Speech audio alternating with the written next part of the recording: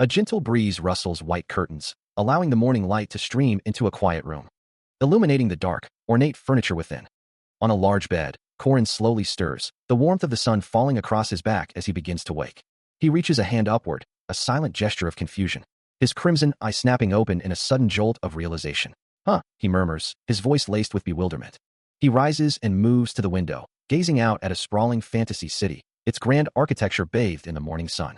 A profound question begins to form in his mind as he takes in the unfamiliar sights. Am I? His head bows slightly, processing the impossible reality unfolding before him. His face now etched with a mixture of shock and disbelief. The truth dawns on him with a sudden, overwhelming force. Inside the game I was playing, he exclaims, the memory of 3 years ago flashing through his mind.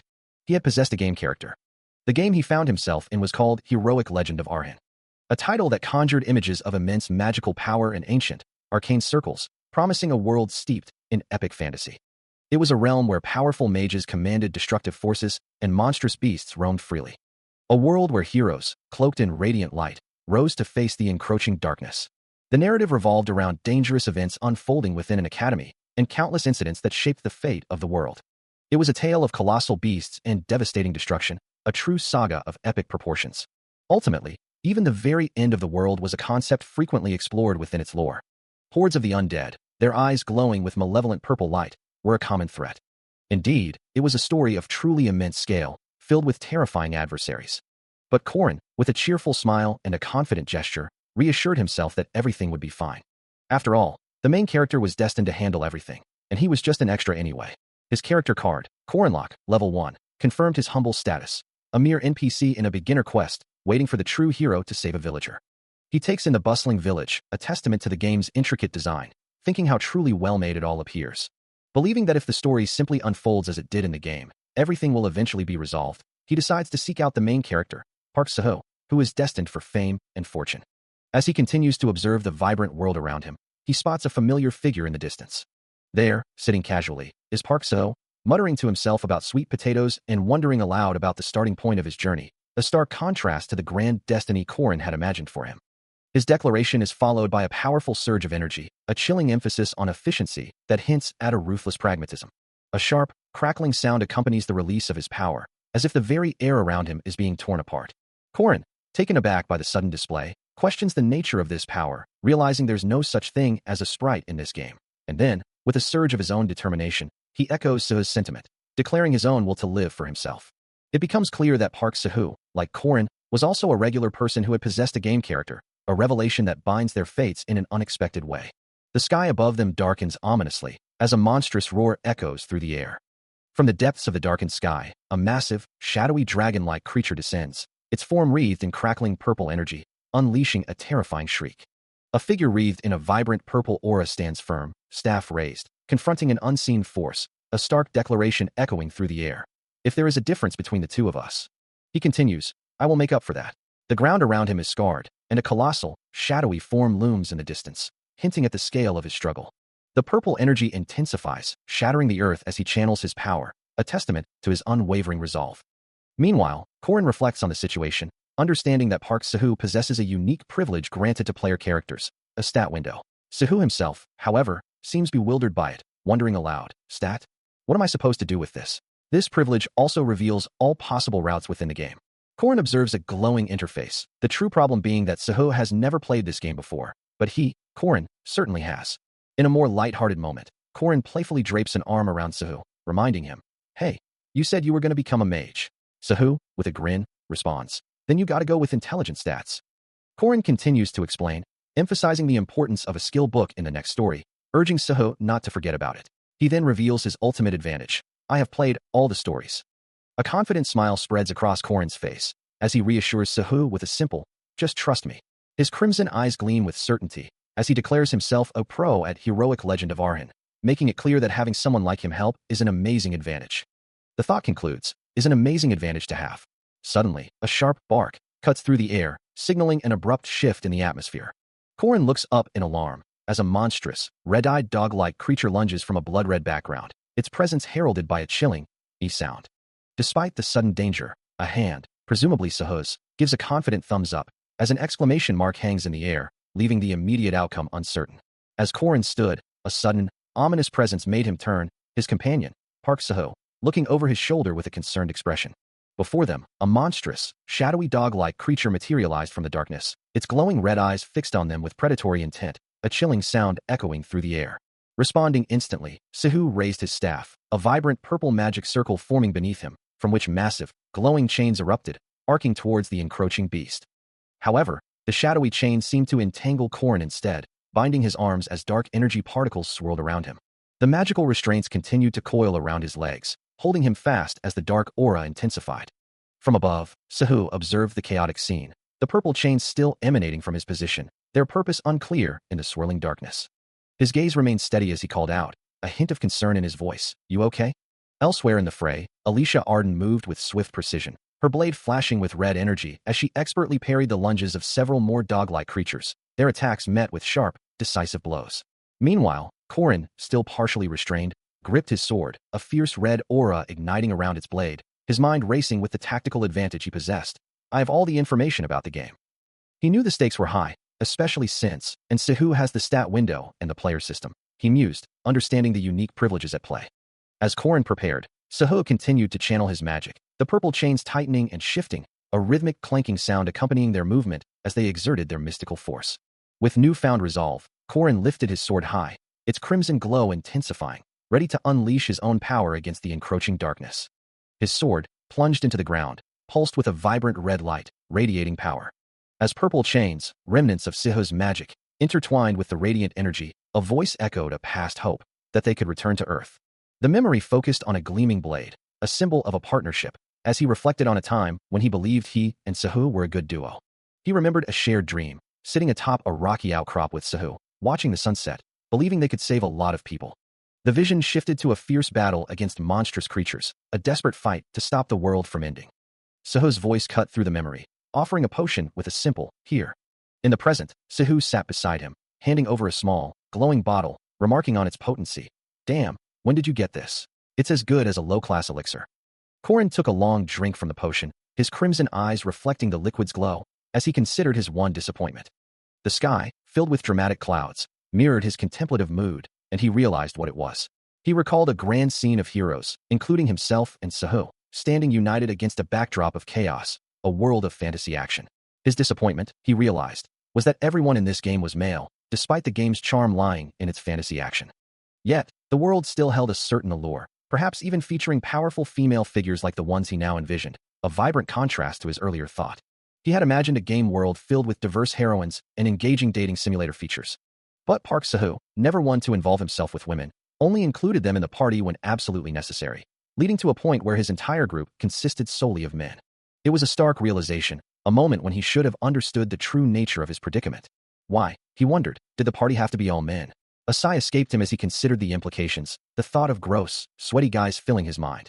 This wasn't the only deviation from the game he remembered, as other, more sinister events began to unfold. The plot had truly begun to unravel when the Sword Emperor's granddaughter tragically died on her way to the entrance ceremony. Her lifeless form lay still, a grim testament to the changing narrative. Then, the final boss of the first stage, Mariette, simply went missing. Mysterious disappearances and murders plagued the land, leaving a trail of blood and unanswered questions. This was the plot that had strayed so far from the original story of the game. And more importantly, he knew he had to understand why. Korin found himself reflecting on the true nature of Park Sehu, recalling the way he presented himself. He considered his personality, realizing he should have doubted him just a bit more, a thought that now weighed heavily on his mind. The memory of Sehu's real personality, a chilling contrast to his facade, flashed through his thoughts.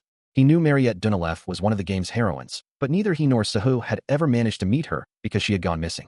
A potion clutched in his hand, he reiterated his regret, wishing he had doubted Sehu just a bit more. Suddenly, his gaze fell upon something unexpected, prompting a bewildered question, wondering what exactly he was looking at. His eyes widened in shock, a clear sign of his utter disbelief. The fact remained that neither Sehu nor he had ever been able to meet Mariette, because she had simply vanished without a trace. Yet, before him stood a display case, revealing a hidden piece, Mariette Dunelef's staff, accompanied by her ethereal blue image. The sight of her staff, a relic of the missing heroine, prompted a new, urgent question. Why was her staff here, in this unexpected place? He remembered following Park Sehu, that bastard, because he kept sneaking out at night, his anger and determination evident in his expression. But to think there was a place like this underground, a hidden realm, it felt eerily familiar, almost as if he had seen it before. He continued his descent into the vast, silent chamber, its arched ceilings stretching into the darkness above, as glowing display cases lined the path. This place felt like a twisted version of his own abilities, a dark reflection of his inventory. Inside one, a magnificent odachi rested, labeled a hidden piece, prompting him to wonder, why is this here? He recognized the sword, knowing it was an item that had gone missing when another heroine, Alicia, had disappeared, and this was not the only one. Indeed, these hidden pieces were not all, as another case held a rare Jaeger's mace. And yet another displayed Lark's spell book, confirming that these were all items of characters that went missing as they progressed in the game. The implications were chilling, and there was still more to uncover as he moved deeper into the facility.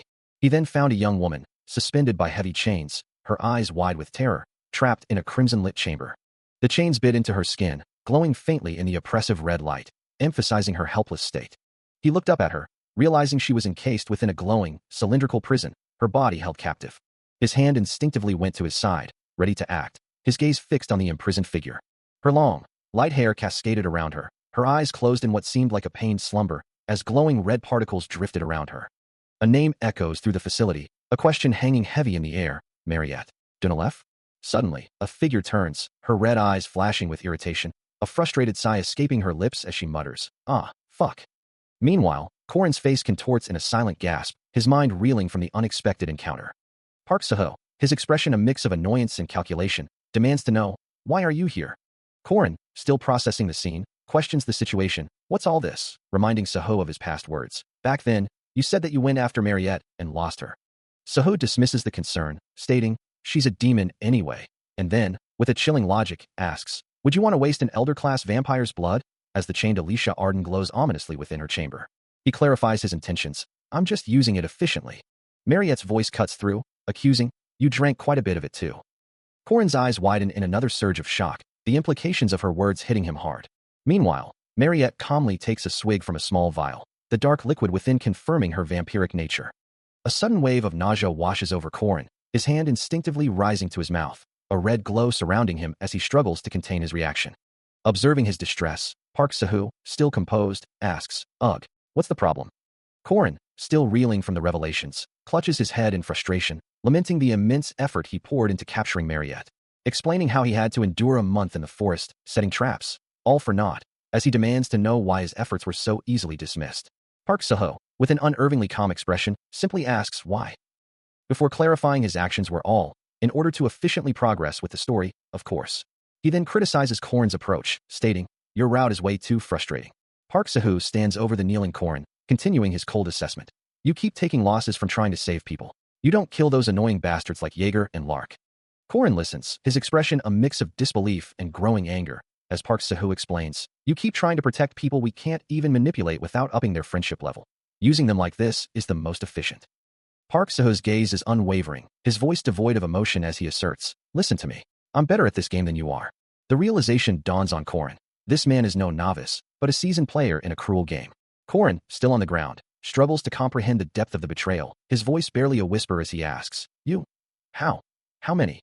His eyes, now glowing with an electric blue light, and his hair, now jet black, betray a profound shift within him as he firmly states, "No," he then adds, with a chilling calculation, "I'm not sure. Let's see."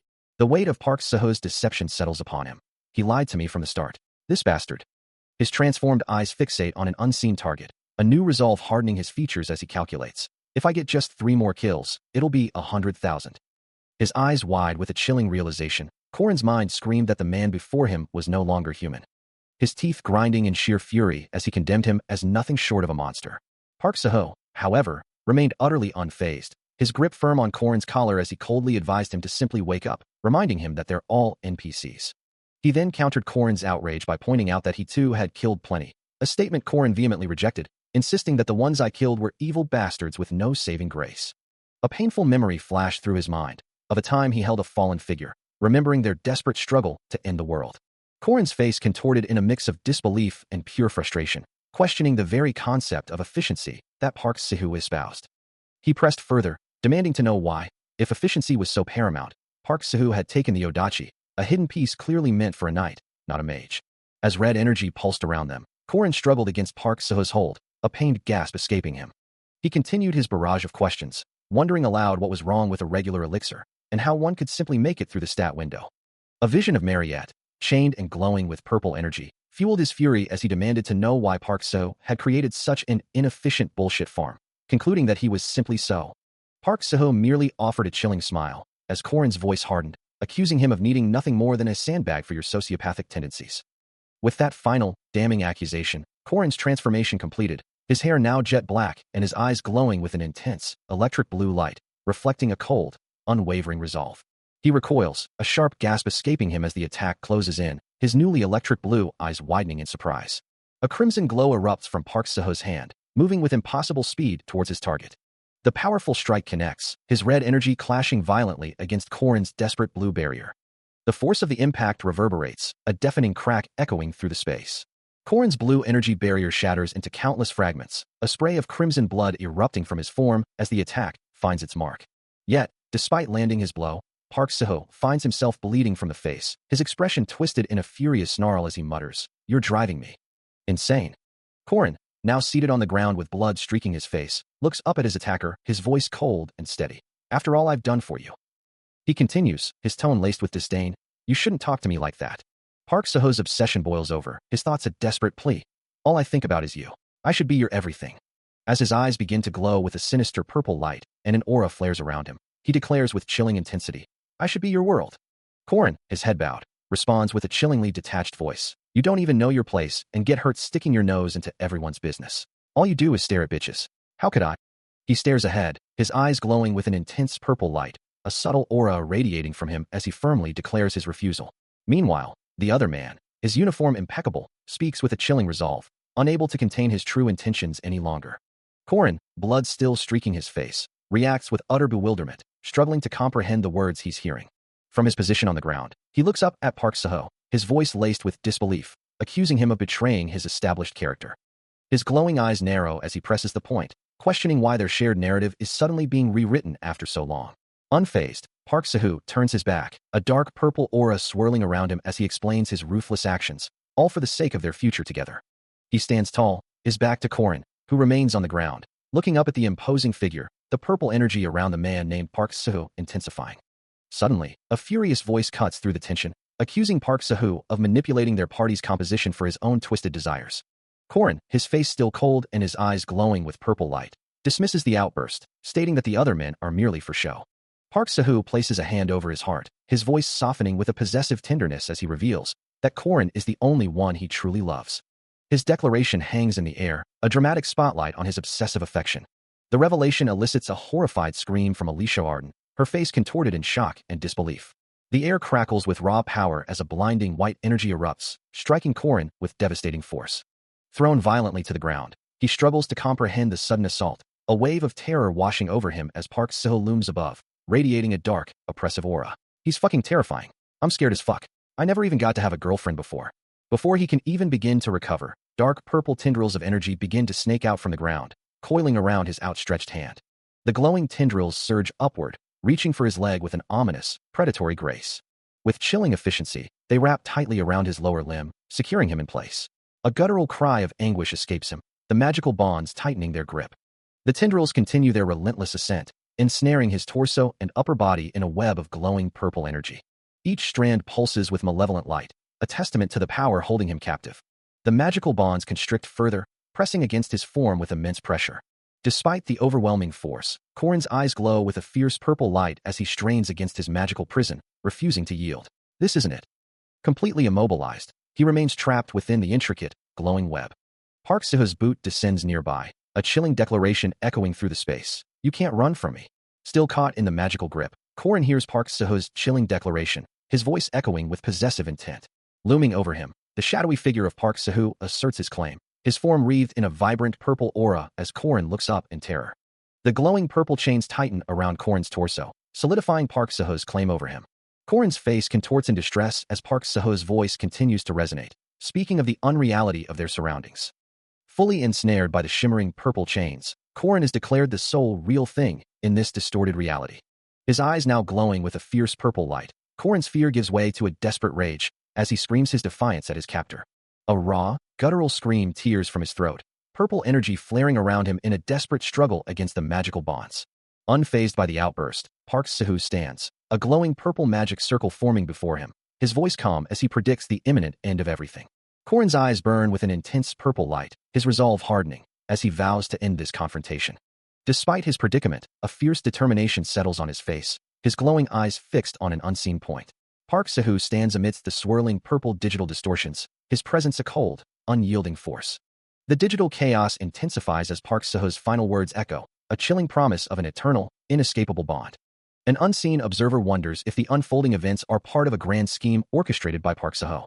As digital distortions ripple across the dark expanse, announcing that the final stage is now opening, and with a sigh of resignation, the observer acknowledges that it has truly begun.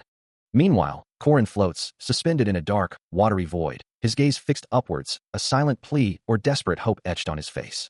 The observer, still unseen, reflects on Korin's past, confident that he has always overcome every obstacle alone, and surely, he will conquer this final boss too.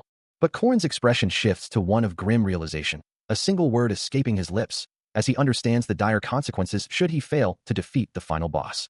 Still adrift in the dark expanse, he voices his deepest fear, wondering what fate awaits him now. Suddenly, a stark red system message flashes into existence, declaring, "Player has died. Challenge failed." The void remains, silent and unchanging, as the observer processes the shocking announcement. Korin is now seen floating motionless, spread-eagled in the dark expanse, his body seemingly lifeless, surrounded by the swirling patterns of the void. The dark, textured environment continues to swirl, the sound of its ethereal currents echoing through the silence. The observer's voice returns, filled with disbelief and anger, uttering a shocked question about Korin's unexpected defeat. Then, a brilliant, vertical light effect pierces the darkness, signaling an abrupt and dramatic shift in the environment. A soft light streams through a window, gently stirring the curtains as if beckoning a new dawn. Suddenly, a sharp gasp escapes him, his eyes snapping open, wide with a mixture of fear and confusion. Still disoriented, he clutches at his chest, his breath coming in ragged, desperate gasps. He slowly pushes himself upright, his gaze fixed downwards, trying to make sense of his surroundings. As his hand reaches out into the golden light, a chilling thought echoes in his mind. Ago, the first day I came here. Beyond the window, a magnificent, sprawling city unfolds, its grand architecture bathed in the morning sun, a sight both familiar and impossibly distant. He stands by the window, his back to the room, silently observing the world outside, the weight of his realization settling upon him. He had regressed. His hand, once again bathed in the light, serves as a stark reminder. Ago, the first day I came here. With a sharp, audible sound, his hands clench into tight fists, a fierce resolve hardening his expression. His jaw tightens, teeth gritted, as a singular, burning purpose ignites within him. He has 3 years. 3 years to kill Park Seo. Korin's face remains etched with a profound mix of anguish and fierce resolve, tears still tracing paths down his cheeks as he clenches his fists, the weight of his past and future pressing down upon him. His resolve hardens, a single, chilling thought echoing in his mind. I need to kill a player. During a monster subjugation quest, the dam broke, unleashing a torrent that swept an entire village along with it, creating a catastrophic Ration River flooding incident. As thousands of people in the town drowned, their lives extinguished beneath the murky depths, while a massive water beast loomed over the chaos. Amidst the floating bodies and debris, a giant, clawed hand reached out, seemingly to grasp one of the many victims caught in the deluge. Park Seo could only grin, his eyes glowing with a sinister red light, declaring with chilling enthusiasm, this is awesome. His unsettling smile stretched wide, a stark contrast to the tragedy unfolding around him. At the time, Korin simply couldn't understand why his companion was snickering so much, his own expression a mix of shock and distress as he looked at Park Seo's gleeful face. With the chance to monopolize experience points, a memory that lingered as he and Korin walked away from the scene, the path ahead illuminated by soft, glowing particles. He stares forward, his mind replaying the past, knowing that with just 3 more kills, he could have reached a critical threshold. But then, the chilling memory of Park Seo's callous words echoes, revealing his true nature, a staggering 100,000 experience points, gained from the suffering of others. That man was truly a devil. The memory fuels his determination, propelling him forward, a relentless pursuit of strength. He knows that now, at this point in his journey, he possesses the power to finally stop him. The thought lingers, a stark contrast to his past self who once believed Park Seo was merely a rank 5 bum, just like him. But that naive perception has long since shattered, replaced by a grim understanding of the true threat he faces. A vision of his future self emerges, cloaked and with eyes burning crimson, a testament to the fact that after entering the academy, he got a whole lot stronger. The fiery glow around him hints at the immense power he will wield, a power forged through relentless training and unwavering resolve. He acknowledges that he is no monster yet, but there's no telling how quickly he'll become stronger after entering the academy. With renewed purpose, he pushes himself harder, running through the forest, each stride a step closer to his destiny. The path ahead is clear, as the Academy's entrance ceremony starts 5 days later. A cluster of vibrant mushrooms sprouts from the forest floor, their caps a warm yellow against the dappled light. Suddenly, a sharp impact echoes through the quiet, as one of the fungi is violently crushed. A hand clenches around the mushroom, pulverizing it with raw force, the ground around it cracking under the pressure. His eyes glowing with a fierce crimson light, Korin's resolve hardens, knowing that the only true opportunity to eliminate Park Seo is now. He moves with a focused intensity, his body a blur of motion. The moment for action, he understands, is right now.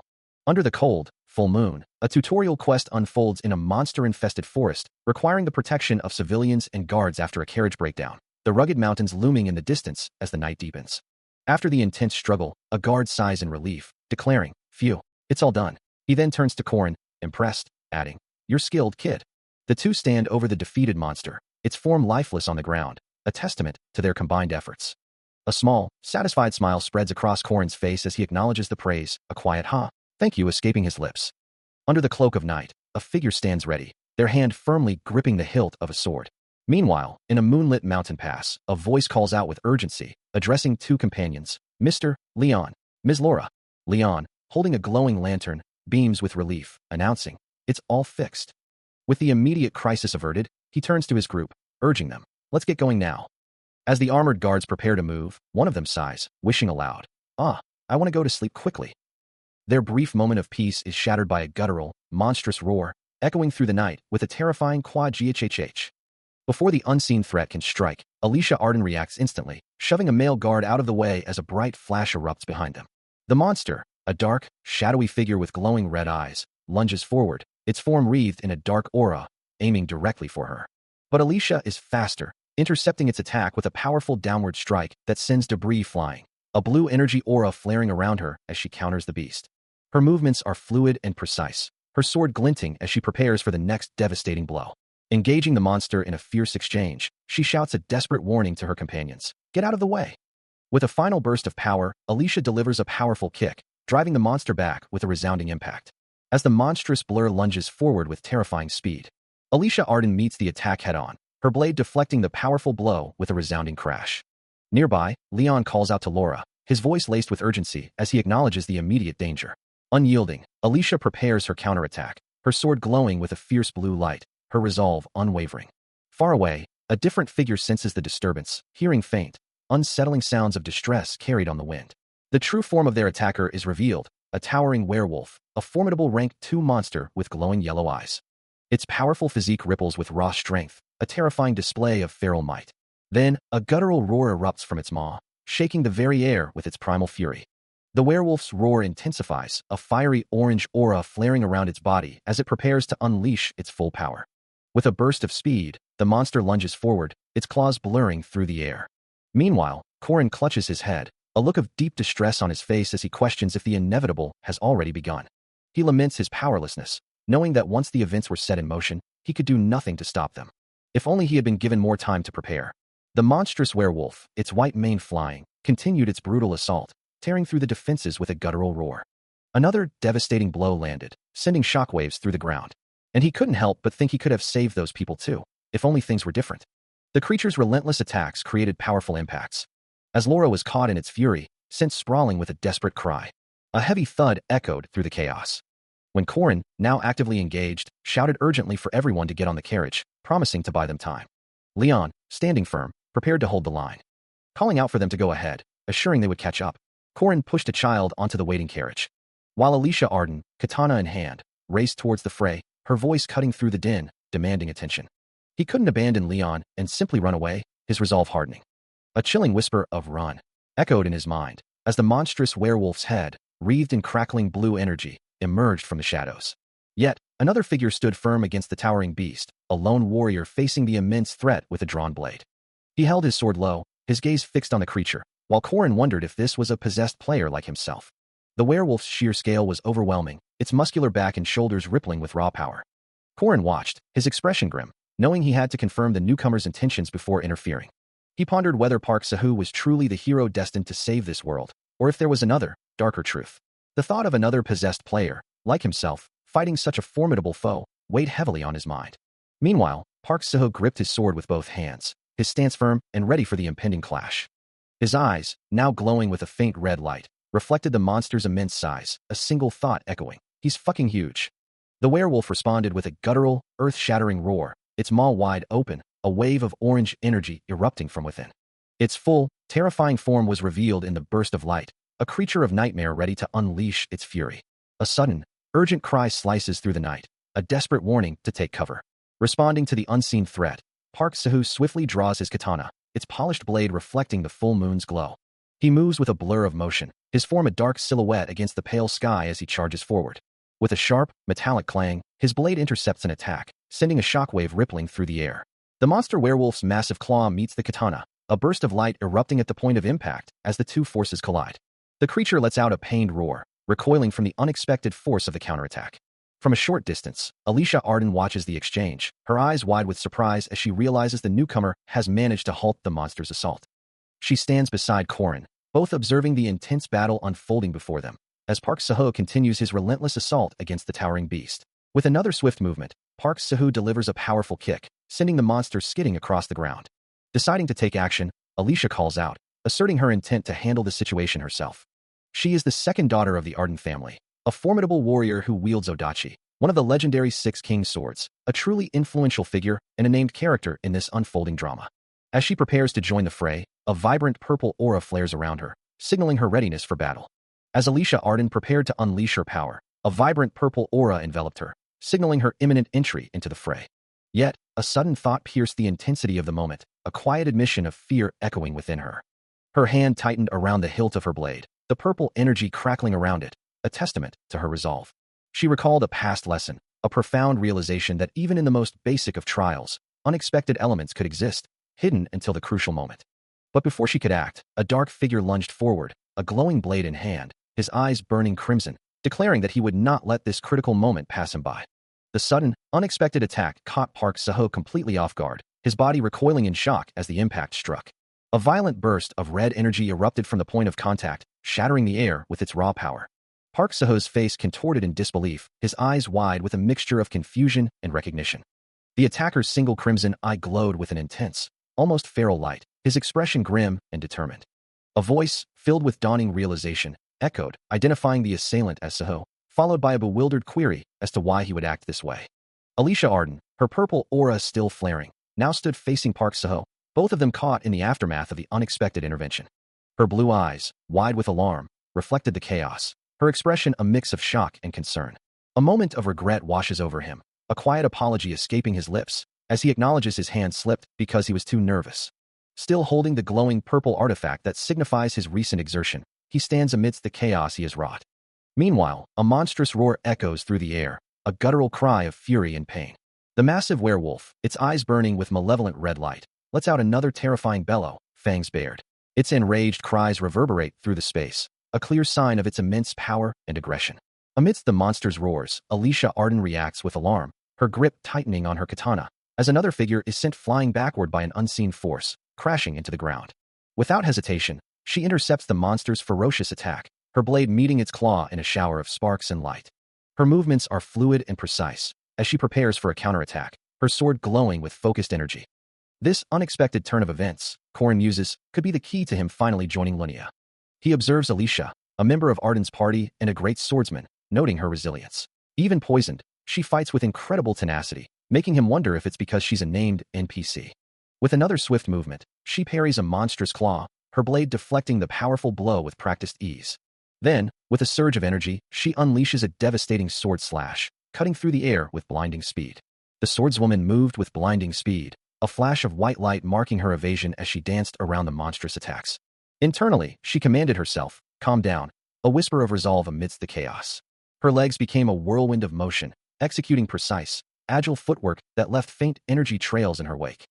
Her brow furrowed with intense concentration, her mind echoing the singular command, focus, focus, focus. Then, with a resonant hum, her eyes flared with a brilliant, icy blue glow, signaling a surge of power and unwavering resolve. Indeed, her perfect footwork skills were on full display, as she unleashed her full agility, enveloped in a powerful blue aura that made her movements a mere blur against the dark backdrop. The monstrous werewolf, enraged by her defiance, let out a guttural, furious roar that shook the very air. Its massive maw was wide open, fangs bared in a terrifying snarl as it lunged forward.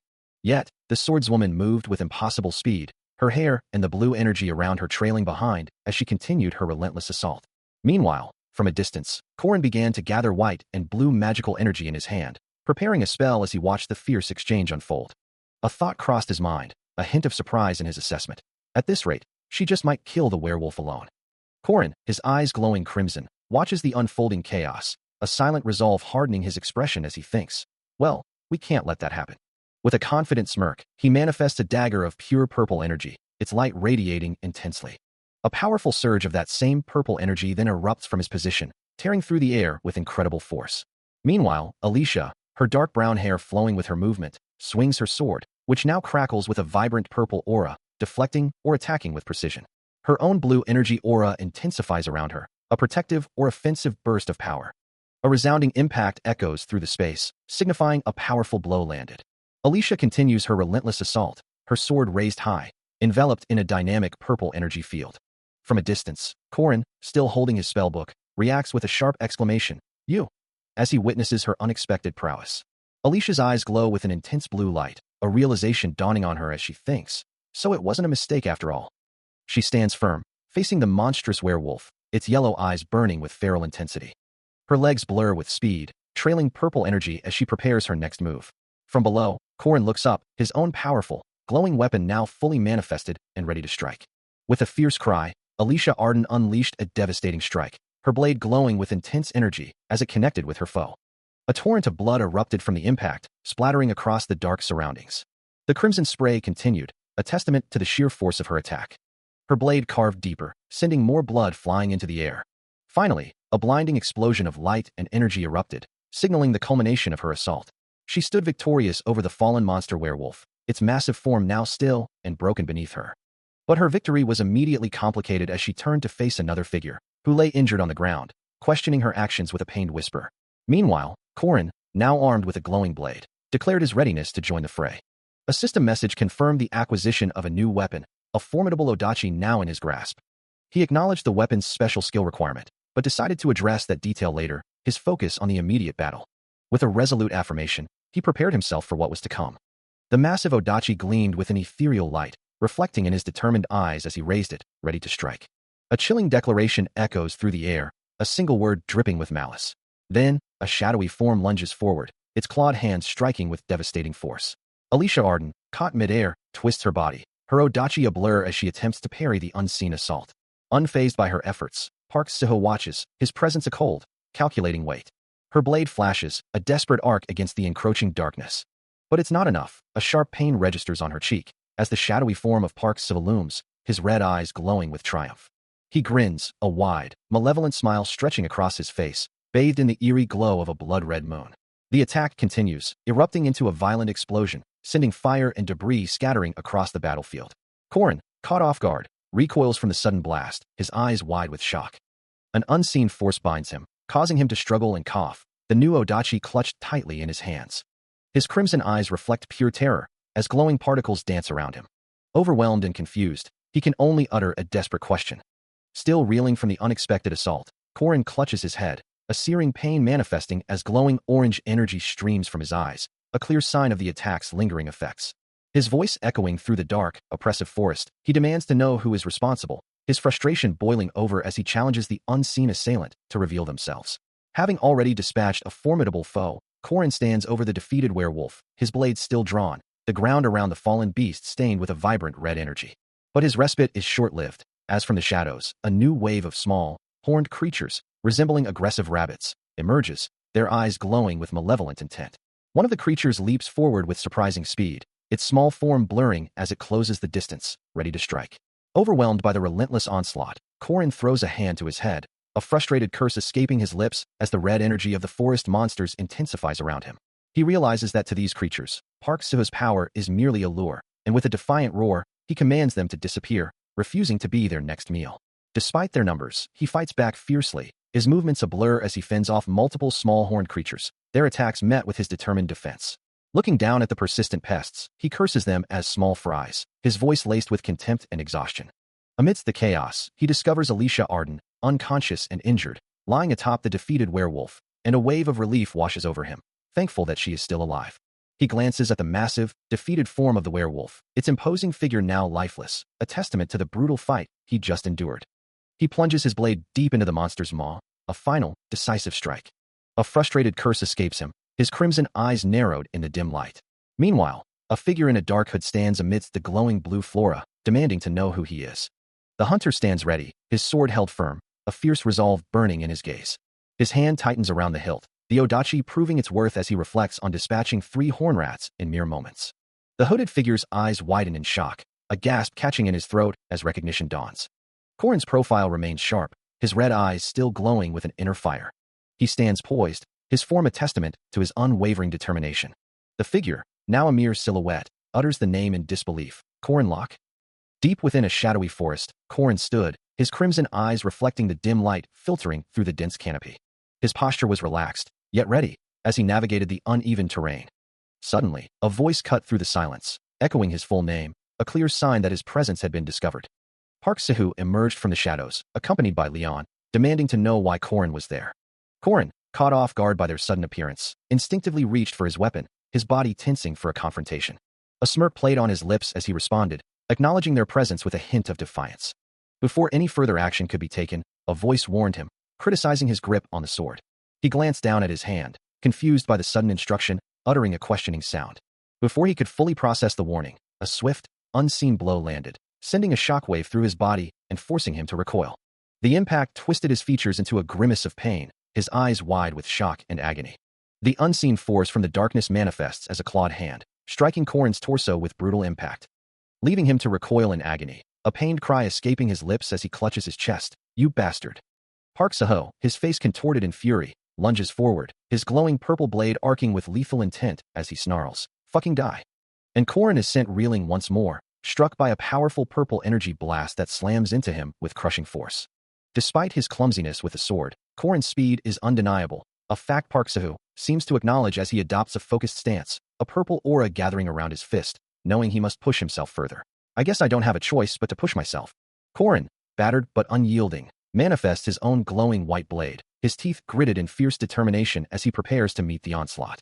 Yet, Park Saho's speed is overwhelming, and in an instant, he's closed the distance, pressing a glowing purple blade to Korin's neck. That's right. The thought of having this rammed into your neck reeks of death, doesn't it? He pulls back only to lunge again, his glowing blue blade arcing with renewed ferocity. "Stay alert." Korin's eyes widen in shock, his own blade still clutched in his hand as he struggles to keep up. "Focus your attention on the Fong." But Park Saho is relentless, seizing Korin's wrist, immobilizing his weapon hand, and leaving him vulnerable. The glowing blue blade is once again at his throat, a chilling promise of death until he sees nothing but its deadly point. He is violently thrown to the ground, a red impact aura erupting around him as his body slams against the earth. Before he can recover, a dark blade plunges into his chest, drawing a pained gasp and a spray of blood. His face contorts in agony and terror, sweat beading on his brow as he realizes the inevitable, that this is what happens when he faces such overwhelming power. Standing over him, Park Sahu raises a glowing dagger, its light radiating intensely as he prepares for another strike. Against the backdrop of the forest, the glowing blade descends with terrifying speed, a blur of deadly intent. Again, Korin is struck, the glowing blade tearing into him as dark energy erupts from the impact point. A guttural scream escapes him as he clutches a fresh, bleeding wound on his arm, his crimson eyes glowing with pain and desperation. A single tear rolls down his cheek, his eye reflecting the despair of his situation. Yet, Park Saho shows no mercy, raising the glowing dagger once more, his intent to finish the job undeniable. The red glowing blade descends again, its deadly light reflecting in Korin's terrified, tear-filled eye. The brutal assault continued, Korin's eyes wide with pain as he clutched a fresh, deep wound, the agony searing through him. More blood erupted, splattering violently as another blow landed. The crimson spray continued, a grim testament to the relentless torment. Then, a gloved hand seized his chin, forcing his gaze upward, as blood trickled from his lips. Park Sahu held him captive, a dagger pressed against his throat, as tears streamed down Korin's face. Then, he was thrown, his body twisting as more blood splattered against the dark ground. His hand, now slick with his own lifeblood, hung limply as crimson drops fell. The dark surface below caught each drop, a silent testament to his suffering. Korin gasped, clutching his throat, his face a mask of despair and agony. Park Saho's hand returned, once again gripping his chin, as he declared, "Thank you for the past life. I have to admit, I can get stronger thanks to you." Even after everything, a voice echoes, "There are no regrets about this." Because, in a dark, overgrown place, a blade had been plunged into a prone figure, ending what was perceived as a monstrous threat. The thought persists, because I killed the seed of a monster. Even as the memory leaves him gasping for breath, kneeling in exhaustion, his crimson eyes glowing faintly with lingering pain. His world spins, a vortex of red and black, as Corin's mind reels from the overwhelming trauma. A monstrous silhouette, jagged and dark, looms in his thoughts, a stark reminder of the entity he confronted. He had killed the seed of a monster, a decision that now seems to have profound, system-altering consequences. The world around him shifts, replaced by the stark interface of the Academy player's system, signaling a dramatic change in his reality. A chilling message flashes across the screen, error, accompanied by glitching visuals, indicating a critical system failure or anomaly. Amidst the chaos, a player card appears for Park Sahu, displaying his status as a level 1 SR ranked player. The system then declares player dead and begins calculating the odds of clearing the main scenario, recommending a first best judgment world backup, while examining variable Corin Lock. Corin Lock's own player card appears, labeling him a non-player character, as the system delves deeper, examining his potential and ideology. The system continued its relentless analysis, examining compatibility and player logs, then began passing the previous player's experience down to Corin Lock, the hero. This process included passing down a minimal backup in case of a scenario collapse and minimal stats, officially beginning the succession of the subplayer, Corin Lock. A new status card materialized, displaying Corin Lock as a level 1 non-player character, now designated as the Martial Master's successor, subplayer. The ethereal glow of the system interface faded, leaving behind a lingering sense of profound change. His heart pounded in his chest, a rhythmic thrumming accompanying the revelation of his new title, Martial Master's successor, subplayer. A thought sparked in his mind.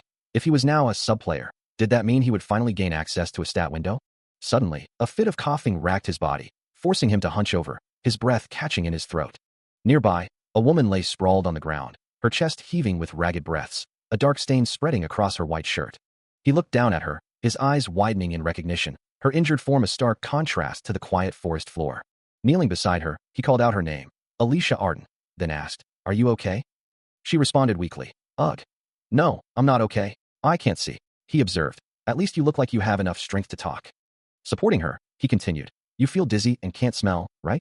And your ears are ringing too." Her eyes widened in surprise as she managed to ask, "How did you know?" Judging from her twisted tongue, he identifies the affliction as the peacock tree frog's poison, a substance difficult to create at this stage of the tutorial without a combination window. He realizes that if the poison had been even slightly more potent, Alicia would have died instantly. That's a relief, he thinks, but the fang still lodged in her body means she remains in danger, prompting him to declare his intention to stop the bleeding and detoxify her, as Alicia lets out a pained cry. Reassuring her that everything will be all right, he confidently states his mastery in stopping bleeding and detoxification. However, a new concern arises. If she bites her tongue, it will become a major problem, leading him to search for something she can bite on. With a determined expression, he extends a hand, a soft glow emanating from his palm. He leans over her, his hand moving towards her mouth. His crimson eyes narrow in focus. "Bite on this," he instructs, forcing a dark, snake-like object into her mouth, causing her to gasp. He then warns her that it will hurt a lot, urging her to bite down as hard as she can and just hang in there. As he tends to her wounds, he wonders why he feels such a strong urge to help her. He remembers a time, 3 years in the past, when his hand was stained with blood. He had returned then, only to take the life of another player. Yet, the very person he had once killed in his previous life now lay wounded in his arms, alive. The impossible truth settled in his mind. A sudden realization struck him, echoing through the quiet forest. Now, by the flickering light of a campfire, he watched over her, a silent guardian. He had saved a life he once thought lost forever. And as she rested, a faint, peaceful smile touched her lips. Embers danced upwards into the night, carrying the scent of healing.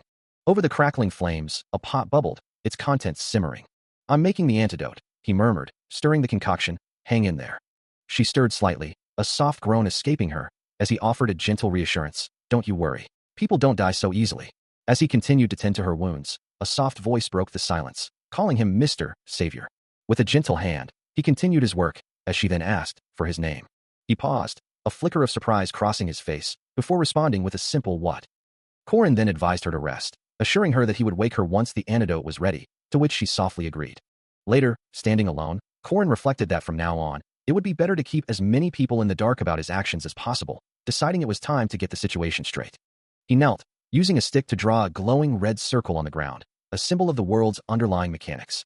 The narrative shifted, revealing that while solving the incidents and accidents that would occur at the Academy, the story of the heroic legend of Arhan was truly about its hero. This hero, known as the player, was destined to rescue the world, rising to become its ultimate savior.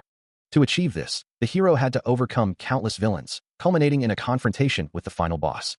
The story further explained that the only reason the devil-like Park Seo even went along with this grand narrative was due to a critical underlying condition. A monstrous creature, the final boss, loomed large, its presence a constant threat. This was because if the final boss wasn't defeated, the world would end. However, there was more to the situation than met the eye. He stares down, a profound sadness in his eyes, reflecting on the recent demise of a fellow player. A critical question echoes in his mind. Then who will step up to fulfill that vital role? A system notification appears, identifying him as a Martial Master's successor subplayer, a title that carries both promise and an unspoken burden. With a determined clench of his fists, he prepares himself for the path ahead. The decision solidifies within him. He must be the one to do it. His eyes narrow with quiet resolve, knowing that if he's going to undertake this monumental task, he must do it properly. Yet, the system itself denies him access, displaying repeated permission errors for basic functions like system windows, inventory, and combination features. He became a subplayer, but without access to any of the convenient devices typically afforded to players. The initial excitement of seeing a stat window quickly faded, realizing it was all the same as before. He muses on the inherent difficulty of being a backup, burdened by future memories from a past life, memories of things he shouldn't even know. To overcome these profound limitations, he understands he needs to rely on factors external to the system itself. And so, for 3 long years, he pushed himself, training to his absolute limits. Now, after countless hours of relentless effort, he declares that he is no longer just a normal possessor or an extra in this world's grand narrative. A glowing symbol ignites beneath his touch, radiating a powerful, orange light. As the energy surges through him, he grips his own shoulder, a silent acknowledgement of the power now coursing through his veins. The air around him crackles, as streaks of white energy whip through the forest, a prelude to a greater manifestation. Then, with a powerful surge, Korin, now visibly more muscular and with longer hair, unleashes a torrent of fire, his crimson eyes burning with newfound resolve. The flames roar around him, a testament to his growing strength. A slight smirk plays on his lips as he confirms, "As I thought, it works." He recalls his past life, where, as someone deeply involved with magic, the only true magic he ever mastered was the art of runes. These weren't mere symbols, but ancient letters imbued with their own magical powers, representing fundamental concepts like duty, restraint, and oath. Among them were the runes of the 3 commandments, powerful directives that shaped existence itself.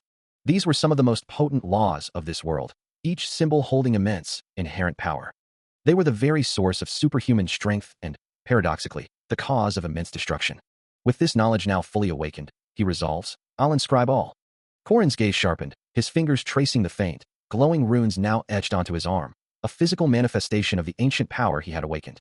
Among the profound truths he was uncovering, the first commandment of the runes began to reveal itself. A low groan escaped him as the runes on his arm pulsed with a vibrant, fiery energy, the sheer weight of their meaning pressing down on his very being.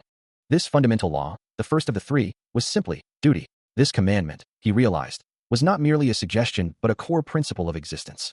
It promised to grant the caster extra powers, a significant boost when honoring a self-imposed oath. While one could undertake stable, simple duties, such as not eating chicken, these barely yielded any statistical gains. Such easily adhered to duties, though fulfilling the letter of the law, offered little in the way of true growth or power. Korin exhaled slowly, the glowing runes on his arm intensifying with his resolve, understanding that he needed to make promises, profound and lasting, that he would follow until the very end.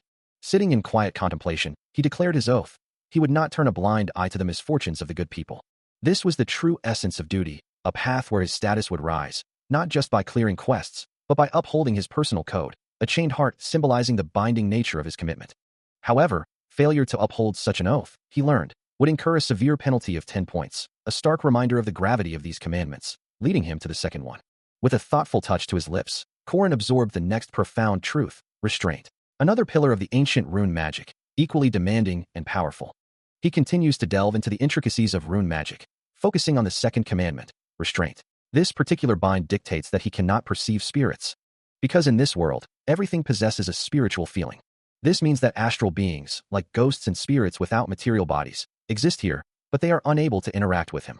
Since astral beings only get involved upon mutual recognition, this commandment effectively neutralizes their threat. They cannot use their powers on unconscious people or those without spiritual feeling, which is the core of the restraint commandment. However, upon disobeying this bind, he would receive a staggering 600% damage against all subjects as opponents. Activating restraint means his astral being's hit ratio drops to 0%, while his physical being's hit ratio increases by 50%. The penalty of astral beings not being able to meddle with him, because of the commandment, has become a protective shield that guards him from all astral beings in the world.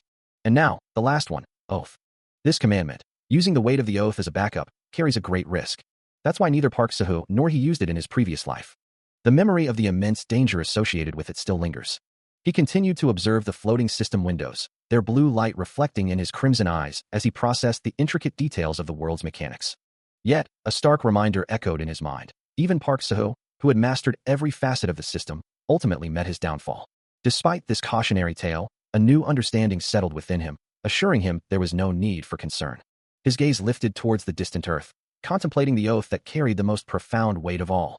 With glowing runes now etched across his chest, a fierce determination hardened his expression, his sharp teeth hinting at the power stirring within. A powerful declaration escaped him, a vow to save this world, embodying the grand ambitions a true warrior must pursue. This was an oath forged in the fires of destiny, seeking nothing less than the greatest ambition imaginable. As glowing chains wrapped around a symbolic heart, the commandments were declared complete, their binding power now absolute. A system message confirmed the finality of the process. The commandments of duty, restraint, and oath would now be applied to the subplayer. However, a chilling warning accompanied this power, a dire consequence for any failure to uphold the sacred oath.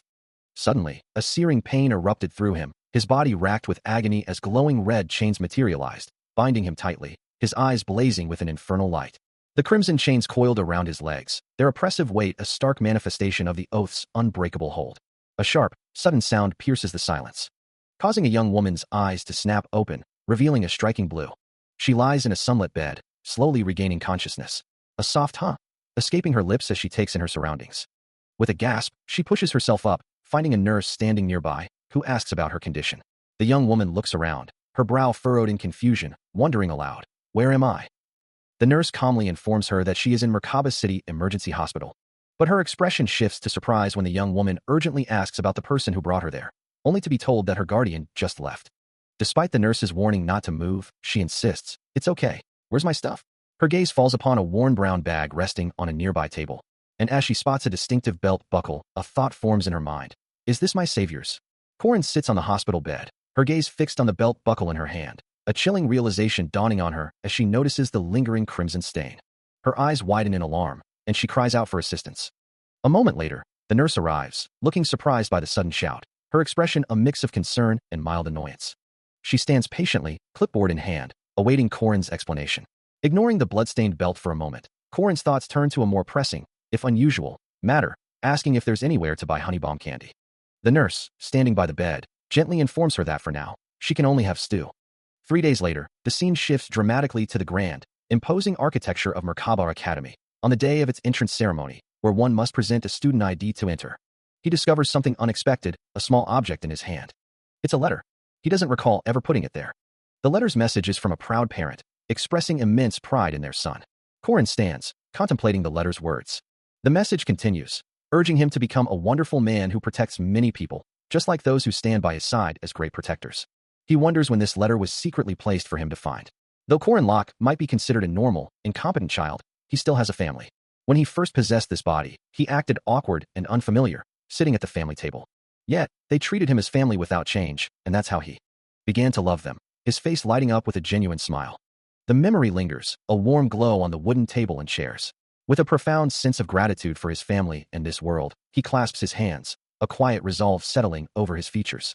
The journey leads him to a place of grand arches and soaring ceilings, a testament to ancient craftsmanship and magical prowess.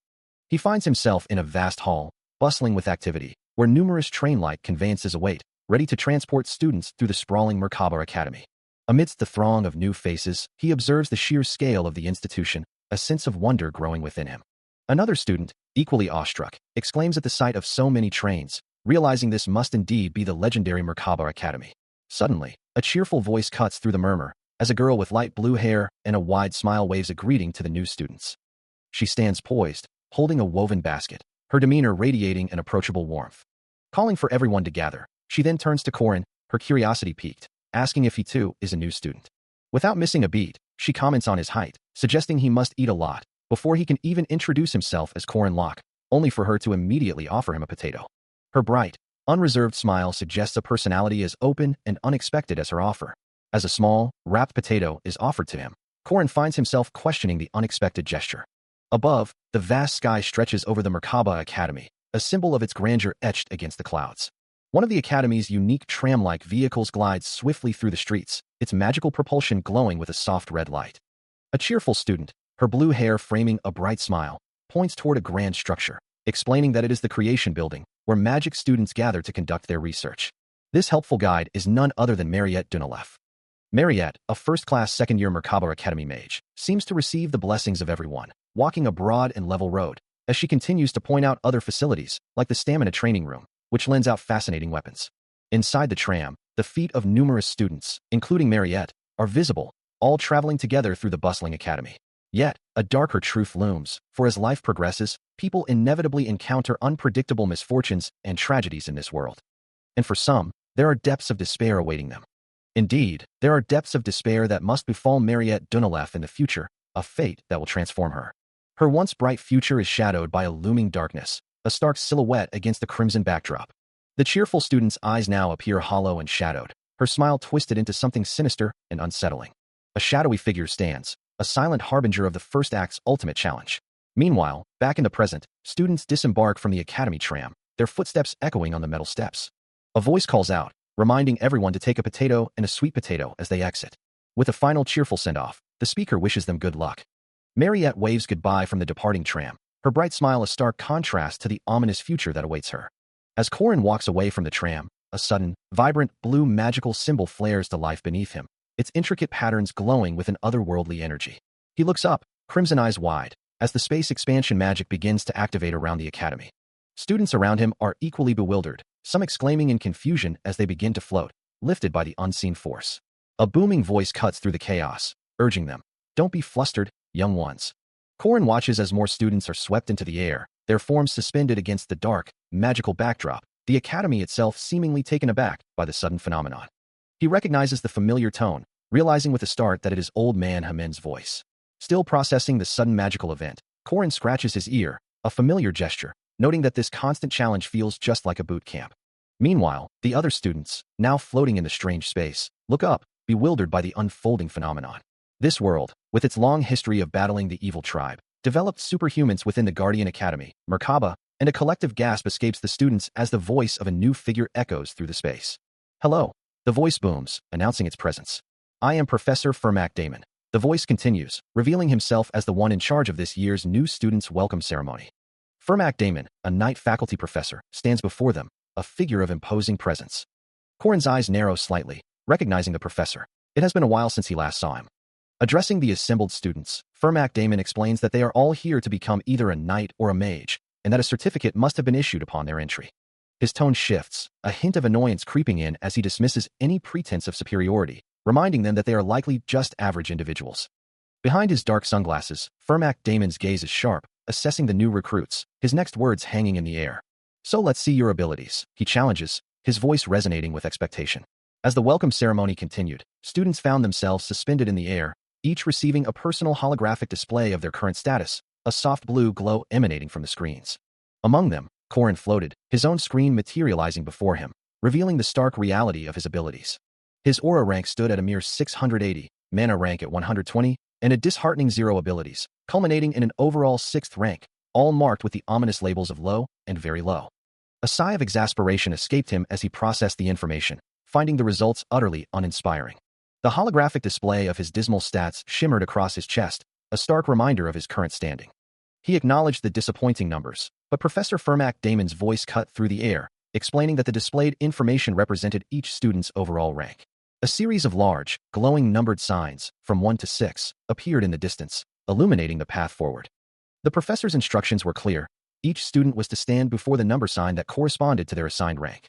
Korin, along with the other new students, observed the glowing numbers, preparing to follow the directive. A moment of quiet reflection passed over Fermac Damon's face, a silent wish for their success.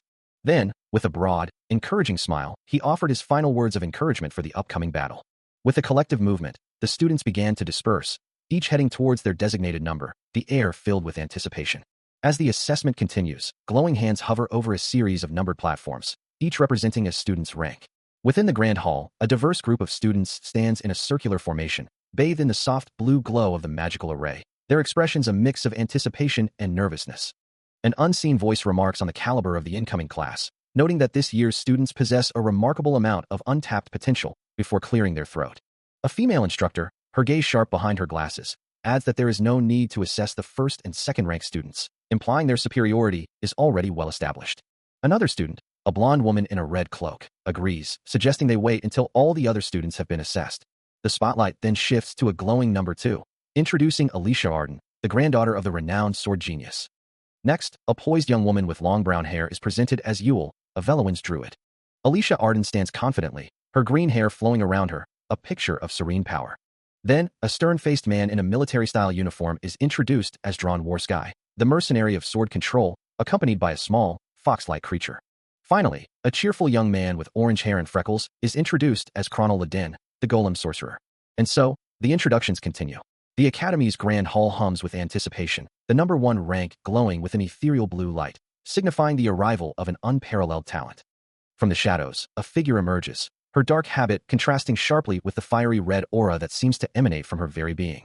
She is the only first-rank student, a title that carries immense weight within the Academy's hallowed halls.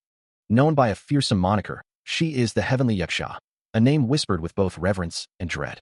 Her crimson eyes, sharp and intense, seem to pierce through any facade, hinting at a power far beyond her apparent youth. A silver cross necklace rests against her chest, a stark symbol amidst the swirling red energy that surrounds her, a silent testament to her unique presence. Meanwhile, a blonde-haired woman observes the proceedings, her expression one of disbelief as she murmurs, "To think that that child is enrolled. Waran." Another blonde-haired woman, wearing glasses, shares the sentiment, wondering aloud, just what is the director thinking? A white-haired man, clearly frustrated, questions the value of assessing the lower ranks, noting, "Is there any point in testing the 6th ranks? Even the 5th ranks aren't looking great." He clicks his tongue in annoyance, suggesting a drastic measure. "Let's just throw out the incompetent 6th ranks to begin with." The blonde-haired woman from before challenges his perspective, reminding him, "The director said that all students should walk the path of learning. Do you disagree with him?" The white-haired man sighs in exasperation, his frustration evident as he mutters, "Ugh." Corin, his expression resolute, prepares himself, declaring, "Well, let's begin." With a decisive gesture, he points forward, a silent command. From above, a rectangular blue object descends, glowing faintly as it makes a soft, sliding sound. It continues its rapid descent, a streak of light against the dark. Corin stands before a massive, ornate blue gate, a number 5 visible above it, as the object lands with a resounding thud. He turns to examine the newly arrived item, a blue case, musing, "HM? It's a weapon case." His thoughts drift to the nature of the challenge ahead, a test that puts him into a place with nothing and makes him fight monsters based on his level. He sighs, recognizing the familiar harshness of the Academy's trials, concluding, "It's as unfriendly as ever." Turning back to the gate, now marked with a 4, he considers the implications. He reaches into the weapon case, knowing what others would do in this situation. Probably won't even be able to think, and will just grab whatever they can. He thinks, the sound of rummaging accompanying his action. He recalls his own past experiences, a wry smile playing on his lips as he remembers, "That's what I did in my last life's rank test, too." The scene shifts to a watery arena, where 3 fierce, wolf-like creatures emerge, their forms shimmering with an ethereal glow, making soft, rustling sounds. As the rank test begins, a new threat emerges, identified as a short hound, a formidable 5th-rank monster. 2 of these menacing, wolf-like creatures stand ready, their forms dark and imposing. One lets out a guttural snarl, its glowing yellow eyes fixed on its prey. Corin considers his options, acknowledging that swords are often seen as the epitome of cool weaponry. He shifts into a ready stance, a faint yellow energy beginning to swirl around him. Yet, he recalls the old adage, "It takes 100 days to use a spear, 1,000 days for a blade, and 10,000 days for a sword." His crimson eyes glow with fierce determination, a vibrant red aura flaring around him as he makes his choice. With that realization, the answer becomes clear. A spear of pure red energy erupts from his hand, piercing one of the short hounds with devastating force. Corin follows through with the motion, his body still charged with the residual yellow energy of his attack. The impact culminates in a blinding flash of white light. Indeed, the chosen weapon was a spear. One of the short hound snarls, its form crackling with chaotic energy.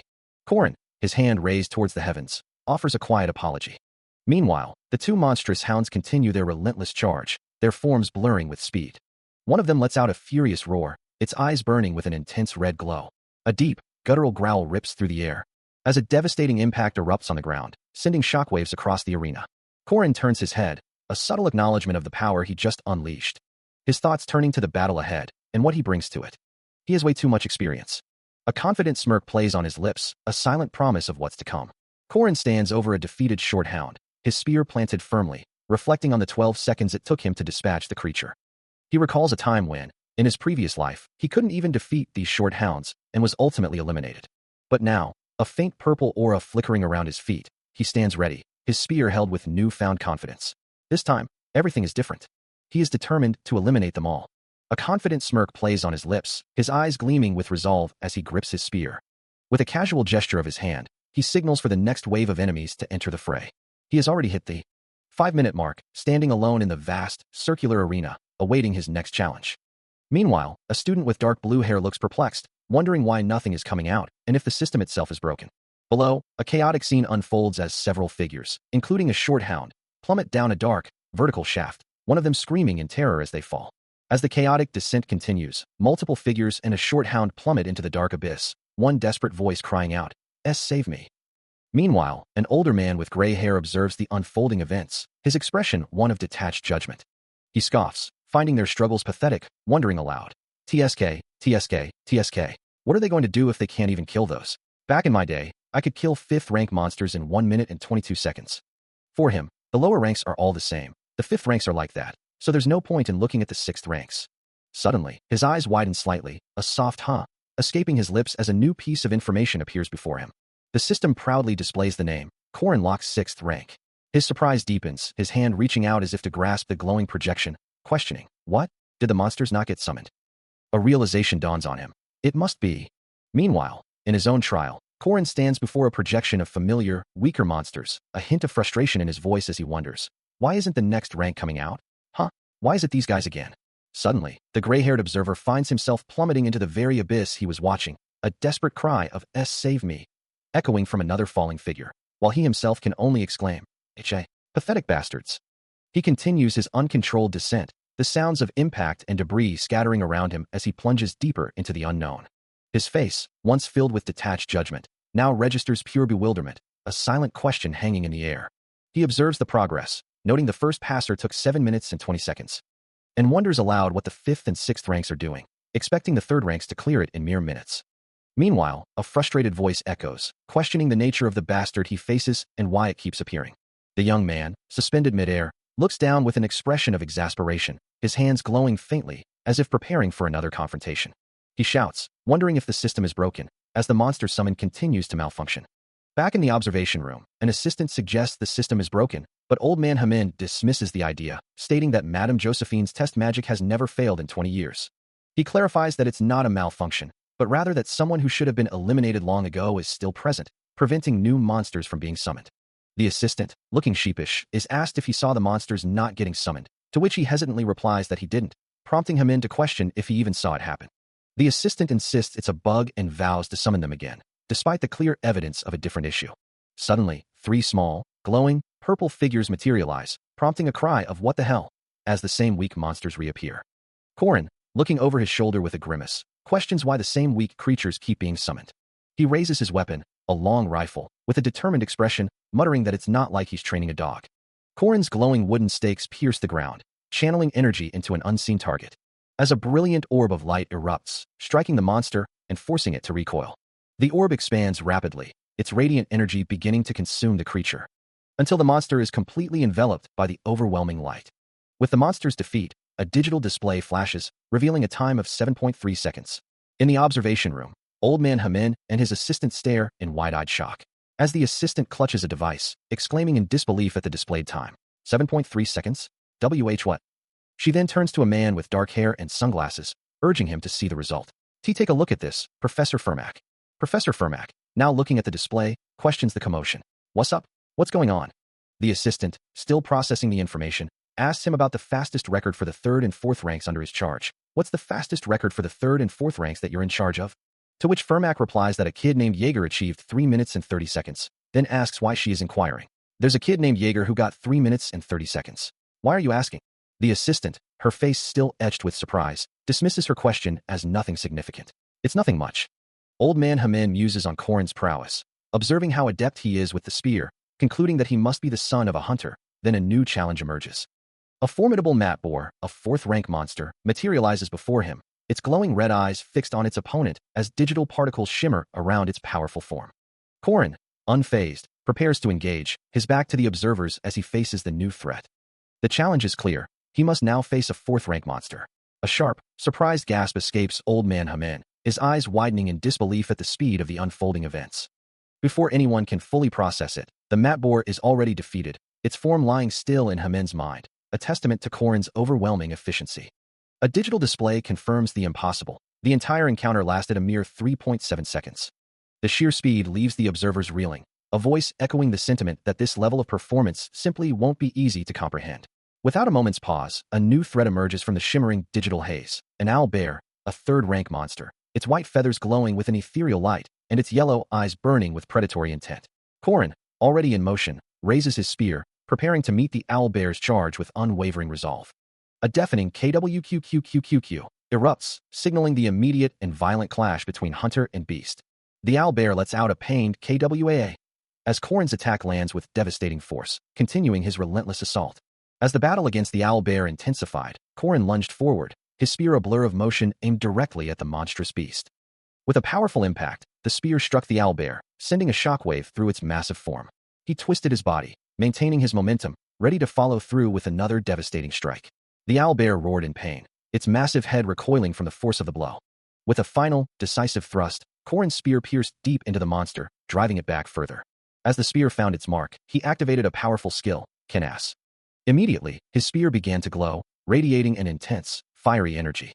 The owl bear let out a horrifying shriek, as it was instantly engulfed in a torrent of searing flames. The monster thrashed within the inferno, its form consumed by the relentless magical fire.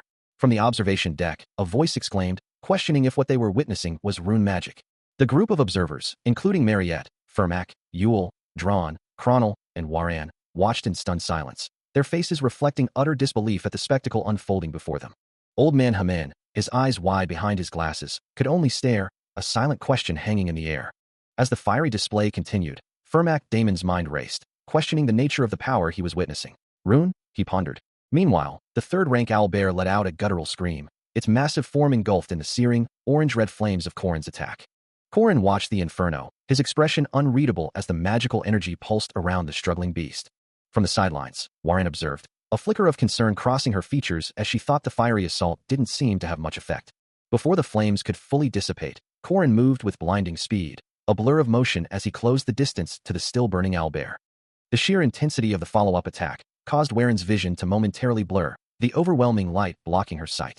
With a determined grunt, Korin plunged his spear downward, its tip glowing with a fierce, concentrated energy. The spear struck true, erupting in a blinding explosion of red and orange energy that ripped through the monster. Fermac, witnessing the sheer force, began to piece together the truth, realizing that this was no ordinary display of power. Warren's eyes widened in shock as the realization hit her. That kid was definitely not a mere sixth-rank hunter. Fermac Damon, observing the proceedings, laments the limitations of the current assessment, noting that the monster test only goes up to third rank. Meanwhile, another observer muses that a truly interesting individual has finally appeared, expressing excitement at the prospect of seeing him battle evil spirits. Old Man Hamin, holding a glowing orb, addresses Fermac, confirming that the next phase of the test is about to begin. With that, the announcement rings out, declaring the start of the fifth-rank evil spirit test. Korin stands ready in the stark white arena, his spear held firmly as he awaits his opponent. Before him, a shadowy, spectral figure begins to coalesce, its form shimmering with blue energy as it fully manifests. Korin's thoughts confirm that something was indeed summoned. A faint blue aura now surrounds him, yet he realizes that if this is truly a summoned evil spirit, he cannot interfere with it. He finds himself unable to perceive or hear the spirit, a strange limitation imposed by the very nature of the test. A system message flashes, confirming his suspicion. A restraint penalty is active, preventing him from perceiving spirits. This penalty means he cannot sense or interfere with souls, ghosts, or any other form of spirit. Closing his eyes, Korin processes this unexpected challenge, a faint, knowing smile playing on his lips. Korin, standing alone in the vast, empty test space, begins to count, wondering if his expectations for this trial will be met. As the numbers climb, he continues his silent tally, reaching higher and higher figures. Finally, the count concludes, reaching 60, a subtle smirk playing on his lips. He wears a confident, almost mischievous expression. With the preliminary assessment complete, and everything confirmed as he anticipated, he makes a decisive move.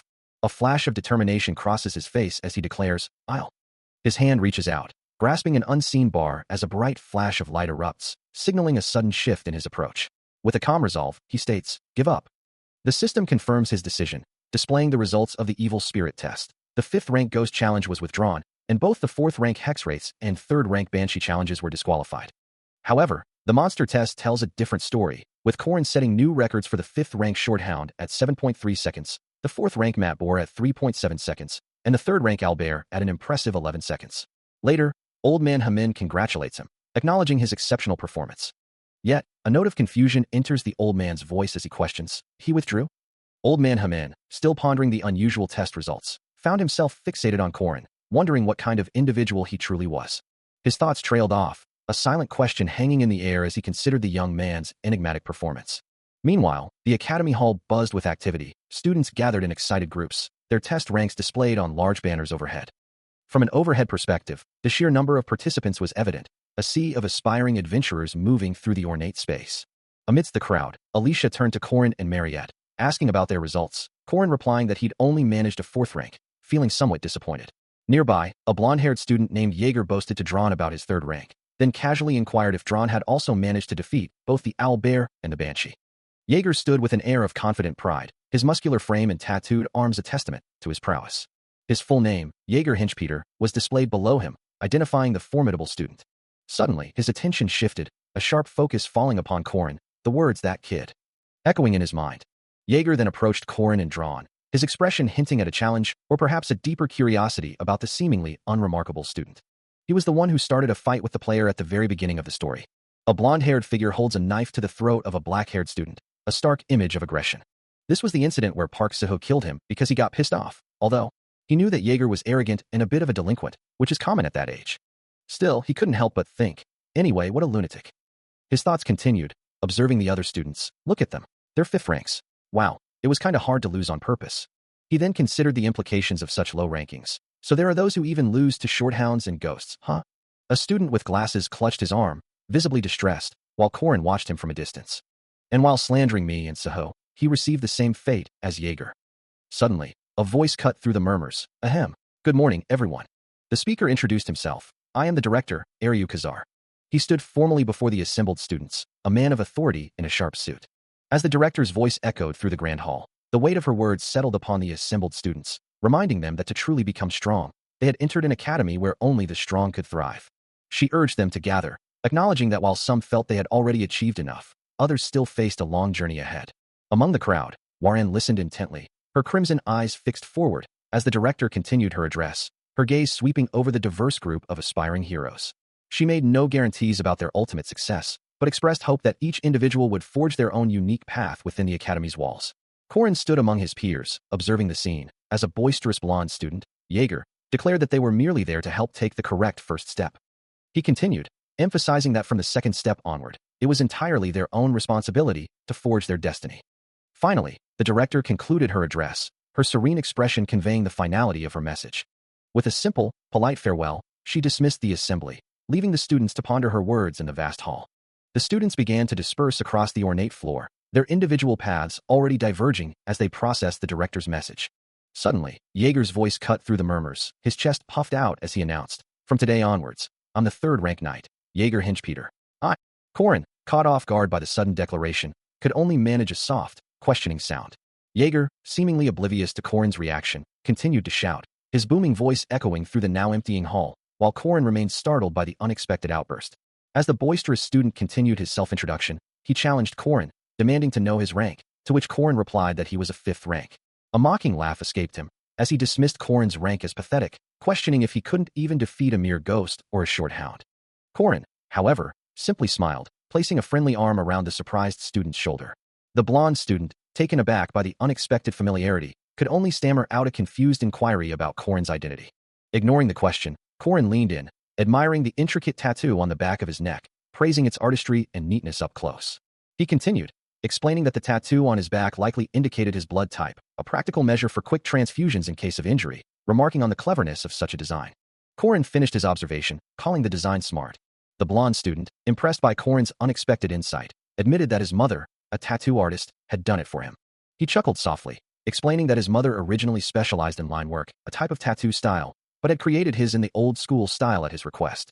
Korin, still smiling, then asked if he had any other tattoos. Internally, Korin reflected on his own knowledge, realizing he already knew all these details, a chilling memory surfacing from his past life when Jaeger had gone missing. Korin and Jaeger walked down the academy's grand hallway, a third student a short distance ahead of them. It was said that his mother came to the academy. She came saying that his tattoos weren't just for show, a fact Korin seemed to appreciate as he glanced at Jaeger. But there was something else, something she did out of worry for her son, who had entered the Guardian Academy, a concern that manifested in a small, practical detail. As Jaeger proudly displayed his tattooed arm, Korin exclaimed his genuine admiration, finding the intricate designs incredibly cool. Turning to his new acquaintance, Korin introduced himself as Korin Locke, prompting Jaeger to respond with his full name, Jaeger Hinchpeter. Suddenly, the student who had been walking ahead of them, a young woman with glasses, turned sharply, startled by their conversation, her eyes wide as she asked about Korin. Clutching a book to her chest, she stammered out her own name, Lark. Korin and Jaeger shared a hearty laugh at the unexpected interruption, their amusement echoing through the hallway as a small child watched from nearby. Lark, perhaps flustered by their reaction, turned and walked away, her ponytail swaying gently. Her hands clasped in front of her, she continued down the hall. A soft smile then graced her lips, her blue eyes sparkling with a hint of amusement or perhaps a new thought. He muses on the recent encounter, a slight smile playing on his lips. He thinks to himself, that's how he left a good first impression on Lark. Meanwhile, Lark looks down at her book, a blush creeping onto her cheeks, clearly flustered by the memory of their interaction. A predatory grin spreads across his face, his eyes glowing with a faint red light, as he realizes he's found what he was looking for, recalling that Lark's unique ability was memorize. In a whimsical, chibi-style depiction of the scene, he laughs to himself, while Lark, still flustered, wonders about the kind of person he truly is, despite his charming smile. The grand, imposing structure of Merkaba Academy stands tall, a beacon of learning and power. And within its walls, most of its facilities are provided free of charge, from the student cafeterias to the most advanced training grounds. Among them, the most recommended facility is the training rooms. The reason for their effectiveness is simple. By utilizing these facilities, even seemingly impossible training becomes achievable. Korin, for example, moves with a blur of motion, his weapon arcing through the air, leaving trails of orange energy in its wake. He continues his relentless assault, his movements precise and powerful, as sharp blue slashes of energy erupt from his blade, striking unseen targets. He is fighting with spirit bodies that are invisible to him, his weapon connecting with multiple impacts as he trains. From a distance, a male student points out to his female companion, remarking on the first-year student using a spirit body to practice. His companion replies that students usually practice with spirit bodies in their second semester, concluding that he must have come here after hearing a rumor somewhere. Another student, a young woman with light blue hair, adds to the conversation, exclaiming that countless second-year students can't even catch wind-type spirit bodies. A sharp impact sends Korin reeling, the force of an unseen spirit body momentarily overwhelming him. As other students observe his struggle, one remarking, "Keek, that's what a first-year gets for fighting a spirit body." Still, Korin remains on his feet, sweat beading on his brow as he clutches his spear, an older instructor watching him intently, asking, "Is it still too much for me?" The instructor then approaches, his voice carrying a hint of surprise as he states, "So you're a freshman, huh?" Korin, recognizing the figure, offers a respectful greeting, "Hello, instructor." The instructor, Old Man Hamin, questions his unusual training method. "Why are you practicing against a spirit body?" To which Korin replies, "It is to train my spear skills." Hamin then challenges him, asking, "Are you confident you can do it?" And Korin, with unwavering resolve, simply states, "I will." With a curt "do it," Hamin turns to leave, leaving Korin to ponder, "Why did this old man approach me out of the blue? Did something go wrong during the entrance exam?" A moment later, Hamin pauses, a thoughtful expression crossing his face as he murmurs, Suddenly, a radiant yellow aura flares around him, his face lighting up with an excited grin as he exclaims, "A great spirit." He then extends a hand, holding out a stack of meal tickets, declaring, "Here, I'll give you 10 meal tickets." His voice echoing with enthusiasm, he adds, "Come find me if you succeed. I'll praise you." He watches Old Man Hamin burst into laughter, a sound that makes him flinch, wondering what could possibly be so amusing. A nervous sweat beading on his brow, Korin admits to himself that the sudden outburst had startled him for no apparent reason. He then muses on the old man's peculiar way of showing affection through food, hoping it's a positive sign for his future. Meanwhile, Mariette, with a determined look, encourages him to resume their training. The training resumes with an explosive clash, a vibrant red energy attack, meeting a powerful blue counter, sending shockwaves through the air. Korin is caught off guard, his body violently thrown back by the force of the red energy, leaving trails of blue light in his wake. Yet, from the chaos, a new surge of blue energy manifests, coalescing into a potent, swirling form. With a fierce grimace, Korin channels the raw blue power, unleashing it in a focused burst. The blue energy strikes old man Hamin directly, the impact visibly jarring his body. Despite his counterattack, Korin is ultimately overwhelmed, crashing hard onto the ground, the force of his fall creating a small crater. Lying prone and utterly exhausted, he lets out a long, weary sigh. His face is streaked with sweat, a testament to the grueling training session. The grueling training session had taken its toll, leaving Korin utterly spent, his body slick with sweat and his breath coming in ragged gasps. A gentle voice broke through his haze, asking if the effort had been too much. Mariette, her expression filled with concern, looked down at him, her question hanging in the air. She stood over him, a cup of water in her hand, ready to offer solace. He acknowledged his fatigue, a quiet thought escaping him, as Mariette's hand reached out, offering him the chance to finally rest. A steady stream of water poured into the glass, as her voice affirmed that he had pushed himself far enough. She encouraged him to grasp the technique, assuring him that with time, he would master it, and they could always try again later. As he lay there, wiping the sweat from his face, Mariette gently dabbed his forehead, her touch a soothing comfort. But the thought of a next time stirred something within him, a deep-seated refusal to give up. He reached for the offered glass, his hand scarred from past struggles, as the concept of next time brought forth a memory of a different kind of support. Indeed, in a time long past, there had been Park Saho.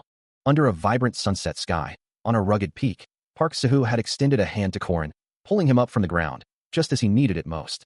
Korin reflects on the past, recalling the player's stat window, along with potions and skill books from the combination window, all resources he once had. However, in his current reality, Park Saho is no longer by his side. He remembers the moment he killed him, a heavy burden that now means he must do everything on his own, a silent thank you escaping his lips for the lessons learned. A comforting voice from the past, Mariette's, reminds him that he can always give up later.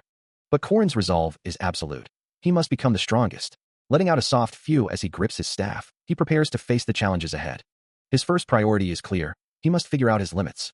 A vibrant light blue energy begins to surge around him, signaling the activation of a powerful ability. Taking a firm combat stance, he acknowledges that while it might be a bit excessive, he must test how far he can use his abilities from the past. With a swift, precise motion, he unleashes the ominous serpent stab. A figure wreathed in purple energy executes the piercing attack, its form a blur of focused power. Immediately following, two figures, one blue and one green, combine their movements into the dynamic tiger wind swing, a sweeping display of coordinated force. As he delves into his memories and resolves, Korin visualizes the block capture plaque, a defensive maneuver designed to intercept and control an opponent's attack, followed by a swift counterattack. He then shifts to the returning heaven spin, a dynamic, rotational technique that promises to sweep through any opposition. His focus sharpens on a spear-like weapon, embodying the pagoda tree skill, a technique rooted in strength and stability. Culminating in a powerful throw, launching the weapon with devastating force. He reflects on his past, acknowledging that he once possessed neither a strong body nor vast magic power or aura, a stark contrast to the formidable skills he now commands. The information about player Park Saho in the future, he realizes, was all useless in the face of true monsters and geniuses. To truly make it out against such overwhelming forces, he knew he needed more than just knowledge. He had to work harder than anyone, and that relentless self-improvement was the only true power he possessed. With renewed determination, a glowing red staff materializes in his grasp, a testament to his belief that years will not betray me. He wields the staff, his form enveloped in a vibrant crimson aura, his eyes burning with fierce resolve. The red energy swirls around his legs, indicating a burst of speed and power as he moves. Finally, he channels his will into the ominous serpent deep righteousness, a skill that promises profound and devastating impact. A spear, imbued with potent red energy, launches forward with explosive force, creating a visible shockwave. His crimson eyes burning with focus, Korin unleashes the weapon, red energy crackling around him as he pushes it to its limit. The spear itself becomes a streak of light, leaving a brilliant blue energy trail in its wake as it cuts through the air. Descending rapidly, the glowing weapon is enveloped in a swirling blue aura, its momentum undeniable. From a distance, Mariette watches the spectacle, her thoughts echoing the sheer surprise of the moment. He just threw the spear. A flicker of confusion crosses her face as she wonders, is he giving up after all? But in a flash, the spear is intercepted, Korin's hand snapping out to catch it with a sharp, decisive sound. Mariette's eyes widen in sudden understanding, the truth dawning on her. No, he's not giving up. She grasps the intricate nature of his technique. He actually shot it, so he could catch it again. Mid-air, Korin holds the spear, a powerful red aura swirling around him, his form a testament to his mastery. His hand extends forward, enveloped in a dynamic interplay of both red and blue swirling energies. Finally, a massive burst of brilliant blue energy erupts, signifying the culmination of his complex technique. As the spear technique unfolds, a torrent of red and blue energy erupts, swirling with lethal grace, revealing its name. Calamity, Serpent Intent. This slithering serpent of power carves dynamic trails through the air, its intensity growing with each passing moment. Corrin executes a sweeping, powerful motion, his form a blur amidst the crimson energy, a testament to his mastery. The spear itself flies, now imbued with a brilliant blue aura, leaving behind shimmering light trails. Its trajectory is a streak of pure azure, sparkling particles dancing in its wake. Finally, the blue energy culminates, coalescing into a dazzling, pulsating sphere of raw power. Mariette watches the incredible display, the vibrant blue light reflecting in her wide eyes. Her light blue hair flows gently, as she remains captivated by the shimmering spectacle. In her mind, words like strong or outstanding feel utterly inadequate to describe his skill. The residual blue energy envelopes her, a silent acknowledgement of the power she just witnessed. Honest appreciation, a sentiment far deeper than mere words, lingers on Mariette's tongue, unspoken but profoundly felt.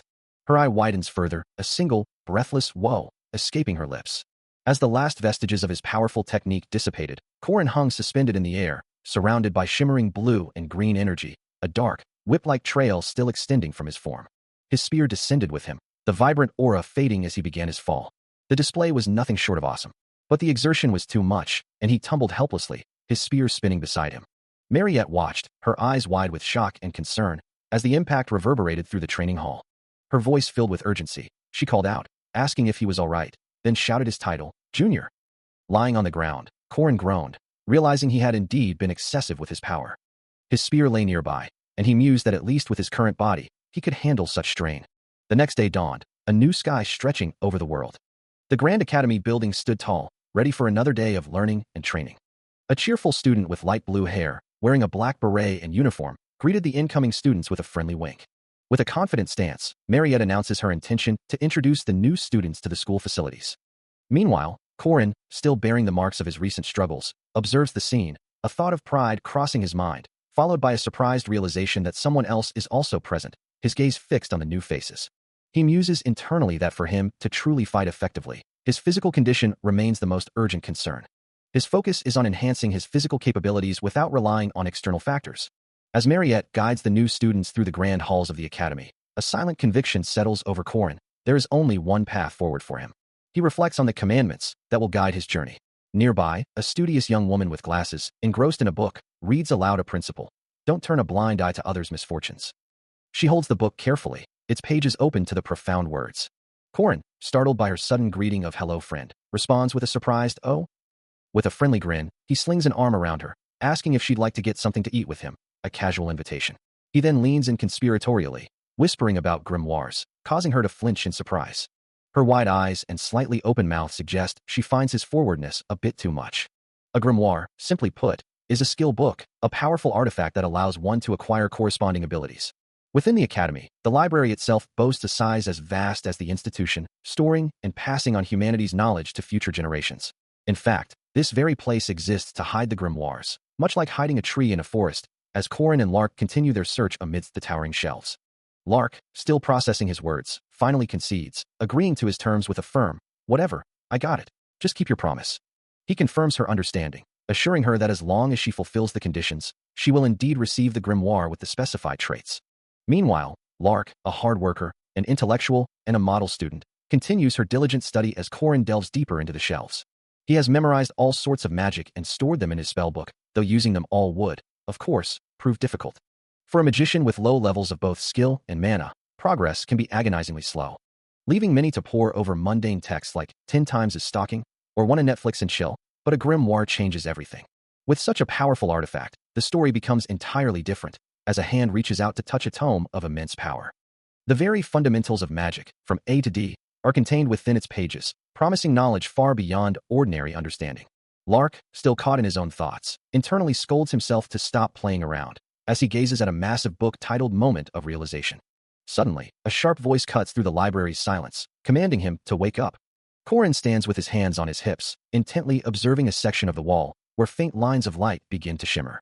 Lark's eyes widen in surprise as he realizes what Corrin has found, a hidden passage. A door, he exclaims, his voice filled with disbelief. How did you find it? Without a moment's hesitation, Corrin dashes through the newly revealed opening, leaving a stunned Lark to call out, wait for me. Lark, not wanting to be left behind, eagerly shouts, me. Let's go together. Stepping into the newly revealed passage, Corin found himself enveloped by an unsettling silence, the air itself feeling eerie. He paused, a sudden awareness washing over him, his steps halting on the rough stone floor. A voice from behind broke the stillness, calling out his name, and he turned to see Lark, who simply uttered, "Huh." Corin's expression hardened slightly as he reminded her, "Time to keep your promise." Extending a bandaged hand, he offered a challenging smile. "Let's do well, yeah?" Lark, still processing, finally responded, "Ah, right," then hesitantly asked, "You want my help to repel evil spirits, right?" Before she could fully grasp the situation, or even finish asking what she needed to do, Corin abruptly seized her, eliciting a startled cry. He pulled her forward with unexpected force, dragging her deeper into the unknown. As a dark, shadowy aura flared around him, his eyes glowing crimson, Corin's voice took on a chilling edge. "Hee, let's get started, shall we?" Lark could only stare in wide-eyed terror, her body helplessly pulled along by his sudden, overwhelming power. Corin knelt over a fallen figure, his primary objective clear. He had come to this place to help Lark, although, he mused, if he could capture the evil spirits lurking here, he might also earn the hidden peace he so desperately wanted. But, as he soon discovered, there was a small problem. A towering, muscular figure with long, dark hair and eyes that burned with an intense, malevolent red glow, its form wreathed in a sinister crimson aura, stood before him. Its lower body was draped in flowing, traditional red robes, emphasizing its otherworldly and formidable presence. This was no ordinary foe. This was Sabancia Duke, a special evil spirit, far more dangerous than any he had anticipated. Corin's brow furrowed in thought, realizing this was a quest made to be impossible to complete, as he pondered how he was supposed to catch a special evil spirit and not just an ordinary one.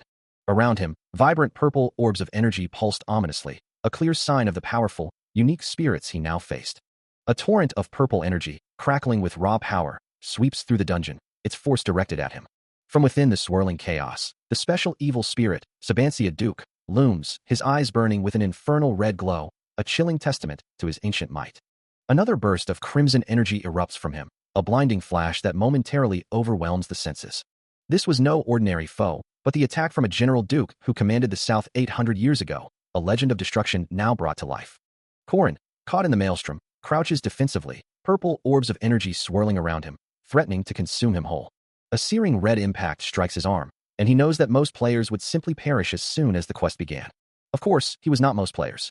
Looking up at the relentless assault, with purple energy streaking past him, Corin endures, his gaze firm. Another wave of red energy slams into his body, but he stands his ground. He didn't die. The system's restraint, a silent command, confirms his defiance. A powerful spirit, Sabancia Duke, unleashes a torrent of crimson energy, causing the very ground to rupture as sharp, glowing spikes erupt from below. These deadly projectiles surge around Corin's form, yet they seem to pass through him without consequence, leaving him utterly unharmed. He stands amidst the chaos, looking up at the source of the assault, a strange calm settling over him as the attacks continue to fail.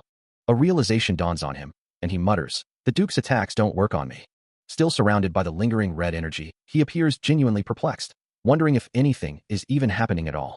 Meanwhile, the Duke, still a swirling mass of crimson energy, voices his own confusion, admitting that he cannot perceive his target either. Corin then addresses the entity directly, calling out, "Sabancia Duke." The spirit reacts with a visible shock, a large question mark appearing over its form. The Duke, still unable to comprehend the situation, continues, "I'm sorry, but because I can't see you." Corin, now standing beside the glowing spirit, offers a pragmatic solution, asking if it can simply enter someone else's body. The Duke remains silent, contemplating the unexpected proposal, its form radiating a soft, crimson glow. This is an element, a fundamental force that reshapes ordinary humans. It twists them into terrifying demi-humans like vampires or werewolves. One fateful day, Sabancia Duke succumbed to this change, awakening as a vampire and tragically killing his own servant. He desperately tried to restrain his newfound vampiric instincts, but ultimately failed, his monstrous form erupting in a primal roar. In the end, consumed by the fear of harming his wife and daughter, he made a heartbreaking decision. To avoid further carnage, he evacuated his family and sealed his castle, choosing isolation over the risk of destroying those he loved. A powerful magic seals a being within the pages of an ancient book, its ornate cover glowing with an ethereal light. This is no ordinary tome, but the very grimoire that lies hidden within the depths of this library. From its depths, a figure erupts, screaming as a violent red aura bursts forth, their face a pale, mask-like visage with glowing crimson eyes and sharp fangs. A guttural cry echoes through the silence, a sound of raw power and unleashed fury. The transformed entity, now revealed to be Lark's body under the influence of Sabancia Duke, charges forward, a blur of purple and crimson, leaving a searing trail of energy in its wake. Meanwhile, Lark's consciousness observes, his gaze fixed upwards, a silent witness to the terrifying power now coursing through his own form. He wonders, as the possessed body rushes headlong, if this is merely a vampire gone mad with impulse, or something far more calculated. His own eye glows with a faint red light, a sign of the spirit's influence, as he considers the second, deeper reason for this terrifying transformation. From within, Sabancia Duke's voice echoes, revealing his choice. He selected Lark because, through possession, he could unlock and maximize the young man's latent physical powers. The possessed Lark, now a conduit for immense strength, throws a devastating punch, the air crackling with crimson energy as his fist connects with an unseen target. Lark's own body recoils violently from the impact, the force of his possessed self inflicting a brutal blow. His face contorts in pain, a stark contrast to the spirit's mocking internal label, Model Student Lark. The possessed Lark unleashes a furious, red-tinged strike, the force of his blow sending Corin reeling back. With a relentless assault, he follows up with another powerful, glowing punch, driving Corin further into the ground. Even as he delivers a mid-air kick, his mind echoes the irony of his current strength, remembering how he once had the lowest physical strength stat, a stark contrast to the raw power now coursing through his body. But before the possessed youth can land another blow, Corin swiftly counters, planting his boot firmly onto Lark's chest, pinning him to the ground with decisive force. Standing over the groaning Lark, Corin considers the implications of his victory, realizing that if he were to kill the possessed youth to finish this, he could earn powerful rewards, perhaps even items like the Duke's cape and the vampire's armor. His thoughts then drift to the past, recalling those very items that Park Se used, items that played a big role in the incidents that would occur in the future. A confident smirk plays on his lips, as if already anticipating the challenges and rewards that lie ahead. He reflects on his own nature, asserting that he is different from the one he speaks to. A spectral presence, its eyes glowing crimson, asks if he is truly curious about the fate of Lena Duke, his wife, and Cecilia Duke, his daughter. The voice continues, probing into the kind of lives they lived. Corin, in a memory or vision, sits before another man, recounting events that transpired after he was sealed away. He reveals that he told Duke many stories. Among them, the tragic tale of how his wife died after leaving the castle, a scene playing out in his mind as he speaks. He continued with the saga of what an amazing adventurer his daughter became, and how she. Corin's expression hardens as he acknowledges that Park SSI was indeed used, but as Corin, he also had a family he loved in this world. A smirk plays on his lips as he challenges the spirit, asking if his response was satisfying. The spectral presence, now with a single tear tracing a path down its cheek, reveals its own desire. It also wanted to. The spirit's unspoken wish was to properly end the life of this poor soul. With a final, heartfelt admission, the spirit apologizes to Corin, saying, "I'm sorry for just running at you, and thank you for telling me." Despite the intense emotional ordeal he had just endured, Corin felt surprisingly unscathed, dismissing any lingering discomfort as insignificant, even if it were from Lark's playful jabs. As the spiritual residue of Sabancia Duke dissipated, 3 ethereal orbs materialized, shimmering with latent power within the Grand Hall. He recalled the profound conversation he had shared with the spirit, just before Sabancia Duke's essence ascended, leaving behind these tangible remnants. One of these treasures was a small, unassuming pouch, which, upon inspection, revealed itself to be Epic Soul Dust, the concentrated essence of the special evil spirit, Sabancia Duke. Another was a grimoire, a formidable tome in which Sabancia Duke's very soul had been sealed, promising to impart powerful abilities and spells to anyone who dared to read its contents. Without hesitation, Corin opened the grimoire, and instantly, a system notification confirmed his acquisition of a new ability, Persistent Warrior's Regeneration. The ability's description appeared before him, explaining that Persistent Warrior's Regeneration would allow his body to continuously recover, mirroring the unwavering fighting spirit of a legendary warrior. A wave of recognition washed over him as he processed the information, realizing with a slight grimace that this was the very same Persistent Warrior's Regeneration that Park Se had possessed. Holding the grimoire, he mused aloud, uncertain of the exact recovery rate, especially since Park Se had never truly sustained serious injuries to test its limits. As he contemplated the new power, Corin suddenly found himself airborne, executing a graceful jump, while Lark watched him from a short distance. Lark, concerned by his recent ordeal, approached him, urging him not to overexert himself, reminding him that an evil spirit had possessed him until just moments ago. Corin, however, was more preoccupied with a peculiar sensation, inquiring if a sore chin was a normal side effect of spirit possession. Corin, still reeling from the recent events, could only offer a hesitant, "I don't know, I guess so," as he processed the implications of his new abilities. Lark, however, was far more decisive, thrusting a grimoire towards him with a firm, "Just shut up and take this." His eyes widened at the sight of the ancient tome, a question escaping his lips. "Is that a grimoire?" This act of generosity, a silent testament to their bond, was the true reason he had chosen Lark to begin with. Clutching the grimoire, Corin could barely believe his luck, wondering aloud, "Can I really have this?" Meanwhile, Lark, engrossed in her own book, let out a soft wow as she reflected on how sometimes those who put in the effort truly receive their just rewards. A system message then appeared, outlining a new duty. Don't turn a blind eye to the misfortune of those who are kind. Another notification detailed the duty execution Sabancia Duke, a difficult Barang task that yielded 80 points equally distributed, though the detailed contents remained unavailable. Corin, his expression a mix of surprise and confusion, questioned the reward. I earned 80 points? He quickly calculated that, based on game mechanics where one level up grants 5 stats, these 80 points were equivalent to leveling up 16 times. Yet, no level up notification had appeared, leading him to conclude that the first level quest reward was simply the 80 points themselves, rather than an immediate level gain. A cascade of digital blue light surrounds Corin, the system's voice echoing in his mind, wondering if this total compensation truly makes up for his inability to gain stats directly. He ponders the sheer volume of experience, thinking, but still, for it to be this much experience. The system then displays a new notification, a commandment's duty, reminding him to don't turn a blind eye to others' misfortunes. Following this, another message confirms he has earned 40 stat points, with an equal distribution bonus, because he did not turn a blind eye to Lark Bugman's misfortunes. A similar notification appears, granting him another 40 stat points for having not turned a blind eye to Sabancia Duke's misfortunes. The scene shifts, revealing the stark, modern interior of his stamina training room, its geometric architecture stretching upwards. From somewhere within the expansive room, a cheerful voice calls out, "Hey, guys, do you want potatoes?" Mariette Dunalef beams, her hands full of floating potatoes, as she offers them to the surrounding individuals, her enthusiasm infectious. She stands amidst a small crowd, her bright presence a stark contrast to the more subdued expressions of those around her, Corin visible just behind her shoulder. Turning to Corin, who stretches his arm, Mariette asks, "Are you going to catch spirit bodies today too?" He simply replies, "Yes." As they stand together, their conversation continues, the determination in his voice clear. Mariette smiles brightly, her eyes sparkling with encouragement, as she tells him, "I believe that you can do it, Junior." With a gentle smile, Mariette Dunalef offers her full support, assuring him, "I'll cheer you on." However, her words are met with skepticism from the surrounding students, one questioning how a mere 5th-rank first year could possibly catch a spirit body, while another recalls his previous failure. Their disdain continues, with one student urging against false hope, and another grumbling about the newbie jerk hogging Mariette's attention. Mariette simply hums softly, a subtle, knowing smile playing on her lips as she acknowledges their comments. Amidst the negativity, one student boldly declares his confidence, betting 2 gold coins that the junior will succeed. Corin, standing in the foreground, looks on with a mix of annoyance and confusion as the crowd behind him erupts in a flurry of bets, some questioning Mariette's continued support, others wagering against him. He wonders aloud why everyone is betting on him when he simply came to practice. Shaking off the distractions, he grips his staff firmly, resolving to focus on his task. Confident in the stats he earned from helping Sabancia ascend, he knows he can catch the spirit body, but his true curiosity lies in testing his newfound strength.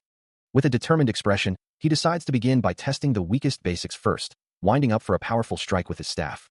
His staff glows with energy as he executes the technique, a swift and precise stab ominous serpent thrusting forward.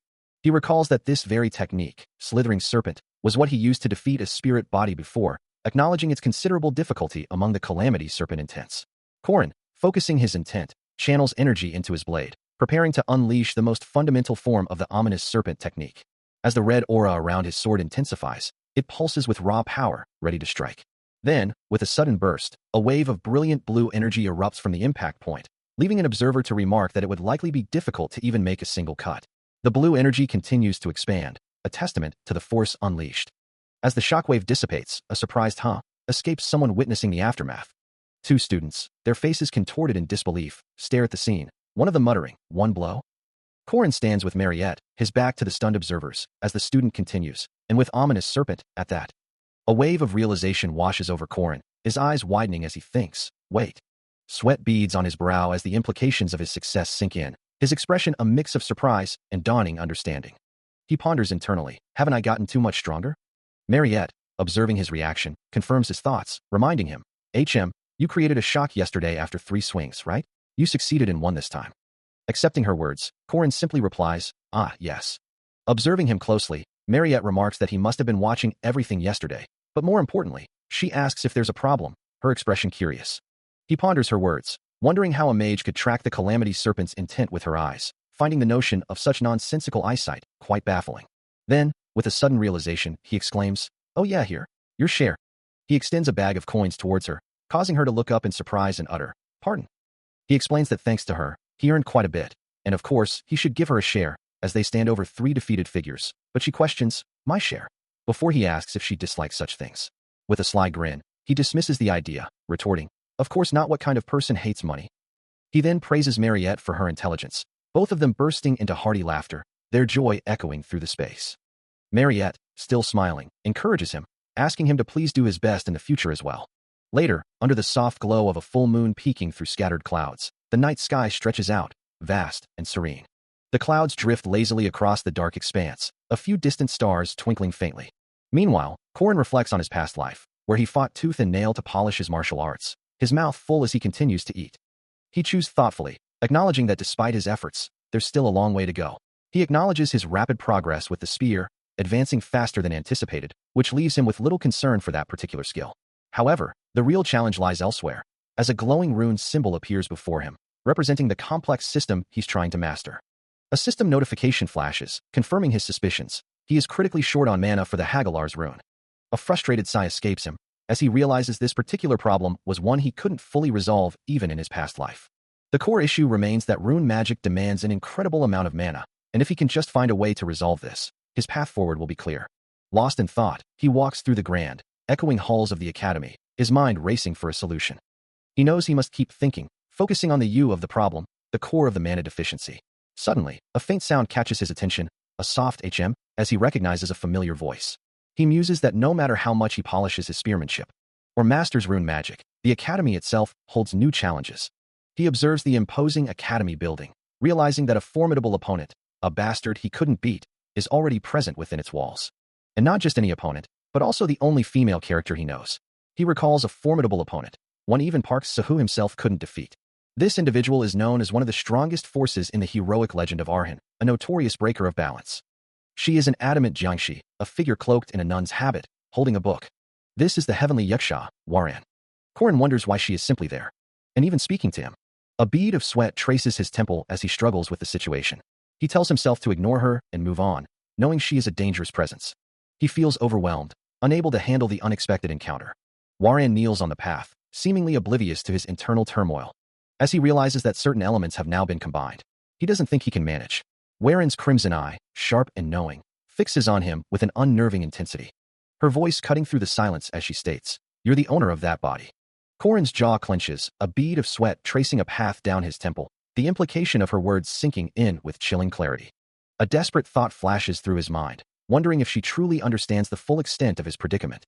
His eyes widen in a mixture of fear and dawning horror, as if she can read his very thoughts, and Waran's next words confirm his deepest anxieties, that I've possessed this body?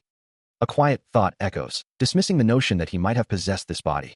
As crimson eyes fixate on him, a voice stating, "You're the owner of," leaving a chilling question hanging in the air. Does she know?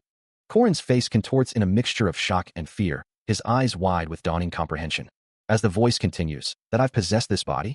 A beat of silence passes, then a simple, "Well," precedes the explanation of Waran's true nature. A living corpse that is both human and monster souls within her body. She elaborates, explaining that as a Jiangshi is exactly this kind of a contradictory existence. Waran continues, revealing that the soul eyes of those who are in the middle between life and death are said to see the color of your soul. A pause hangs in the air, then a final thought. If anything, she concludes, it might have been stranger for her not to see it. Waran's crimson eyes fixate, her voice a low inquiry, asking what it truly feels like. The sensation of crushing and consuming the original soul. Korin, caught off guard by the depth of her question, can only offer a simple, uncertain reply. He doesn't know. Standing before her, a profound internal struggle begins to brew within him, as the implications of her words settle deep into his consciousness. He realizes he had worried extensively about such matters in his past life, now questioning if Korin Locke and I are truly different people. His current self stands back to back with a spectral, blue-haired version of his past, a visual representation of the fractured identity he now grapples with, wondering if Korin Locke's memories have merely assimilated with his own, rather than being his from the start. He ponders his true self, the one who navigated middle school, high school, and a military tree in kinesiology, a past that now feels distant and alien. Lying in a void of dark, swirling energy, he concludes that all his past worries were ultimately pointless, lost in the overwhelming current of his new reality. Though, Waran's gaze sharpens, noting that her situation must be different, since the original soul is still actually within her body. Waran's gaze remains unwavering, her words cutting deep into the core of Korin's being. She asserts, with chilling clarity, that the true owner of his body isn't him, dismissing him as nothing more than a thief and a robber. Corin's expression hardens, the weight of her accusations settling heavily upon him. His crimson eye reflects the stark reality of her statement, as she continues to press, reminding him he has no rights to that body. Undeterred, Warren shifts her approach, offering an analogy, describing a green giant from a nearby neighborhood who transforms when enraged. She then asks Corin if he knows the giant's name, Bruce, to which he responds with a confused, "Bru, what?" Warren explains the irony of this Bruce, whose two opposing personalities despise each other, as Corin comically mimics the giant's transformation. She finds it more entertaining that their skills are so different, leaving Corin to ponder her meaning. Returning to her main point, Warren emphasizes that regardless of whether it's an original or a newly formed soul, both possess distinct characteristics. She questions if this inherent difference isn't precisely how they coexist and live, her words hanging in the starry night air. Corin's gaze drifts downward, reflecting on her words, as Warren concludes that whether they wanted to or not, they were born into one body. A faint smile touches Corin's lips, as he quietly affirms that there is no sin in being born. A faint, knowing smile plays on Warren's lips, her gaze fixed on Corin as she continues her probing questions. She presses on, wondering if in this world, there are those for whom being born is a sin, a question that hangs heavy in the night air between them. Corin listens, the weight of her words settling deep within him. He realizes he understood the agony of that 3-year-old child, a profound empathy washing over his features. It's just that now, he finds himself accepting the truth of his own existence, a quiet resolve settling within him as Warren watches from a distance. With a soft rustle of footsteps, Corin turns and begins to walk away, offering a simple farewell. Warren remains seated, her back to him, contemplating his departure. The night gives way to a new dawn, as the narrative shifts to the next day, where Corin stands under a vast, open sky, perhaps reflecting on the profound conversation he had. He finds himself in the south part of the academy, confirming his location as he surveys the unfamiliar surroundings. There was a specific reason he had left the dorms before the morning birds even began their chorus. With the weekend officially beginning, he knew that commissions offered a crucial path to leveling up, a necessary preparation for the next main quest. His gaze fell upon the academy's mission board, a central hub for tasks both grand and mundane. This was indeed the mission board. It held tasks of all sizes, from the small to the truly significant. He pondered the implications, understanding that these commissions were a necessary course of action. His decision was made, which meant it was a necessary course. They were essential for progression. Yet, a flicker of his true motivation crossed his mind, reminding him that his ultimate goal wasn't merely leveling up, so there was no need to be overly concerned with it. Regardless of his deeper aspirations, he concluded that he would proceed with the tasks. As he stood before the mission board, another student, Lark, approached him, her voice carrying a question. He couldn't help but notice the intense gaze fixed upon him. And now that he thought about it, there was something familiar about her. He realized he didn't have much information on Alicia Arden, despite her being a notable figure in his past life. In his last life, a man named Park Fucker had utterly destroyed her, and his memories of her were strangely different from what he had experienced in the game, a discrepancy that now gave him pause. As he processed these thoughts, a young woman approached him, bowing respectfully and greeting him, prompting him to acknowledge her by name, Alicia Arden. He questioned her, surprised that she was already undertaking missions from the very first weekend, especially since, as a second-rank student, she shouldn't be so desperate for results. Alicia simply replied, money, causing him to wonder if the activity support fund for second-rank students wasn't quite hefty, as he knew it usually was. She explained that the academy wouldn't provide it to her because her family's income was in the top 10%, leaving her with a frustrated sigh. He realized this situation was similar to Korea's state scholarship system, where financial aid was often tied to income brackets. A look of understanding, mixed with a hint of concern, crossed his face as he fully grasped her predicament. He recalled that for those coming from wealthy families, there was indeed no activity support fund available. Alicia continued, explaining that because her parents were permissivists, she needed to earn her minimum living expenses by herself, no matter how much she asked them for help. He considers her words, a quiet understanding settling over him that she must indeed be in a complicated situation. Turning to her, he suggests, if you need money immediately, what about the patrol mission? This is pretty cost-effective. Her eyes widen in surprise. Ah, really? He continues, explaining that they accept up to 3 people, then asks, do you want to do it together? But she shakes her head, already turning away. No, I have something else I need to do. Left to his own devices, he muses about his precious weekend, deciding to choose the cream of the crop and finish this mission, a request to find Butterfly, a 2-year-old cat described as cute. The mission details mention a reward of 5,000, and his goal is clear, to spec up and grow stronger. Arriving at the designated location, he confirms, the first mission is to find Butterfly, as he observes a woman and child standing by their home. A confident smile plays on his lips, acknowledging that the experience and pay might be small, but it doesn't matter. For him, this task is a sacred commitment, a personal commandment that if he saves and returns Butterfly, who almost died at the hands of water monsters. He'll be able to block the owner from the misfortune of losing their pet and falling into depression. Suddenly, a shadowy, monstrous figure with glowing eyes and sharp claws lunges from the darkness, its form rippling with malevolent energy. But before it can strike, Korin, propelled by a surge of purple energy, launches himself forward, intercepting the threat with a swift, decisive attack. And as a result, the path to preventing a pet owner's heartbreak is cleared. A young girl, tears streaming down her face, clutches a small cat, which lets out a soft meow. Meanwhile, a system notification flashes into existence, confirming a duty execution for not turning a blind eye to Anna Macmillan's misfortunes, a task of difficulty E, rewarding 5 points to be equally distributed. Corin's eyes widen in realization, a grin spreading across his face as he understands the implications. The commandment is activating, meaning even the most trivial missions will now grant him incredible spec-ups. Suddenly, he is plummeting from the sky, a blur of motion that draws the attention of the young girl below, who points up at him, exclaiming to her mother that he is weird. His mind then flashes to another memory, kneeling before 3 imposing figures, his thoughts still fixated on the elusive points, a constant drive that has shaped his past endeavors. He recalls the thrill of earning them, a wide, almost manic grin spreading across his face, the sheer joy of accumulating power.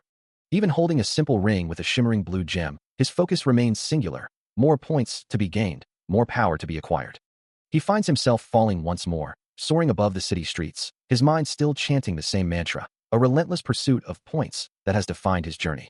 But then, a sudden jolt of realization hits him, his eyes snapping open as he remembers.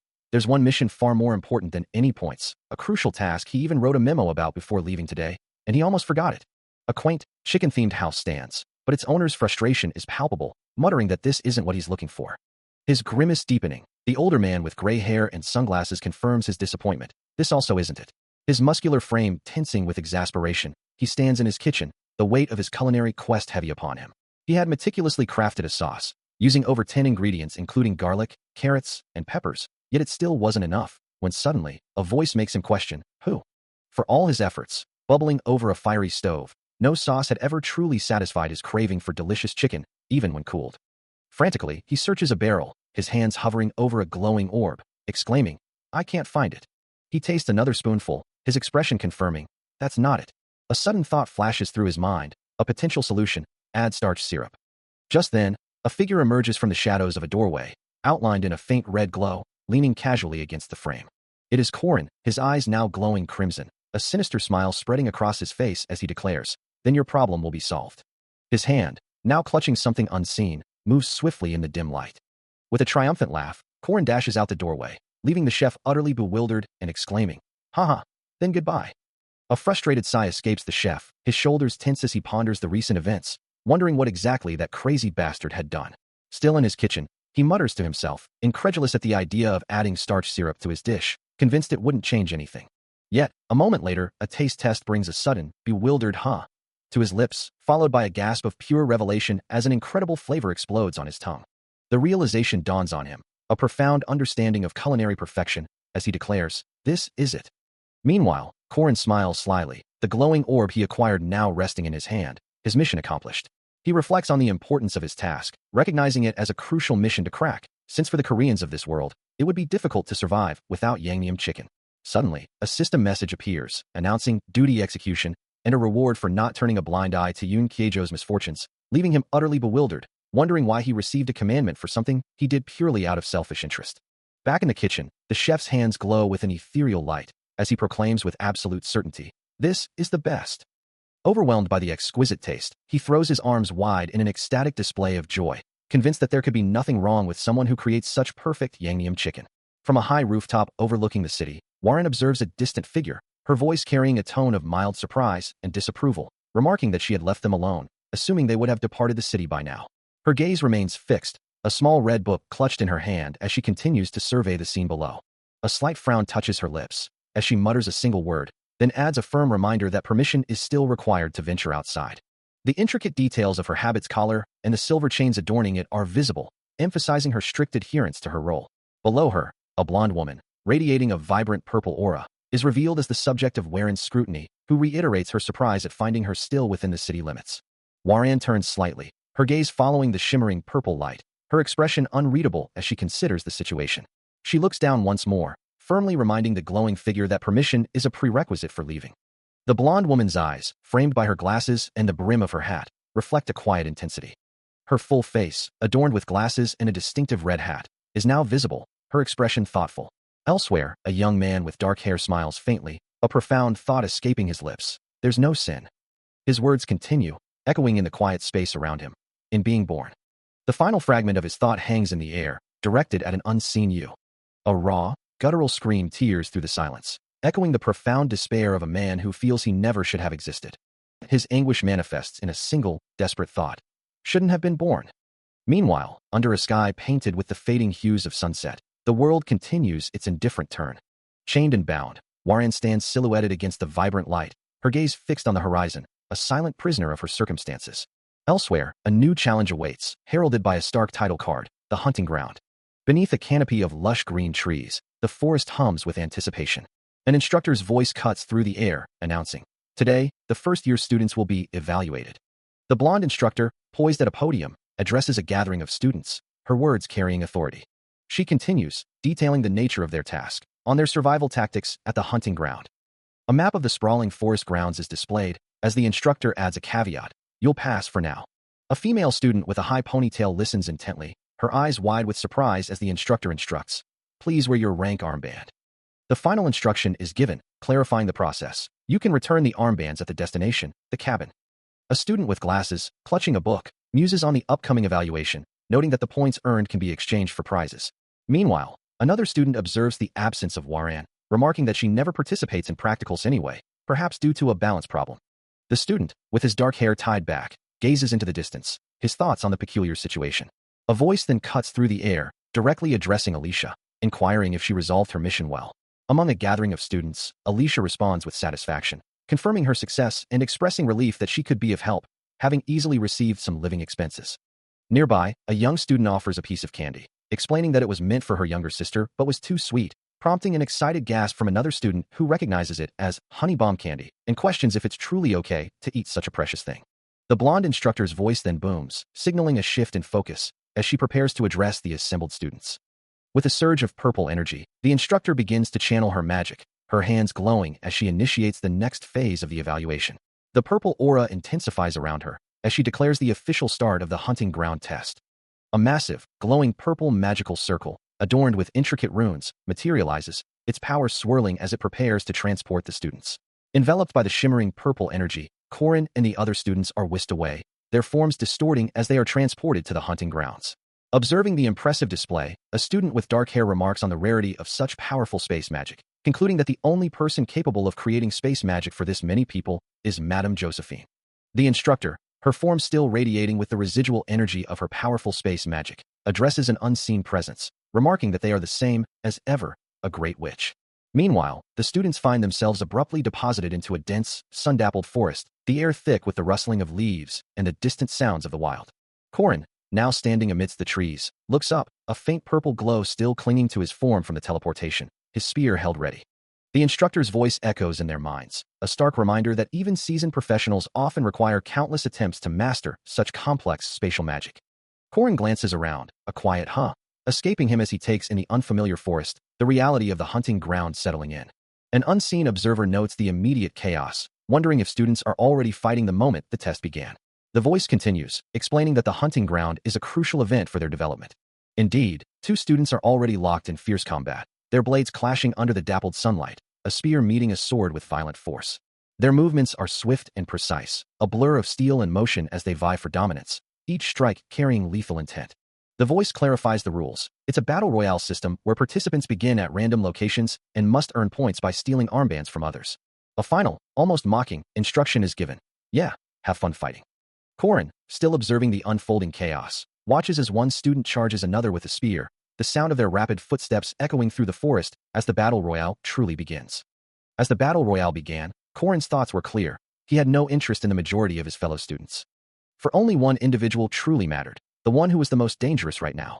And that wasn't even considering Warren, who was thankfully absent from the current fray, but since Warren wasn't here, he could focus entirely on his primary target, knowing she isn't here, as long as he dealt with Alicia. The rest of the students were merely obstacles, easily dismissed as basically free points. Alicia, you may not know. A young girl with wide, innocent eyes revealed, holding a glowing, rune-marked candy in her outstretched hand, but I planted the tracking rune in the candy you ate. her brown hair falling around her shoulders as she thought, this rune will make it. Meanwhile, Corin's face contorted into a terrifying grin, his crimson eyes glowing with a predatory light, as he prepared to strike. A chilling thought echoed in his mind, a promise to a formidable rival, so that we meet again. He let out a maniacal laugh, leaping through the air with his sword drawn, a terrifying aha escaping his lips. Charging forward with incredible speed, his eyes still glowing red, he screamed, Alicia!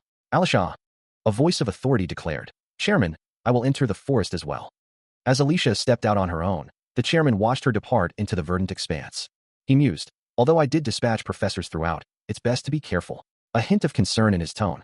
The unnamed female instructor, her eyes wide with alarm, exclaimed, Wait, but where's that child? Chairman, did you? His response was curt and decisive. Sent her. He inquired, She did, before confirming with a simple, Indeed, his expression unreadable. Meanwhile, a distinct footfall echoed, as Warren's black-clad foot stepped with purpose. Deep within the forest, Alicia sprinted through the trees, her form a blur of motion as she fled. Warren, now fully revealed in her chained nun's habit, contemplated, I think. Her crimson eyes glowing with renewed intensity, she concluded, She's had a change of heart. The sharp clang of steel echoed through the forest, as a voice cried out in pain, followed by an urgent command to catch her. A young woman, her face etched with fear and frustration, demanded to know, Why are you being like this? Her voice rising in protest, she challenged them, Don't you think you're being unfair? Alicia Arden, katana drawn and ready, stood her ground against the encroaching figures, her frustration boiling over as she exclaimed, Several of you attack one of me. Her movements were a blur, a swift, decisive strike that sent Corin and another student sprawling to the forest floor, their attempts to overwhelm her proving futile. Corin lay stunned, blood trickling from his mouth, a single thought echoing in his mind. What's unfair are your abilities. Another student cried out in agony as Alicia's fist connected with his face, the impact sending him reeling. She followed up with a powerful kick, her voice laced with fierce determination. Please just get knocked out, you monster. A pained grunt escaped the unseen victim, confirming the brutal effectiveness of her assault. The blue-haired student was sent flying backward, his body recoiling violently from the unseen blow.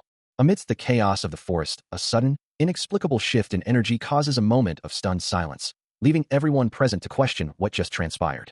From the depths of the shadowy woods, Corin emerges, his eyes now glowing with an ominous crimson light, a fiery aura radiating from his form, as a voice from the periphery hesitantly calls out his name, wondering if it truly is him. Alicia lands lightly on her feet, her expression a mix of confusion and disbelief, as she asks if he was the one who just saved her, a silent, knowing thought confirming the unexpected turn of events. An unseen observer, noting the unfolding drama, remarks on her inherent kindness, before admiring Alicia's beauty and the striking blue armband she wears. Still reeling from the sudden events and the strange comments, Alicia can only manage a bewildered, soft pardon. His crimson eyes burning with an unsettling intensity, Corin repeats his words, his voice now carrying an edge of aggression that belies his previous demeanor. The staff in his hand pulses with a malevolent red energy, a clear sign of the dark power now coursing through him. The unseen observer's gaze lingers on Alicia's blue armband, finding beauty even in the midst of the escalating tension. Overwhelmed by the sudden shift in Corin's demeanor, Alicia cries out in anguish, feeling utterly betrayed by someone she had once believed to be a kind person, someone who had even offered her candy. Her face contorted in a scream of despair, Alicia's emotional turmoil is palpable, a stark contrast to her earlier composure. Despite her current distress, Alicia is known as a pure fighting-type second-rank knight, though she is yet to properly utilize her vigilant eyes ability. However, when it comes to raw fighting power, she is considered merely mediocre among other second-rank individuals. Corin's eyes glowed with a fierce, crimson light, his grin widening into a predatory snarl, as if to declare, That's why. He pointed a demanding finger forward, his voice echoing with a chilling intensity, proclaiming, You can become a good person too by giving me your armband. Meanwhile, the general consensus was that Alicia Arden, though formidable, was still considered, she's incomparable to her real genius sister. A skilled knight who stood ready with her blade. Yet the truth was, but Alicia is still among the top 1%. Indeed, she was the same Alicia, who easily dealt with 7 students who made an alliance composed of 3rd and 4th ranks. Such was her confidence that she didn't feel worried about the 5th-rank knight, Corin, at all. This sentiment was shared by many, who would simply agree, of course. Yet, as a male student lunged forward, his sword striking with a sharp, metallic clang, Alicia watched, her expression shifting to one of utter disbelief, wondering, what's with him? As Corin stood amidst a swirling dark aura, his eyes still glowing red, the sheer power emanating from him prompting the thought, he's so strong. His arm, now a conduit of raw, crimson energy, pulsed with an undeniable force. Alicia found herself analyzing Corin's close proximity sword wrestling, a style designed to penetrate any outer defense. Their blades clashed in a furious dance, a whirlwind of steel and motion. He was toying with her, counterattacking and pressuring her with overwhelming force, leaving her little room to breathe. Yet, even amidst the onslaught, she perceived openings, small gaps in his technique. If she could just target those fleeting intervals between his stabs and cuts, she might find a way through. A sharp impact forced a gasp from her body recoiling from the sheer force. She was driven back, forced into a desperate crouch, her defenses barely holding. His blade pressed against hers, pushing her weapon down with undeniable strength. Sparks erupted as steel met steel, a testament to the ferocity of their clash. With a final, swift movement, Corrin disarmed her, his arm ablur. A chilling smirk spread across his face, his crimson eyes glowing with predatory satisfaction. He delivered his assessment, a harsh truth about her lack of practice due to over-reliance on her natural talent. As Corrin continues his demonstration, he begins with the fundamental principle of Lan, deflecting incoming attacks with precise, sweeping motions of his spear. This leads into Na, a technique for pushing down on your opponent's weapon, disrupting their balance, and creating an opening. Next, the Chow, a swift and precise motion for stabbing in a straight line, targeting a critical point with minimal effort. Alicia, witnessing the seamless execution of these techniques, can only utter a surprised, huh, as the reality of his skill sinks in. Corrin then demonstrates how combining these basics creates a powerful synergy, his spear glowing with a fierce red aura. This combination forms the most basic and extreme counter, a technique that can turn any defense into an overwhelming offense. In other words, he channels his entire being, his crimson eyes glowing with focused power, into the next strike. With a surge of energy, he unleashes his spear intent, a concentrated burst of force that radiates from his weapon and hand. The impact sends Alicia flying backward, her weapon ripped from her grasp as she's engulfed in the red energy of the attack. The technique, a manifestation of his complete mastery, is known as the ultimate essence, leaving Alicia's weapon discarded on the ground as the red aura fades. Alicia is sent flying backward, caught in the brilliant, explosive light of Corrin's final technique, his spear still extended in the aftermath. As she tumbles through the air, a system message confirms the devastating effect, block capture plaque. She crashes to the ground, her sword skittering away, leaving her disarmed and vulnerable. A pained groan escapes her lips, the impact rattling her to the core. Hunched over, she struggles to breathe, coughing violently as sweat beads on her brow. She realizes the gravity of the situation, thinking that if she hadn't immediately blocked with her aura, the attack would have been truly dangerous. The sheer level of his mastery over each skill is undeniable, a fact that leaves her stunned and sweating. Her mind races, desperately trying to comprehend just who this person truly is. Corrin stands over her, a crimson aura radiating from his form, his eyes glowing with power as she questions if he is truly a fifth-rank knight. The realization dawns on her, a bitter admission of her complete defeat. With a confident smirk, Corrin retrieves a purple cloth from her, declaring his intention to make good use of it. Overwhelmed by the outcome, Alicia lets out a final, frustrated cry. An explosive impact rips through the forest, the sheer force of it echoing with a cry of, "This is unfair."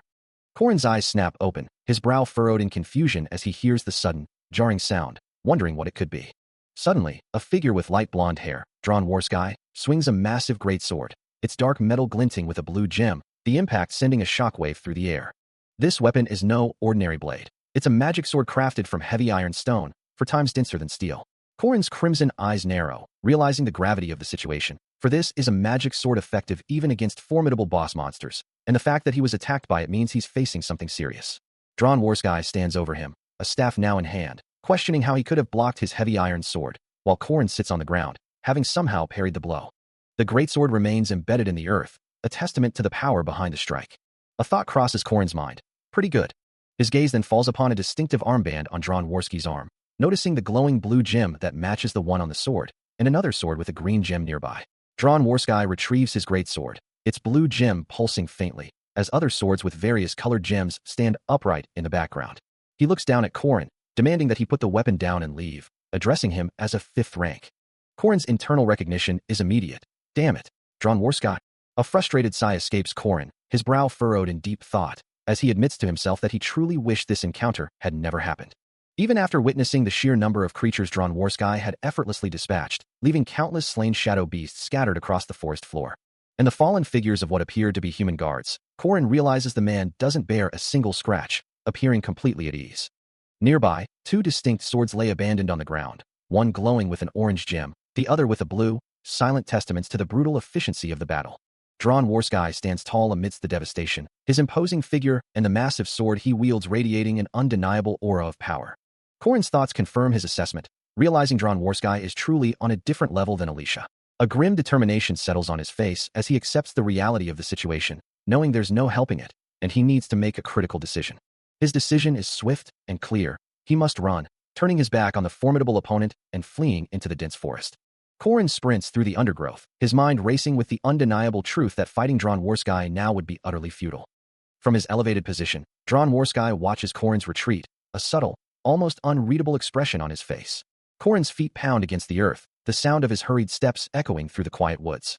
As he continues his desperate flight, a lingering thought surfaces in his mind, recalling something Dronworski had said just before the confrontation. A flash of memory, a powerful, red-eyed presence, crosses Korin's mind, leaving him to wonder if the overwhelming power he'd just witnessed was truly blue, or something else entirely. His thoughts quickly turn to the jackass who caused this chaos, a surge of frustration building within him. He couldn't comprehend why someone so powerful would involve himself in something that offered no financial gain, the fiery aftermath of a battle raging around him. Amidst the destruction, he spots Alicia, demanding to know why she was following him into such danger. Both Korin and Alicia are visibly terrified, their faces contorted in fear as they scramble away from an unseen threat.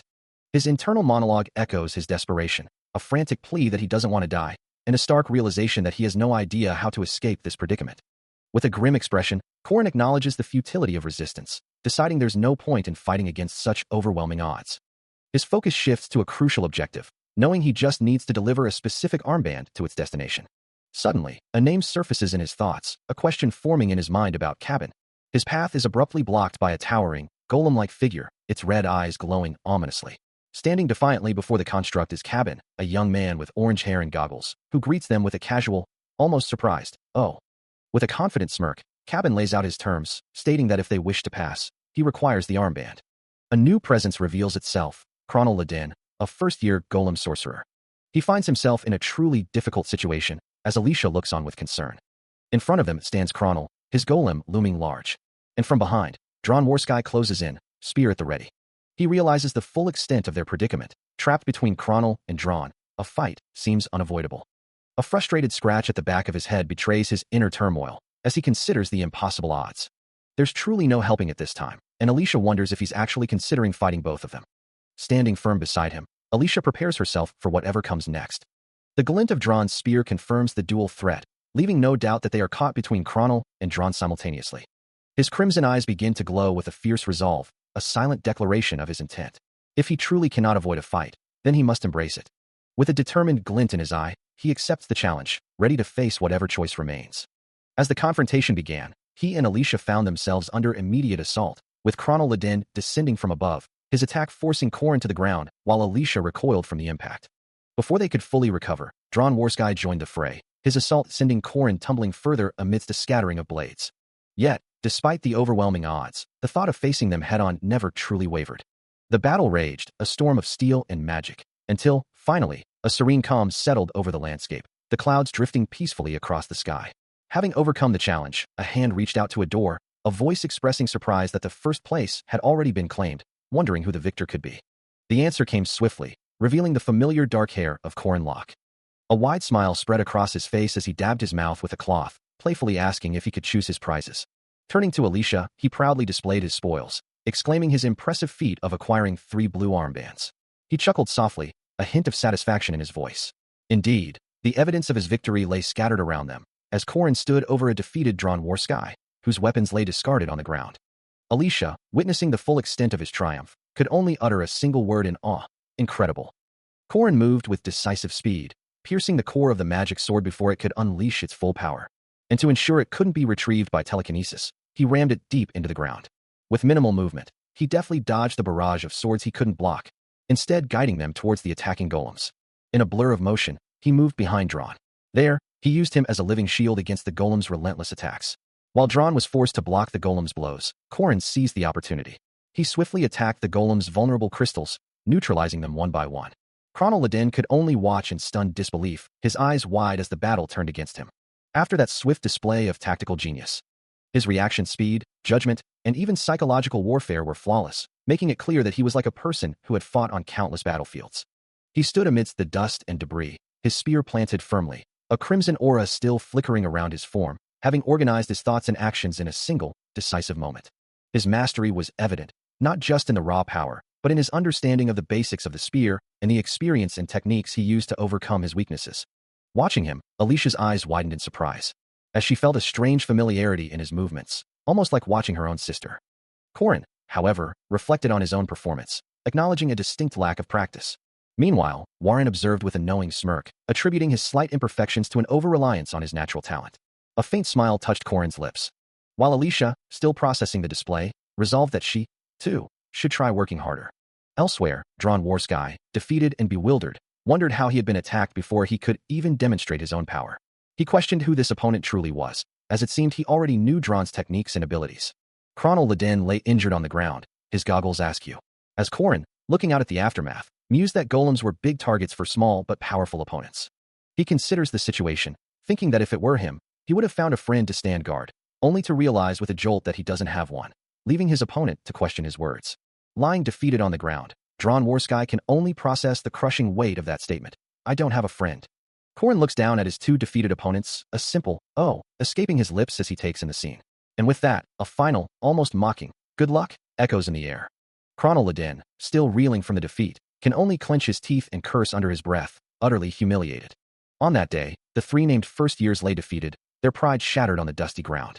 Corin stood alone amidst the scattered weapons, a silent testament to his overwhelming victory, as the world around him began to remember. They came to remember Corinlock in their own ways, a soft, melodic humming sound filling the air as if in response. Meanwhile, Corin himself was seen in a different setting, a blue cloth held to his mouth, perhaps in thought or contemplation. Deep within a verdant forest, a powerful, glowing green energy pulsed, accompanied by a resonant sound, hinting at a hidden presence. For the world was also coming to remember the druid who receives the protection of the forest. And with a burst of vibrant green light and a crackling sound, she appeared, her eyes glowing with the power of nature, ready to make her presence known. As the forest's protection manifested, the unnamed druid moved with a swift, almost ethereal grace, her form wreathed in vibrant green energy. However, a different kind of power began to coalesce, a brilliant blue orb forming in the cosmic expanse, hinting at another formidable individual, a person there, whose presence was now undeniable. This immense sphere of azure light descended over a gnarled, ancient forest, a tiny figure suspended within its radiant core. The person there, revealed to be Yule, floated effortlessly amidst a column of brilliant blue energy, her hand raised as if commanding the very heavens, her power radiating outwards. For she was known as the strongest, the greatest mage of Merkaba Academy. A gentle smile graced Yule's lips, her light blue hair and eyes reflecting the shimmering water magic that danced around her, a serene yet powerful presence. With a sudden surge, her blue ice and water magic erupted upwards, a torrent of raw elemental force. The sheer volume of her power was overwhelming, filling the space with shimmering, dynamic blue energy. Since the seniors were taking on the role of monsters and helping with practice training, a young druid found herself overwhelmed, tentacles coiling around her as she let out small, frightened gasps. And that was how the hunting ground practice training ended. Afterward, a student with light blue hair and a golden flower accessory crouched down, asking the green-haired druid, "Are you the new druid student?" "Hi, I'm Mariette," to which the druid shyly replied, "Why Yule?" Is what Yule thought to herself, a subtle, knowing smirk playing on her lips, her brown eyes glinting with an unexpected sharpness. Later, amidst the dappled light of a forest, Yule stood, her gaze fixed on another figure cloaked in a dark nun's habit. Her own expression remained composed, a hint of that earlier smirk still lingering as she observed the newcomer. The nun, Warren, looked down, her face partially obscured by her wimple, an air of quiet intensity surrounding her. Then, her eyes lifted, revealing a piercing crimson glow, a stark contrast to her serene demeanor, hinting at a formidable power within. A cloaked figure stands amidst the trees, a voice echoing through the clearing, suggesting, "Oh my, you must be looking for someone," as two figures lie defeated on the forest floor, while another, a blue-haired woman, attempts to flee into the distance. Looking down at the fallen, the cloaked figure remarks with a hint of disdain, "You've only gathered similar people." The blue-haired woman, Mariette, continues her desperate flight, but the cloaked figure is already in swift pursuit, closing the distance with alarming speed. He pauses for a moment, observing something on the ground, a soft, questioning sound escaping him. Suddenly, a massive surge of ice magic erupts from the ground, shattering the earth and forming jagged crystalline structures. Undaunted, the cloaked figure pushes through the icy barrier, his determination unwavering as he continues his pursuit. He finally catches up, offering a curt apology. Mariette, now with glowing yellow eyes and sharp fangs, responds with a playful yet sinister smile. "You can ignore me, but based on regulations, I'm a monster right now." Her voice takes on a dangerous edge as she concludes, "So I can't do the same to you." Elsewhere, a young woman in a nun's habit, Warren, watches with intense crimson eyes, her presence a silent, ominous counterpoint to the unfolding chaos. As the dust settled from the previous confrontation, a figure watched from the shadows, her eyes glowing with an ethereal blue-purple light, a single thought escaping her lips. So annoying. Meanwhile, the system registered a remarkable achievement, announcing, in total, 117 points. I haven't seen a score like this in so long. Near a quaint, rustic house nestled amongst the trees, the protagonist found himself presented with a choice. With a confident air, he inquired, "Can I choose my prize?" A golden interface materialized before him, displaying a selection of potential rewards. Among the options were a matte bore molar knife and a leather protective coat, each promising a distinct advantage. Another choice presented itself as the shark bear's bile, a potent concoction with unknown properties. He considered the choices, knowing that the system had identified the shark bear's bile as the most valuable item, yet a subtle smile played on his lips as he already had a different plan in mind. His thoughts confirmed his resolve, but I came into this with something already in mind. With a decisive gesture, he declared, "I'll go with this," selecting a mandrake seed from the glowing interface. An attendant, a man with dark hair and a friendly smile, gave a thumbs up, impressed by the choice. "Wow, you really have an eye for things." To choose the Korin, having just secured the mandrake seed, considers his remaining 17 points, pondering how best to utilize them. An attendant watches as he confirms his intention to spend those points, a thoughtful hum escaping him. With a sudden burst of enthusiasm, he eagerly requests a specific item, his hands reaching out. His eyes gleam with excitement as he holds up 2 cards, nutritional plant supplements for 6 points and earmuffs for 10, clearly delighted with his selections. A satisfied sigh escapes him, concluding what he considers a successful shopping spree. Meanwhile, in a different setting, a lone figure stands amidst the defeated forms of several armored adversaries, a spear held ready in a courtyard. He reflects that even after countless attempts at this game, things have never gone so smoothly, a sentiment that extends beyond just the current situation. Elsewhere, Drawn Warsky, a muscular student with blonde hair, grins triumphantly, while a smaller, bespectacled student behind him looks on in surprise, noting it's their first time seeing those guys finish as well. The two walk together, the smaller student exclaiming about their second-place finish and 19 points, while Drawn Warsky proudly declares his own 15 points. Korin, having joined them, smiles, acknowledging their effective teamwork. Drawn Warsky, full of energy, suggests they continue their training in the stamina room that night, his back to the viewer as he speaks. Korin, however, has a different objective in mind, thinking that if his companions have enough energy for the stamina room, they could help him locate the golem core. Korin looks on, a flicker of surprise crossing his face as he takes in the scene around him, while Chronal Ladin, the second-rank mage, reassures him about something precious they've found, even as Korin offers a hesitant, "It's fine." Ladin then reminds him that in moments like these, a simple thanks would suffice. Meanwhile, second-rank knight Alicia Arden reflects on her past experiences, noting how much she worked with Chronal Ladin, and how few aggro-tanker dealers are as effective as a golem in semi-large monster battles. The narrative shifts, a somber realization settling in that things are slowly drawing to a close. Back in the forest, Chronal Ladin is diligently working to restore a core, his focus absolute amidst the lingering tension. Alicia Arden, the second-rank knight, is also seen, her expression pained. Her posture and visible distress confirm that she is injured. Drawn Warsky, the second-rank knight, appears equally spent, his gaze distant. The toll of the battle is evident, leaving him out of fighting power. Korin then kneels beside second-rank mage Druid Yule, who lies motionless on the ground, a small, ominous text bubble pointing to her as the culprit. His hand trembles as he reaches out, a single, horrified question escaping his lips. Dead? Korin's mind raced, refusing to accept the grim reality of Yule's motionless form, wondering what the professors could possibly be doing in such a dire situation. As he carried the unconscious green-haired druid through the forest, Korin's voice was strained, questioning if merely being alive was enough, before muttering about the girl he called Mariette, finding her too much to handle in this state. A sudden, sharp sound echoed through the trees, a stark reminder of the chaos surrounding them. Continuing his hurried pace, Korin glanced back at the path they had traversed, a worried question escaping his lips about the unfolding situation. The ground behind them was littered with the remnants of a fierce battle, broken earth and scattered debris marking the path of destruction. His eyes filled with a desperate urgency, Korin pleaded with the unconscious druid, imploring her to run away, Mariette, as if she could hear him. A moment later, his expression shifted to one of confusion and concern as he wondered aloud about the fate of this Mariette. Meanwhile, a different figure, Mariette Dunalef, stood bathed in a brilliant blue aura, a natural talent with an unparalleled ability to analyze magic and a blessed amount of mana, a mage who seemed to have never experienced despair, frustration, or failure. She was the talent destined to continue Senior Professor Josephine's path, truly a genius, all of it leading to Mariette.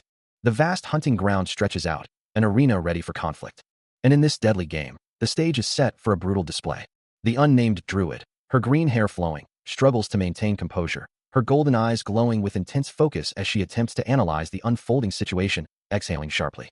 A desperate thought echoes in her mind. She needs to analyze the threat before her. But before she can fully comprehend, Waran, with her crimson eyes burning, launches a swift, devastating lunge, a trail of red energy following her attack. From a distance, a white-haired figure watches the sudden escalation, a silent exclamation escaping them as the battle intensifies. The druid's defense manifests as sharp, crystalline blue energy, forming rapidly to intercept the incoming assault. She is enveloped in a swirling vortex of ice shards and blue light, her gaze fixed upwards, concentrating on holding her ground. But Waren's attack is relentless, her red eyes blazing with power, as she unleashes a devastating blow that shatters the very air around her. The blue crystalline barrier, unable to withstand the force, explodes into countless fragments under the impact. With her defense breached, the druid lets out a frustrated sound, her expression tightening as the blue energy still swirls around her. Surrounded by shimmering blue ice, the unnamed druid struggles to maintain her defense, realizing elementary magic alone won't suffice against the overwhelming force she faces. Meanwhile, a promise Mariette had made to her senior professors, that she wouldn't use attack magic above the intermediate level, is violently broken as Waren's crimson-tinged attack slams into the druid's crystalline barrier. She had already begun to use advanced magic. In other words, although she must have wanted to deny it, Mariette's eye reflects the desperate struggle, a silent testament to the power she's now forced to wield. She was using her full power. With the druid's defense shattered, Waren looks down, her expression unreadable as fragments of blue ice magic scatter around her. The unnamed druid collapses to the ground, a pained groan escaping her lips amidst the debris of her broken shield. The impact sends a shockwave through the earth, kicking up a cloud of dust and debris. Another violent tremor rocks the area, the sheer force of the attack leaving a devastating mark. Finally, the unnamed druid lies defeated in a newly formed crater, a soft, pained "oh ouch." Her only response to the brutal assault. The ground shattered under a powerful impact, sending debris flying as a menacing presence landed. Barely able to stand, the unnamed druid could only manage a desperate plea, her hand glowing faintly as she warned, "Do not come any closer." What stood before Mariette was no mere opponent. It was neither a knight, nor a mage, nor even a playful entity. It was simply a natural disaster made manifest, its crimson eyes burning with an infernal glow amidst a swirling red aura. The figure advanced, draped in dark robes and bound by ominous chains, each step radiating an oppressive, fiery energy. With a heavy, deliberate stride, the ground beneath her foot cracked and glowed with intense heat. It was a disaster, but one that had taken human form. Overwhelmed by the sheer force, the druid cried out, her hand flaring with a desperate burst of blue magic. "Yuug." Her voice strained with fear, she pleaded, "Don't come near me." As the pressure intensified, her face contorted in a scream, ice magic swirling violently around her in a desperate attempt to form a shield. Reaching out a trembling hand, she made one final, desperate demand, "Stop there." Suddenly, a new voice cut through the chaos, commanding, "Waran, stop." Above the training grounds, the sky shimmered with ethereal light, as if the very fabric of reality had been momentarily torn, leaving behind glowing fragments. From within the swirling purple energies, a voice cut through the air, filled with concern, asking if Mariette was all right. The source of the voice was a figure with long, flowing white hair, their form wreathed in the same vibrant purple aura, their presence radiating immense power. A hand reached out, seemingly towards the lingering blue magical energy that still pulsed in the air, a silent testament to the recent conflict. Mariette, still reeling from the impact, managed to utter a name, recognizing a familiar presence. Her light blue hair was disheveled, and her expression showed clear signs of pain, yet she forced out a response, assuring them she was fine, despite her obvious injuries. Her voice, though strained, confirmed her resilience, a single word echoing her determination. She lay sprawled on the ground, a testament to the force of the previous attack, her body aching but her spirit unbroken. Approaching her was a woman with blonde hair, wearing a distinctive red hat and glasses, her gaze fixed on the injured student. Her long, straight hair cascaded down her back, a calm presence amidst the chaos. This entire ordeal was merely part of a hunting ground training practice, a harsh lesson in survival and combat. The tranquil forest canopy stretched overhead, a stark contrast to the recent chaos. Indeed, the aftermath of the training exercise brought forth several unexpected results. Among them, the performance of the first placer, who had achieved something remarkable. A heavy boot stepped onto an ornate rug, signaling a shift in the unfolding narrative. And then there was the other significant development. Mariette lay recovering in bed, her light blue hair fanned across the pillow, sunlight streaming through the window as she rested. This was all part of the second-year ace, Mariette's conflict. Corin stood, arms crossed, reflecting on the situation, admitting that her power had truly scared him. He had momentarily believed she had already awakened as a boss. Looking down, he reassured himself that she seemed fine for now, so things must be flowing according to the original plot, right? Dismissing the immediate concern, he decided it was best to think about that later. As he walked away from the grand entrance, he mused that there were still around 3 weeks left until she fully awakened. For now, there were other things to prepare for. The journey began at the hunting ground forest outskirts, where Korin walked a familiar path, his footsteps echoing softly through the dense foliage. He had to secure his position first. Stretching out the kinks from his journey, he prepared for whatever lay ahead. But a sudden misstep sent him tumbling, a surprised cry escaping his lips as he lost his footing. He plunged towards the water below, a small, glowing blue orb slipping from his grasp and falling with him. Panic seized him as he plummeted, wondering what he could possibly do to avert disaster. His thoughts raced to the precious item, the seed his mother had left him, now seemingly lost. With a desperate cry, he hit the water, the impact echoing his despair. From the shadows, a voice taunted, "Ho ho, why are you crying so sadly?" A sinister smirk spread across the face of a dark-haired figure, his glowing orange eye fixed on Korin's plight. He had arrived, the one spoken of in the heroic legend. Within the world of Arhan, a unique Easter egg exists, one that can only be triggered once, involving an ancient figure known as the Gold Axe Taoist Hermit. This enigmatic figure, often depicted with a long white beard and traditional robes, is a nod to the classic fable of the woodcutter who accidentally drops his iron axe into a pond, and the Taoist who appears to offer him a choice of gold or silver axes. However, in the game's original version, this event only worked with gold and silver axes, limited to unique grade weapons or below, and even dropping hundreds of different items into the Taoist Hermit's pond yielded no reaction. This led old-time players to start a random item challenge, where even heroes would drop rare items, all part of an Easter egg the producers had gleefully hidden. But some items, like a kitchen police's ladle or a cult leader's secret mask, were never meant to trigger anything.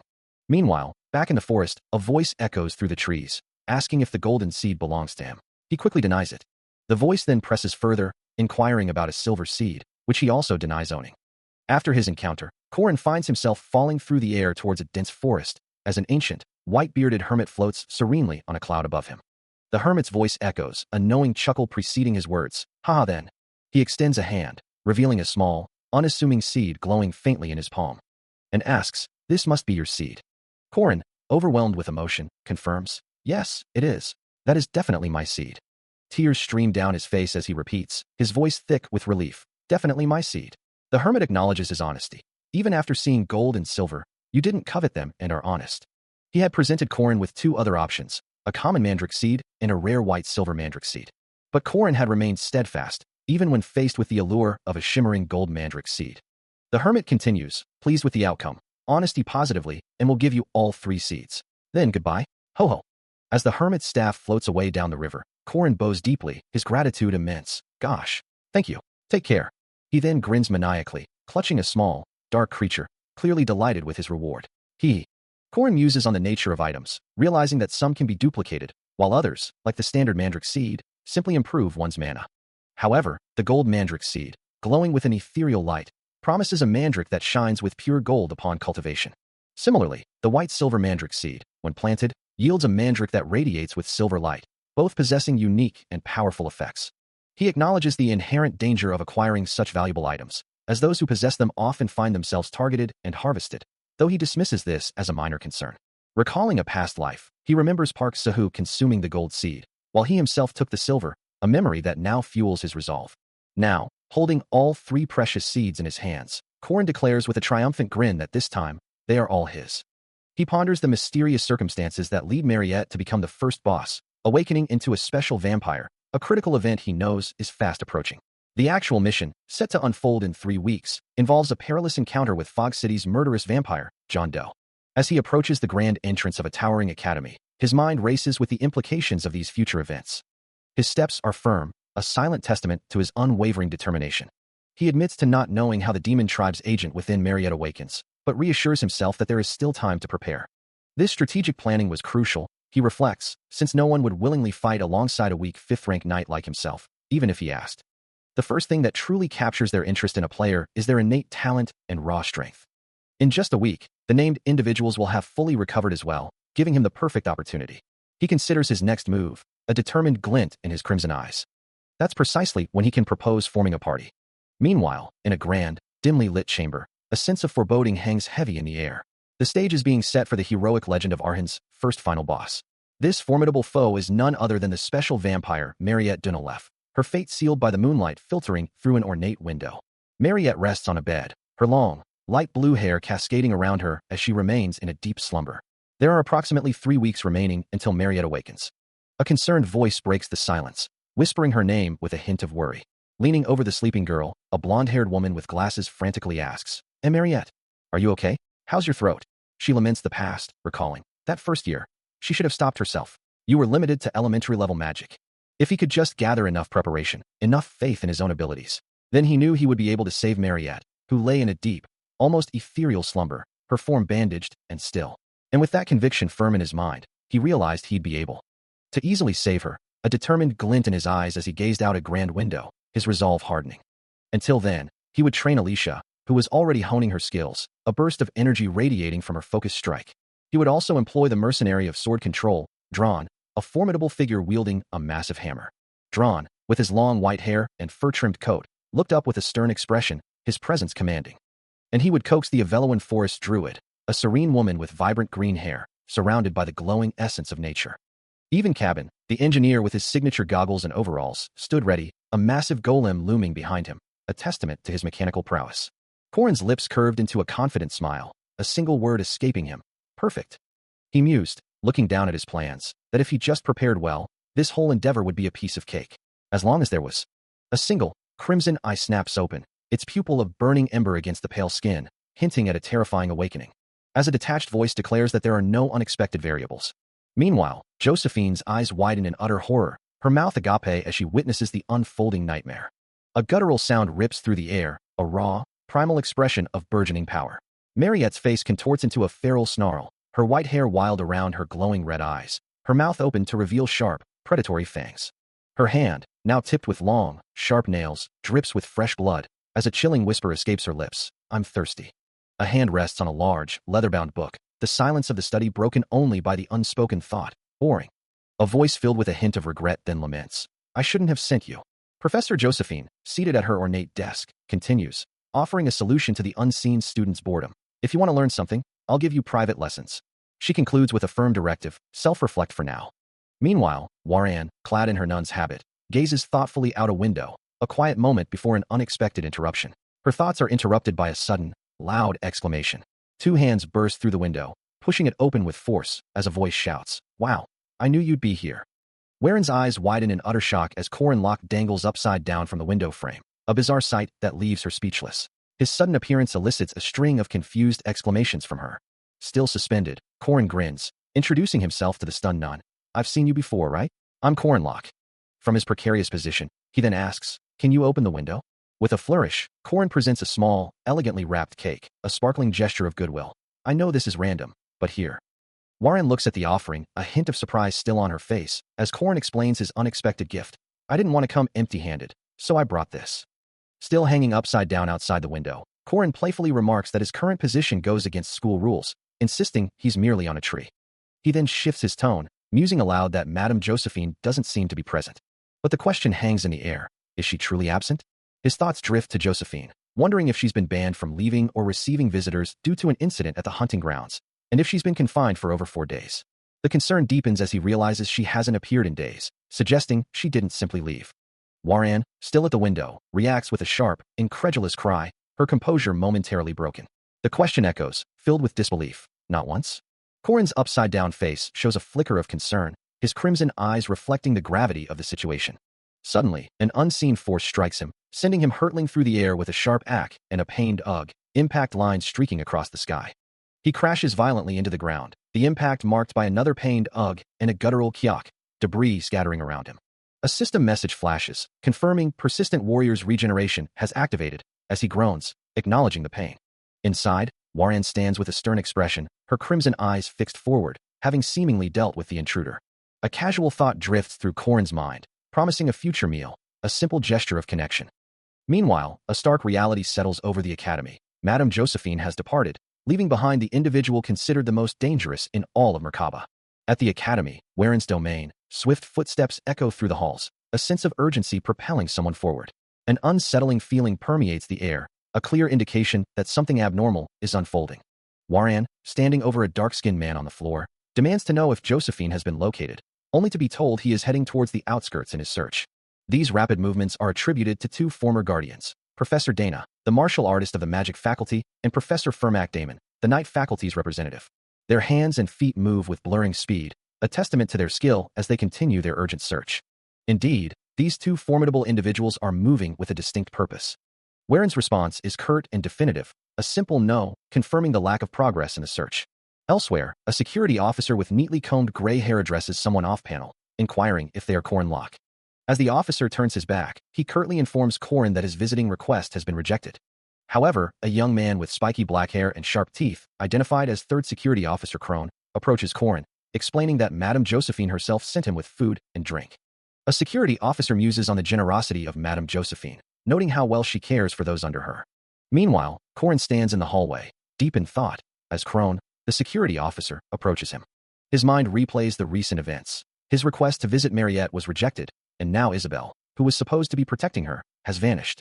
The presence of a guard stationed at the sick bay, where Mariette is, strikes him as particularly odd, a detail that gnaws at his composure. He takes a bite of the food Crone brought him, the glowing rune on his ring a stark contrast to his troubled thoughts. The more he considers the situation, the more his suspicions solidify, when suddenly, Crone lets out a pained groan. Corin looks at the officer, who clutches his stomach, feigning distress, asking if his stomach hurts, and suggesting a washroom might be nearby. Crone, with a theatrical plea, asks Corin to guard the door while he rushes to the washroom, but not without a stern warning not to enter. Corin, seeing through the charade, calmly assures him, wishing him a good trip and promising he definitely won't go in. A bead of sweat trickles down Corin's face as he lets out a soft sigh, his expression grim. He realizes the situation is escalating far too quickly. It's a month too early for such developments. A silent plea escapes him, hoping his fears are unfounded. His hand clenched tightly. Corin's mind raced, grappling with the unsettling feeling that his carefully laid plans were unraveling. He desperately hoped his suspicions were wrong, but the image of Senior Mariette, lying still, haunted him. Turning away, he knew the truth was far more sinister than he could have imagined, a truth hidden beneath layers of deception. His thoughts drifted to Isabel, the protector who had vanished without a trace. A single tear escaped his crimson eye, reflecting the profound distress etched across his face. The place where Mariette was supposed to be was now filled with nothing but lies. And Isabel, who was supposed to have gone missing, was nowhere to be found. A chilling discovery revealed 2 small puncture marks on her neck, a silent testament to a sinister encounter. This was what the professors wanted to hide, the dark truth surrounding Mariette. Mariette Dunaleff's face contorted in distress, her eyes and hair now glowing with an eerie purple light, a sign of her terrifying transformation. As he walked away, the weight of these revelations pressed down on him, a heavy burden of impending doom. The first final boss, a vampire, had awakened, and the true horror was only just beginning. A soft sigh escapes him, the weight of recent revelations pressing down as he stands in the quiet of the room. His thoughts consumed by the terrifying reality of the situation, leading to a stark strategic overview. To overcome the first act's ultimate adversary, Mariette, a 4-phase attack strategy must be meticulously followed. The initial stage, designated as Phase 1, involves confronting the monstrous entity. Following this, Phase 2 dictates that one can readily manage the incoming monster wave, while simultaneously containing the rampaging boss with precisely cast magic circles. As the enemy continues to rampage within a realm of blood, its power manifesting in destructive bursts. After successfully gaining the upper hand through sustained damage, the strategy progresses to Phase 3, a critical juncture in the battle. Here, the objective is to directly confront the powerful foe, engaging it head-on. When the powerful enemy is finally knocked down, it will revert to its last pattern, and the final phase of the attack is then activated, leading to the ultimate confrontation. The strategy continues to unfold, revealing that this final, devastating sequence, this last pattern, is the very heart of the attack. Even without the player's direct involvement, if it's a combination of the first-year named students, the situation becomes dire. Though the voice insists it's not too difficult to manage, as the silhouettes of Park Seo-hoo and Crone stand ready, their eyes glowing ominously red. A heavy weight settles on Corin's shoulders, the burden of these revelations pressing down on him. He questions the progression, wondering if they are truly meant to advance to Phase 3, but the thought is quickly overshadowed by a wave of guilt. As he sees Alicia Arden, injured and bandaged, realizing with a pang of regret that he was responsible for her state. His mind then conjures Drawn Warsky, his weapon destroyed, and Corin acknowledges this too as his fault. The image of Chronal Ladin, his golem core destroyed, appears next, and Corin's internal torment deepens, asking if he was also to blame for that. The realization dawns on him with crushing clarity. All of the first-year named students have been wiped out because of him. A single, raw expletive escapes his thoughts. As Corin clutches his head in anguish, his face contorted in despair and self-reproach. The situation had devolved into utter chaos, a complete disaster. In the original timeline, after this, the shadowy, monstrous form of the rampaging mage loomed, its red eyes burning with destructive power. Corin knew Mariette would attack her roommate and go on a rampage, a pivotal event from his past life. The plan had been for him, along with the others, to wait below the dorms where Mariette and Isabel resided, ready to swiftly neutralize the threat. But the reality was far different, as Mariette, consumed by her power, unleashed devastation, her form radiating an ominous blue glow. He knew Park Sahu had purposefully allowed Mariette to escape. But thanks to his own interference, things had spiraled into a complete mess, leaving him burdened with guilt. The consequences were immediate and brutal, as Alicia Arden was caught in the maelstrom, thrown violently amidst a blinding flash of light and debris. Her body now bore the brunt of the attack, her bones broken into 8 pieces. Even Cronel's formidable golem core had been shattered, leaving him to stare at the wreckage with a pained expression. Kneeling in despair, his construct utterly destroyed, Corin observed the scene, the weight of his decisions pressing down on him. He grimly concluded that Cronel was now basically useless, and his thoughts turned to Waran, wondering what further calamity awaited. The specter of Waran, cloaked in a nun's habit and wreathed in ominous red flames, loomed large in Corin's mind, as he knew he couldn't predict how the situation might change if she were to join the fray. So, with that unsettling thought lingering, he found himself in a corner of the stamina training room, considering a new employment commission. This was no ordinary task. It was a mercenary job with a special difficulty, requiring him to find and capture someone without killing them. Park Saho, standing nearby, couldn't help but question the wisdom of such an endeavor, asking if he was crazy, reminding him that mercenaries don't join fights they can't win. Drawn Warsky, the one offering the commission, explained that because his sword was broken, he only had 2 handles, and the payment for this unique task would be 20 gold coins. Corin, holding up a glowing card, assured him that if he didn't trust him, he could take this as collateral. The card, labeled Soul Dust, contained a substance with 100% purity, with no impurities. A soft glow emanated from the dust as Corin presented it.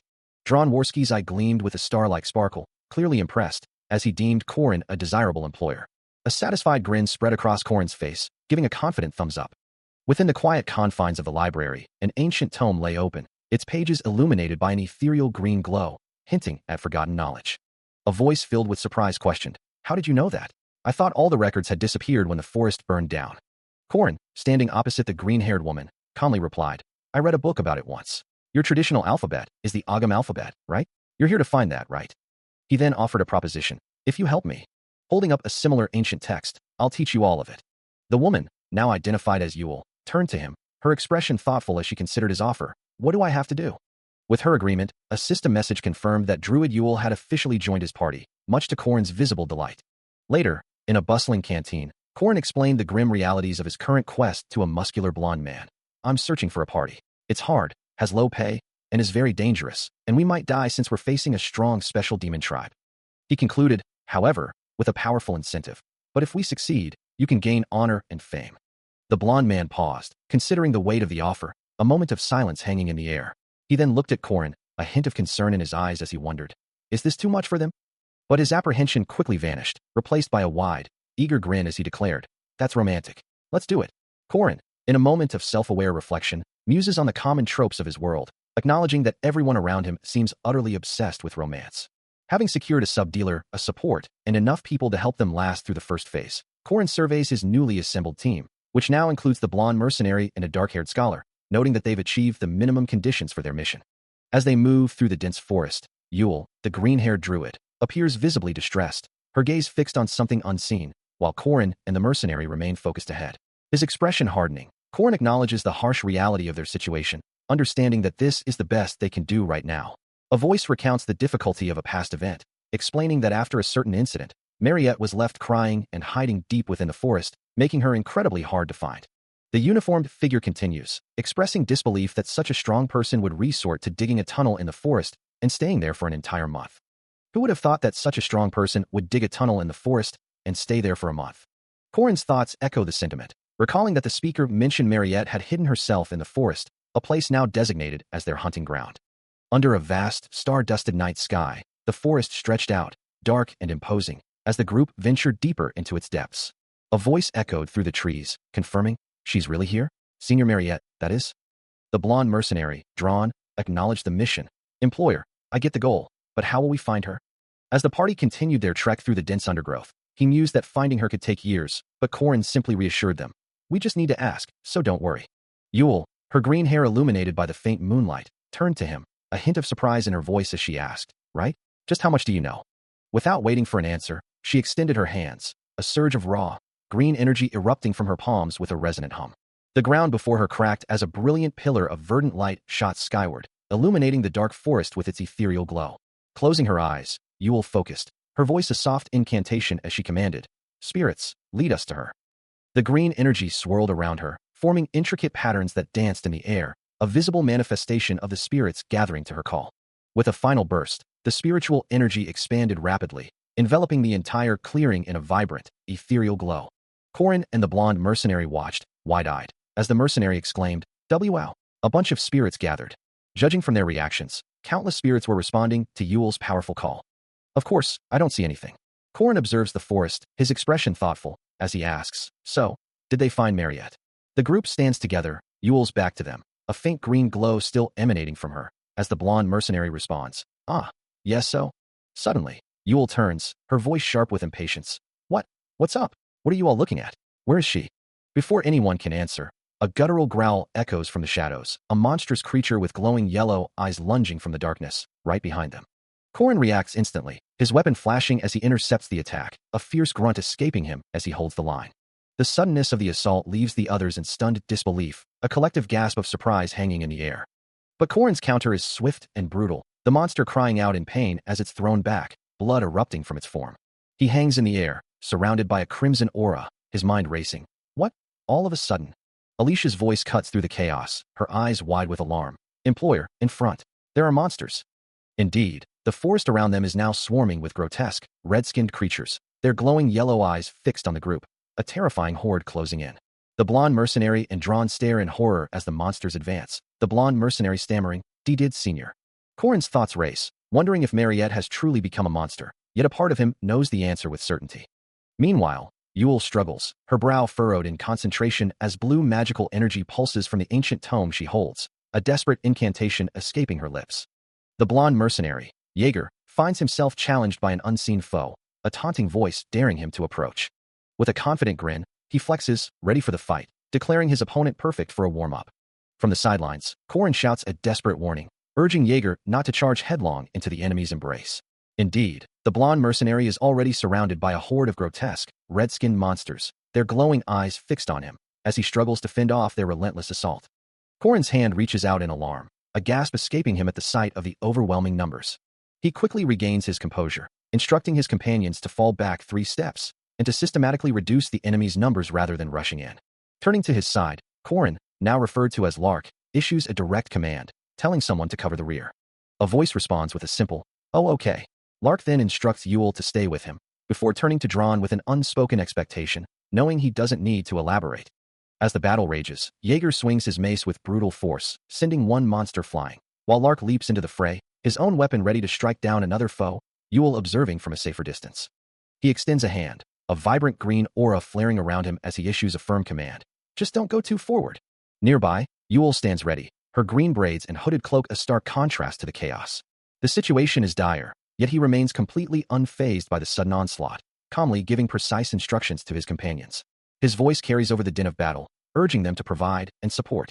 As the blonde mercenary cuts through the monstrous horde, blood spraying with each swing, it becomes clear that he is not merely strong, but also a seasoned leader and strategist, adept at guiding a group through peril.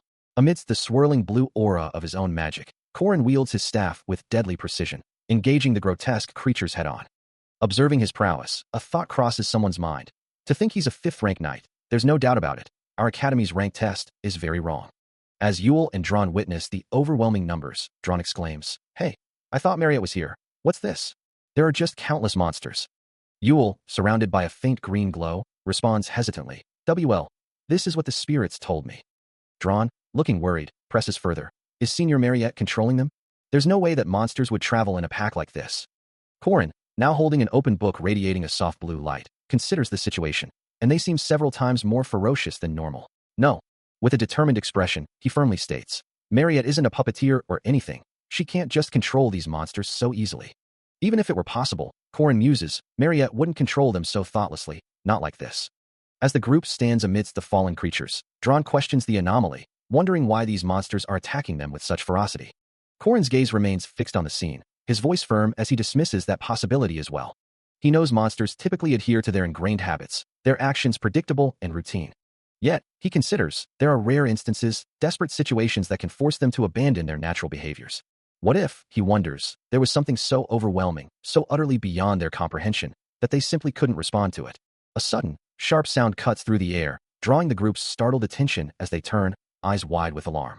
Something so terrifying, they would have no choice but to flee. And then, she appears, a figure wreathed in a malevolent crimson aura, her eyes glowing with an intense, unsettling red. The ground beneath her seems to crackle with dark energy, as her presence radiates an overwhelming, dangerous power. The blonde mercenary gasps her name in disbelief, as Corin quickly barks orders for everyone to prepare for battle, instructing Yule and Lark to fall back. Yule, already weary from the previous fight, groans at the lack of respite, questioning if they've even managed to put enough distance between themselves and the threat. With the threat of Mariette looming, Corin issues a decisive command, telling Dran and Jaeger to fall back and provide support. Dran, ever the professional, acknowledges his employer's plan, while Jaeger, with a hint of his usual bravado, questions if one step is Corin's standard or his own, but ultimately trusts the strategy. Corin's crimson eyes glow with an intense, unwavering resolve, his gaze fixed on the impending danger. He then issues another concise order, directing someone to take the front. A system window flashes before Corin's eyes, displaying his updated status. His aura rank now stands at 1480, with a significant boost of 740, though still categorized as low. His mana rank is 920, with an additional 460, marked as very low. His core stats, strength, agility, stamina, aura, and mana, each show a base of 26, with a temporary increase of 13. Another system message appears, a stark declaration. The third commandment, I will save the world. It continues, Mariette's fate. The influence she will have on this world. The ultimate objective is clear. Take the first step towards saving the world and stopping Mariette Dunalev. As the gravity of the situation settles, Corin's companions gather, Yule already channeling her magic, a soft green glow emanating from her staff, preparing for the inevitable confrontation. The group stands united, facing the ominous figure of Mariette, whose form is now wreathed in a terrifying, pulsating red aura, her power radiating an undeniable threat. With sleeves rolled up, Corin's muscles flexed, a testament to his readiness for the confrontation ahead. His hand gripped a weapon, glowing with a soft blue light, a silent declaration of his intent. Let's do this. A grand mission is declared, to save the world, a task that begins with confronting and stopping Mariette Dunalev. Yet, this directive immediately clashes with a fundamental principle, the first commandment that forbids turning a blind eye to the misfortunes of others. As if embodying this very conflict, Warren is consumed by a dark, fiery aura, her crimson eyes glowing intensely as tendrils of red energy erupt from her form. The demonic energy continues to surge around her, tearing at her red dress, her body racked with an agonizing transformation. Her bare foot, now glowing with the same malevolent red light, presses against the ground, the force of her power radiating outwards. Meanwhile, a new directive is issued to the hero, Cornlock. He must rescue Mariette Dunalev, a mission wished good luck.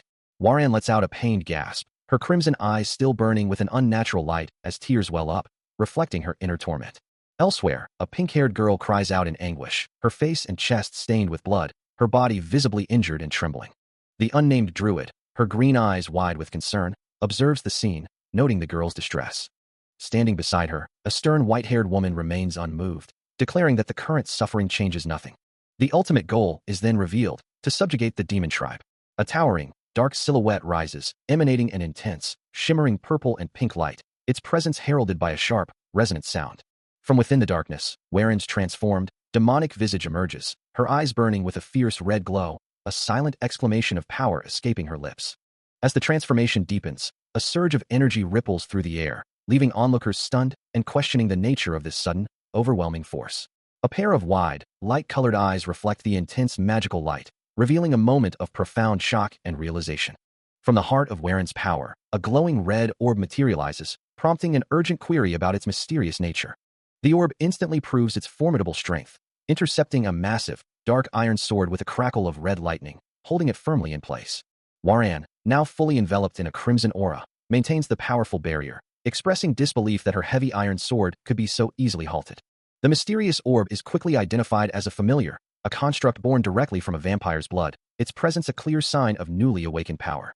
Corin, observing the scene with a look of concern, marvels at the rapid development, finding it astonishing that a newly awakened vampire could manifest such a potent orb so quickly.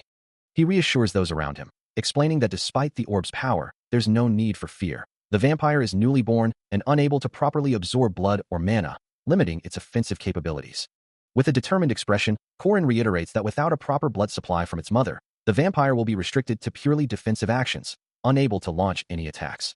Standing alongside the unnamed white-haired mage and an injured, tearful pink-haired girl, Korin concludes that the orb's defensive ability, which covers a mage's greatest weakness, is a significant development, but ultimately, the situation is manageable. A guttural cry of frustration echoes as a torrent of crimson energy erupts, a desperate internal command to simply disappear.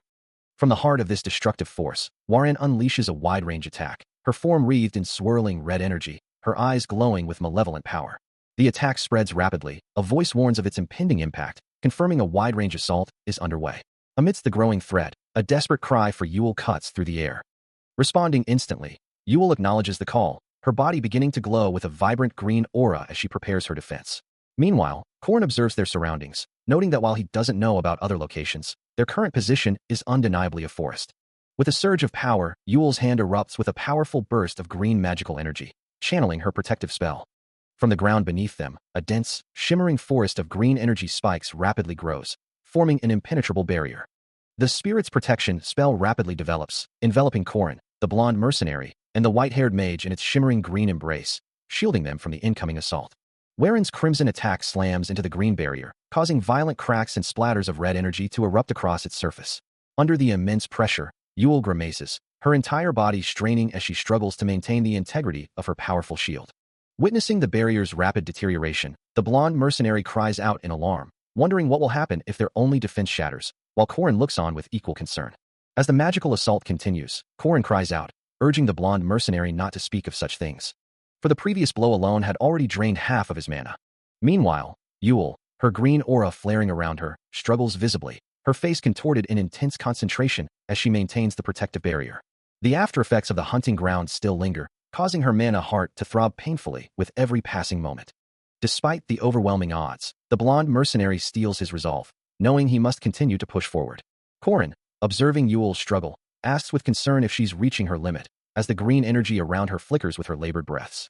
His own determination is fueled by a preposterous promise, a vow that binds him to this desperate fight. From behind, the blonde mercenary reassures them to hold on just a bit longer, promising to turn the tables in 5 more moves. Yule, gasping for air, can only manage a strained huff, her body pushed to its absolute limits. Korin's internal thought echoes the impossibility of the situation, a stark contrast to the blonde mercenary's confident declaration. Unaware or uncaring of their struggles, Warren stands cloaked in a menacing red aura, her eyes glowing with malevolent power, ready to unleash more destruction. The battle against the vampire Mariette Dunalef is a complex encounter, divided into 4 distinct phases. During Phase 1, the party must contend with a relentless onslaught of surrounding monsters. Only after defeating these initial threats does Phase 2 begin, when Mariette herself finally emerges to engage the players directly. Her form, a terrifying visage of crimson and shadow, radiates an immense, destructive power. To truly challenge her, one must bypass Phase 3 entirely, moving directly from Phase 2 to Phase 4 to trigger her final, most dangerous attack pattern. Her glowing red eyes hint at the dormant strength within, a power she holds back until the critical moment. This means, until that final phase is activated, she is not truly fighting with her full, devastating capabilities. The very ground around her seems to crack and shatter, a testament to the sheer force she commands.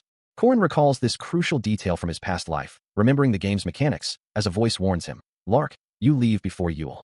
You can only use beginner magic around 2 more times." Yule, standing beside him, turns with a look of surprise, asking, "Why you calculated that?" Korin, with a determined expression, acknowledges her question, "Good work. Once Yule joins you, go as far away as possible." The blonde mercenary, standing ready behind them, confirms his understanding, "Got it." The red, crystalline structures that had appeared until now, while vast in number and scale, had never truly possessed this level of destructive power.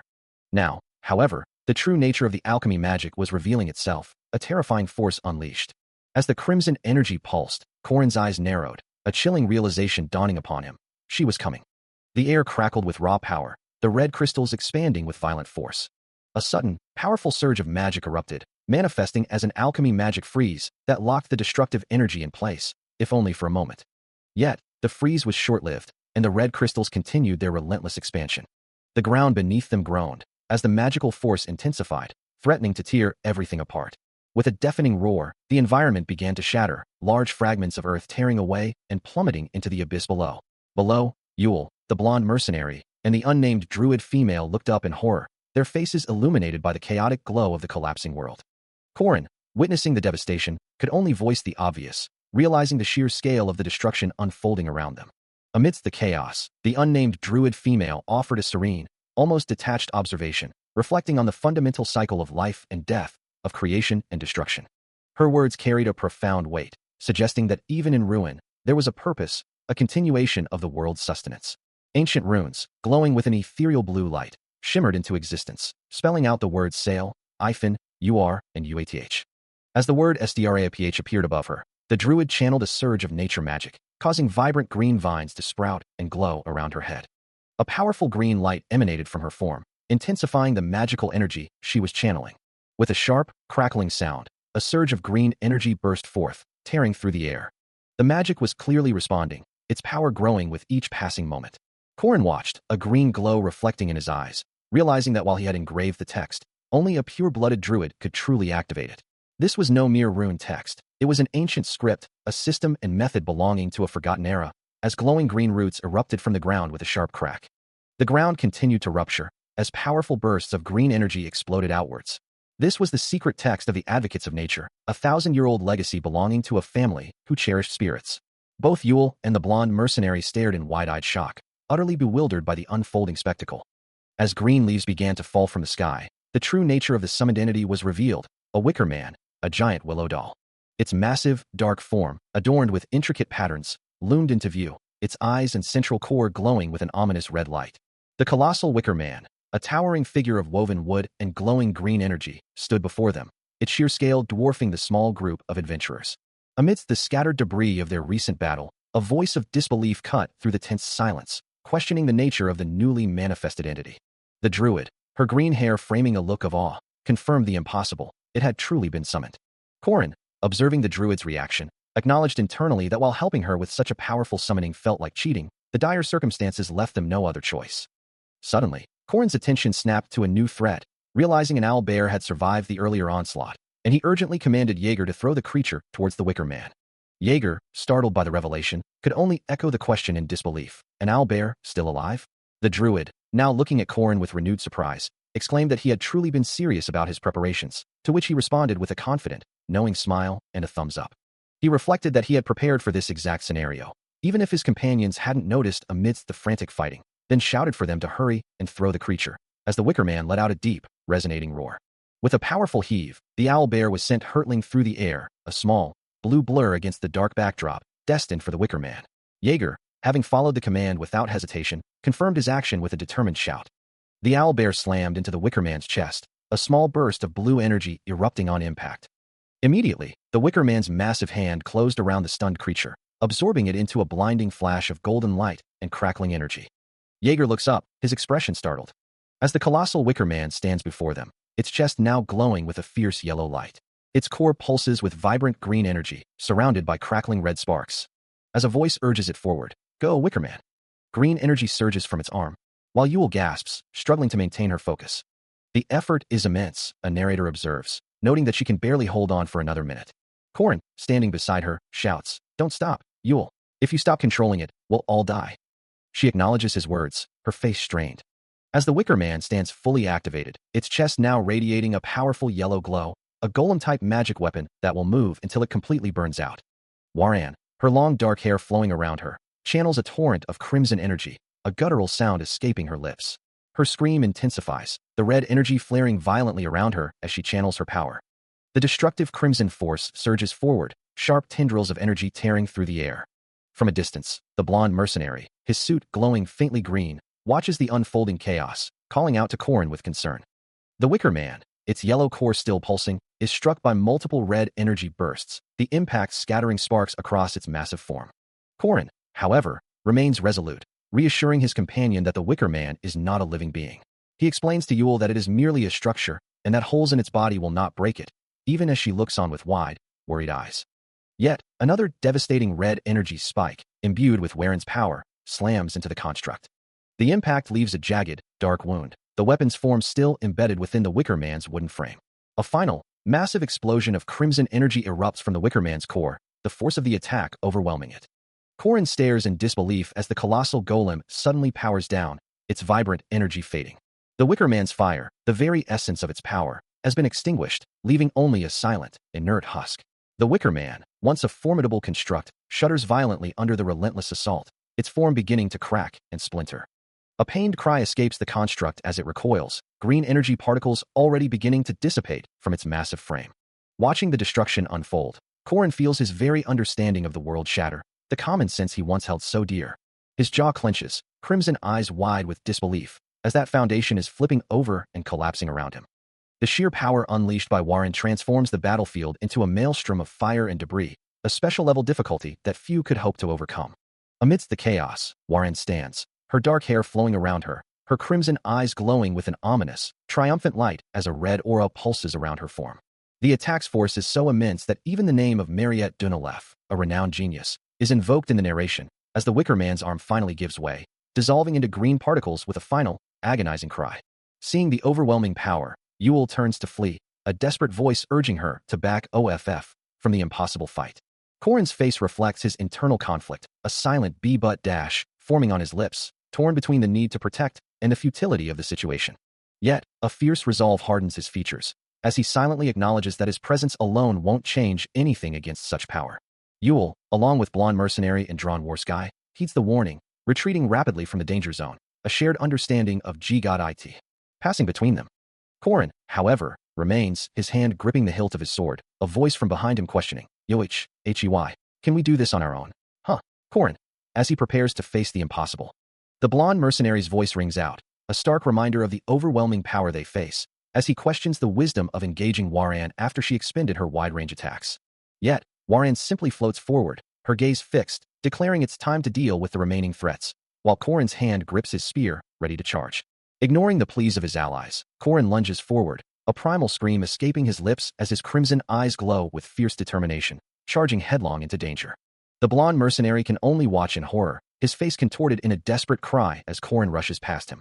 Yule, too, cries out, begging him to wait, but her words are lost in the chaos of his charge. Warren, however, remains unfazed, her crimson eyes glowing with an ominous light as she unleashes a torrent of sharp, red energy spears, manifesting them from the very air around her. The attack is swift and brutal. Korin's charge abruptly halted as multiple spears pierce his body, sending him tumbling to the ground, defeated. The remaining allies, the Blonde Mercenary, Yule, and Drawn War Sky, are forced to flee, the red spears raining down around them as they scramble for safety. But just as all hope seems lost, a new figure emerges, Alicia Arden, her eyes narrowed in fierce concentration as she activates a powerful ability, Link Pass, a crimson aura flaring around her. With a surge of focused energy, she initiates direct acceleration, channeling a potent crimson force through her arm. The crimson energy streaks forward, a blur of light accelerating with incredible speed towards Warren's attack. In a brilliant flash, Alicia's accelerated attack collides with one of Warren's red spears, creating a powerful impact that momentarily disrupts the onslaught. Warren's relentless red energy assault continued to surge, a vortex of destructive power. Even as her power intensified, she found her target annoyingly sturdy, resisting the full force of her blows. A massive impact reverberated through the air as the red energy detonated against its mark.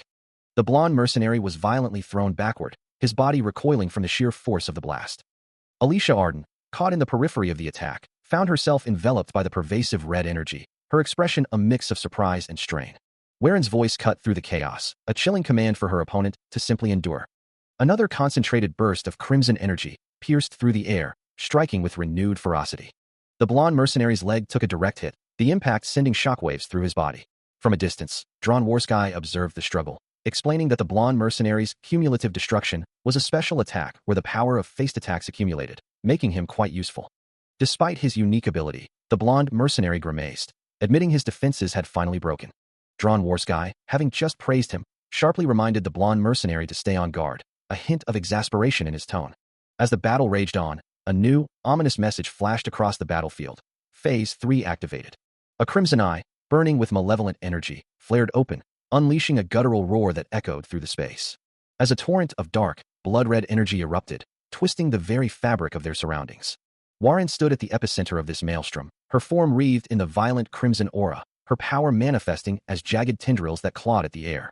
The world around them dissolved, replaced by a new reality, the realm of blood, a domain of pure, unbridled crimson energy. The once familiar landscape now bled with dark, claw-like streaks of red, a chilling testament to the power that had just been unleashed. At the heart of this new realm, a pulsating blood orb glowed ominously, its rhythmic throb echoing the raw power that now held them captive. From the blood-soaked ground, ethereal white particles began to rise, swirling upwards as if drawn by an unseen force. With a grating screech, the ground beneath them solidified into a cracked, crimson surface, impaling weapons into its unyielding depths. The blonde mercenary lay sprawled and unconscious on the harsh red earth, his body unresponsive to the sudden, overwhelming pressure of the realm. Nearby, Corin knelt, clutching a staff for support, a pained groan escaping his lips as the realm's energy coursed through him. He understood then that in this new reality, when the blood orb shattered, it would trigger a devastating trap. They were now caught within that very trap, a perilous situation from which escape seemed incredibly difficult. The air crackles with strong pressure, a stark contrast to Mariette's minimal defense, as Warren fully manifests her power, a dark, demonic figure wreathed in crimson energy and floating orbs. Corin watches, realizing the orb had forcefully sucked up blood and mana to create this monstrous entity, a towering red demonic form that now looms before him. A grim realization washes over him. He never imagined he would be the last one left. Even though clearing this phase usually required at least 3 people, Corin ignites his own power, his eyes glowing electric blue as he grips his spear, ready to face the impossible. He stands firm on the glowing blue ground, declaring with unwavering resolve that the result will be the same. To be born human means to possess the innate ability to distinguish between mere livestock and true humans. And if one is truly human, it is only natural to recoil and avert one's gaze. This instinct arises while observing the desperate struggles of those deemed livestock, who cling to life with all their might. Within the decaying grandeur of an old structure, a chilling sensation began to manifest. It was a strange flow of air, cold and insidious.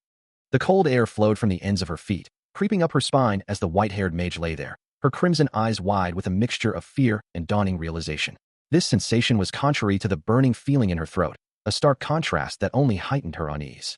Her crimson eye glowed with an unnatural light, reflecting the growing terror within her. Suddenly, a voice cut through the oppressive silence, calling out to her with concern, "Ed, hey!" But the mage's mind was elsewhere, fixated on a disturbing thought. That throat, the one belonging to someone whose name she didn't even know, had become attractive to her. Overwhelmed by the conflicting sensations and her own dark impulses, the white-haired mage let out a guttural scream, her fangs now visible. Her canines, which had always been a natural part of her, effortlessly pierced the skin and reached the vessels of her victim, and she bit down. The sound of painful moans, to her, was as beautiful as a melody, while the livestock trembled vaguely beneath her. She couldn't tell if the trembling came from fear before being butchered, or from a desperate, rageful resistance. It wasn't important to her. She didn't even feel the need to cringe or close her eyes.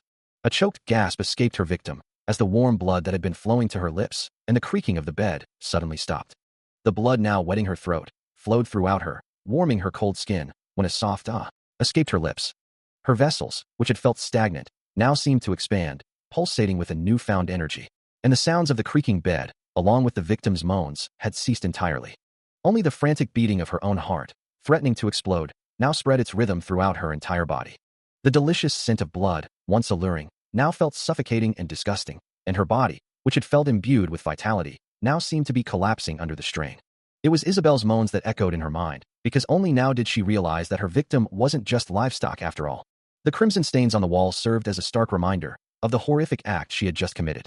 Under the cold gaze of the full moon, she knew she had committed an unforgivable crime. A monstrous act that had almost claimed the life of her friend, treating her as mere livestock. Her glowing red eyes welled with tears as the realization struck her with brutal force. She had unconsciously treated humans as nothing more than prey. A primal hunger still gnawed at her, a famished emptiness in her stomach, even as she fled through the blurring forest. Driven by guilt and terror, she ran. Her footsteps echoed on the blood-stained path, carrying her far away from the scene of her crime. But her escape was not to last, for a boy would eventually come to find her. Clad in simple clothes and wielding a glowing spear, the boy stood amidst a shimmering blue aura, his eyes burning with an intense, otherworldly light. Suddenly, a guttural scream tore through the air, a terrifying sound of pure agony and rage. From the shadows emerged a monstrous, red-skinned demon with glowing yellow eyes and sharp fangs, its body radiating an ominous, fiery aura. As the terrifying red demon appeared, Corin stood ready, his sword glowing with a faint blue light, a silent declaration of his intent. With a guttural sound, the demon lunged forward, its yellow eyes burning with malevolent intent, a crimson aura radiating from its monstrous form. It struck with brutal force, but he met the charge head-on, his spear held firm, deflecting the initial impact. Dark, spiked tendrils of energy erupted from the creature, lashing out with destructive power. The relentless assault continued, the air crackling with malevolent magic. Refusing to yield, Korin thrust his spear forward, a surge of blue energy accompanying his defiant cry, "You bastard dog." His movements were precise, executing the 6 steps, 4th step technique with deadly accuracy. As the demon lunged to bite, he deftly dodged, delivering a powerful counterstrike, declaring, "Dare you try to bite a human?" Then, with a final, decisive motion, he unleashed the spin returning heaven, a swirling, spiked orb of energy that tore into the demon. The creature recoiled, a pained growl escaping its throat as the attack found its mark. A piercing scream of "Grara" echoed through the space, as a blinding burst of yellow energy erupted from the demon's body, signifying a critical blow. Severely wounded, the demon stood, dark red liquid dripping from its form, its monstrous strength visibly diminished. The red demon dog charges forward, its heavy steps echoing with a primal ferocity. Korin watches its approach, a slight smirk playing on his lips as he muses, "Really, and a dog?" He tenses, his body preparing for the explosive counterattack, a blur of motion ready to meet the incoming threat. 2 of the demonic beasts lunge, their forms streaking with dark energy, closing the distance in an instant. But Korin is faster, launching himself into the air above one of the creatures, his spear already descending with lethal precision. With a swift, decisive motion, he plunges his spear deep into the demon's flesh. The attack is not merely a stab, but a technique, a calculated strike known as 6 steps, 5th step. The force of the blow sends the demon reeling, its body contorting from the impact, a burst of energy erupting around it. It is violently thrown downwards, slammed into the ground with crushing force. This follow-up attack, a devastating maneuver, is called Throw Pagoda Tree Mountain. Korin stands firm, his spear held casually, a question hanging in the air for his defeated foe. "Was that it for the welcome drink?" He adds, his voice dripping with disdain. "That was quite simple compared to your scream." He stood over the defeated demon, his gaze unwavering, challenging it to reveal any further tricks. A guttural snarl ripped from its throat, the red demon dog refusing to accept its fate. With a sudden burst of speed, it became a crimson blur, attempting to overwhelm him with sheer velocity. Yet, just as quickly as it moved, the demon found itself once more pinned beneath his foot, its attack effortlessly nullified. His eyes narrowed, observing the creature's movements, a flicker of understanding crossing his features as he processed its incredible speed. He mused internally, acknowledging that its movements were too swift for the naked eye to follow. A faint smirk touched his lips, as he considered teaching the doggy a lesson in true combat. The demon, still snarling, seemed to believe that victory lay not in a single, decisive blow, but in a relentless barrage. But his own philosophy was different, understanding that what truly mattered was identifying and exploiting weak points. Enveloped in a vibrant blue aura, he launched a precise counterattack, striking the demon with focused power. His foot, glowing with intense energy, connected with the demon in a single, decisive step. A confident smirk returned to his face, knowing that the demon's brute force approach would never succeed against his refined technique. Korin, facing an unseen threat, calmly remarks that he has seen this particular calamity before. As the very air around him begins to warp with the serpent's intent, a dark, ominous energy rising from the ground. Without hesitation, he unleashes his own formidable power, manifesting the rising serpent skies, a colossal, crimson serpentine construct coiling around him. The serpentine energy glows with an intense, destructive light, its scales shimmering as it prepares to strike. This is his poisonous dragon exit, a technique designed for absolute annihilation. With a thunderous impact, the demon's essence is violently compressed into a dark, cracked sphere, radiating malevolent red energy. The sphere then erupts in a blinding flash, sending shockwaves of light and energy across the landscape. The demon's power shatters into countless sharp, crimson fragments, dissipating into the dark void. The final vestiges of its existence explode in a vibrant burst, a mix of red and blue particles scattering across the sky. As the dust settles, a faint gasp echoes, leaving only scattered red fragments and white particles against the deep blue night. Korin stands amidst the dissipating energy, his gaze fixed on the fading remnants of his overwhelming power. He watches the last glowing particles vanish, the battle decisively concluded. The air crackles with residual magic, red particles drifting like embers over the abstract, ruined landscape. Standing victorious over the defeated demon, Korin surveys the aftermath, its monstrous form sprawled lifelessly on the shattered ground. Yet, a ragged cough escapes the creature's maw, a sign that its malice still lingers. A guttural groan follows, the demon struggling to articulate its final, venomous words. Its voice rasps, challenging Korin's resolve, asking if he would truly protect his creator until the very end. Gripping his spear, Korin's answer is firm, acknowledging the demon's question with a defiant yes, and demanding to know its crime, before adding a resolute, "Just wait." Amidst the swirling red motes of energy, his conviction echoes, "I'll definitely save her." His crimson eyes burn with unwavering resolve, a silent vow etched upon his determined features. Korin stands his ground, a beacon of defiance, the red particles swirling around his feet, reflecting his inner turmoil and strength. The demon's final, mocking retort cuts through the air, a single, provocative phrase designed to strike at Corin's deepest fears. Suddenly, a vision or manifestation appears, a female figure with long, dark hair and glowing red eyes, her face obscured by shadow and surrounded by an ominous, crimson aura. Her legs move with desperate speed, the red energy trailing behind her as she rushes through the dark, corrupted space. The final phase of the encounter begins. As soon as this critical stage starts, Mariette Dunalev immediately puts one of the party members into a critical condition, red energy erupting around her. A shadowy figure plummets through the air, silhouetted against the pale glow of a full moon. Which is why he looks down, realizing the gravity of the situation, a sound of distress escaping him. He knows he definitely can't clear it alone, for normally, to save the party member who became the target of the bloodsucking, all party members would need to stick close together and rip Mariette off, who now struggles in his arms, her eyes glowing crimson and fangs bared. A desperate measure to break the connection. But with a grim realization, he knows no one can help him right now. The ominous sound of the blood-sucking echoes, a powerful, resonant thrum. It's the blood-sucking boss mechanic, and Mariette Dunalev's stamina and mana are rapidly recovering from it. Finally, he holds her limp form, the ordeal seemingly over, for now. He clenches his fist, a crimson aura flaring around it, steeling himself against the overwhelming pressure, believing he can endure it. A golden light surrounds him as he recalls the essence of his persistent warrior's regeneration skill, a deep-seated resolve that promises recovery as long as his will remains unbroken, allowing him to endure something like this. Even as his face contorts in a silent scream, the red streaks of pain seeming to tear at his very being, he holds onto that promise. His mind drifts to a gentler time, picturing Mariette's innocent smile as she once offered him a potato, her small hand a stark contrast to the burden he now carries, a memory of sharing potatoes with that small hand of hers, since he is an adult. Back in the present, his hand tightens around her light blue hair, a desperate grip on the reality of her current state. He whispers to himself, urging patience, knowing this agonizing process cannot be rushed. He pulls her closer, holding her trembling form against him, a silent anchor in her storm of pain. A faint, choked sound escapes her, a warning perhaps, or a desperate plea that he might choke. Her face twists in agony, a soft, pained gasp escaping her lips. Her eyes, now glowing a terrifying crimson, well with tears as she lets out another ragged, broken cry. The history of vampires was fraught with uncontrollable urges. Sabancia Duke, for instance, had succumbed to his bloodlust and killed his own servant the very moment he awakened as a vampire. Even a great commander, whose name was etched into history, found himself unable to control the primal urge to suck blood, yet Mariette, despite her condition, still hadn't killed anyone. It had taken a full month for Park Sahu to finally capture Mariette alive, and even then, wetting her throat with the blood of monsters, much like drinking seawater, only intensified her thirst.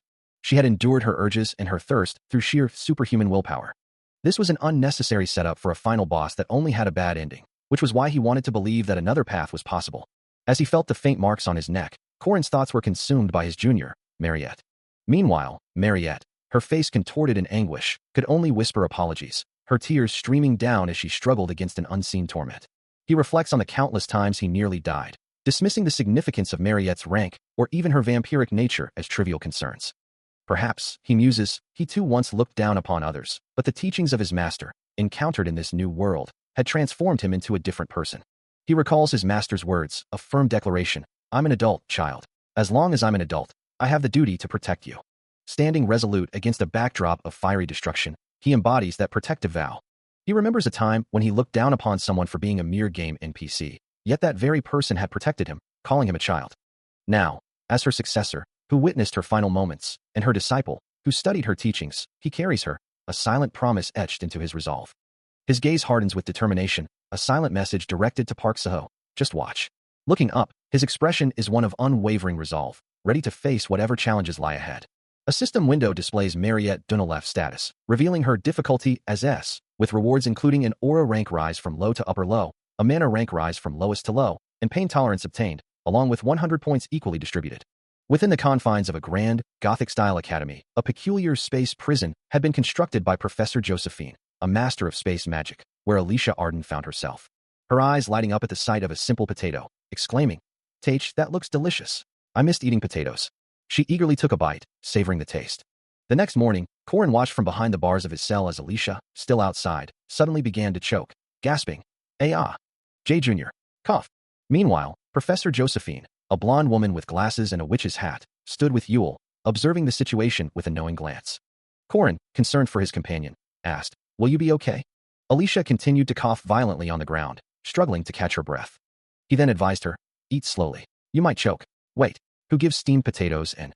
Corin watched her, a mix of exasperation and affection on his face, as she continued to eat. Alicia, now recovered and smiling brightly, heard him say, I thought your taste buds would change, but you unexpectedly enjoy potatoes. Is it good? Continuing his playful banter, Corin remarks that potatoes always taste good, a hardy plant that tastes amazing no matter how you cook them. Alicia, blushing at his proximity, asks if that is truly the case, before letting out a surprised gasp.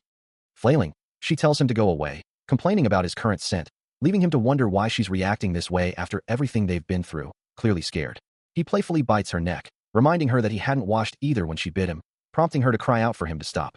Later, Alicia sits dejectedly on the cold floor of their cell, while Corin watches her from a short distance.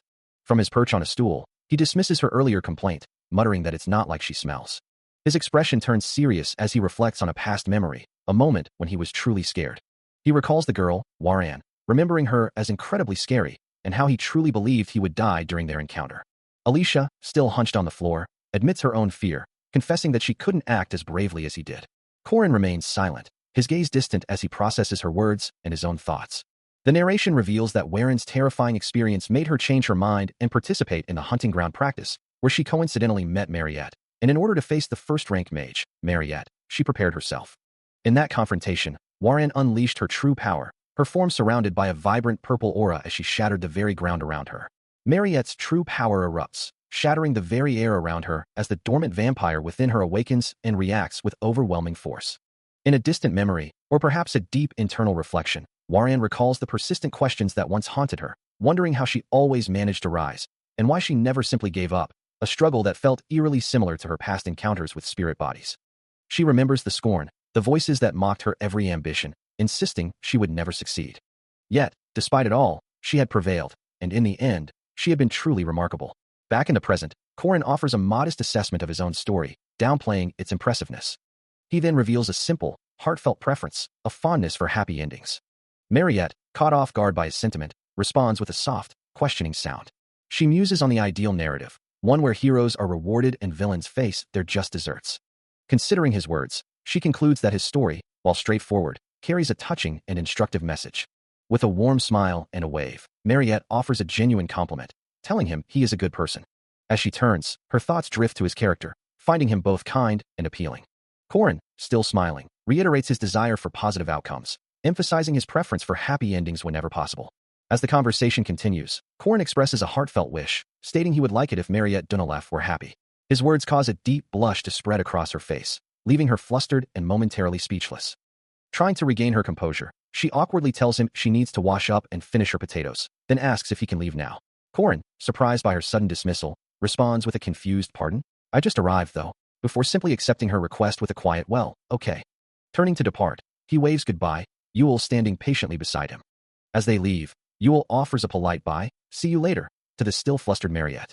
Alone once more, Mariette softly thanks him for comforting her, a faint smile gracing her lips. Still sitting on the floor, she ponders his words, admitting to herself that she's not sure if she has a right to be happy. The thought lingers, a heavy question in her mind, as a narration box suggests that Mariette will be isolated temporarily, and it will be difficult for her to return to normal immediately. However, the narration concludes with a hopeful note, believing that her isolation will end soon, as the focus shifts to the definition of the demi-human representative, Warren. Even if Mariette were to awaken as a demi-human, most people wouldn't feel threatened by that fact, as Corin walks down a long, ornate hallway. Suddenly, a voice calls out to him, making him pause and look back in surprise. He turns, a questioning sound escaping his lips, wondering who could be addressing him. Standing before him is Chairman Park Saho, who calmly asks if he could spare a moment of his time, his presence commanding attention. Corin, recognizing the chairman, expresses his surprise at meeting him personally, before the chairman inquires about his well-being. Assuring him that he's all right, Corin then asks what the chairman needs. The chairman's response sends a jolt of shock through him, revealing that their discussion concerns Mariette's punishment. His hand instinctively clutches his shirt, his eyes widening in disbelief, as he stammers out a question about her punishment. A single tear begins to form in his eye, reflecting the depth of his sudden despair. This turn of events certainly won't lead to a happy ending, he thinks, desperately trying to explain himself to the impassive chairman, his voice laced with urgency. The decision regarding Mariette's punishment has already been finalized. Still, Warren insists, wanting to be heard as someone who actually fought her, asking what kind of punishment has been decided so quickly. Corin, his eyes wide with alarm, can barely process how a punishment could be decided so swiftly, his thoughts consumed by Senior Mariette. A faint smile plays on Park Seo-hoo's lips, confirming that everything is proceeding exactly as he anticipated. Warren offers a reassuring smile, telling Korin not to worry, as there is no punishment. Korin, taken aback, can only utter a bewildered, "Pardon." He explains that he doesn't believe Mariette is dangerous, which is precisely why he wanted to observe the reaction of someone who had personally fought her. Now, Park Seo-hoo has no lingering doubts about his decision. Korin is further reassured, told that Mariette's isolation will be ending soon. Warren adds that they simply need to confirm her stability first. Korin, having heard snippets from other students and feeling a jolt of surprise, expresses his curiosity about the details, asking for a simple explanation. Park Seo-hoo reflects that he only revealed what was deemed appropriate for exposure. Korin stands in the grand hall, listening intently as the conversation continues, the words echoing the relief that Mariette was safe and that the child was not a monster. Park Seo-hoo explains that he doesn't know how much his message was believed, but he sent a clear one nonetheless, prompting Korin to acknowledge the information, saying he understands. Park Seo-hoo, his hand resting thoughtfully on his chin, then adds that an official announcement will be made, though not everything can be transparently revealed. Korin, listening intently, processes the implications, his thoughts turning to the details he's just received. His expression serious, he resolves to focus on his responsibilities, knowing he needs to do his job. As a figure bows deeply before him, expressing gratitude, Korin receives their thanks. The bowing figure, still prostrate, seems to stammer an apology, perhaps for their previous actions or assumptions. Warren, her expression somber, acknowledges the role he played in preventing danger caused by the adult's inexperience, expressing her sincere thanks and apology, and offering to repay him if he ever needs anything. Meanwhile, a new name is introduced, Aryu Kazar, a figure deemed worthy.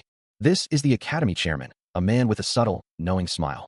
He is described as a person who always acknowledges his weaknesses and strives to take on more responsibilities. Standing silhouetted against a burning landscape, he reflects on his past, admitting that he has experienced countless failures. A memory flickers, showing a lone figure standing amidst a raging inferno, a voice echoing, "You were never a part of those." The words resonate, triggering a deeper recollection, as the past comes flooding back. Korin recalls a moment of profound trust, thinking of someone who had once said to him, "I trust his goodwill," before gently urging, "Please raise your head." Mariette, her eyes closed in vulnerability, responds with a quiet plea, "That is my request." A gentle touch graces her cheek, a silent gesture of comfort. She sits hunched, her long blue hair cascading around her, a picture of profound despair, lost in her own turmoil. Korin's face contorts in a pained expression, remembering the chilling words, "Slowly, you'll choke." As Mariette struggled to vomit out the cold beast within, finally re-founding her humanity. A comforting hand rests on her back, its touch soft and warm, a beacon of solace in her distress. Tears stream down Mariette's face as she whispers, "It's okay. It's okay." Her rationality, which had drifted away, was pushed by the waves of overwhelming feelings, finally reaching solid ground. Through her tears, a soft apology escapes her lips, "I'm sorry." Her face streaked with tears, she looks up, repeating her heartfelt words, "I'm sorry." Overwhelmed by her past actions, Mariette found herself capable of uttering only apologies, her mind racing with questions about her right to even ask for forgiveness, especially concerning Isabel's safety. Her guilt manifesting physically, she sat hunched, head buried in her hands, a picture of utter despair against the stark red backdrop. As someone who cherished people above all else, her conscience gnawed at her relentlessly, leading her to passively accept Professor Josephine's magic, which had imprisoned her without any resistance. Thus, she found herself confined within iron bars, surrounded by the ethereal glow of purple magic. Yet, when Korin visited her, she feigned composure, attempting to hide the turmoil within. Despite her efforts, she was utterly exhausted, her flushed cheeks betraying her emotional state as he leaned in close. She had once been a terrifying entity, a beast, a monster, a demon, consumed by a bloodthirsty rage. But Korin, with earnest eyes, simply stated his desire for her happiness, a profound wish that cut through all her self-condemnation.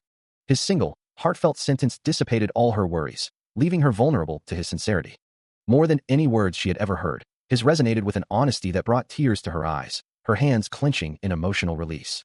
She remembered his unwavering devotion, how he had thrown himself into danger to save her, even after she had transformed into a monster, a love so strong it defied all reason.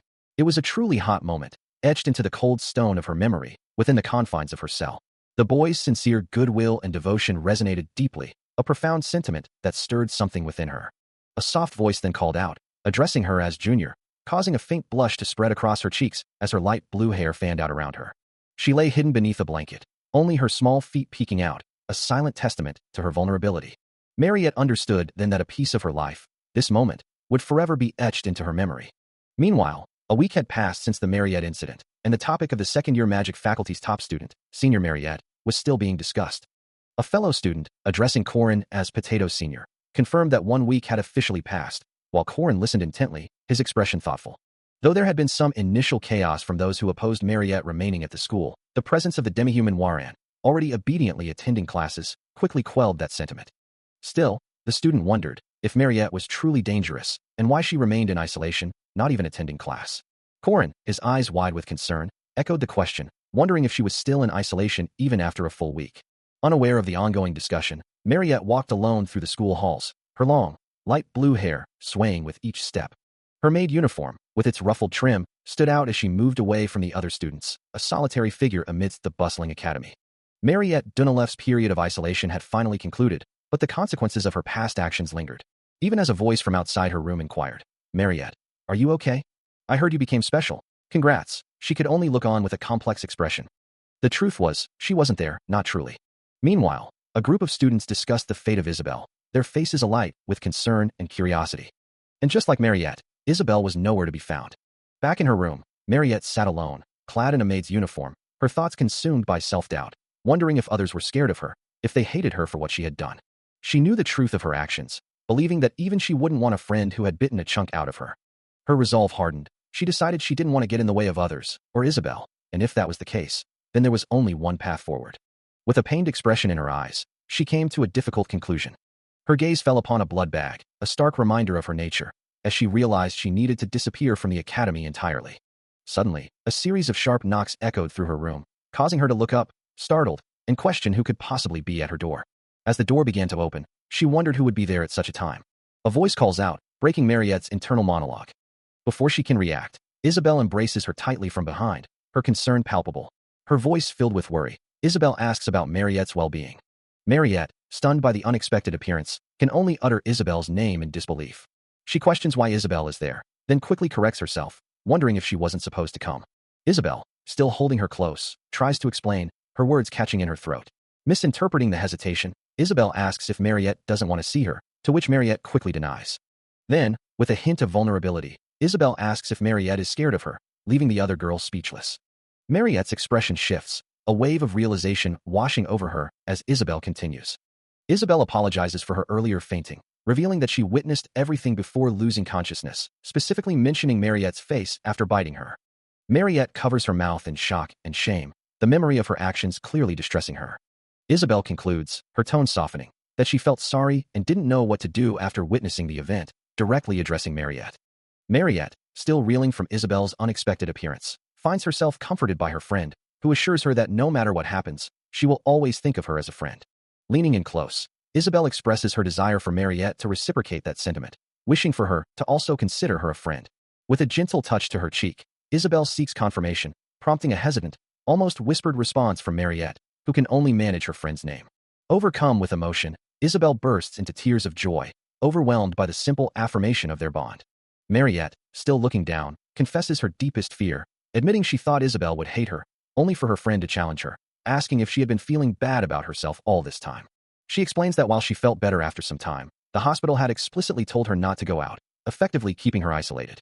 Meanwhile, Professor Josephine, with a knowing smile, remarks on the situation, musing that she wouldn't have been able to go out even after her isolation was over, if not for a certain junior secretly sneaking her out. Mariette, looking around in confusion, wonders where the tall junior who was just behind her had gone, his sudden disappearance leaving her perplexed. Her eyes widen slightly as the realization dawns on her, muttering the word junior as she connects the dots.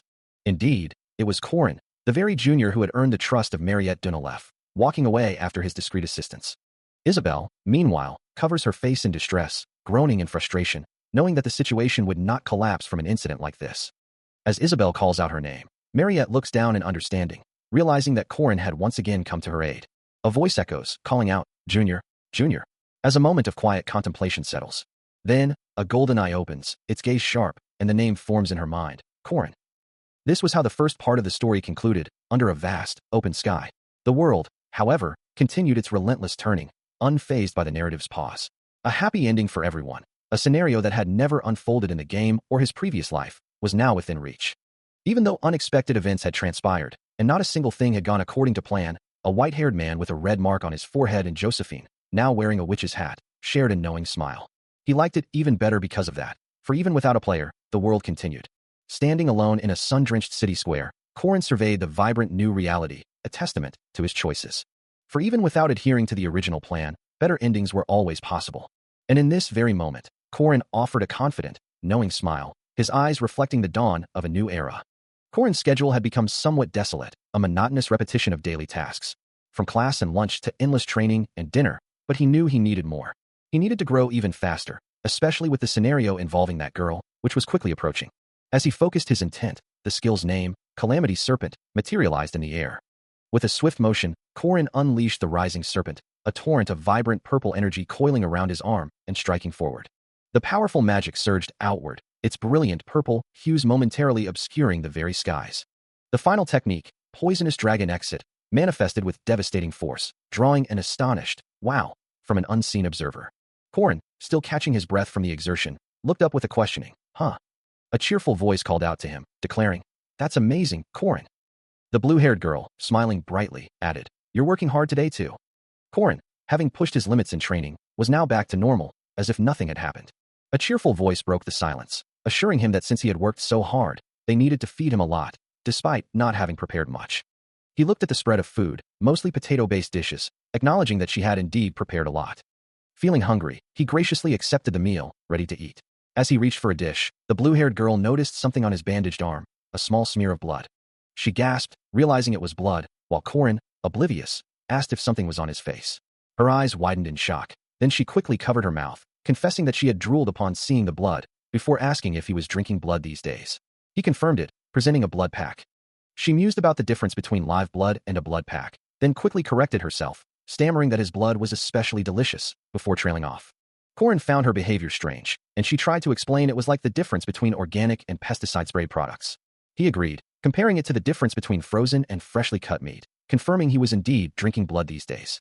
She then wondered if he was fated to eat frozen meat for the rest of his life, before reassuring him that it was okay if he drank it sometimes. The blue-haired girl looks up, her expression one of mild confusion, asking what he means.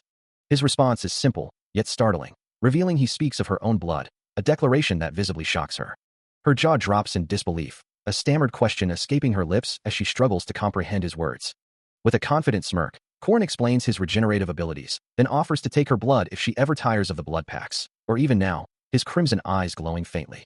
Blushing deeply, the girl covers her mouth, protesting his suggestive words and insisting she doesn't want to be a bother. Quickly changing the subject, she presents him with a small, ornate red vial, her cheeks still flushed. She explains the vial contains vampire blood, a potent magical ingredient that, while potentially nauseating, is incredibly beneficial for his body.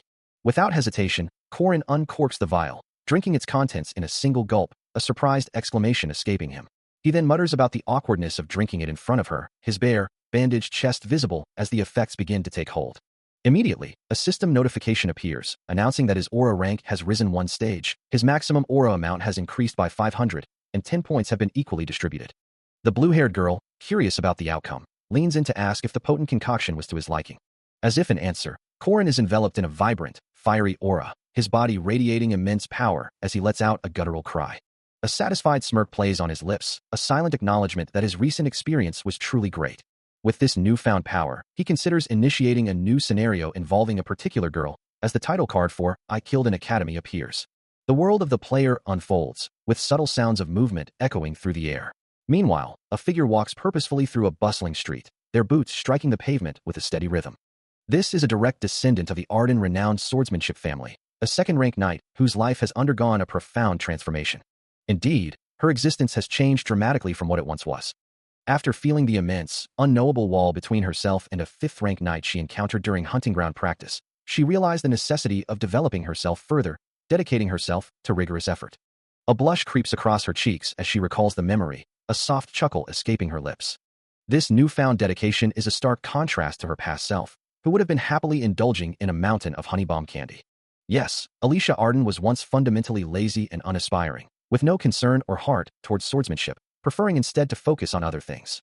Now, her enthusiasm extends even to fashion, eagerly declaring her desire to wear all the beautiful clothes she sees. Until a while ago, despite her near-genius talent as a swordsman, she was a terrible student who consistently received failing marks, lamenting the need for constant practice and duels with her peers. Alicia Arden, caught in a moment of pure delight, savors the simple pleasure of trying on new clothes, a rare indulgence for someone who often felt the weight of expectation, yet she reminds herself that she is free from such burdens here. She twirls with unbridled joy, thinking to herself that she should allow herself to enjoy these moments. Her reverie is abruptly broken by a familiar voice asking, "Enjoy what?" Alicia gasps in surprise, recognizing the man before her, and questions his presence, noting his absence from the training room. Corin, arms crossed, calmly explains his recent busyness, mentioning numerous assignments and missions, leaving Alicia to ponder his words. With a confident smile, he then proposes a lucrative opportunity, asking if she would be interested in joining his party. Alicia, initially taken aback, quickly realizes the true nature of his invitation, a wave of frustration washing over her as she understands he is only interested in her abilities. Her face contorts in distress, the realization hitting her hard. Indeed, Corin had become increasingly difficult for Alicia to approach, especially when she was directly in front of him. Surrounded by discarded clothes, she kneels, feeling exposed, as if her long-held habit of relying solely on her innate talent, rather than hard work, had been laid bare by his presence. The stark reality of a genius swordsman, who had earned a second-rank Knight Guardian certificate at a young age and was the granddaughter of a sword genius, had been revealed, and Alicia found his methods far too demanding. Corin, his face obscured by shadow, emphasizes the importance of fundamentals, a constant refrain that Alicia finds frustrating.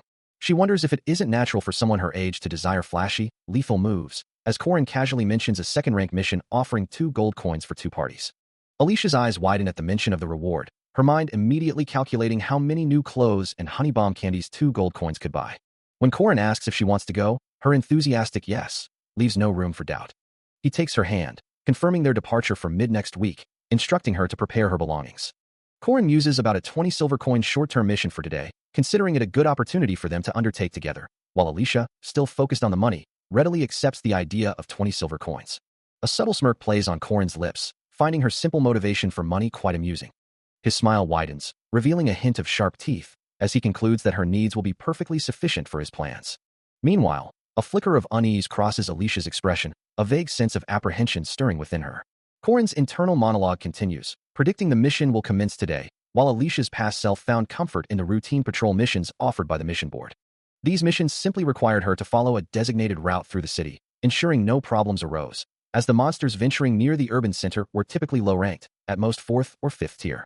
Though the city occasionally saw the rare appearance of mid-level monsters, their presence was an exception rather than the rule. The likelihood of encountering such a formidable foe was minimal, making these patrols generally safe and predictable. Now, in her full warrior attire, Alicia turns with a confident smile, as a companion suggests she collect the monster's claws and leather to sell later. Standing over the defeated forms of monstrous beasts, Alicia reflected on the nature of her work. It wasn't particularly challenging, but the promise of ample gold coins made it worthwhile, a task she found far from burdensome. Her companions often praised her prowess, marveling at her ability to defeat 10 monsters instantaneously, though she dismissed their awe as nothing much. Even the defeat of an owl bear, a formidable creature, was met with her casual indifference, much to the astonishment of the surrounding guards. Such skill was expected of a swordsman from the renowned Arden family, and a small, self-satisfied smile played on her lips as she basked in the recognition. Yet, a flashback revealed the true family sentiment, as elders lamented that her sister, Linnea Arden, had already reached the supreme stage at her age, destined to be the family's true sword genius and heir. Compared to Linnea, Alicia, the second daughter, was dismissed as an illegitimate child with a lowly bloodline. Despite her family's scorn, she maintained a defiant inner monologue, refusing to believe she was that bad. Back in the present, during a patrol, a male companion alerted her to another owlbear nearby. She dispatched it with ease, earning another amazed compliment from her companion. As night fell, she mused that the patrol was finally over. The day's patrolling should have concluded easily, safely, and happily, as long as no unforeseen changes occurred, a thought punctuated by a sudden, vibrant green energy surge. As the green energy pulsed in the night sky, a signal from the preceding patrol group confirmed a nest of at least second-rank monsters, though Alicia couldn't discern it with her naked eye. Her male companion explained that it was a magic firework, visible only with the special goggles they were wearing. He dismissed her surprise, adding that it was merely a secret method of the guards, urging them to move out. A sigh escaped Alicia, a silent lament for her failed attempt to leave work on time, knowing that when changes like this occurred, one had a duty to participate in the raid. She heard a voice reassure her, reminding everyone that it was acceptable, as they had the granddaughter of the sword genius among them, but then a sudden thought made her pause. The male companion, surrounded by other guards, grinned confidently, as Alicia stood behind him, ready for the impending confrontation. A quick glance at his gear confirmed his earlier statement, and he realized he had been correct about the situation. The nest of second-rank monsters, discovered by the preceding patrol group, was a terrifying sight, dominated by a large, werewolf-like creatures surrounded by smaller, shadowy figures, all emanating a dark, ominous energy. This particular nest was centered around a powerful werewolf, a formidable foe for any patrol. However, the true challenge came from the monster that Alicia had to defeat, even while it was in a state of being poisoned. The demonic creature, now contained within a shimmering magical grid, had been a fierce opponent, its red form struggling against the binding magic. Despite the formidable nature of their foes, the patrol group was able to easily defeat them this time as well, securing another successful mission. However, a sharp intake of breath signals an unexpected turn of events. As Alicia Arden finds herself in a defensive crouch, facing a new, terrifying entity, a horse-like creature wreathed in eerie cyan flames. The defeated monster from their previous skirmish lets out a final, guttural growl. But Alicia's attention is fixed on the new threat, her mind reeling with a single, stunned question. H that. Her eyes widen in disbelief. As the realization dawns on her, the name of the creature echoing in her thoughts, Dullahan? The Dullahan, a skeletal horseman wreathed in spectral cyan fire, rears up with a thunderous sound. Its glowing eyes and sharp fangs a chilling sight, chains rattling menacingly around its neck. This is no ordinary foe, it is a first-rank monster, a Dullahan. A surge of frustration and resolve washes over Alicia, her eyes now glowing with a fierce blue energy as she grips her katana, muttering, damn it, why's Dullahan here? Despite her previous efforts, she knows her fight is far from over, launching herself forward with a powerful, blue-infused strike. It's not finished yet, but I have to. The impact of her katana creating a blinding flash and a resounding crash as energy erupts. Alicia Arden unleashed her signature technique, the Arden-style one-slice. Her blade arcing with brilliant blue energy, striking the towering Dullahan monster with a powerful cross-slash. The glowing impact momentarily obscured the monster, as her attack continued its relentless trajectory. Finally, the technique culminated in a decisive, territory cut, leaving behind shimmering trails of blue light. But to her astonishment, the Dullahan remained standing, seemingly unharmed. The monster had twisted its body with impossible flexibility, evading the full force of her strike. Its skull-like head contorted unnaturally, a green aura flaring around its form as it moved. She couldn't believe its agility, wondering aloud, what's with that flexibility? He's basically a mollusk. Before she could react, tendrils of vibrant green energy erupted from the Dullahan, wrapping around her and binding her tightly. A cry of pain escaped her lips as the magical restraints tightened their grip. Trapped and struggling, she realized the terrifying truth. He's fast and experienced. He's at least a first-rank monster. Overwhelmed by the revelation, a desperate plea tore from her throat. Damn it. Help me, Corin. Overwhelmed by the monster's power, she found herself in a state of utter despair, a warrior's pride completely abandoned. Even as she struggled, a distant voice echoed, revealing that Sir Corin was engaged in battle with a different monster, leaving her to gasp in disbelief. Trapped and desperate, her thoughts screamed for his presence, wondering why he wasn't there to help her in her moment of greatest need. A sudden, blinding flash of blue energy erupted nearby, startling her with its intensity. The overwhelming force of her capture, combined with the unexpected surge of power, caused her to cry out in agony. Yet, amidst her despair, the Dullahan's skull-like head suddenly shattered into countless glowing blue fragments, signaling a dramatic shift in the battle. Her eyes widened in surprise as she glanced over her shoulder, a bead of sweat tracing a path down her temple. A familiar, glowing blue blade appeared beside her, its presence prompting a confused murmur from her lips. Still suspended by the monster's green tendrils, she let out another cry, the struggle continuing even as salvation drew near. But then, the glowing sword sliced through the binding tendrils with a decisive flash of blue, freeing her from the monster's grasp, and she began to express her gratitude. As she landed on the ground, she looked down at the blade, recognizing its unique glow and realizing its owner. A familiar voice then cut through the air, its tone laced with a characteristic blend of exasperation and teasing, remarking on her perceived weaknesses. A new figure emerges, introduced as the eldest daughter of the renowned Arden swordsmanship family, and the likely next-term heir. Her name is revealed as Lunia Arden, her piercing blue eyes and stern expression hinting at her formidable presence. She stands over someone, looking down with an air of authority, her dark hair cascading around her shoulders as she observes the figure below. A voice, filled with surprise and perhaps a touch of fear, utters a single word, sister. Lunia's gaze remains unwavering, her expression unreadable as she processes the recognition. The speaker's collar and neckline are visible, hinting at the familiar attire of Alicia Arden, her identity now confirmed by the startled address. The narration confirms the relationship, identifying Lunia as the older sister. The Arden family, renowned for their swordsmanship, boasts an eldest daughter who is not only the likely next-term heir, but also considered the greatest swordsman of her generation, destined to continue the path of the sword genius. This formidable figure is Lunia Arden, her piercing blue eyes reflecting a stern resolve. She stands over a kneeling figure, her presence commanding and unyielding. A voice from below hesitantly calls out, sister. Alicia Arden, looking up with wide, fearful eyes, can only manage a small gasp as Lunia questions her state. Lunia's voice is sharp, demanding to know why her sister didn't retreat upon seeing the Dullahan. She continues, her tone unwavering, asking why the enemy wasn't properly analyzed, and above all else. Lunia's gaze hardens as she recalls the foolish act, the stupid way her sister unsheathed her sword. Alicia tries to apologize, her voice barely a whisper, but Lunia cuts her off, declaring, "Enough excuses."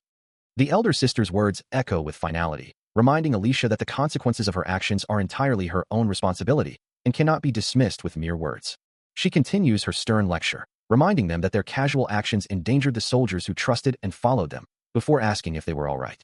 A soldier, still recovering, manages a weak, "Ah yeah, thanks," as Alicia, kneeling beside him, responds with a submissive, "Yes, ma'am." The weight of the reprimand causes Alicia to flinch, her shoulders tensing, a small gasp escaping her lips. Her gaze unwavering, Lunia declares that swordsmen of Arden must always be confident. Alicia remains bowed, her voice barely a whisper as she repeats, "Why yes, ma'am." Lunia then turns her attention to Corin, her voice firm as she adds, "And you?" Corin, caught off guard, wonders if he's been found out, a bead of sweat tracing his temple. Lunia's expression remains unreadable, her eyes glowing faintly in the dim light, as she considers his presence. She then formally introduces herself, stating, "I am the Divine Sword, the Great Disciple, as well as the first Sword Pavilion Master, Lunia Arden." Corin, now standing, holds his spear respectfully, his posture reflecting the gravity of her introduction. Lunia continues, addressing him directly. For watching Alicia while pretending to be the spear's disciple, Corin Locke, Alicia's friend. Corin bows deeply, his head lowered in deference, offering a polite, "Nice to meet you." Her piercing blue eyes reflect a deep understanding, a silent acknowledgement of the unspoken. She knows what you want to say, but some truths are not yet ready to be revealed. Meanwhile, his crimson eyes glow with a fierce intensity. He considers her skill, acknowledging that few could compare. A flash of memory or a vision unfolds, showing Lunia, wreathed in a brilliant blue aura, confronting a formidable horned monster whose purple energy crackles around it. The image fades, leaving behind only the ornate frame of recollection. Back in the present, Lunia addresses Corin, offering him an out if he's uncomfortable discussing the matter. This success is attributed to Arden's elite troops, a force consisting entirely of second-rank knights or higher. These formidable warriors include Jenny, the high-speed sword, Lena, the wave sword, and Serin, the dual sword. The group also features Milia, the phantom sword, and May, the steadfast sword, standing ready as one of them questions whether they should pursue the fleeing monsters. Lunia, however, dismisses the idea, stating that all of them are at the same rank as Alicia or higher. With her decision made, Lunia turns away, leaving Corin to ponder her words.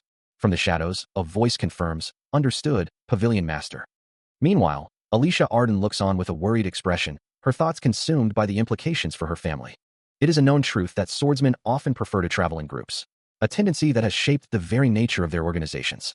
Those who band together often form what are known as sword factions. These factions are commonly referred to as partly gangster-like swordsmanship organizations, following their leaders, banding together, and eventually considering themselves a sect. 60 years prior, the sword genius Garand initiated a new generation of swordsmanship, a movement that would profoundly impact the continent. Through this, Arden became a renowned swordsmanship family that represented the entire continent, their influence spreading far beyond mere martial arts schools. Back in the present, another voice echoes the earlier sentiment. "Yes, Pavilion Master." As the current family head began to spread this idea, the lingering scent of their unique command, discipline, and gangster-like tendencies became deeply ingrained, even within the Merkaba Arden studio, where an instructor stands observing a seated figure. These traditions and the family's formidable reputation still remain today. Alicia Arden, a disciple of the main family and a second-rank swordsman, introduces herself as she kneels with other disciples. They are there to formally greet the first Pavilion Master. An observer questions the scene, wondering what could possibly be happening, even if the kneeling figure is a great disciple of the main family. He can't comprehend why she is being made to kneel, especially as a direct descendant disciple of the main family. Later, Alicia reads a document detailing a raid mission. A voice declares the situation absurd, questioning the nature of this cafe helper mission. Someone explains that such a mission involves wearing a uniform and distributing advertisement flyers. Another voice asks if the mission was assigned by a friend, to which she hesitantly begins to respond.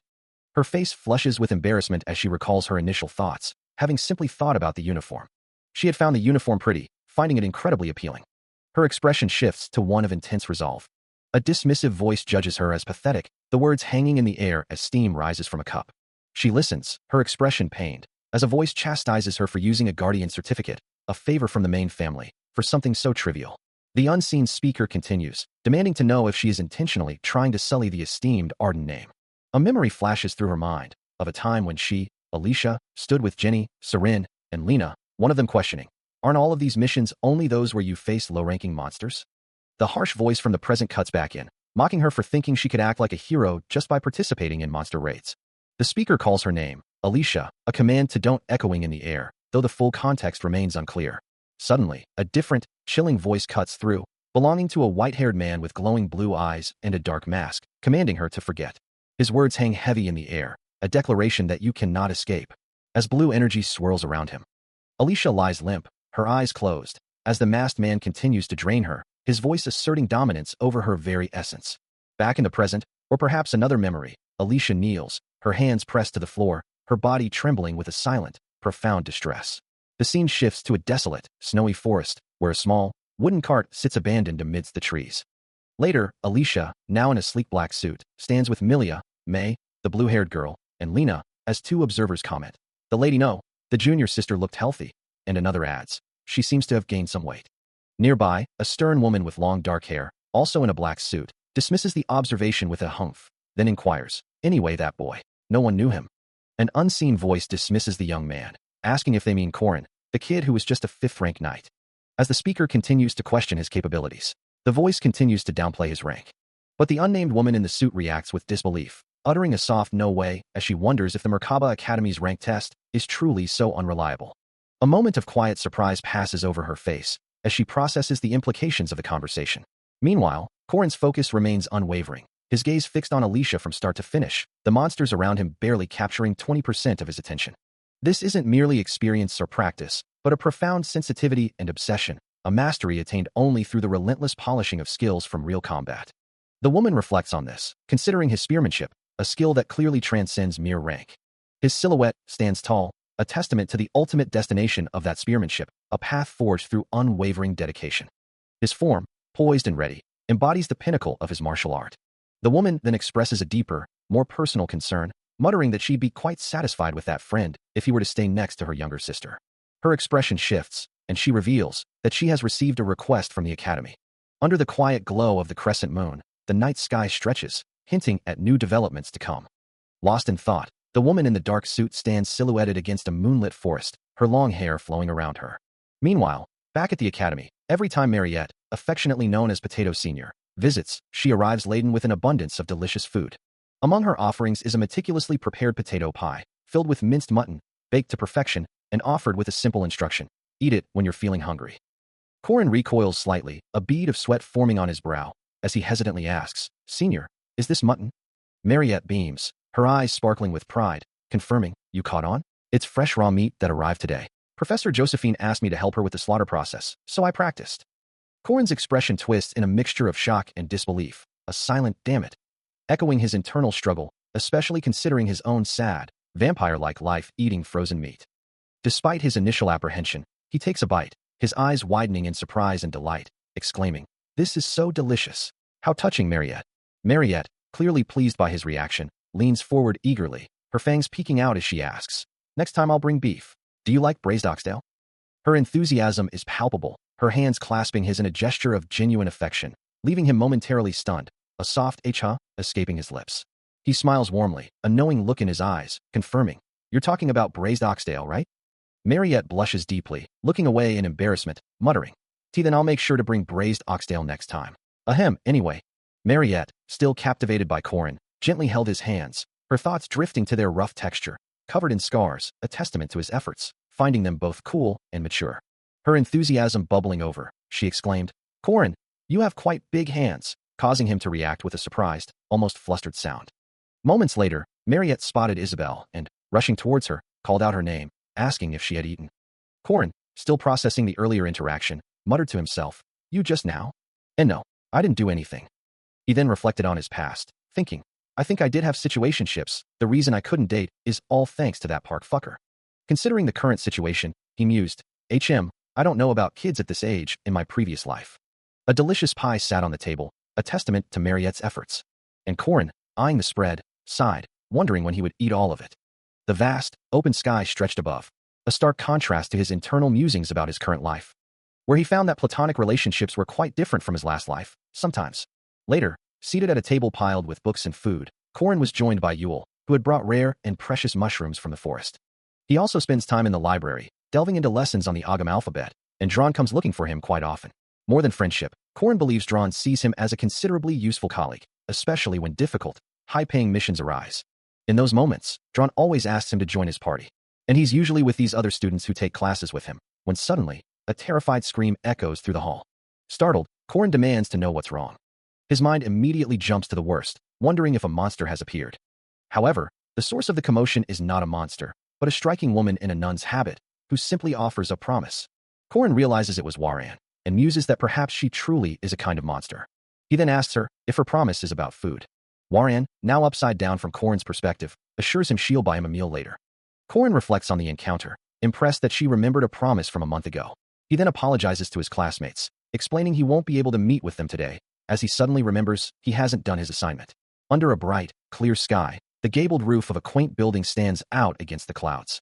Inside, Waran holds up a small fish, her expression earnest as she explains, "You kind of look like a cat, so I brought you here. Do you like fish?"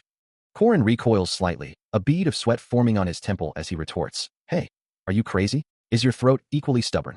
Waran, however, remains unfazed, her gaze firm as she insists, "Wait, that's not respectful to food. You just have to chew and eat." A smirk plays on Korin's lips, his arm resting on the table as he thinks, "You won't be able to say that now." He then presents a steaming bowl of rice, his eyes gleaming with a challenge. "What do you think? Looks much more tasty now, right?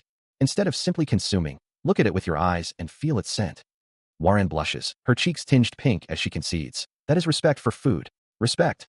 A soft whoosh sound accompanies her reaction, as Korin watches her, a satisfied smile playing on his face. His hand gestures gently, urging her to eat slowly. Later, Korin's intense gaze reflects a deeper thought, as a narration box declares, "The weapon production is almost complete."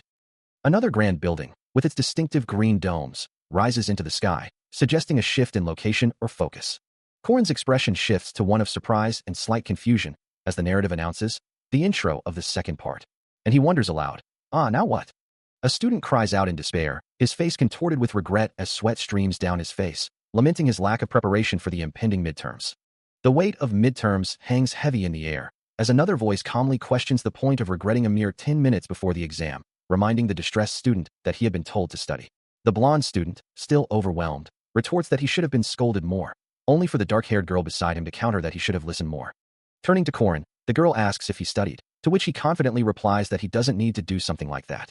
A wide, almost unsettling grin spreads across Korin's face, his eyes glowing with an intense crimson light, hinting at a hidden power or an unshakable self-assurance. The blonde student, clearly exasperated by Korin's attitude, groans, wondering what he intends to do. With a knowing smirk and his crimson eyes still alight, Korin apologizes, but asserts that he is different from the others. He declares this isn't his first time taking such an exam, promising to achieve the number 1 rank, just as the proctor's voice announces the beginning of the exam, instructing everyone to flip their pages over. In the grand classroom, students sit poised at their desks, Korin among them, ready to begin. With a cheerful, confident expression, Korin holds his exam paper, ready to tackle the challenge. The first question appears, a complex problem involving inertia and motion. If the inertia value of x motion is y, what value of y0 is needed to implement 85z?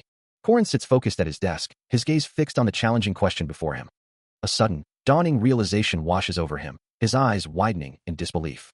He's utterly unprepared, the question before him making no sense at all. Meanwhile, as the exam concludes, Jaeger stretches with a loud yawn, asking if it's finally over, while another student remarks on his predictable behavior, then turns to Korin, wondering about his progress.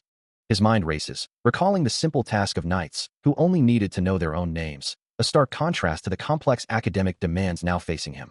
Looking down at his completely blank answer sheet, he laments that he couldn't even finish the few questions he might have known before falling asleep. He had simply forgotten everything. In his past life, he had never once studied in the traditional sense. His focus had been solely on continuously researching expert skills, leaving him with no knowledge of this world's academic curriculum. But he quickly reassures himself that it's fine. Despite his internal struggle, he crumples the blank paper in his hand, a look of fierce determination replacing his earlier despair. A written test might be a challenge, but he believes there are still other ways to succeed. He resolves to redeem himself, his gaze sweeping over a vast, multi-tiered hall filled with countless students. From above, voices echo through the festival conference hall, some encouraging the first-year students to have strength, while others lament having used up their monthly living expenses, hinting at the high stakes of the event. The highlight of the midterms, an event considered one of the easier challenges in the game, was the faculty exam. This was a golden opportunity for students to redeem any marks that had plummeted during the written portion of the exam, a chance to prove their worth through practical skill. These midterms were composed of challenges set by the night faculty professors or temporary instructors invited from outside the academy. 15 students per team needed to face these instructors and demonstrate their abilities. Receiving a grade directly from the professors in charge of the evaluation, a system Korin intended to exploit. A sinister smile spread across his face as he mused. He was a 5th-rank knight in name, so the level of his assigned instructor couldn't be that high. He chuckled to himself, already anticipating the extra points he would earn by defeating the instructor, a perfect way to recover his written exam score, no matter who stood in his way. Suddenly, a student with blonde hair and another with gray hair looked up in surprise, wondering aloud about the identity of an approaching figure. Korin stood ready, spear in hand, as a voice from above echoed, "Have you been well?" A woman with long, dark hair and sharp eyes descended the grand staircase, her expression unreadable as she uttered, "We meet again." Clad in a sharp black suit, she exuded an aura of authority and power, her presence commanding attention. Her gaze fixed on the protagonist, she spoke his name with an air of familiarity, Korinlock. As the imposing woman stood before him, her words echoing in the vast hall, Korin's composure shattered, a single expletive escaping his lips as he stared back in disbelief. His shock quickly gave way to a desperate question, wondering aloud why she was even there. The first-year group a practical test was underway, with numerous spectators filling the grand arena's tiered seats. As the test commenced, the specially invited guests for this crucial event were revealed to be the elites of the renowned swordsmanship family Arden, specifically, the formidable 5 swords of the First Sword Pavilion. Among the 5, May, with her striking red hair, casually wondered if they should take it easy on their opponents. An unseen voice reminded them that their adversaries were, after all, just students, though caution was advised regarding the sword control sorcerer, who was noted to be particularly strong. With a unified battle cry, the 5 swords surged forward, their leader commanding them to charge at their foes. One of the armored swordsmen led the charge, blade drawn, while Alicia Arden observed the unfolding spectacle with keen interest. Korin, watching the approaching group, acknowledged that despite all of them being second-rankers, with Alicia and himself present, they also had 2 second-rankers on their side. The ground vibrated with the impact of their synchronized steps, each stride a testament to their disciplined advance. As they closed the distance, the 5 swords seamlessly transitioned into their signature Arden-style sword formation. With precision and power, they unleashed their combined might in a devastating 5 swords combo technique, their blades glowing with fierce energy. A blinding flash of light erupts, signaling the start of the practical test. The intense light continues to expand, filling the area. Unseen forces send multiple figures hurtling through the air, their cries of alarm echoing amidst the flying debris. Disoriented, they struggle to comprehend the sudden assault, their vision obscured. As the chaos unfolds, Korin watches the scene, a question forming in his mind about the nature of the attack. He acknowledges the overwhelming odds against such a large number of enemies, noting how their vision was blocked first, and recognizing the seasoned experience behind their opponent's responses. Elsewhere, Milia prepares for her own intervention, a focused expression on her face as she gathers her strength. With a swift motion, she summons an array of spectral blue swords, their ethereal forms glowing brightly around her. She declares her intention to secure a proper view, her resolve unwavering. Moving with incredible speed, Milia becomes a blur of motion, leaving afterimages in her wake.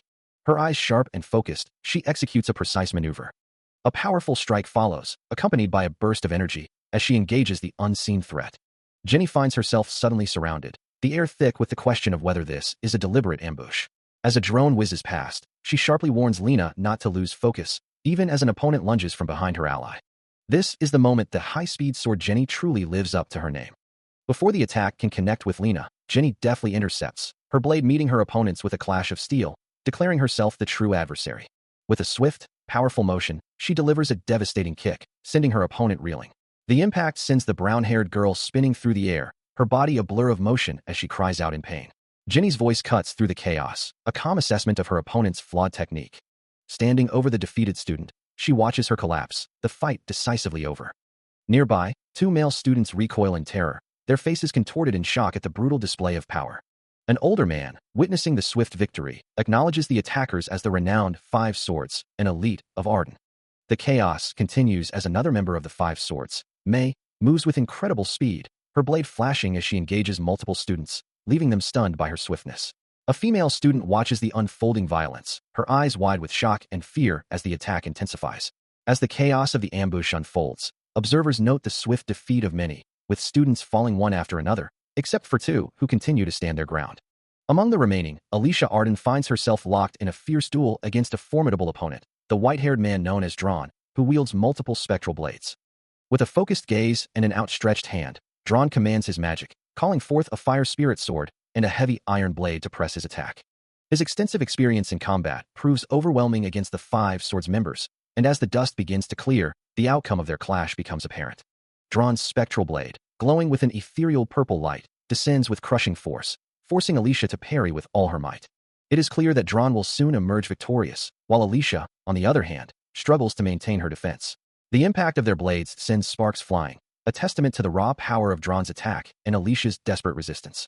With the battle decisively in his favor, Drawn looks down at his defeated opponent, telling her she needs more practice. Alicia, now on one knee, struggles to hold her sword against his overwhelming force, her body trembling from the effort. Drawn questions her claim to be the Sword Emperor's heir with such limited skill and suggests that at this rate, she shouldn't even bother graduating. He presses his blade closer to her throat, advising her that she would be better off dropping out and receiving proper training at home. Despite the overwhelming defeat and the blade at her neck, Alicia's eyes burn with defiance as she pushes back, refusing to surrender. As the ground beneath him fractured, Corin found himself unwilling to simply let the unfolding events continue. His vigilant eyes scanning the new reality before him, he refused to let it happen. For though he had opened his eyes to perceive the territory, a sudden gasp escaped him as he realized something was amiss. Meanwhile, the examiner for Group B, a woman with light brown hair, stood poised, yet her gaze was not directly fixed upon the territory itself, leaving Corin to wonder why she held such a crucial role. She moved with practiced grace, her internal monologue reminding her to maintain focus until the very end, a testament to the gravity of the situation. Her expression remained calm and collected, a stark contrast to the chaos that had just unfolded. This unexpected turn of events brought to mind the original storyline, where Linnea Arden was meant to assume this very role, highlighting a significant deviation from what was expected. The students of Group B, including Corin, Yule, Waran, and the blue-haired girl, stood ready for the impending rank war, their faces a mix of determination and apprehension. Corin, now clad in a sleek black suit, turned away from the group, his resolve hardening. As purple energy crackled around his blade, he challenged the unseen opponent, asking if they were ready to begin. The glowing aura intensified around his legs, a voice echoing in his mind to consider this a special experience, a great special rank war. He pondered the meaning of special, wondering what exactly made this rank war so unique. As he moves forward with his companions, Corin ponders the implications of what he's just heard, a great special rank war looming before them. This isn't just any challenge, it's a great special rank war. A conflict against a monstrosity capable of taking on an entire army by itself, a foe so overwhelming that even seasoned guardians can't be sure they'll win against. Such a disaster, embodied by a terrifying creature with glowing yellow eyes and a dark aura, is something most guardians will never encounter in their lifetimes. Even dozens of guardians would struggle against a being like the one before them, a dark nun-like figure with chains and piercing red eyes, radiating a malevolent crimson energy. They simply can't be sure they'll win against such power. The sheer scale of the threat makes victory uncertain, a daunting prospect for any who face it. Corin's brow furrows, a bead of sweat tracing his temple, as he considers the reality of facing a monster that most guardians will never encounter in their lifetimes. These are the kind of stories that, if told by anyone else, would be dismissed as mere bluffs. But when it comes to Linnea Arden, a figure with flowing dark hair and eyes glowing with intense blue energy, unleashing a powerful attack, it's a completely different story. Indeed, it is a different story, because Linnea Arden is no ordinary guardian. She is someone who can go head-to-head against monsters like that. Her blue energy slashes tearing through the air, sending debris flying with each precise, devastating strike.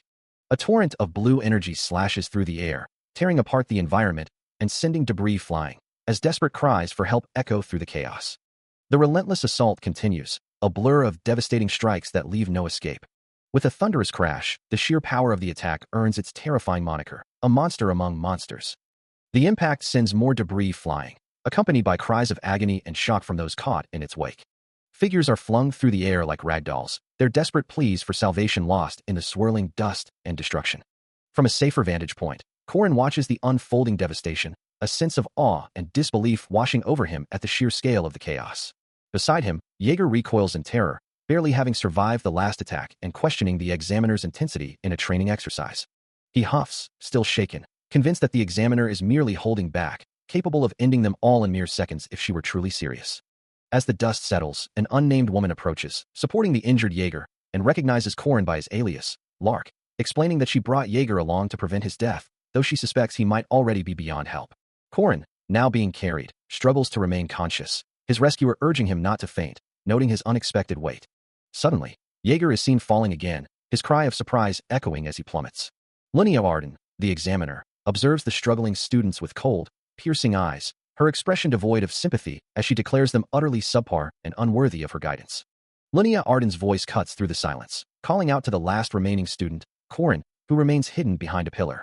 Kneeling, his body battered and his spear resting beside him, Corin appears to be at his limit. He leans against a crumbling wall, his voice barely a whisper as he asks if he can surrender, the weight of the challenge pressing down on him.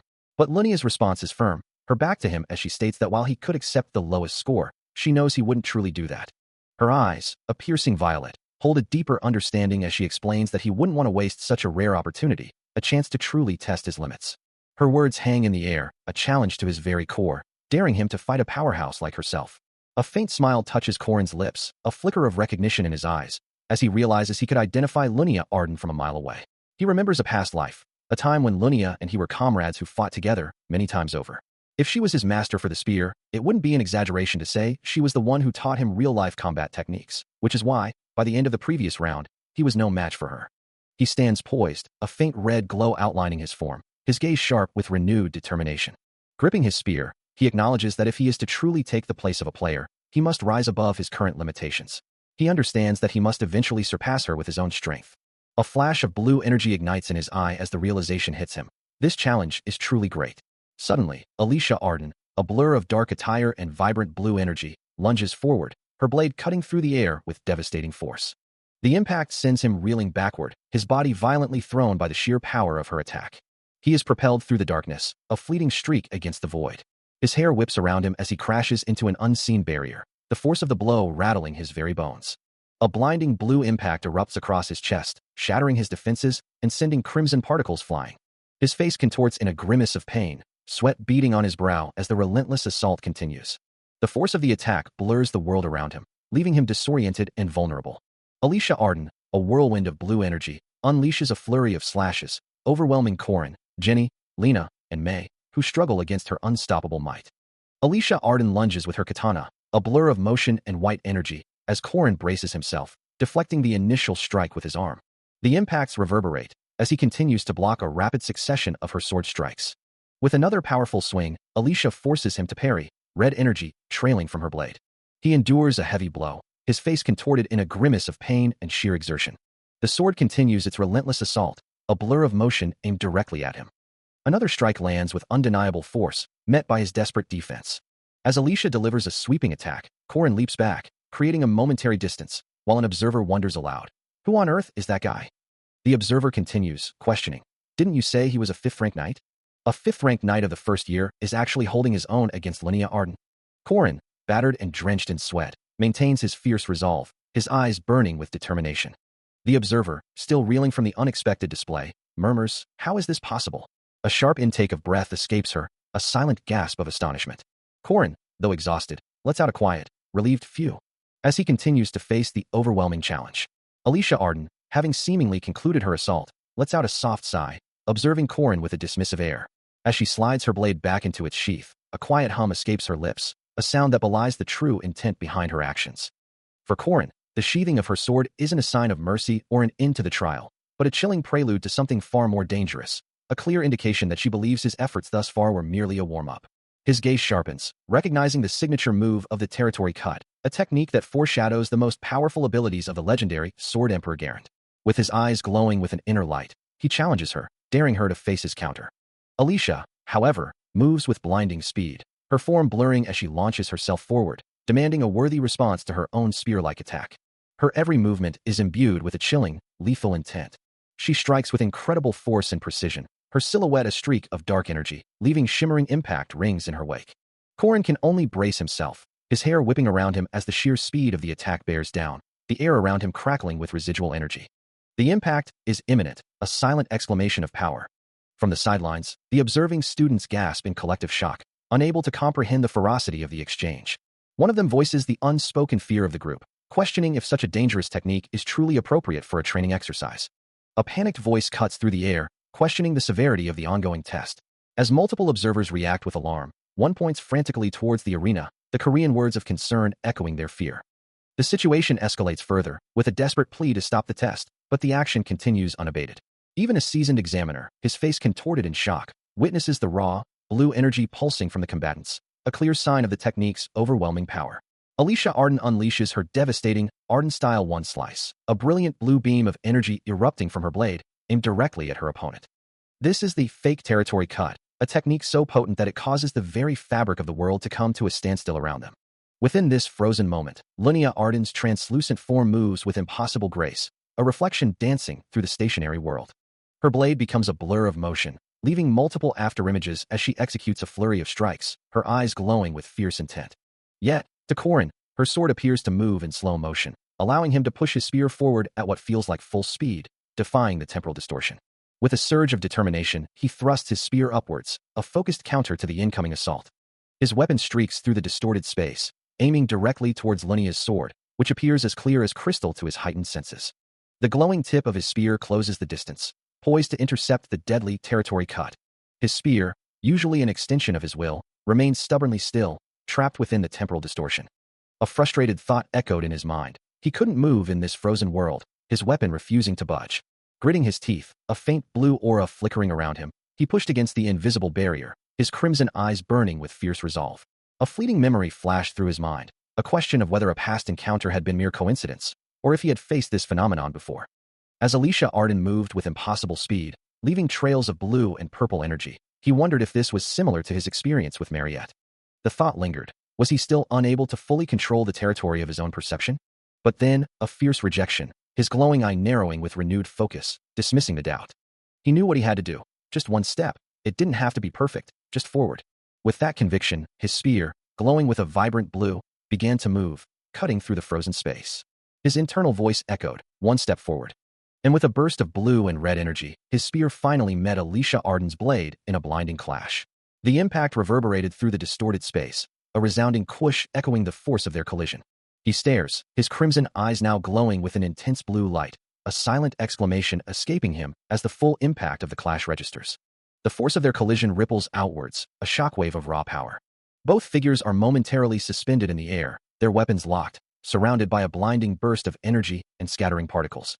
The sheer speed of their exchange leaves streaks of motion in its wake. From a distance, the observers recoil, their faces etched with disbelief, one murmuring about instinct over knowledge, another overwhelmed by the sensation of omnipotence, as if they were at the very center of the world. Alicia stands poised, her form silhouetted against the light, a faint blue aura still clinging to her blade and body. Her voice cuts through the lingering tension, a statement of fact directed at him. You reacted. Corin, now moving with renewed purpose, pushes forward, declaring his intent to enter her territory. His grip tightens on the spear, the metal glinting sharply, as he resolves to bring their confrontation to a decisive end. Alicia, however, remains unimpressed, offering a critical assessment of his equipment, suggesting his gear is too weak for his skills. He listens, his back to her, absorbing her words. A flicker of determination crosses his face, a silent acknowledgement of her challenge.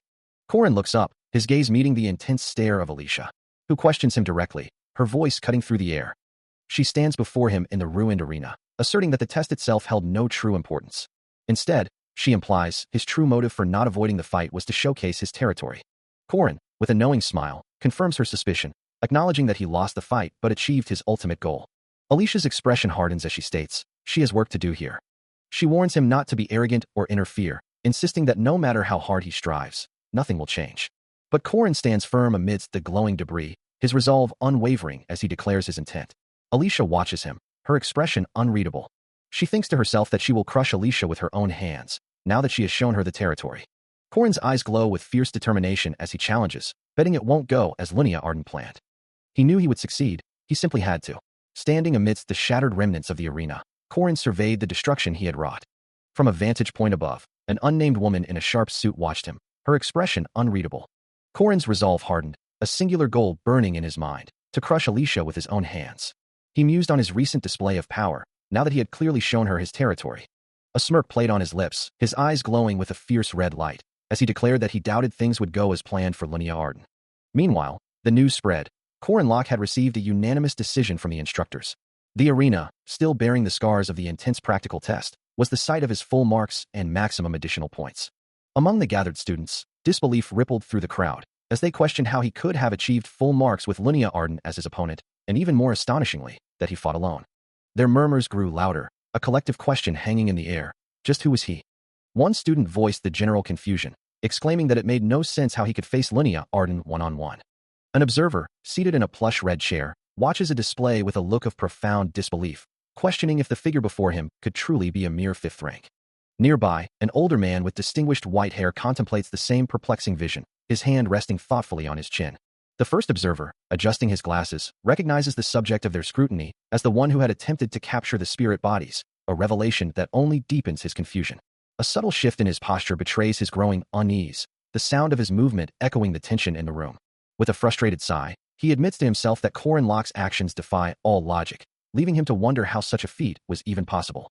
The image on the screen shifts to Corin, his form crackling with a vibrant blue aura, as the observer's internal question echoes, "Just who are you?" A close-up on his hand, still radiating with the same intense blue energy, prompts another thought from the observer. Is he using his own techniques? A few days later, the scene shifts dramatically. The clang of a hammer against metal rings out from a blacksmith shop, its sign depicting an anvil and crossed hammers beneath the clear sky. Corin reflects on his innate drive, realizing that even before Linnea's advice, he had felt an urgent need for a superior weapon. Inside the workshop, a muscular Corin, wiping sweat from his brow, marvels at the Academy's generosity in providing such rare ingredients, then questions how his family's secret methods became known. A relaxed smile plays on his lips as he dismisses the concern, assuring his unseen interlocutor, "Don't worry about it." Having lived a multitude of lives, Corin finds the prospect of recounting his past tedious, a history too vast and complex to bother explaining. To acquire the super expensive ingredients needed for his ambitions, requiring hundreds of gold coins that no ordinary player would pay in cash, he reaches for a glowing object, knowing his unique resources set him apart. He possesses not only special soul dust, second-rank runestone, and first-rank silver stone, but also the unwavering support of the chairman, allowing him access to resources others could only dream of, even as Alicia lies unconscious nearby.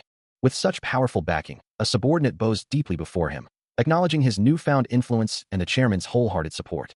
A confident smirk plays on his lips, his eyes glowing with an intense blue light as he contemplates the path ahead. He seeks one of the very few best weapons capable of handling the territory, a legendary artifact known as the Shadow Kingdom's Silver Knight Spear. Now, with the spear in hand, its blade shimmering with a vibrant blue aura, he gazes at his powerful new acquisition. The weapon's ethereal glow reflects off his form, its power now a tangible extension of his will. Meanwhile, elsewhere, a desperate voice cries out, lamenting that the blood simply won't stop, as a pair of wide, terrified blue eyes stare into the void. A sharp gasp escapes the observer, their eyes wide with horror, as a chilling memory surfaces, prompting the question, "It was non-lethal, so how?" The scene shifts, recalling the very first time the victim had gone out in a real battle. Bodies lay strewn across the blood-soaked ground, a grim testament to the brutal conflict. Amidst the carnage, the young warrior stood, their back to the viewer, a katana clutched in their hand, its blade glinting faintly in the dim light. The victim remembered cutting a fifth-rank monster and grimacing at the blood and intestines spilling out of its body, yet the smell of human blood was distinctly different. More bodies lay scattered, their forms indistinct in the deepening pools of red. The young warrior remained motionless, their swords still held firm, a silent witness to the devastation. Despite it being their first time, they grasped the grim reality instantly, a desperate plea escaping their lips. "Wait, as they faced the truth of a fading life. The victim's face contorted in anguish, their eyes wide with terror, as they clutched the blood-soaked katana, the intense scent of death filling their senses. The blade itself was a canvas of crimson, streaked with dark, viscous blood. Reflected in the bloody surface of the blade, the victim's horrified face stared back, a silent scream frozen in their wide, desperate eyes. Realizing this was the death throes. The blood-soaked ground stretched out, a stark, fading landscape of life extinguished. A sharp, blue eye opens, reflecting the light of a new day. As Alicia Arden rides in a carriage through the city, she muses, she's working again today. Her current task, a mission to capture a werewolf, promises 70 silver coins. Yet, other urgent missions, like searching for Fog City's murderous vampire, also loom. She throws her hands up in exasperation, declaring her aversion to dangerous things, especially those requiring a bachelor's permit or consultation with an advisor. However, there was an underlying reason for her choice. As she adjusts her obi, the reason for her choosing a mission related to werewolves becomes clear. A shadowy figure, perhaps a memory or a desperate thought, cries out, wondering where their savior might be. Alicia's thoughts echo the urgency, questioning if it's right now. Turning away, a sigh escapes her as she laments. She can't believe she has to pick up after these brats at her age. Suddenly, a familiar voice calls out, interrupting her thoughts. "Hey, Alicia, what a coincidence." She turns, a slight surprise on her face, and greets him. Corin, hello." As the carriage rumbles along, two other guardians, seated nearby, exchange glances, their expressions betraying a subtle unease. one of them muttering a dismissive tch and thinking of the 5th rank. Meanwhile, in a memory, Corin offers a reassuring smile to Alicia, who returns his gaze, a sense of relief washing over him at her presence, as he thinks, but what a relief I have Alicia with me, and encourages her. Let's do well. Back in the present, the Guardian's eyes glow with a subtle red light, their unspoken thoughts confirming that they wouldn't dare speak ill of him in front of the Sword Emperor's granddaughter. Corin, feeling the weight of their stares, internally urges them to stop glaring. The back of my head will burn. Turning his attention to Alicia, he asks, "Anyway, Alicia, how are your eyes?" She responds with a hint of confusion. What are you talking about? My eyes are fine." He presses on. "You should know that's not what I'm asking about." A flicker of realization crosses her face as she asks, "You heard from my sister?" Corin confirms, though with a slight hesitation, somehow. "Of course, Lunia didn't say a single thing to me." He then adds with urgency, "You need to hurry. Your sister is serious." Alicia looks down, recalling Lunia's dire warning. "She's really going to destroy you, so you won't be able to wield a sword again." As they both gaze out the carriage window, Alicia muses, "I can just stop wielding a sword when that happens." Corin, however, seems to doubt her resolve, his expression thoughtful as he considers, "Think you will be able to." The threat to Alicia's ability to wield a sword was real, for sure. Meanwhile, under a bright, almost blinding sky, a different scene unfolded. The light faded, giving way to a somber, overcast forest, where a capturing party had been at work. They had skillfully managed the short hounds, their efforts yielding a successful capture of a large monster, with others already subdued. They had even hunted down a werewolf, its defeated form lying still. But the situation gradually took a strange turn, as a member of the party cried out, wondering what was happening and why there were suddenly so many monsters. The forest grew darker, shrouded in an eerie fog, as another voice questioned the origin of the new threats and the sudden appearance of the mist. Amidst the chaos, an adventurer with a mustache, his face contorted in distress, shouted, demanding to know the whereabouts of Hansen, the 5th-rank kid. A powerful, crimson energy blast erupted, and a voice retorted, declaring that this was no time to worry about such things. The blast tore through a monster, as another adventurer expressed relief, seeing that Lady Arden was performing so well. Alicia Arden, her sword glowing with golden energy, moved with incredible speed, delivering a powerful kick midair. Another burst of crimson energy followed her attack, as the question of where the monsters were coming from remained unanswered. From the depths of the forest, a new wave of threats emerges, not just monsters, but spectral figures, their forms glowing with an eerie blue light. These ethereal beings, their bodies wreathed in swirling blue energy, press forward relentlessly. The sheer number of monsters is concerning, but the presence of so many evil spirits in this area feels deeply unnatural, almost as if it were deliberately orchestrated. Alicia's gaze sharpens, her mind racing as she considers the implications. Places with few humans usually don't attract such concentrated evil, making this situation feel disturbingly artificial. Before she can fully process the thought, a towering, dark-armored figure, wreathed in smoke and with eyes glowing crimson, charges into view. Alicia looks down, her hand instinctively going to her blade as she questions the identity of this new, formidable opponent. The knight wastes no time, swinging a massive, glowing sword down at her, forcing her to quickly raise her own blade to parry the devastating blow. The impact reverberates, the sheer weight of the attack confirming her suspicion. This is no mere ghost, but a formidable knight. She demands to know why they are being attacked, warning the knight to stand back or face her blade again. Without waiting for a response, Alicia moves with incredible speed, her sword a blur as she launches a counterattack against the armored foe.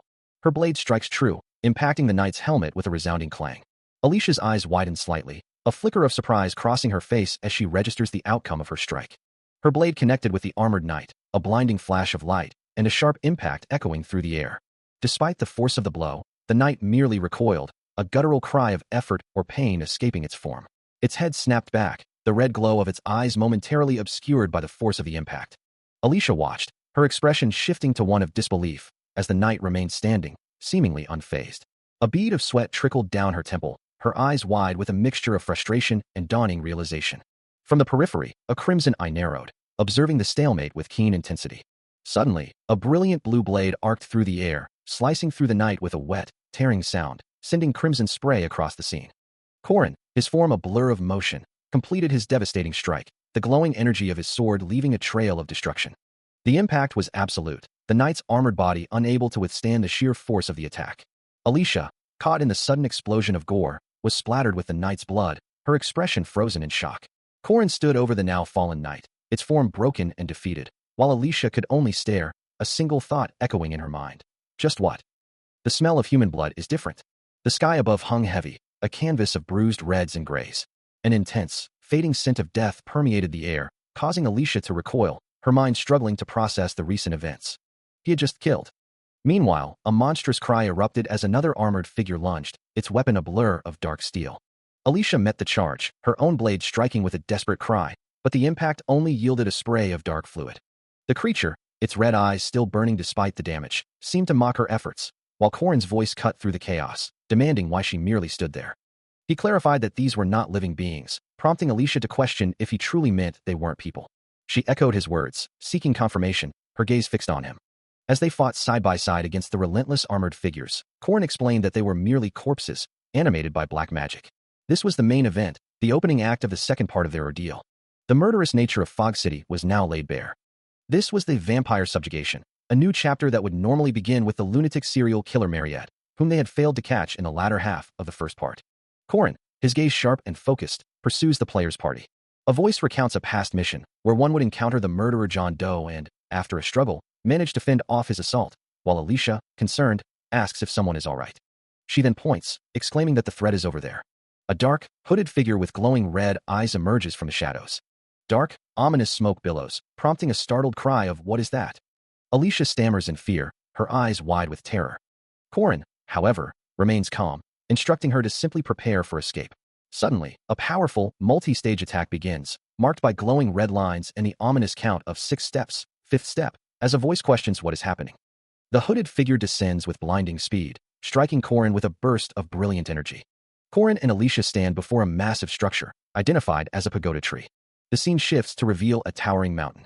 The hooded figure continues its relentless assault, its weapon striking with immense force. A powerful impact sends Corin reeling, the force of the blow radiating with dark, crimson energy. As the hooded figure retreats into the sky, a voice echoes, acknowledging Corin's prowess even as it declares its intent to end things and looks forward to their next encounter.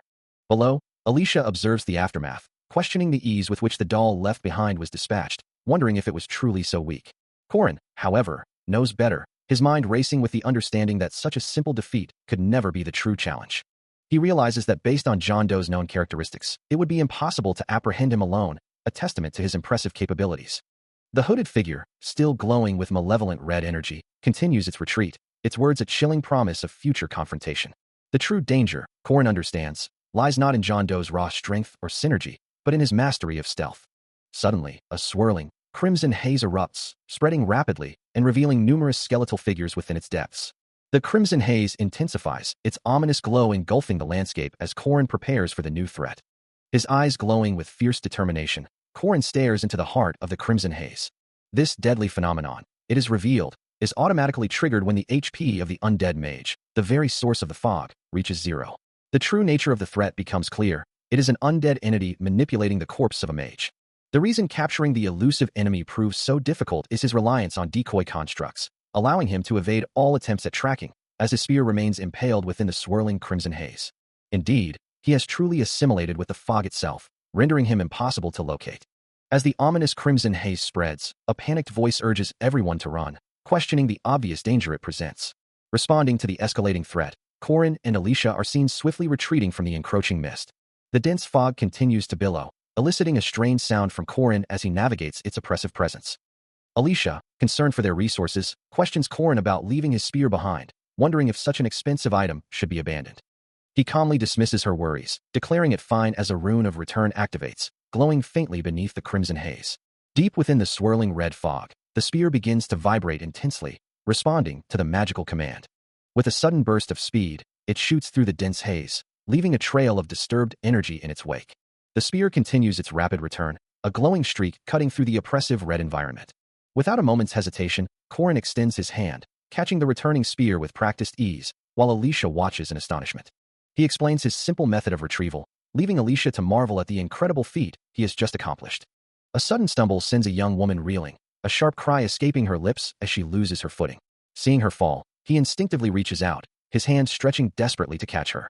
But it's too late. She tumbles into the crimson-tinged abyss, a frustrated groan escaping her as she realizes a simple root caused her downfall. His hand, still reaching, calls out her name, a desperate plea echoing through the descent. The ground gives way beneath him as well, sending him plummeting into the same dark chasm, his spear clutched tightly. Below, Charlie continues her uncontrolled fall, the red glow of the environment intensifying around her as she descends. Spotting him falling nearby, she extends her own hand, a desperate offer to grasp onto something, anything, in the chaos. He manages to twist his body, narrowly avoiding an unseen hazard, a relieved, yet strained, thanks escaping him as he continues his descent. Charlie's eyes widen in terror, the crimson light reflecting the sheer panic on her face as the danger presses in. A guttural scream tears from her throat, a desperate sound swallowed by the roaring wind and the oppressive red aura. Finally landing, he pushes himself up, a frustrated sigh escaping him as he mutters about the annoying situation. Turning to the still falling Charlie, he urgently commands her to get up and run, emphasizing the need to escape the forest immediately. As he reached out to secure her, a sudden voice cut through the chaos, demanding, "Huh? And give me your rope." Before he could react, a spear-like object pierced the swirling red mist, its sharp tip glinting menacingly. He instinctively recoiled, leaping away from the immediate danger, a desperate cry of "Hey!" escaping his lips as the red energy pulsed around them. A grimace tightened his features, the realization dawning that he now possessed a regeneration ability, which meant he could endure much longer, but that was precisely the problem. He mused that he would willingly repeat this ordeal twice, recalling how in his last life, he had stumbled and been caught. Now, trapped in this suffocating fog, he had fallen into a critical condition in less than a minute. Meanwhile, the young woman found herself caught in the same crimson haze, her body twisting in a desperate struggle as she gripped her spear, trying to fend off the unseen forces. The true nature of the problem became horrifyingly clear. It was Alicia, now ensnared by glowing red tendrils of energy that lashed out from the mist, binding her. She thrashed against the oppressive force, her voice strained as she cried out, "Uff, let go. I said let go." Observing her struggle, he realized that blood must be draining from her body, meaning she likely wouldn't last long. A guttural cry of agony tore from her throat, her face contorted in pure anguish as the draining energy intensified its hold. Crimson energy tendrils coiled and swirled with violent intensity, their vibrant red hues pulsing as they tightened around an unseen force. The oppressive force continued its relentless assault, demanding release from its suffocating grip. Alicia Arden, caught within the crimson tendrils, desperately tried to sever them with her blade, her face contorted in a pained grimace as she questioned why her attacks weren't connecting. The energy pulsed around her, mocking her efforts, leaving her to wonder if her strength was insufficient or if her stance was somehow flawed. Her hand, now bleeding, struggled to maintain its grip on the sword, the relentless pressure threatening to pry it from her grasp. From a distance, an unnamed woman in a dark suit observed the scene, her gaze sharp as she questioned the state of the struggling warrior. Her long, dark hair cascaded down her back as she continued to watch, a silent witness to the unfolding crisis. Back in the crimson mist, Alicia's swords lay discarded on the ground, a stark symbol of her losing battle against the overwhelming energy. A wave of self-doubt washed over her as she pondered the true cause of her failure. Her face, now streaked with dirt and exhaustion, reflected her inner turmoil as she whispered, questioning if her own weakness was to blame. With a final, sorrowful sigh, her voice barely audible, she offered a quiet apology as the red energy continued to consume her. As the crimson energy consumed her, Alicia Arden's thoughts drifted to a past desire, a wish to be cool and save someone, too. She had wanted to stand tall and become a respectable person in his eyes. A memory surfaced, of a time when she lay injured, her head resting gently in his lap, a quiet acknowledgement of the one who had saved her life. Back in the present, her face contorted in a silent scream, tears mixing with the blood on her cheek as the red energy tightened its grip, a desperate cry for Alicia escaping her lips. A sharp, sudden sound echoed, and Corin found himself plummeting through a maelstrom of crimson clouds, a dark silhouette against the swirling chaos. Alicia's eye, wide with terror, reflected the horror of her situation, streaks of blood marring her cheek. Corin stood, his back to the viewer, a silent testament to the shock he endured, his form rigid with disbelief. His head was bowed, the dark strands of his hair illuminated by a faint, ethereal blue glow, a sign of his rising power. He remained still, his profile obscured by shadow, yet the tension in his posture was palpable, a storm brewing beneath the surface. Then, a guttural cry tore from his throat, a desperate shout of Alicia.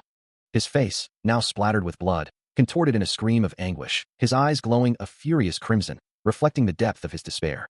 As the malevolent red energy continues to engulf her, consuming her very being, Alicia Arden's voice, strained and desperate, echoes a single, profound question, "My savior?" A young woman's eye, wide with terror, stares out from a face streaked with blood, her brown hair matted and disheveled. Suddenly, a desperate cry echoes through the crimson-tinged air, calling out her name, Alicia. The source of the shout is a young man, his own face contorted in a scream, blood splattered across his features as he reaches out a desperate hand. Amidst the chaos, a faint thought surfaces in Alicia's mind, wondering if this figure could be her savior. Corin holds the injured Alicia close, a spear clutched in his hand, as he asks if she is all right, the air around them swirling with ominous red energy and blood. The red aura intensifies, and Alicia, barely conscious, recognizes his presence. muttering his name in a weak voice. Tears stream down her blood-stained face as she cries out to Korin, lamenting that she cannot move. Her voice, filled with desperation, pleads for him to save her, fearing that this might be her end. Korin's bloodied hand grips her shoulder firmly, his voice calm and steady as he tells Alicia Arden to compose herself. Still, Alicia's face remains etched with pain and fear, her eyes welling with tears. Korin's hands, stained with blood, tighten around his spear, his resolve unwavering as he advises her that striking randomly will not work, and that she needs to focus and cut hard, to simply be calm. He responds to her distress with a soft, questioning tone, before declaring his unwavering intent to protect her from the undead from this moment forward. Meanwhile, the skeletal undead, their eyes glowing with an ominous red light, continue their relentless advance through the crimson-tinged environment, a silent, growing threat. His hand reaches out, a silent gesture of resolve, as he asks if she truly understands what must be done. She struggles, her voice filled with despair, admitting her lack of power and the dizziness and pain inflicted by the oppressive fog. But he insists, his hand firm on her shoulder, that despite her current state, she possesses the ability to overcome. He leans in, his voice a steady reassurance, reminding her of her inherent strength, telling her that among all the swordsmen he has known, she possesses remarkable talent. His bloodied hand grips her arm, the pervasive red aura of the environment reflecting their shared struggle, as he continues to urge her forward, if she decides to. He tells her she can do it, emphasizing that it's just one step, Alicia Arden. His gaze is unwavering, his resolve clear, as he repeats, one step. A grim, bloodied smile spreads across his face, affirming that a single step is enough. Tears stream down her face, but a flicker of determination begins to ignite within her, surrounded by the pervasive red glow. He turns to face the encroaching horde, a confident, thank you in advance, echoing through the red-tinged air. He stumbles, blood splattering from his wounds as the shadowy horde presses in, their glowing red eyes fixed on him. From nearby, a bloodied Alicia calls out, her voice strained, barely able to utter his name. She knows her own strength is failing, feeling the oppressive red aura drain her reserves. A voice, perhaps her own doubt, echoes in her mind, questioning how she, with a lower aura rank, could possibly endure. Yet, Korin's words from moments before ignite a spark, a fierce resolve building within her. Her jaw clenches, a silent vow forming on her lips, her eyes hardening with newfound purpose. There is no other path, she must act. A surge of crimson energy erupts around her, the red aura swirling violently as she prepares for battle. The oppressive red fog continues to blanket the area, a suffocating presence in the air. She recalls her grandfather's secret technique, a legendary skill capable of cutting through anything, even the very fabric of reality. To wield such power, she understands she must awaken something profound within herself. A profound, cursed ability, one that forcefully allows its wielder to perceive other territories, begins to stir. Within a swirling cosmic void, Alicia Arden stands, her hooded form contemplating the path ahead. Her expression, though partially obscured, reveals a deep resolve etched upon her features. Still, she hesitates for a moment, the weight of her decision pressing down. Then, a voice echoes in her mind, or perhaps her own conviction, reminding her, it's one step, Alicia Arden. With renewed purpose, her foot lifts, the simple truth resonating, one step is enough. As her boot firmly plants itself on the ethereal ground, a ripple of brilliant blue energy erupts beneath her. The energy expands rapidly, spreading across the cosmic expanse, a testament to her awakening power. Her hood falls back, revealing her face as her eyes ignite with an intense, otherworldly blue glow, the Arden style now fully manifesting within her. Engulfed in a vibrant, crackling blue aura, she stands transformed, ready to unleash the Arden first sword style.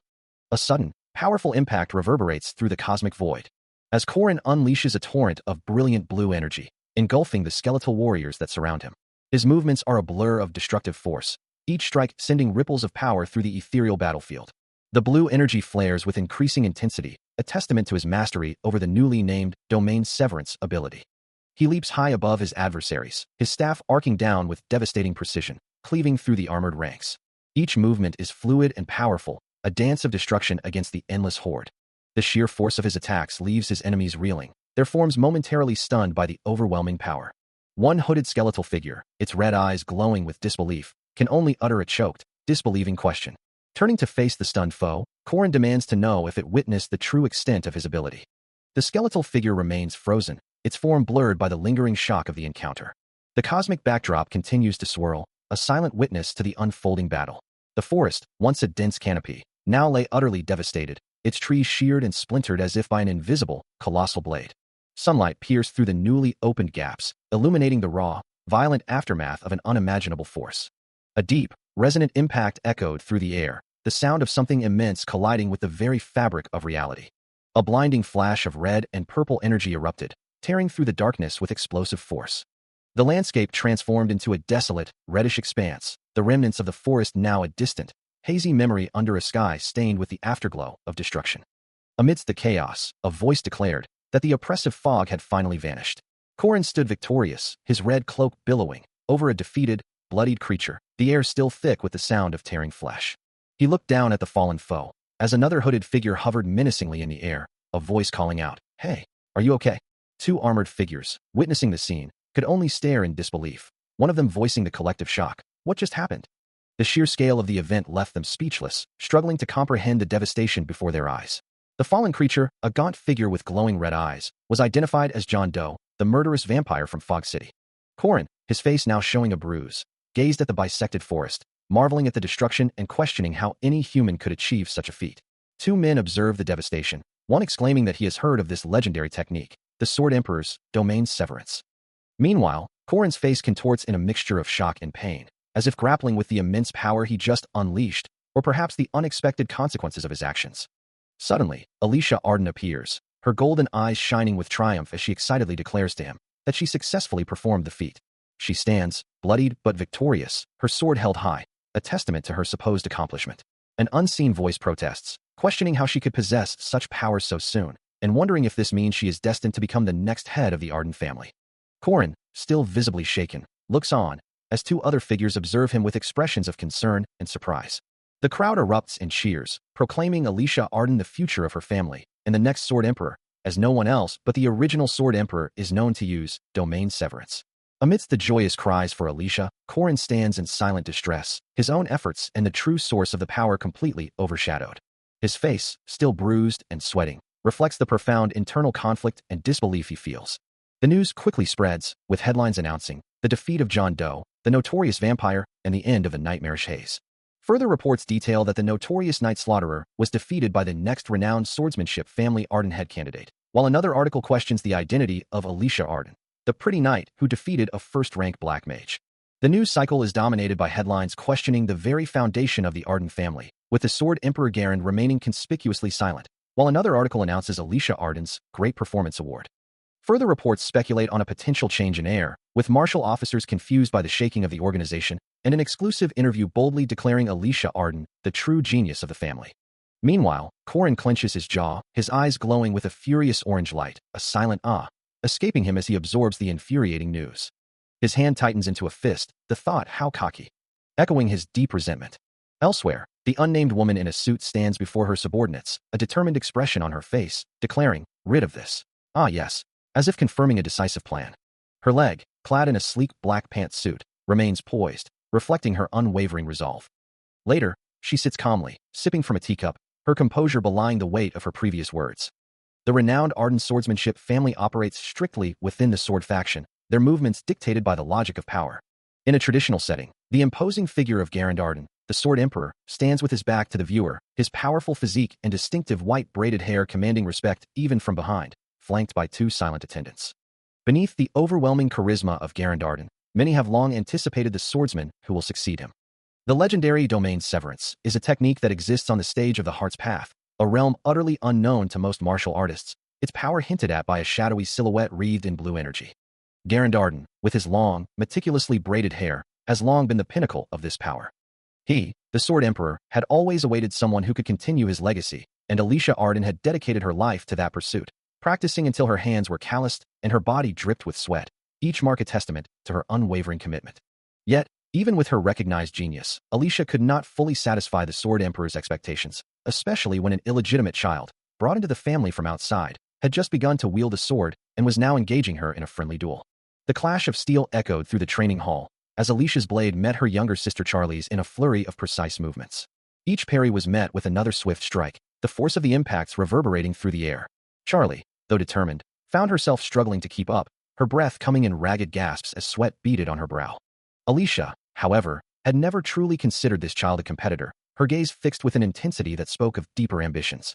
Her focus remained solely on the path to becoming the Sword Emperor, her blade poised with unwavering resolve.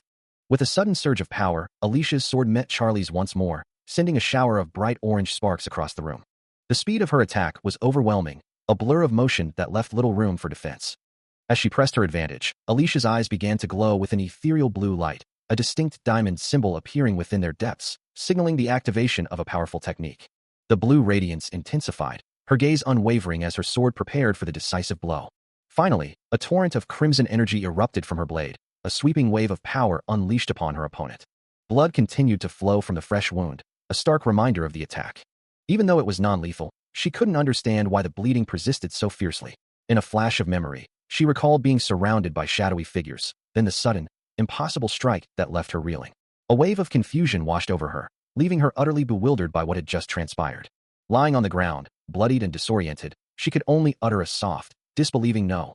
She couldn't recall seeing the attack, her eyes reflecting the strange, glowing blue diamond pattern of the technique that had struck her. Her arm, now visibly cut and bleeding, left her questioning how such a precise strike was even possible when she had barely registered the movement. As she recoiled through the air, she realized it wasn't a matter of speed at all. Something fundamentally different had occurred. Collapsing to the ground, injured, the word domain echoed in her mind, hinting at the true nature of the power used against her. Her injured legs barely supporting her, she understood that Alicia had stepped into a profound path of martial arts, creating a space where her will was absolute. Her face contorted in a mix of pain and disbelief. The reality of her sister's overwhelming power began to sink in. A dismissive thought, perhaps Alicia's own, echoed in her mind. Such a young child, and a lazy one at that. A choked gasp escapes her lips, her eyes wide with a terror that transcends mere pain. As Charlie struggles to process the impossible strike, a realization dawning that she is utterly taken aback, yet a desperate plea forms in her mind, a chilling whisper about the talent of a demon. Meanwhile, Alicia, her katana still poised, reflects on the profound understanding she now possesses, a title her grandfather had once spoken of. It was the twisted nature of power, a concept mortals could never truly grasp. Charlie's face, streaked with blood and tears, contorts in a silent scream, her eyes wide with the agony of her wounds and the shock of defeat. The memory of a sword flashes through Alicia's mind, transporting her back to a time when her grandfather, Arden, declared, "I am appointing Alicia as the next head candidate as well." And that pivotal decision was how Alicia Arden, against all objections, rose to become Arden's head candidate. Another memory surfaces, of her younger self, a small Alicia, looking up at her grandfather with wide, innocent eyes, exclaiming, "Sister, this is my first time holding a sword." The warmth of her grandfather's hand on her head, the memory of rubbing the hair of her half-sister, who grew up under the neglect of her father's family, lingers.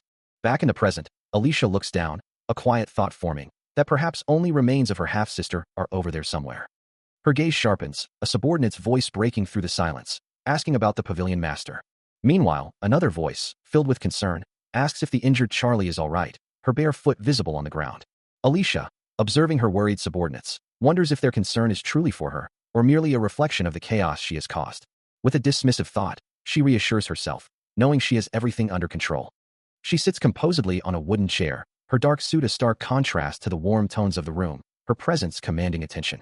Her thoughts drift back to Charlie's vulnerable form, a bare foot still visible, as she recalls her true intention, to force her into the domain as well. A sudden intensity flares in her eyes, glowing with a cold blue light, as the memory of a sword flashes through her mind, a powerful image that stirs something deep within her. In a vivid vision, her grandfather, Arden, stands before her, a formidable figure with white hair and a katana, enveloped in a swirling aura of blue energy. The thought solidifies in her mind, a strategic calculation. She might be able to extend her influence, her reach, even further. Turning to her assembled subordinates, she addresses them with a calm authority, her voice cutting through the hushed anticipation. Still seated, her bare foot resting casually, she prepares to issue her next directive, her posture unwavering. Her command rings out, clear and decisive. They are to prepare for the sword challenge. High above the city, a grand domed structure stands sentinel against the clear blue sky. Inside, a voice inquires about recovery, wondering when the injured party will be back to full strength, receiving a confident reply that with potions, it will only take a day or two. As Corin sits up in bed, a concerned voice asks if he would like some honey bomb candy. He glances down at the floor, a thought crossing his mind about the other's surprisingly carefree demeanor, especially considering the recent events. Turning his attention back to the matter at hand, Corin mentions domain severance, then asks how she managed to accomplish it. He raises a hand to his chin, contemplating the feat, acknowledging that even with the eyes of the boundary to perceive domains, it doesn't automatically grant the ability to use them immediately. A soft blush spreads across her cheeks as she smiles, admitting that she believed in him, that he could do it. Her shoulders shift slightly, a subtle movement reflecting her quiet pride in his capabilities, her gaze fixed on him. A smirk plays on his lips as he responds, that it turns out, if he truly tried, he could indeed do it. With an excited woohoo, she leans forward, praising him as a true genius who defies effort. Suddenly, a distinct sound echoes from beyond the ornate blue door, a clear knock-knock, signaling an arrival. The door opens slightly, revealing a figure with light blue hair and a yellow flower accessory, who announces their presence with an enthusiastic, "It's me."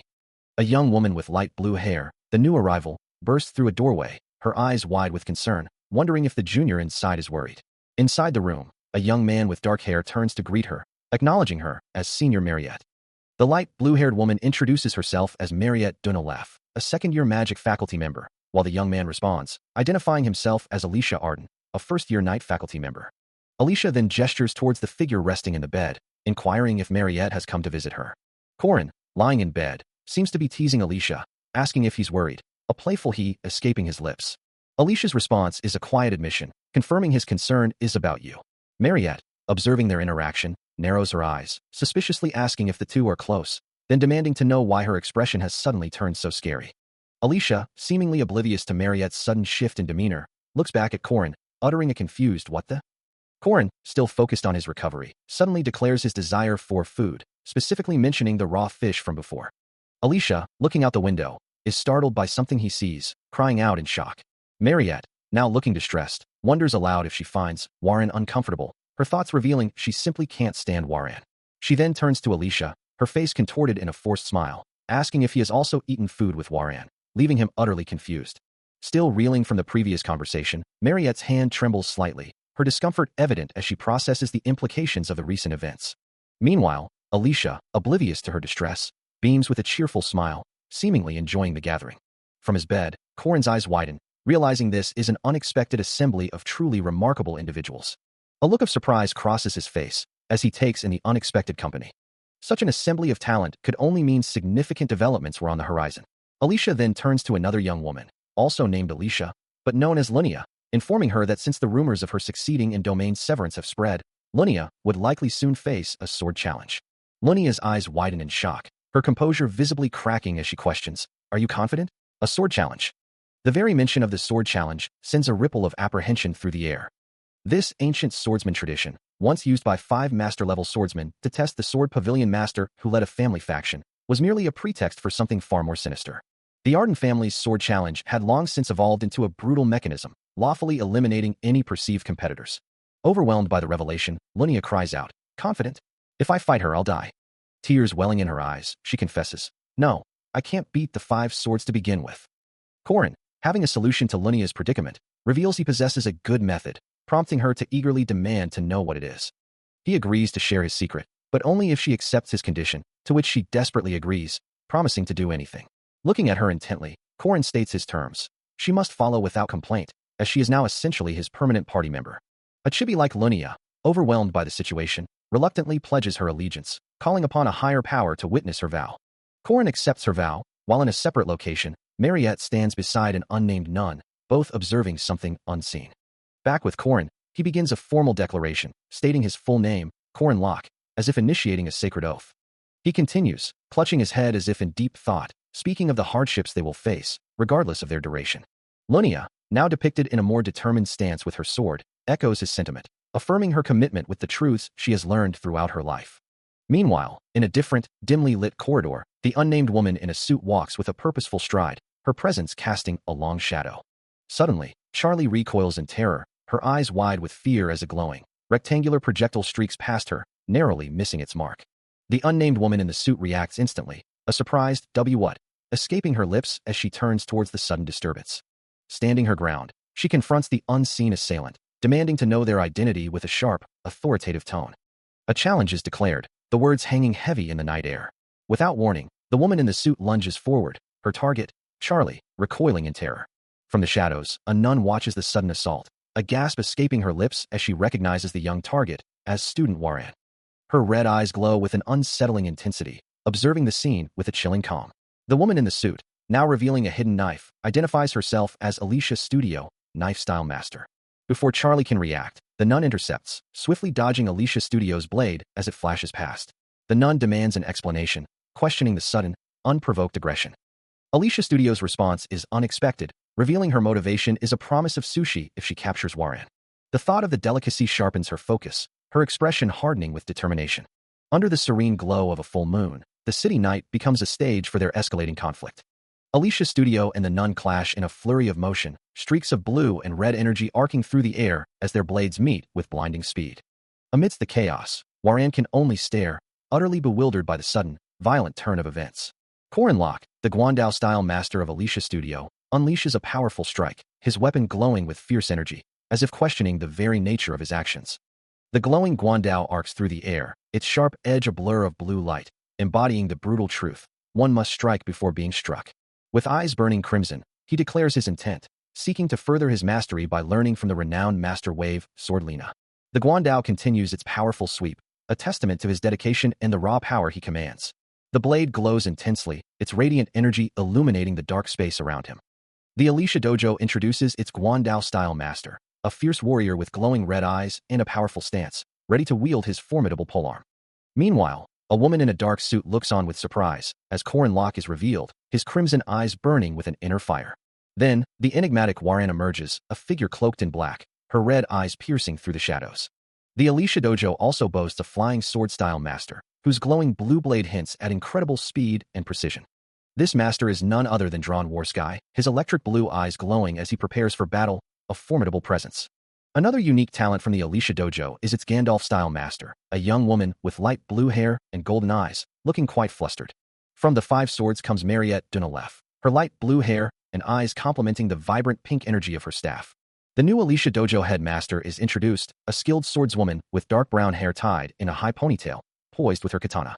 She strikes a dynamic pose, her focused expression revealing intense determination. This formidable leader is Alicia Arden, her presence commanding respect.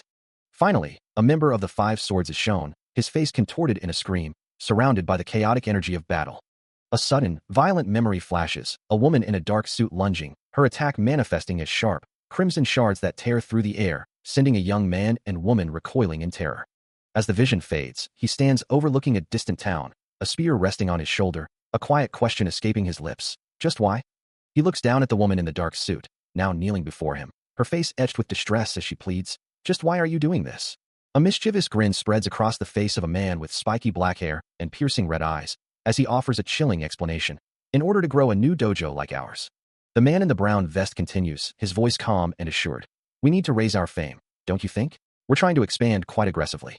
Newspaper headlines scream the news. The new Arden-style dojo has defeated the Arden's first sword pavilion, a fact confirmed by an anonymous report and a photo. Another article proudly declares the new Arden-style dojo's first steps have defeated the Five Swords. The spiky-haired man from before grins from a featured image, as a lingering question hangs in the air. Will the Arden family be okay with this? From behind, the Sword Emperor, Garand Arden, his long white braid flowing down his back, explains to unseen listeners that, according to family rules, there is something called the Sword Challenge. It is a sort of test to choose the pavilion master, who handles family's important household matters. He continues, acknowledging the challenge's true nature. "But even I know it's a way to crush competitors, which is precisely why Corin, his eyes now glowing with an ominous purple light, grins with dark satisfaction." A series of sharp knives hover above a complex mechanical device, its red central button poised for activation. Someone had declared he would change this very structure. The words resonate with Alicia Arden, who recalls the challenge being brought into a dojo. A fierce martial arts challenge erupts, with combatants clashing amidst a flurry of red energy. Corin's crimson eyes gleam with sinister satisfaction, his plan unfolding perfectly, defeating the Five Swords one by one in a new martial arts dojo's challenge format. He reflects on what they truly want in the end. The challenge culminates in a tense one-on-one battle, with Alicia Arden facing the unnamed woman in a suit. This particular confrontation is against his sister. Alicia Arden considers the implications, knowing that if she wins and announces it, her forces will be untouchable. Corin's internal monologue continues, revealing his true motivation. They won't be able to touch him, which is why he started this whole endeavor. Meanwhile, Mariette proudly declares that all of it was taken care of by her, giving a confident thumbs up. The unnamed blue-haired girl, surrounded by gold, cries tears of relief, hoping that once she gets rewards from the John Doe quest, she can repay her debts quickly. As the unnamed woman in the suit observes the scene before her, a single thought escapes her lips. How interesting. Her gaze falls upon Alicia Arden, who looks up with a gasp, whispering a single word in recognition. "Sister." The unnamed woman's expression hardens, her voice laced with disdain, declaring, "Foolish thing. If you wanted to escape, you should have run as soon as you saw me." She continues, pressing Alicia.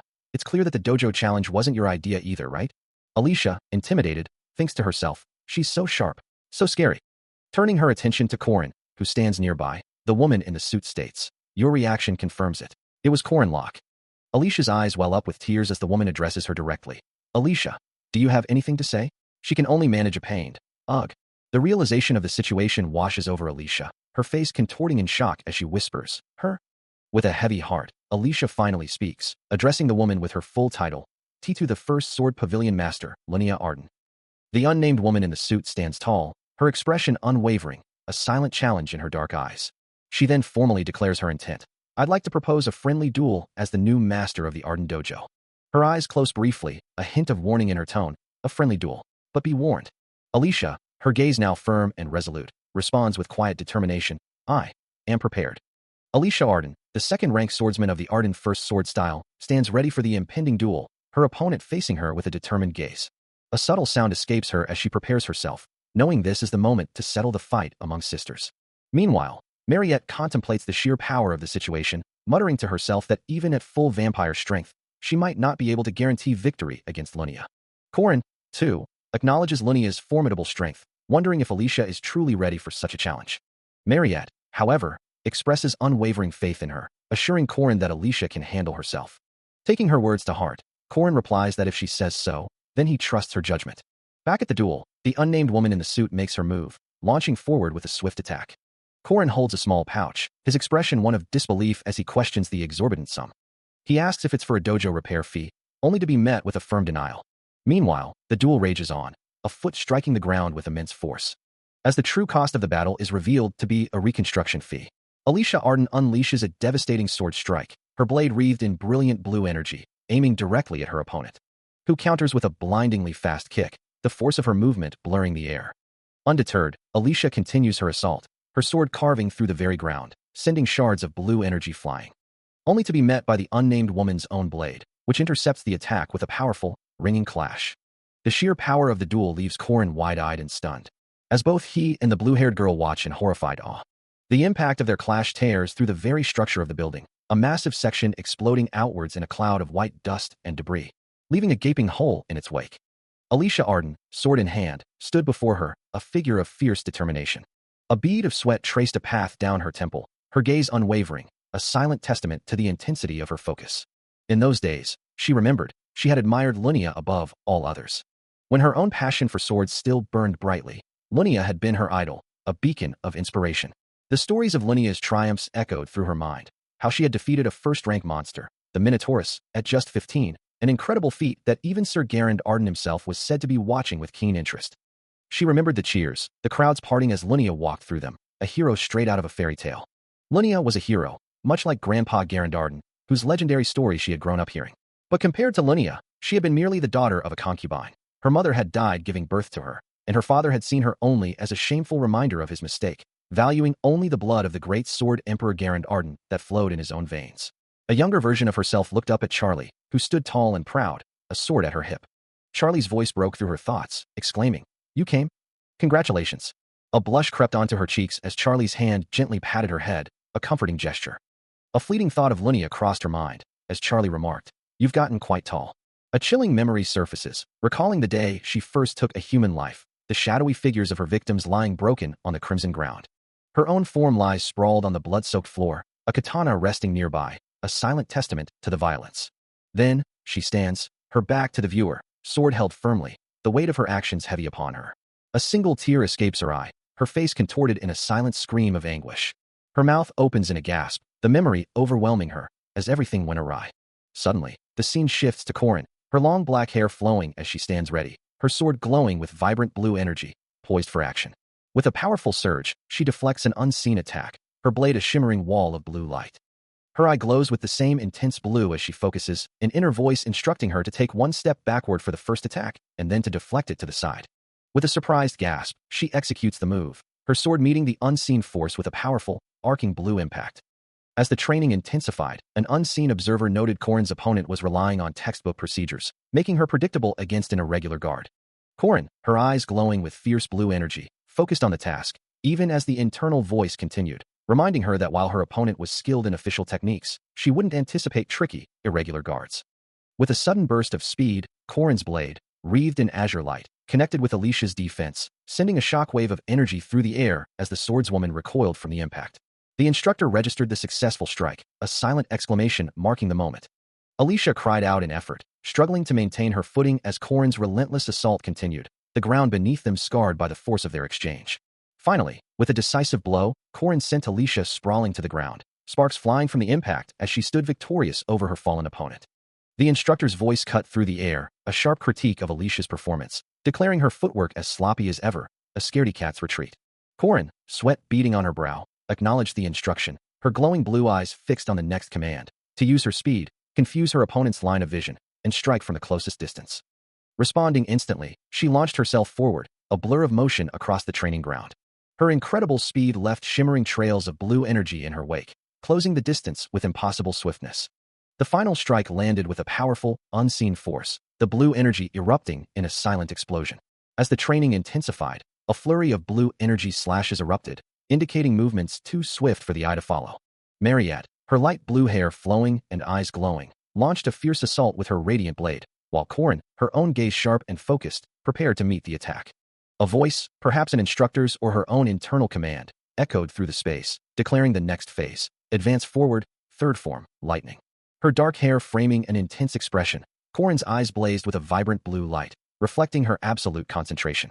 Another command followed, guiding her next precise movement, upward slice. With incredible speed, Corrin parried Mariette's glowing blue sword, deflecting the attack with a sharp, decisive motion. Immediately, she transitioned into a complex maneuver, executing a makiwaza with her blade. The kendo move, involving a twisting motion, connected with Alicia Arden, who recoiled with a strained, surprised expression. A sharp cry escaped her lips, as the unexpected impact rattled her. Unwavering, Corrin maintained her intense focus, her blue eyes still glowing with concentrated power. She followed through with another powerful strike, generating a burst of vibrant red energy upon impact. As Alicia was thrown back, the true nature of the attack became clear. Corrin wasn't just using her sword, but her entire body as a weapon. She plunges downward, a blur of motion. Her blade meeting Alicia's in a shower of sparks, sending the swordswoman sprawling to the ground. Alicia gasps, her eyes widening as she sees the intense blue glow reflecting from her opponent's gaze. Corrin's aura flares, a vibrant blue energy swirling around her form. And with a sudden, unexpected move, she delivers a powerful body blow, eliciting a sharp cry of pain from her adversary. Yet, Alicia quickly recovers, her voice ringing out with defiance. "Did you think you could defeat me with those tricks?" She lunges forward, her katana arcing in a swift counterattack. But Corrin's long hair whips around her as she deftly evades the strike. Alicia presses her assault, her blade now wreathed in a fierce red energy, forcing her opponent to meet the powerful impact head-on. Alicia Arden lunges forward with a swift, precise sword technique, her blade arcing towards Corrin. As the attack closes in, Corrin's mind races, confirming that everything is unfolding exactly as he had anticipated. A glint of steel reflects his resolve, and he considers his next move, knowing this won't be an easy victory for his opponent. Undaunted, Alicia presses her assault, her blade now glowing with a fierce blue energy as she unleashes a combo strike. Yet, with practiced ease, Corrin deflects the powerful, blue-infused attack, sparks flying from the impact. A moment of surprise crosses Alicia's face, as she acknowledges his skill, remarking that he's countering well even against an attack that almost made him kneel. Corrin's crimson eyes narrow, a confident smirk playing on his lips as he retorts that it can't be too easy. Frustrated by his resilience, Alicia launches another furious attack, chiding him for his inexperience. However, before her blade can connect, Corrin executes a lightning-fast counter, striking Alicia and sending her sprawling across the ground. She lands with a pained grunt, struggling to push herself up, clearly stunned by the unexpected force of his blow. Corrin follows up with a decisive kick, his leg wreathed in a burst of orange energy, driving home his advantage. Having decisively turned the tide, Corrin stands tall, now enveloped in a powerful, shimmering blue aura, his mastery evident. Alicia Arden, her back to the viewer, prepares for another swift strike, blue energy crackling around her form. With a sharp, cutting sound, she launches forward, her blade a blur of intense blue light. Her expression fierce, the glowing blade continues its relentless assault. The powerful sweep of her weapon carves through the air with incredible force. But in a sudden reversal, Alicia is sent sprawling backward, her own blue energy dissipating around her as Corrin's counter connects. His hand is a blur, deflecting her blade with ease, the clash of their energies echoing through the space. A cry of shock and pain escapes Alicia's lips. Sweat beading on her brow, she realizes with a jolt that he is truly catching up to her. Corrin observes her, thinking, not only that, but Alicia is also improving at an astonishing rate. His own eye begins to glow with an electric blue light, lightning-like particles dancing around his iris. He realizes he is seeing the domain right now, a new level of perception opening before him. With a determined breath, his glowing eye reflects the depth of his newfound insight. Corin's voice echoes with a quiet affirmation, acknowledging the challenge before him. And with that, Alicia Arden unleashes a furious, blue energy-infused strike, her blade arcing with lethal intent as she declares this the true self she desired to face. Her movements are a whirlwind of precision and power, each swing of her katana cutting through the air with a sharp, decisive force. She presses her attack, her voice ringing out with a fierce intensity, revealing her true motivation, to witness the unbridled talent he had long suppressed. With her katana drawn and a fierce determination in her eyes, Alicia Arden lunges forward, her form wreathed in a vibrant, crackling blue aura. Her movements are a blur of speed and power, her feet barely touching the ground as she closes the distance with a resounding impact. A sharp cry escapes Corin's lips, her name echoing as he braces for the onslaught. Yet, a memory flashes through his mind, a younger Alicia, equally fierce, her hair tied back, katana ready, enveloped in the same ethereal blue glow. Back in the present, Alicia's relentless assault continues, her movements a shimmering dance of light and shadow. Another powerful strike lands, the impact reverberating through the air. He finds himself airborne, clashing against her in a whirlwind of blue energy, her relentless pressure pushing him back. The memory deepens, her voice from the past echoing, reminding him that she was always the one he pursued. His younger self, determined and earnest, responds, proclaiming his dedication to swordsmanship, hoping to one day match her skill. In that same memory, he is seen, cloaked and wielding a sword, his eyes glowing with an intense blue light as he unleashes his own power. His blade cuts through the air, leaving a trail of shimmering blue energy in its wake. The memory concludes with his hopeful declaration, a promise to himself for the future. He remembers a time when he was just a boy, his face alight with innocent joy. As he declared his heartfelt ambition, "I want to become a cool swordsman like you." But now, that innocent ambition has been forged into something far more potent. A vision of himself, wreathed in dynamic blue energy, his eyes glowing with fierce resolve, flashes through his mind, a powerful, almost ethereal manifestation of his current self. And beside him, a similarly empowered Alicia appears, her own blue aura mirroring his, as he stares at her with a mix of awe and determination, the memory fueling his surge of power. With a guttural cry, he unleashes a torrent of blue energy, the raw force of his will erupting outwards. The energy expands, sharp and cutting, a maelstrom of power building around him. His eye, now a blazing orb of blue light, narrows with intense focus, every fiber of his being committed to this surge. The blue energy continues its violent expansion, tearing through the air with incredible force. Vertical streaks of light erupt from the core of the power, showering the surroundings with brilliant particles. A blinding starburst of blue light explodes, its intensity momentarily overwhelming everything else. The light then radiates upwards, a pillar of pure energy, ascending into the vast expanse. From the depths, a surge of power began to rise, manifesting as ethereal white lines against the darkness. As a vision of Alicia, empowered by brilliant blue energy, ascended, her eyes glowing with fierce resolve, wielding a sword that pulsed with the same vibrant light. The blade itself became a conduit of raw force, shimmering with a rainbow of colors as the power intensified, a single, resonant sound echoing through the ethereal space. The surge culminated in a blinding flash, the words, "Main Severin," appearing within the explosive blue light, a testament to the sheer magnitude of the unleashed force. The empowered Alicia plunged downward, a streak of pure energy following her descent, her form a dynamic silhouette against the brilliant blue. The blue energy swirled and intensified, reflecting a spectrum of light, a maelstrom of power building to its peak. Then, with a violent burst, the accumulated energy exploded outwards, shattering the very air with its force. Corin and the unnamed girl shielded their faces, recoiling from the blinding light and concussive wave, the sheer power of the blast overwhelming their senses. The ground beneath them fractured and splintered, unable to withstand the immense impact, a stark testament to the destructive force unleashed. As the light began to fade, Corin and the unnamed girl slowly lowered their arms, their expressions a mixture of awe and apprehension at the devastation around them. A quiet question hung in the air, wondering if the cataclysmic event had finally concluded. All that remained was the sight of 2 feet standing on a heavily cracked and scarred surface, the ground itself bearing witness to the raw power that had just been unleashed. As the immense power dissipates, leaving behind a shimmering haze and scattered debris, the empowered vision of Alicia Arden stands resolute, her form a stark silhouette against the brilliant light, a long weapon held firmly in her grasp. The dust settled on the tiled floor, marking the end of a fierce confrontation. A clear victor emerged. With her blade still drawn, Alicia stood triumphant over her kneeling, defeated opponent, the air thick with the lingering scent of battle. Watching the scene unfold, the blue-haired girl gasped in disbelief, while Corin observed with a knowing gaze. Indeed, Alicia had one. Corin noted, her unique strength lying not in raw power like Sword Master Linnea Arden, but in her mastery of domain severance. A subtle smirk played on his lips, reflecting his satisfaction with the outcome. He knew the only path to victory in this particular fight was to engage within the domain itself, so he had carefully instructed Alicia on the strategy. His plan was for her to focus entirely on dodging, escaping, and stalling for time, exploiting every weakness. Corin pointed, explaining how he leveraged Linnea's known habits and patterns from his past life to guide Alicia's actions. Ultimately, they had seized the singular opportunity to secure victory in a domain battle. As expected, the clash within the domain had reached its conclusion, with a dark-haired woman standing victorious, her blade still drawn. The battle had been decisive, resulting in Linnea's sword being cut, a clear sign of her defeat. Her face smudged with dirt and despair, Alicia could only stammer, a choked sound escaping her lips. Her hand, bruised and scraped, clenched in frustration as the word of her failure echoed in her mind, defeat. The victor, observing her opponent's despair, let out a soft, almost dismissive sound, a quiet who that spoke volumes of her superiority. She then questioned, her tone devoid of emotion, if her performance had not been good enough. Her declaration was final. Neither she nor her subordinates would interfere with Alicia's work from now on. The victor stood tall, her dark form casting a long shadow over the defeated Alicia, while in the distance, the blue-haired girl and Charlie watched the scene unfold with concern. Still reeling from the impact, Alicia struggled to speak, a desperate plea forming on her lips.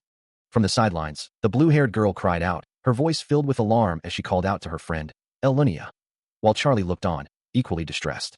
The victor, however, remained unyielding, her hand resting on her sword as she reiterated her command, wait. Alicia, her eyes wide with a mix of pain and realization, could only whisper, a broken eye, so. As the full weight of her defeat settled upon her. She must have been scared, Alicia, who was obviously the target of such intense scrutiny. Standing before him in a tense confrontation, her dark eyes meeting his across the plaza. He also remembered Linnea's defiant attitude when she turned her back on her opponent, a gesture of disdain that belied her inner turmoil. But, looking back, that worry was ultimately pointless. A sharp impact echoed, and Alicia recoiled, her hand flying up in shock. A pained gasp escaped her lips, her face contorted in a wince of surprise and discomfort. Her eyes widened slightly, reflecting the suddenness of the blow. That's a pointless worry, he thought, as Linnea Arden's image flickered in his mind, a memory from a different time. The first time he had met her in his last life was before Mariette's incident even happened, a significant deviation from the timeline he remembered. He recalled walking with a companion, while Alicia, her back to him, seemed to observe their approach. Her long, dark hair flowed down her back, the hilt of her sword visible at her hip. He remembered being a bit taken aback because they had met way sooner than they would have in the storyline, a subtle shift that hinted at larger changes to come.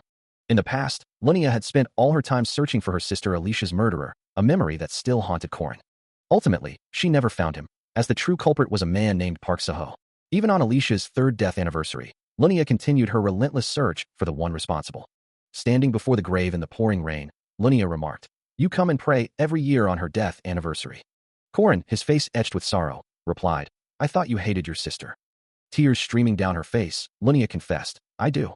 Corin, remembering his own perception of Alicia, thought, "I only knew her as lazy, unserious, and annoyingly clingy." Linnea continued, her voice heavy with emotion, "But," she added, "other than me." Her grip tightening on a weapon, Linnea concluded, "There is no one who can resolve her bitterness." Despite her words, Corin knew that Linnea never truly turned her back on Alicia, her loyalty unwavering. If anything, even if Alicia were to take the lead, Linnea would quietly support her while smiling, a sentiment she expressed by saying, "You've grown quite tall."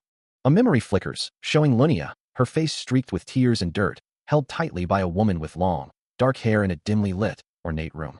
Corin reflects on this image, thinking of the Linnea Arden he remembered, wondering if she truly was that kind of person. He stands, a faint smile playing on his lips, his thoughts lost in the past. His internal monologue continues, pondering if she was truly that kind of person.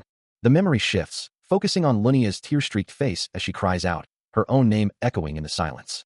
A system notification flashes, starkly declaring that Linnea Arden has been defeated. The detailed status window appears, listing Alicia Arden, Linnea Arden, with a difficulty B+, a reward of aura rank rise from mid-low to medium, an aura amount of plus 640 points equally distributed, and the acquisition of domain severance, all from a past encounter. Corin's thoughts return to the present, a quiet admission forming in his mind.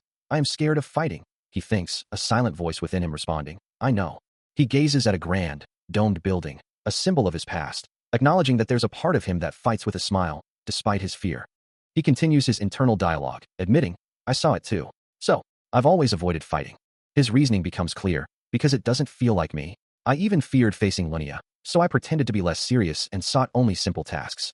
He meticulously peels an apple, his thoughts consumed by the implications of his recent victory. The system's cold logic dictates that others would follow suit, adapting to the new power dynamic. Meanwhile, Linnea's own mind races, contemplating her future. Since the battle was won, she would officially become an heir of Arden. She knew that she and her followers would be wary of her, but what if she simply ran away? The weight of her new status pressed down, leaving her with a look of deep concern, her brow furrowed in thought. Corin, still focused on his task, mused that his connection with Linnea might truly be severed. But Linnea's inner resolve hardened, a defiant thought echoing, it wouldn't be. He looked up, surprised by her sudden declaration, uttering a soft, "Pardon." Corin continued his internal monologue, acknowledging that there might be more distance between them, and their relationship could become awkward. His hands continued their rhythmic work, as he concluded that relationships weren't something one could simply sever. Linnea looked at him with a gentle expression, reminding him that at the end of the day, they were still sisters, then softly called his name, Corin. In a separate, brief memory, a figure kneels before another, who offers a simple, yet impactful, commendation. Also, you did a good job. A younger Corin, looking small and vulnerable, found himself surrounded by menacing, shadowy figures, a clear memory of being overwhelmed. He recalled a time when he was younger, all he did was get beaten up by the neighborhood thugs. But later, what made it hard wasn't the physical pain. A suited Corin clutched his head, the memory still a raw wound. He looked down, reflecting on his past self, but his anger towards himself for never standing up for himself. Linnea's voice cut through his thoughts, a gentle reassurance, telling him he was much stronger than the weak child he was back then. She looked down, a soft expression on her face, hoping he could always be proud of himself. Corin's eye widened slightly, surprised by her words, thinking of her as a strange person, and questioning her statement with a simple, "Huh?" Linnea continued, a hint of playful exasperation in her tone, asking why he kept acting so mature when they were the same age, then teasingly wondering if she looked old. A chibi Corin, holding an apple, looked flustered as Linnea gently held his arm, her expression warm and understanding. She affirmed that he seemed to have experienced all sorts of hardships, feeling it deeply, explaining that it was because she had lived 14 more years than him, and if his memories of a 30-year-old Corin were included, she would be 50. Linnea offered a soft, "Thank you," to which Corin, still processing, asked, "For what?" With a hand resting over her heart, Linnea began to explain, "For today's incident," and, still recovering in bed, Linnea reveals her surprising insight, stating that Corin had also saved her in the forest. As he carefully cuts away her damaged clothing, Corin reacts with a startled, almost disbelieving sound, a quiet escaping him. He recalls the moment she's referring to, the time he saved her in the forest. The memory shows him cradling her injured form, and her voice echoes, confirming her suspicion. "That was you, right?" Returning to the present, Corin asks how she knew, to which Linnea, with a playful smile, explains that she recognized his voice and belt, having simply guessed the rest. He internally scoffs at her explanation, convinced there's no way she could be that smart, but acknowledges that now that she knows, he can't simply overlook it. With a satisfied humph and a cheerful hee-hee, Linnea declares her immense indebtedness to him, offering anything he desires if he just asks. Her expression brightens further as she extends a hand towards him, making a simple yet profound request, "Let's be friends." Corin's eyes widen slightly, a single word escaping his lips in utter surprise. "What?" Undeterred by his reaction, Linnea, still in bed, grabs his hand with an enthusiastic smile, reiterating her desire for friendship. She explains that she's never had a boyfriend before and thinks it would be good, clarifying that she means a friend who is a boy, to which Corin can only offer a resigned, "Yeah." Corin, with a confident smirk, responds to Linnea's unexpected declaration, a slight chuckle escaping him as he says, "Then let's get along." He confirms the new bond, simply stating, "Friend." Linnea, her eyes sparkling with joy, winks playfully, "Yup, I'm glad to have a reliable friend like you." She settles into a comfortable posture, her expression radiating contentment. Suddenly, the scene shifts to a dark, ominous memory, a shadowy figure standing over a fallen form, the stark words echoing, "Punishments await the evil." The shadowy figure, wielding a sword, stands amidst a pool of crimson, the grim consequences of past actions laid bare. Another fragment of memory flashes, showing a stern woman in dark attire looking down at a distressed, fallen figure, her expression unyielding. A younger girl, holding a small blade, looks up with wide, innocent eyes as a hand gently pats her head, a stark contrast to the preceding darkness. The unsettling thoughts dissipate, replaced by the mundane sight of sliced fruit on a plate, a silent reminder of better choices. The soft glow of a nearby light source casts a warm, blurry bouquet over the table. The perspective pulls back, revealing an opulent chandelier hanging in a grand, high-ceilinged room. As the camera pans, a woman with dark hair, dressed in a formal uniform, peeks cautiously from behind a door, introducing herself with a clear voice. "My name is Isabel Carmen." As he walks through an opulent hall, a quiet concern weighs on him. Suddenly, an off-panel voice calls out to Mariette, who blushes, her golden eyes sparkling with a mix of surprise and discomfort. Corin pauses, his attention drawn by the commotion, a soft HM, escaping him as he turns his head slightly. Before Mariette, a young man kneels, presenting a small box, imploring her to accept his offering. His plea is earnest, a desperate declaration of his feelings. The suitor, however, seems to misunderstand her hesitation, offering a blood pack as if it were a romantic gesture. Mariette, utterly flustered by the bizarre proposal, struggles to form a coherent response.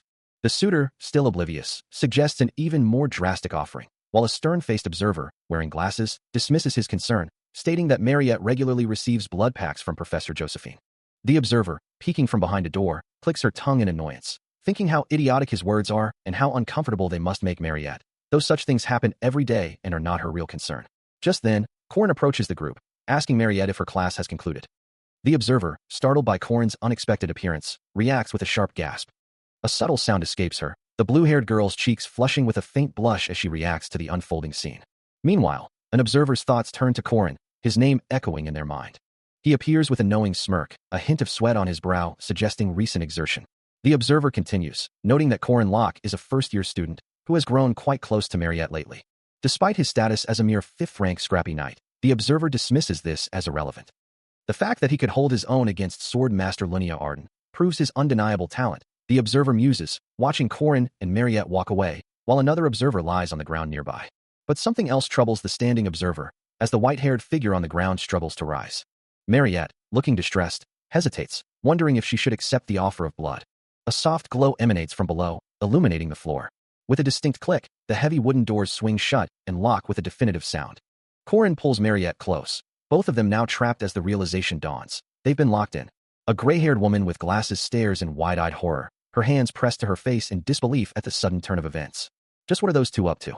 The woman with glasses ponders, her brow furrowed in concern, as she recalls Corin's earlier proposal to Mariette. She strains to hear more, a single word echoing in her mind. Proposal? Meanwhile, Corin explains his plan to Mariette, detailing how he intends to build an inn on the land acquired when the dojo was registered, now that it's under reconstruction. Mariette listens intently, as he assures her that investing in it would guarantee at least triple the profit, calling it a sure bet. Back in her office, the woman with glasses reacts with growing alarm, her thoughts racing about Corin's talk of investment and profit, wondering if he's trying to exploit Mariette. Her anxiety mounts, her hand rising to her mouth as she desperately questions his true identity. Elsewhere, a sign marks the entrance to a training room, suggesting a shift in focus to physical development. Inside, a woman approaches Corin, who is engaged in exercises, asking if he's training again today, to which he replies that he's just doing basic stamina exercises. Corin continues his routine, his focus unwavering as the woman observes him. She compliments his dedication, and he responds that basics are crucial in everything, before she expresses her desire to join him. The woman, revealed to be Alicia Arden, the second daughter of the Arden family, stretches, preparing to train alongside him. Alicia remarks on the training room, noting that she's eaten there often and the food is always delicious. Mariette gazes around the opulent interior of a restaurant, her eyes wide with delight, exclaiming that this must be Holy Panda, a place renowned for its exquisite dining. Meanwhile, the unnamed woman with glasses, observing from afar, recoils in shock, realizing that Holy Panda is not just any restaurant, but a famously romantic spot for dates. Her distress deepens as she considers Corin's actions, having just witnessed him seemingly seducing Mariette. A sharp gasp escapes her, her shock palpable. Back at the restaurant, Mariette asks Corin if he heard something, then, without waiting for an answer, shifts the conversation to how much money he has made. The unnamed woman's internal turmoil boils over, a single, desperate question echoing in her mind. Why? Overwhelmed, she collapses to the floor, her hands clenched in frustration. Her thoughts race, lamenting that Corin not only flirted with two women, but was now back to discussing money, leading her to exclaim his full name in exasperation. The scene shifts to a different restaurant the next afternoon, where Corin comments on the quality of the meat, suggesting it's as good as the sushi. He sits across from Charlie, who is now dressed in a nun's habit, as they share a meal. Corin then casually asks Charlie if she has any money, mentioning an amazing investment opportunity, even involving Waran, as the unnamed woman with glasses continues her distressed observation. Her face contorted in despair, the unnamed woman with glasses declares that her concern for Corin Locke is finally over. She couldn't believe it. He was an incredible scammer. The realization hit her with such force that her glasses seemed to crack, a single word escaping her lips in a furious whisper. Bastard. Her mind raced, replaying every interaction, every seemingly innocent conversation, as the true extent of his schemes began to unfold. The bright, almost blinding light of realization dawned on her, illuminating the hidden costs and profits of his ventures. She recalled the expenses for corporation registration and the dojo, all part of a larger, intricate web. Renovation costs, mercenary instructor fees, tax services, it all added up. The process of fighting Linnea alone had cost 97 gold coins, an amount equivalent to roughly 100 million Korean won. She watched two figures standing by a sleek black car, a thought forming in her mind, wondering how anyone could so casually lend 100 gold coins in cash. Could mages truly earn money this well? She mused, recalling that Linnea had offered 50 gold coins just for the reconstruction. And then there was Alicia, who had received a hefty 110 gold coins as a reward for the raid. Warren, too, had managed to accumulate a significant amount of funds through the Protestants, and Yule, Lark, and Jaeger all had their own substantial savings as well. Her eye narrowed in contemplation, the truth becoming undeniable. Drawn, that money-crazed bastard, possessed an incredible amount of wealth. A foot taps impatiently, the sound echoing in the quiet space. In the end, he had accumulated a significant fortune. Having collected 550 gold coins, he used it to acquire something substantial. The vast expanse of land stretched out before him. He stood surveying his new domain, a limousine and his retinue waiting patiently behind him. All of this land now belonged to him. Although right now it was merely empty plains on the outskirts of the city, he knew its true potential. In the coming semester, a friendly exchange festival with the Eastern Continent's Bourmet Academy would be held right here, transforming the area.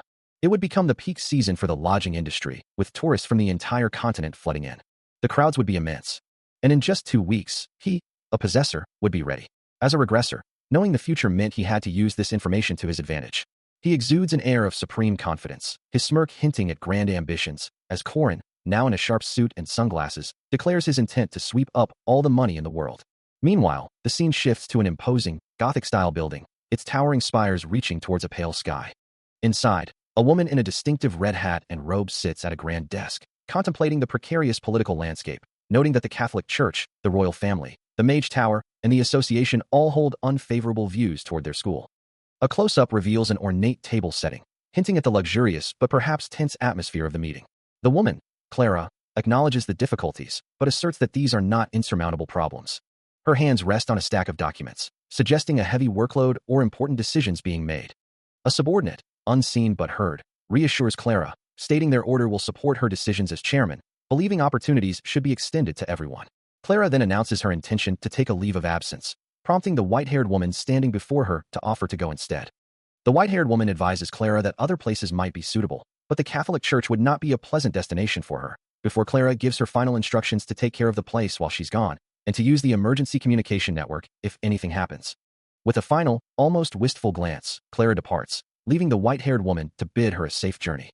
Clara, immersed in her work, hums thoughtfully, her gaze sharp as she considers the next document, a quiet determination settling over her. She reads of a proposal for an experiment on a vampire's regenerative power, which has been unequivocally disapproved. Flipping to another page, she finds a request for permission to build a third dormitory, a matter that has been deferred. With a sigh, she wonders what document awaits her next, her desk piled high with various reports and petitions. Then, amidst the scattered papers, a name catches her eye, Corin Locke. Her eyes widen in shock, a faint purple aura flickering around her as she stares at the document, utterly bewildered by its contents. A bespectacled woman stares in disbelief at a document, her expression a mix of shock and confusion. Her colleague, a man with dark hair and gloved hands, holds the same paper, wondering aloud what the protagonist could possibly be planning this time. The document itself is a formal request, titled Harvesting Mandrake's Provision Request. It bears the name of Corin Locke, confirming his involvement in this unusual task. The location for this endeavor is specified as the testing facilities, situated on the west side of the academy. The Grand Academy building stands under a bright sky, its intricate architecture hinting at a place of learning and perhaps hidden dangers. Corin, now kneeling amidst small mandrake plants, questions if this is truly the place for such a harvest, while Alicia, standing nearby, asks how much he knows about the creatures. He admits to only knowing they scream when plucked, prompting him to explain that high-quality earplugs are essential to prevent eardrum damage, and ample space is needed for the task. With a determined grin, Corin asks Alicia if she's ready to work, to which she enthusiastically replies that she is ready, Captain. The necessity of proper protection is highlighted by an item card, showcasing earplugs made of special silver fox leather. However, the task is too great for one person, as the protagonist realizes he cannot harvest mandrakes on his own and will need someone else to assist. As Corin knelt to pluck the mandrake's flower, Alicia stood ready with a small shovel, preparing to sever its roots and stem, a task requiring 2 people to prevent the plant from screaming endlessly.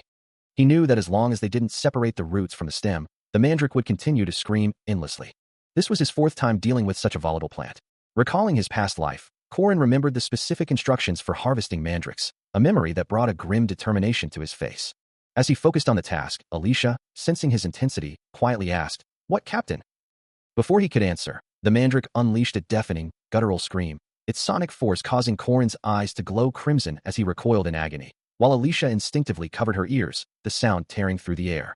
The mandrake's maw stretched wide, revealing jagged teeth as the piercing shriek continued to erupt from its core, a raw, primal sound. Corin's face contorted further, his features twisted by the unbearable pressure of the sound, a silent scream of his own. The agonizing cry reverberated through him, a relentless assault on his senses. The very air seemed to vibrate with the mandrake's piercing shriek, its sound filling every inch of the space. With a sudden burst of energy, the scream violently propelled Corin upwards, sending him flying through the air as Alicia remained grounded, still desperately trying to shield herself from the overwhelming sound, her expression a mix of shock and pain. The mandrake's relentless shriek continued to echo, its power undiminished. His crimson eyes burning with pain, Corin shouts a warning to Alicia, the mandrake's piercing scream overwhelming his senses. A fleeting thought, perhaps a memory, cuts through the chaos, challenging someone to display swordsmanship that could reach the Doma. Meanwhile, Alicia clutches her head, a faint purple aura flickering around her as the sonic assault intensifies, her face contorted in agony. The realization dawns that her earplugs, meant to protect her, have failed, leaving her vulnerable to the mandrake's devastating cry. Corin, still writhing in pain, his eyes glowing fiercely, determines he must face this challenge alone. The scream's force sends him recoiling violently, a guttural cry escaping his lips as he struggles against the invisible assault. A defiant thought echoes in his mind, challenging the source of the torment. Do you think you're the only one who knows how to scream? Alicia, unable to bear the pain any longer, lets out a piercing shriek of her own. She too is violently thrown back, her body convulsing from the sheer sonic impact. The mandrake's scream lifts Corin entirely off his feet, sending him arcing high into the air. A deafening wha reverberates, marking the peak of the sonic assault. Alicia, too, is caught in the powerful wave, her form surrounded by a pink aura as she is flung upwards, helpless against the mandrake's fury. Still reeling from the mandrake's sonic assault, Corin is flung through the air, his body a mere plaything to the unseen force. The creature responsible, a grotesque mandrake, continues its piercing shriek, its roots flailing as the sound ripples outwards. A deafening roar echoes through the space, a pure wave of destructive sound. Even as his crimson eyes glow with a desperate resolve, Corin struggles to maintain consciousness, forcing himself to stay awake through the agony. As the immediate impact subsides, Alicia, still disoriented, snaps at him, demanding to know why he's so useless after she brought him here. Corin, his face still showing the strain, sarcastically asks if she slept well, before threatening her with a chilling, "Do you want to die?" Later, the scene shifts to a quiet, rustic camp, its wooden structures standing peacefully under the open sky. Corin, now seemingly recovered, lets out a sigh of relief, confiding to someone on a communication device that he wanted to harvest until the silver mandrakes, but fears he'll collapse if he pushes himself further. Meanwhile, Alicia, standing alone, senses something amiss, her gaze sharp as she turns to look behind her. She mutters to herself, recalling that she had placed a no-entry sign, wondering who could have possibly ignored it. A sudden, cheerful sound accompanies the appearance of a young woman with light blue hair and yellow eyes, who smiles brightly, seemingly unfazed by any warnings. Alicia's eyes widen in surprise as she recognizes the newcomer, uttering the name, Mariette. A voice from above questions if tests were scheduled at the testing facilities today. To which the blue-haired girl cheerfully replies, confirming she simply jumped down because it was too noisy. The perspective shifts to a high window, emphasizing the incredible height of her descent, leaving one to wonder how she managed such a feat. Alicia's eye widens in disbelief, the shock of the situation clearly settling in as she processes the implications. Her hand clenches in frustration, demanding to know what the two of them are doing together. Mariette floats gracefully in the air, bathed in a vibrant red aura, while Corin and Alicia stare up at her, their expressions a mix of surprise and exasperation. Corin, looking visibly exasperated, reminds them that he had mentioned harvesting mandrakes previously. The blue-haired girl, still energetic, asks if they plan to harvest the rest as well, to which Corin simply affirms, while Alicia mutters in the background, still confused by the situation. He explains that they are tired today and will finish the remaining harvest later. The blue-haired girl, eager to assist, offers to complete the task for him. As she begins to move, Corin cautions her, explaining that it is difficult for someone who is not a knight to handle. Ignoring his warning, she becomes captivated by a silver glow, finding its color fascinating as she reaches out towards it. A wave of panic washes over Corin as he realizes the gravity of the situation. It's too late. She's already plucked it. If she hears the screams of a white silver mandrake, there's no telling what might happen.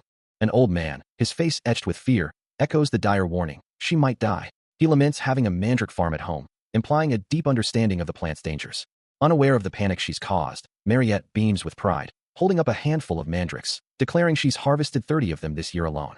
A mandrake, still clutched in her hand, drips a dark liquid, as she asks if it was easier than expected, her innocent question highlighting the stark contrast between her perception and the reality of the danger. The sheer volume of her harvest elicits an astonished cry. Wow, that's incredible. Corin, ever the pragmatist, quickly shifts focus, suggesting they use the mandrakes to make a herbal decoction, and while they're at it, he'll cook up a stew. A small, pale mandrake lies discarded on the ground, as Mariette's foot steps near it, oblivious to its potential significance. He then turns to Alicia, asking if she could get them something to eat, specifically rabbit meat and potatoes, to which she promptly replies, "Yes, Captain." Corin, still looking troubled, wonders aloud, "What should I do?" as Alicia rushes past him in the background, already on her way to fulfill his request. His internal struggle is met with a calm, unseen voice, assuring him, "There's nothing for you to do, Corin." Mariette's face, now bathed in a soft, ethereal glow, suggests a deeper connection to the mandrakes than previously understood, her eyes shining with an otherworldly light. The glow intensifies around her, enveloping her in a vibrant aura, as if she is absorbing or channeling the very essence of the plants she has harvested, a silent declaration to do everything. Corin's eyes widen slightly, a subtle shift in his expression as he considers the implications of Mariette's offering. A wide smile spreads across his face, and he exclaims his gratitude, acknowledging Mariette's incredible feat. There are two primary methods for utilizing mandrakes, the first being the traditional approach of simply consuming the root directly, as depicted by the small, anthropomorphic mandrake with a bite taken out of it. However, the more potent method involves a complex preparation, where one must add reed roots, silver vines, Chinese matrimony vine roots, deer antlers, and up to 28 other ingredients, boiling the concoction for over 10 hours. If done correctly, this meticulous process allows one to create a potent mandrake herbal decoction, a dark, viscous liquid now being carefully poured into a bowl. Mariette, observing the preparation, remarks on the simplicity of the final step, while Corin, focused on his task, questions her understanding of the process. He crouches low, tending to the boiling pot with intense concentration, Mariette standing nearby, her expression unreadable, as Alicia watches from a slight distance. He finds himself reflecting on the passage of time, a quiet boredom settling in as he waits. Suddenly, Mariette leans in, her curiosity piqued by something she sees, asking him about the strange characters. He turns to her, inquiring if she recognizes them, to which she replies that while she doesn't know their meaning, she's encountered them before in a liberal arts class. His thoughts drift to the source of his own knowledge, wondering how she could possibly know about such things, as rune characters are considered a dead language in modern times. He recalls the truth, a quiet acknowledgement that his master was the one who imparted this forbidden knowledge. It was only a year ago that he began to learn both the ancient runes and the art of the spear from her, a pivotal period in his training. A powerful female figure, with flowing white hair and dark skin, is seen wielding a spear with formidable grace, her presence commanding attention. Her bare feet are poised, hinting at the agile and precise movements inherent in her fighting style, a testament to her mastery. He absorbed the methods of the martial arts and the original runes she left behind, each lesson a profound step in his development. While the martial arts were about physical prowess, the original runes were fundamentally different, requiring more than mere understanding. The master's back is revealed, adorned with intricate, glowing runes that pulse with an ethereal blue light, a testament to the unique power she wields. These original runes, it is explained, were not simply learned but retrieved and engraved onto the body, a power so personal it could only be utilized by one individual. Corin continues his explanation, revealing that one of the final boss's primary objectives was to retrieve and possess this very original rune. He recalls a shadowy figure clashing with a radiant, staff-wielding warrior, a vivid memory of the struggle for such immense power. However, despite his master's efforts to pass the original rune to him, she tragically passed away before she could complete the transfer. A glowing hand reaches out, its ethereal light pulsating, a symbol of the power that was almost his. The hand continues to glow, as he explains that her death was because of him. Mariette, her expression thoughtful, presses him further, asking who his master was, and if her knowledge of runes meant she was a member of the Mage Tower. He looks away, a hint of sadness in his eyes, and replies that she was just a normal person, someone you could find anywhere. He describes her as a normally kind person, someone who always did her best. A silhouette of his master, cloaked and holding a staff, stands against a fiery, ruined landscape, a testament to her unwavering spirit. Mariette observes him closely, a soft expression on her face, noting that he seems. Corin's gaze remains distant as he finishes her thought, kind of affectionate. Still reeling from the emotional conversation, Corin is asked if he wants some potatoes, to which he admits he hasn't actually eaten. Suddenly, Mariette's voice rings out, announcing she's brought something, calling out to a Diaku with an excited tone, leaving Corin confused. The source of her excitement is revealed to be a massive, muscular, red-skinned creature with glowing red eyes, who stands holding a woven basket, a faint pink aura shimmering around it. This imposing figure is identified as Diaku, a familiar born from an EX vampire's orb. Korin stares in disbelief at the creature, a vibrant pink energy swirling behind it. He can only manage a bewildered question, asking if this massive being is truly Diaku. Diaku responds with affection, licking Korin's face enthusiastically, while Mariette stands by, holding the basket of potatoes, a pleased expression on her face. Mariette explains that thanks to Korin sharing his blood, she officially has a familiar now, finding the whole situation quite cute. Diaku continues to pant excitedly, his long tongue lolling out as he gazes up with devotion. Korin muses that the more he looks at the creature, the cuter it seems, then realizes that if Diaku is made from his blood, then half of the blood in his body must be Korin's, leading him to wonder if that makes him Diaku's dad. Mariette, surprised by his sudden realization, admits she never thought about it that way. Confirming his thought, Mariette playfully calls him Diaku's dad, and suggests he play with his new familiar, as Diaku continues to affectionately lick his face. Korin finds himself in a playful predicament, his thoughts racing as he questions the nature of his new familiar, wondering if he's truly meant to play with him, or if this creature is even a real dog. Meanwhile, Diaku's face fills the frame, his glowing red eyes and long tongue hinting at the boundless, primal energy he possesses. The familiar's exuberance sends Korin tumbling amidst a cloud of dust, his cry of surprise echoing through the room as Mariette watches the chaotic scene unfold. A faint smile plays on Mariette's lips as she observes the spectacle, finding amusement in the fact that a one-year-old vampire-type dog could be so incredibly active. Korin, for his part, feels as though he had to push himself until his very limits just to keep up. The sounds of their energetic struggle continue, a testament to Diaku's relentless playfulness. Later, a pot of something steamy bubbles over a fire, its rich aroma suggesting a potent concoction that looks good. Korin eagerly gulps down the liquid, the sound of his rapid consumption filling the air. As he recovers, Charlie asks him what's wrong, to which the unnamed blue-haired girl explains that it's because he played with Diaku, prompting Charlie to ask, Diaku? What's that? A system message appears, confirming that he has consumed a Mandrix herbal decoction. Another message follows, revealing that his mana recovery ability has greatly increased, and his maximum mana amount has increased by 1,300. Reflecting on these newfound gains, Korin realizes he now possesses dignified, named level stats. As Korin holds out a bowl, he asks his companions, can we? Meanwhile, Diaku floats in a void, pondering, okay, now what's left? The answer comes to him. The item in his hand is the white-silver mandrake, and though other mandrakes are potent, their effect applies only once. He realizes, with a determined expression, that if he takes the remainder of the guy by the root, he needs to eat this. A system message confirms his action. You have consumed white-silver mandrake. Immediately following, another message appears, announcing, your aura core has been created. Korin understands the profound implications, knowing that an aura core is a vital storage vessel for a knight's aura, and a sly grin spreads across his face as he thinks. His body begins to glow with a vibrant blue aura, the energy swirling around him. The radiant energy envelopes his form, and he reflects that while it takes extreme training to create one, he already possesses an aura core.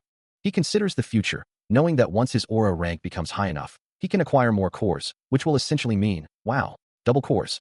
As a brilliant blue aura crackles around his hands, Korin's companions gasp in astonishment, one exclaiming at the sudden appearance of an aura core, questioning if it's truly him. The raw energy pulses from his very being, a testament to the profound change within him.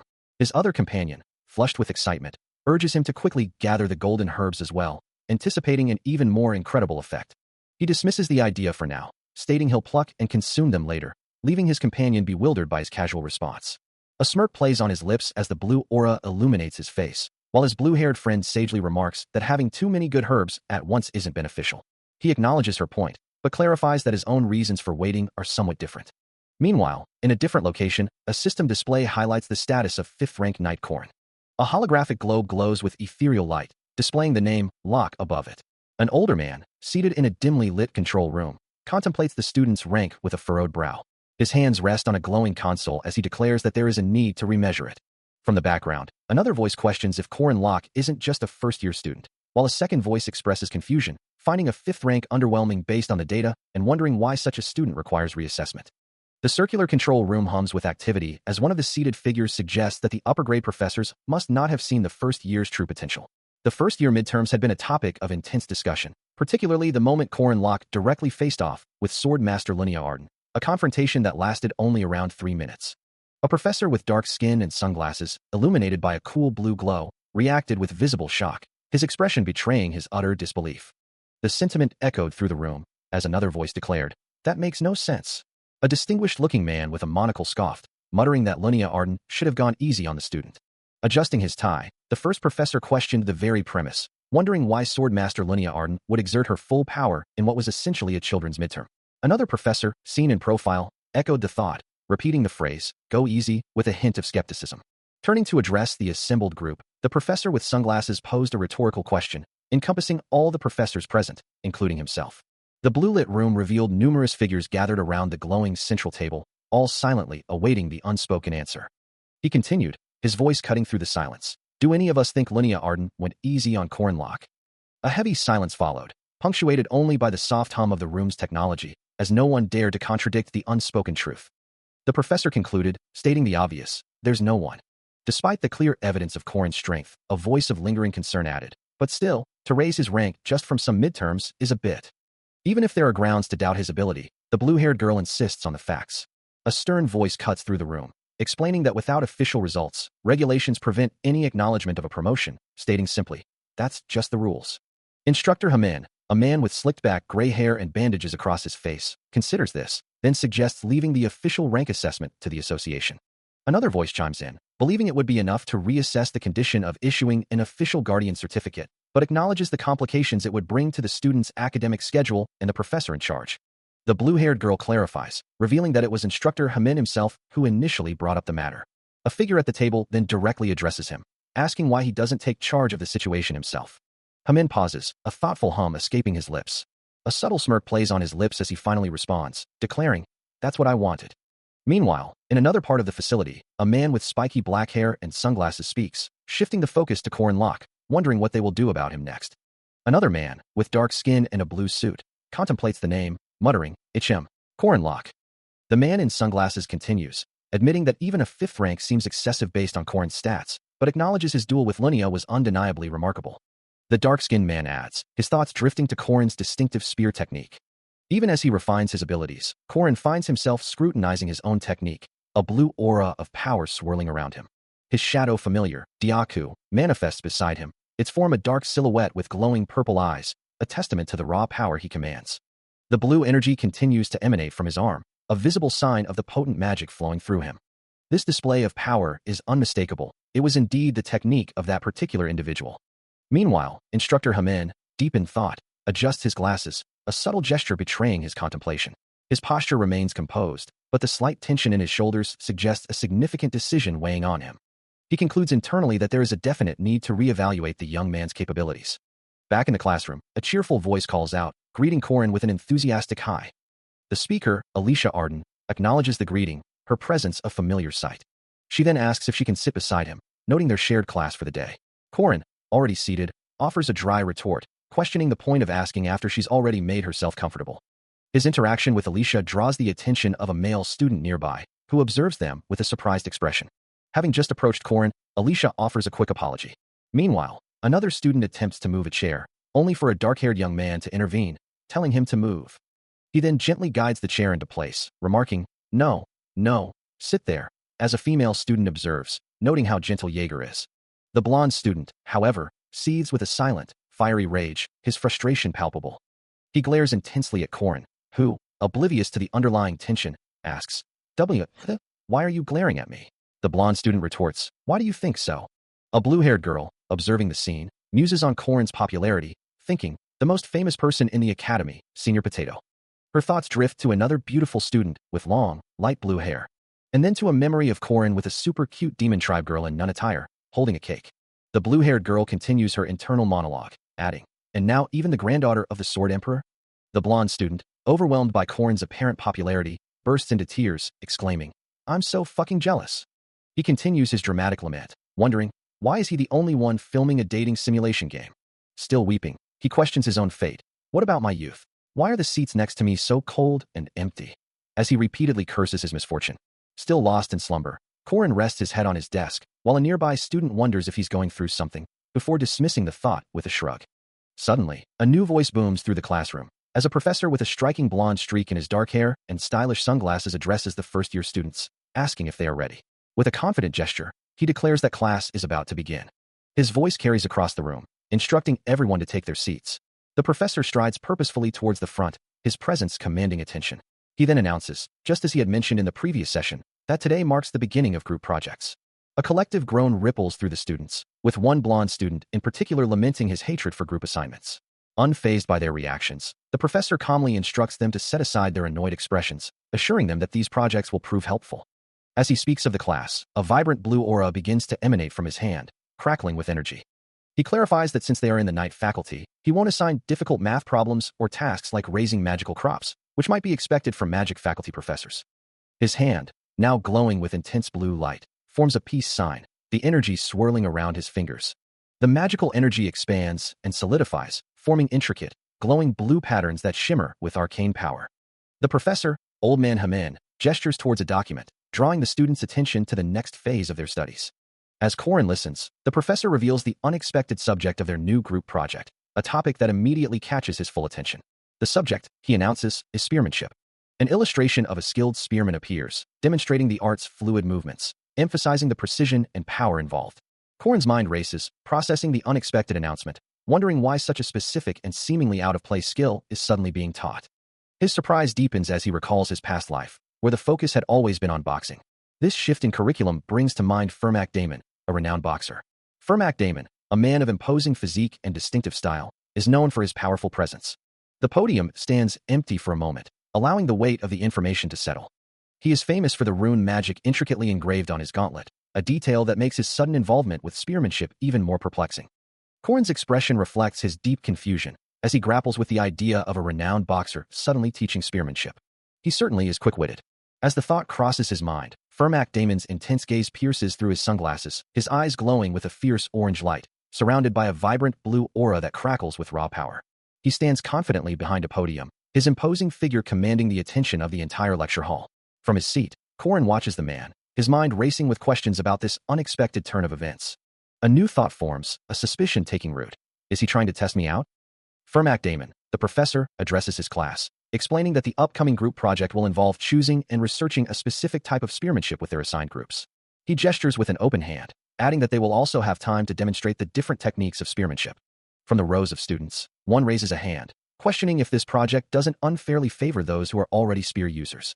The professor turns, assuring them that he will take that into account in his evaluation by adjusting the assessment criteria and offering bonus points. He continues, detailing that each group will consist of 4 members. As his hands place sticks into a container, he concludes by stating that groups will be assigned randomly. This is the group project, they say, designed to foster and evaluate student cooperation, but the reality is often far more complicated. Indeed, in reality, the hardest worker often loses out. This dynamic is humorously illustrated as Corin struggles to carry the weight of Charlie and the unnamed blue-haired girl, a clear depiction of the burden often placed on the most diligent group member. It's a merciless game of chicken, as one message reads, while another asks, "Shall I head to Upyujong?" Only to quickly correct themselves. Oops, wrong group chat. Sorry. The group chat continues with one member proudly stating, "I've completed the research," only to be met with a sharp retort. "Hey, MXX, at least remove the source, and quit relying on Wikipedia." Another message then laments, "My grandmother passed away, so I won't be able to make it to the meeting today." TT. He knew the drill all too well, having experienced countless group projects over his 4 years as a physical education major in university and 3 years at the academy, where the burden often fell on those who actually knew what they were doing, while others sought a free ride, or worse, used personal tragedies as an excuse.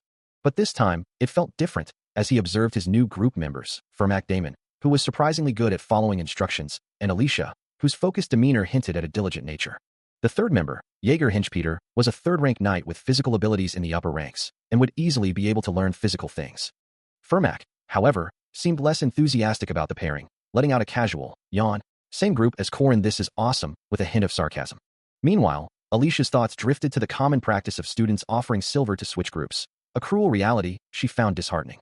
The last member was Waran, and although her attitude could be a little rough, she was pretty hardworking. Watching Alicia concentrate in class lately had been a quiet source of joy for him, especially since his group seemed to be shaping up better than he'd initially feared. He had once believed that with strong, hard-working members, his painful past could finally be left behind. But the instructor, his eyes glowing with an unsettling red light, announced, "I've made a reservation in the training room for 3 hours from now. So for now, I'll teach you about theory and attributes." This was what he once thought, as a loud cracking sound echoed through the room, the ceiling above them fracturing with alarming speed, sending fragments of material drifting through the air, a clear sign of the immense force unleashed. A voice called out, concerned, "Hey friend, what's wrong friend?" As Corin and Jaeger stood wide-eyed, sweat beading on their faces, Corin's body faintly glowing with a blue aura, the instructor's words echoing in their minds. We've been using this training room for about 2 months now. Yes, this room's walls and... Another voice chimed in, confirming. The floor are made from high-density shock-absorbing material, correct? Yeah, and they weren't cheap, either. The question hung heavy in the air. Was that something that could be destroyed? Corin and Jaeger stood amidst the wreckage, the floor beneath them now a spiderweb of cracks, while Charlie lay prone, already a casualty of the unexpected power. With another deafening crash, the floor gave way entirely, sending Charlie and Alicia Arden plummeting into the abyss below, a spear falling alongside them. And as the destruction continued, a hand, glowing ominously red, reached out, the source of the chaos revealed. Alicia Arden cried out in pain, lying amidst the shattered remnants of the training room, her staff scattered nearby, a testament to the sheer power that had just been unleashed. The sheer destructive force of Fermac Damon's power left everyone reeling, the students unable to comprehend how a single punch could obliterate a training room, leaving them to wonder about the lunatic who wielded such power. A fleeting image of a figure in a nun's habit, with glowing red eyes and bound by chains, flashed through their minds, a silent testament to the unsettling power they had just witnessed. The instructor's casual demeanor after such devastation only added to their bewilderment, as if she were completely unaware of the magnitude of her actions. Indeed, the group found themselves unceremoniously ejected from the now-ruined training room, leaving them to wonder where they were supposed to continue their practice. Time passed, and the next gathering was scheduled for a Sunday, at a church. Within the serene, sunlit interior of the church, the instructor announced it was time for their first reflection session on the group assignment. She encouraged the group members to share their thoughts openly, creating an atmosphere of candid discussion. Seated side by side, Jaeger, Corin, and Alicia Arden listened intently, a moment of quiet contemplation hanging in the air before anyone spoke. Alicia Arden, her expression downcast, apologized for her lack of control the previous day, but the instructor quickly reassured her, praising her efforts and the progress she had made with Corin's help. Blushing slightly, Alicia Arden then shared her own observation, remarking on the perfection of the instructor's spearmanship, so flawless that merely copying her movements made her feel like a true spearman. Corin, with a knowing smile, attributed Alicia Arden's insight to her keen perception, before turning his attention to Jaeger, asking for his thoughts. Jaeger, looking somewhat flustered and still processing the events, admitted he wasn't sure yet about wielding a long weapon, and hesitantly inquired about the returning heaven technique. Still grappling with his training, Jaeger admits to himself that he is truly struggling to grasp the execution of a unique spin, unable to find the right path forward. An unseen instructor offers encouragement, assuring him that he's doing well, and as long as he learns the 8 bamboo spear moves, his mace handling will become even more diversified. Looking somewhat flustered, Jaeger then shifts the topic, inquiring about Waran. Meanwhile, Waran, now clad in a nun's habit, moves through a dimly lit hall, carrying a tray laden with wine glasses and small crackers. Her expression is stern as she offers the items, simply stating, "Eat." The dark habit, adorned with chains and a cross, contrasts sharply with the communion elements she carries, her red eyes reflecting the soft light. Corin, observing her, questions if this is communion, or perhaps volunteer work, to which Waran replies that it is the sanctus, blood and flesh. He then remarks that weekend service is mandatory, realizing Waran is forced to attend. Waran looks away, clearly annoyed, as Corin presses further, asking if she's training to be a nun with the Protestants. Corin leans in, continuing his thought about why she's doing this. The communion items sit on the table, while a narration box explains that there's still something to learn from the stories of those called the saint and the saintess. Corin concludes that while the Catholic Church may hold some outdated views, Protestant teachings often speak of the same fundamental truths. Corin, with a slight smirk, muses on the profound simplicity of love, reflecting on the importance of loving oneself, those around you, and your neighbors. Emphasizing that to truly live, one must both love and be loved, finding it to be a truly great teaching. He finds the concept of love to be incredibly important. His gaze then falls upon Waran, who offers a quiet, almost dismissive, humph, as he continues their conversation. And he presses her, asking if she knows the source of yesterday's events. Waran's crimson eyes narrow, a flicker of deep emotion passing through them, as she considers his words. Her internal thoughts betray a sense of profound inadequacy, believing herself to be utterly weak. Corin, now seated with Waran and Fermac Damon nearby, seems to sense her inner turmoil, and offers a different perspective. He explains that her perceived weakness is precisely why he must be gentle, as even a little strength from him would cause her to break. Waran looks down, her expression unreadable beneath the nun's habit, as she processes his blunt assessment. She internally acknowledges the harsh truth that no amount of practice can change inherent weakness, believing that the strong will always remain strong, and the weak, weak. Corin, however, simply states that she is not wrong. He reaches out, placing a comforting hand on her head, a gesture of understanding rather than contradiction. But the conversation between Corin and Charlie took an unexpected turn. He continued, his words carrying more weight than she could fully express, a challenge forming on his lips. Her gaze dropped, a hint of surprise in her posture as she questioned what he could possibly mean. With a glint in his crimson eyes, Corin proposed a wager. Want to make a bet? 1 minute. I'll make you kneel in 1 minute. If I succeed, you have to pay for tonight's dinner. A playful, yet confident, smile touched his lips as he brought a finger to his mouth, anticipating her response. Charlie, her expression unreadable beneath her nun's habit, finally agreed. Okay, if I win. Her voice dropped, the words carrying an ominous weight as she concluded, I don't need a reward, since something will break. A swift movement cut through the air as Corin began to prepare. His legs blurred with speed, moving into position. Another whoosh of air accompanied his declaration. Right here is fine.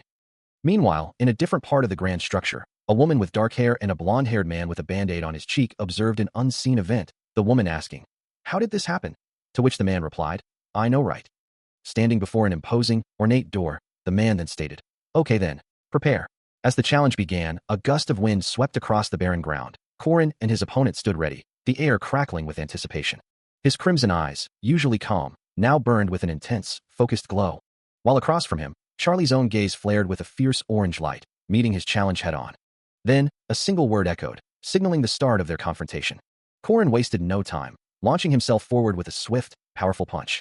But Charlie was quicker, declaring her intent to unleash her highest-ranked secret arts from the very beginning. As a surge of dark purple energy erupted around her, manifesting as the slithering serpent calamity, serpent intent. The devastating attack slammed into Corin, engulfing him in a blinding explosion of purple light. He was overwhelmed by the sheer force, the vibrant energy pushing him back relentlessly. Charlie stood firm, her red eyes glowing with unwavering intensity, a white aura swirling around her as she maintained the assault. She mused on her own formidable reputation, wondering if her opponent could withstand such power. Corin was sent reeling, his body violently thrown backward by the continuous onslaught of purple energy. The air crackles with energy as the tiger's sweeping wind's second step technique unleashes its full force. Corin is immediately caught in the powerful surge, his body recoiling from the unseen impact, a surprised gasp escaping him as he's violently pushed backward. Empty hands and naked fists, a voice taunts, highlighting his lack of weaponry. The aggressor, Charlie, moves with fluid grace, her eyes glowing crimson as she presses her assault. The relentless pressure forcing Corin further back, a dark aura swirling around him from the sheer impact. Yet, a wry smile plays on his lips, a thought forming. Gosh, you sure are good at destroying things. Still, the force continues to bear down, straining his neck as he struggles to maintain his footing. Her technique manifests as a vibrant, whip-like energy, effortlessly striking down multiple phantom figures. Before a concentrated blast of red energy slams into Corin, who manages to block it with a desperate forearm. Playing body, Charlie mocks, her voice laced with challenge. What's wrong? Does it seem like you aren't landing a single blow? The relentless assault sends him tumbling backward, but even as he falls, a defiant cry escapes his lips. You. A moment of silence hangs in the air as Charlie observes her opponent. Her red eyes narrowing as she finds the situation simply annoying. With a challenging smirk, she issues a direct command, dodge this. A torrent of crimson energy erupts from her hand, a stark warning accompanying the attack. If you don't want to die. The red aura intensifies around her, her form a blur of destructive power as she presses her assault. While Corin braces himself, the thought of a month-long hospitalization flashing through his mind if he takes a direct hit. But instead of dodging, he surges forward, enveloped in a brilliant blue aura. Declaring his intent to block the attack, his resolve hardening. But let's try blocking it. Blue energy crackles around him, forming a protective barrier as he prepares his counter. Unleashing a technique known as 8 trigrams. Yet, the force of Charlie's attack, perhaps her linking chains, still overwhelms him, eliciting a pained ugh. Corin's face contorts in a grimace of effort, his blue aura struggling against the relentless assault. A wave of disbelief washes over Charlie, her eyes wide as residual blue lightning crackles around her, the thought echoing in her mind. He didn't dodge? Her crimson eyes narrow in a mix of confusion and frustration, the sound of her own surprise a sharp, internal clang. Meanwhile, a single bead of sweat trickles down Corin's neck, a subtle testament to the effort he just expended. He stands tall and composed, his whip still in hand, looking down at Charlie, who is now kneeling on the ground amidst a cloud of dust, utterly defeated. From a distance, the blue-haired girl gasps, wondering aloud when Corin could have possibly gotten behind her, while Jaeger exclaims that his friend is insane and what he just witnessed was incredible. Corin, meanwhile, offers a wide, smug grin, his eyes glowing with a faint red light as he savors his unexpected victory. He then states the obvious, reminding Charlie that she kneeled, prompting her to immediately demand they go again, a request he casually dismisses. Charlie, taken aback, questions his refusal, but he simply retorts, asking why he should fight again when he already won. Her frustration now morphs into outright fury, her face contorted in anger, as she insists they must go again. Corin's response is a drawn-out, dismissive, "Yeah, no, I don't want to." He leans in, a wide, mocking grin spreading across his face, taunting her by asking if she's angry. Charlie's rage reaches a boiling point, her crimson eye glowing intensely, a silent scream of frustration and fury. A few days later, after successfully quelling a minor rebellion among his group members, Corin found himself reflecting on his plans, having managed to apprehend the instigator, though it had taken some effort. He had hoped to slowly teach them spearmanship and prepare for the upcoming presentation, but his hopes were quickly dashed. A crumpled note in his hands declared, "I'm sick, do it without me." His face contorted in disbelief and frustration. He couldn't help but exclaim, "Lies. Why would you be sick? Yeah, you want." With a renewed sense of determination, he decided that if this was how it was going to be, the group project troubleshooter would simply have to deploy his secret weapon. Later, arriving at a traditional building, a warm welcome greeted him. He settled in, ready to execute his new plan. A satisfied, almost smug expression spread across his face as he began to enjoy a meal, his secret weapon seemingly already in motion. A pair of intense crimson eyes, framed by a nun's habit, fixates on the food before her, a voice echoing, "But if you eat." The nun-like girl, her red eyes glowing with an almost feral intensity and a hint of drool escaping her lips, declares, "You're not sick anymore." A perfectly grilled fish, glistening with a golden sheen and garnished with lemon, sits on a plate, its aroma filling the air. With a satisfied gulp, the nun-like girl, now visibly more energetic, confirms, "I'm not sick anymore," as she continues to devour the meal with gusto. Corin watches her with a wide, almost maniacal grin, chuckling to himself, "Kyakiakaikiak." It's no surprise. He then leans forward, addressing her with a rhetorical question. "You know, how long do you think chefs work to make one dish?" Corin gestures dismissively with his foot under the table, boasting, "It didn't take even 30 minutes from finding good ingredients, dealing with those ingredients, and prepping everything." The table is laden with numerous identical, exquisitely prepared dishes, each a testament to his rapid culinary prowess. Corin, his expression now a mix of smugness and slight annoyance, awaits her response, as she simply asks, "What are you trying to say?" Corin continues, explaining that it took him 3 years to hone his martial arts to the point where he could make someone kneel just once. He elaborates, drawing a parallel between her favorite fish and his martial arts, insisting that from selecting the right ingredients to the precise posture he adopts before striking, it all begins with the smallest details. His words conjure an image of his past, a relentless journey of training and combat. And as he finishes his explanation, Corin reaches out, while the nun girl, holding a small notebook, looks on. She then innocently asks if they have made up, a small fish still clutched in her hand as Corin grins at her. But before he can respond, a sharp thwack echoes, as the notebook she held connects squarely with his face, leaving him stunned. "Ooh, what the?" He stares at the object, realizing it's a notebook filled with a notebook. What does it say? Positions of spearmanship, principles? The nun girl diligently worked, her focus unwavering as she reviewed the research materials. A voice questioned, wondering if this was the very research that had been assigned to him. Seeing her progress, Corin couldn't help but exclaim, "You did all of it? You cutie." The nun girl continued her work, unfazed by his outburst. Meanwhile, Alicia and Jaeger were diligently practicing spearmanship, and thanks to Warren's assistance, there was no longer any need to worry about the research. With all the necessary information gathered, they now had more than enough to prepare for the upcoming presentation. Eventually, time passed, and it became mid-May, marking the first week of group project presentations. Overseeing the proceedings, Firmak Damon stood at the front of the hall, observing the students. The order of presentations was based on their assigned numbers, and as the group ahead of them began, Corin's team prepared for their turn. Corin, the nun girl, Charlie, and Alicia stood together, awaiting their moment to present. Stepping forward to begin, the leader of Group 1, Pelé, announced his presence. With a confident demeanor, he declared, "Our topic today is 5-star spearmanship." Pelé, leading his group, orchestrates a dynamic spearmanship practice, their synchronized movements echoing through the grand hall as he calls out commands. Observing the precision of their formation, he notes how well prepared they all appear. From the sidelines, a voice acknowledges the effort, remarking, "Yeah, not bad, Pelé." The instructor, Firmak Damon, sits at a desk, calmly taking notes as a student bows before him, expressing gratitude for his assessment. With a slight nod, Firmak Damon simply responds, "Okay then." Pelé, undeterred, declares his next move, announcing, "From now on, I'll try to get through your formation." The instructor's hand, adorned with a golden gauntlet, pauses slightly, a hint of surprise in his voice as he questions, "What?" Without another word, Firmak Damon's gauntlet hand begins to crackle with intense purple lightning, a powerful aura manifesting around him. The former El Lost Kingdom first-ranked knight, now known as the Northern Guardian, stands enveloped in a vibrant purple glow, his eyes burning with power as he issues a challenge. "If you last 10 seconds, I'll give you full marks for this project. The real group project starts now." A deep voice echoes through the hall, accompanied by a surge of vibrant purple energy, challenging anyone present to last a mere 10 seconds against him, promising full marks for the project to anyone who could meet his impossible demand. The challenge is met with a silent resolve, a single word forming in the mind of the one preparing to face him: block. As the instructor's power flares, Korin watches, his eyes wide with surprise at the sudden escalation.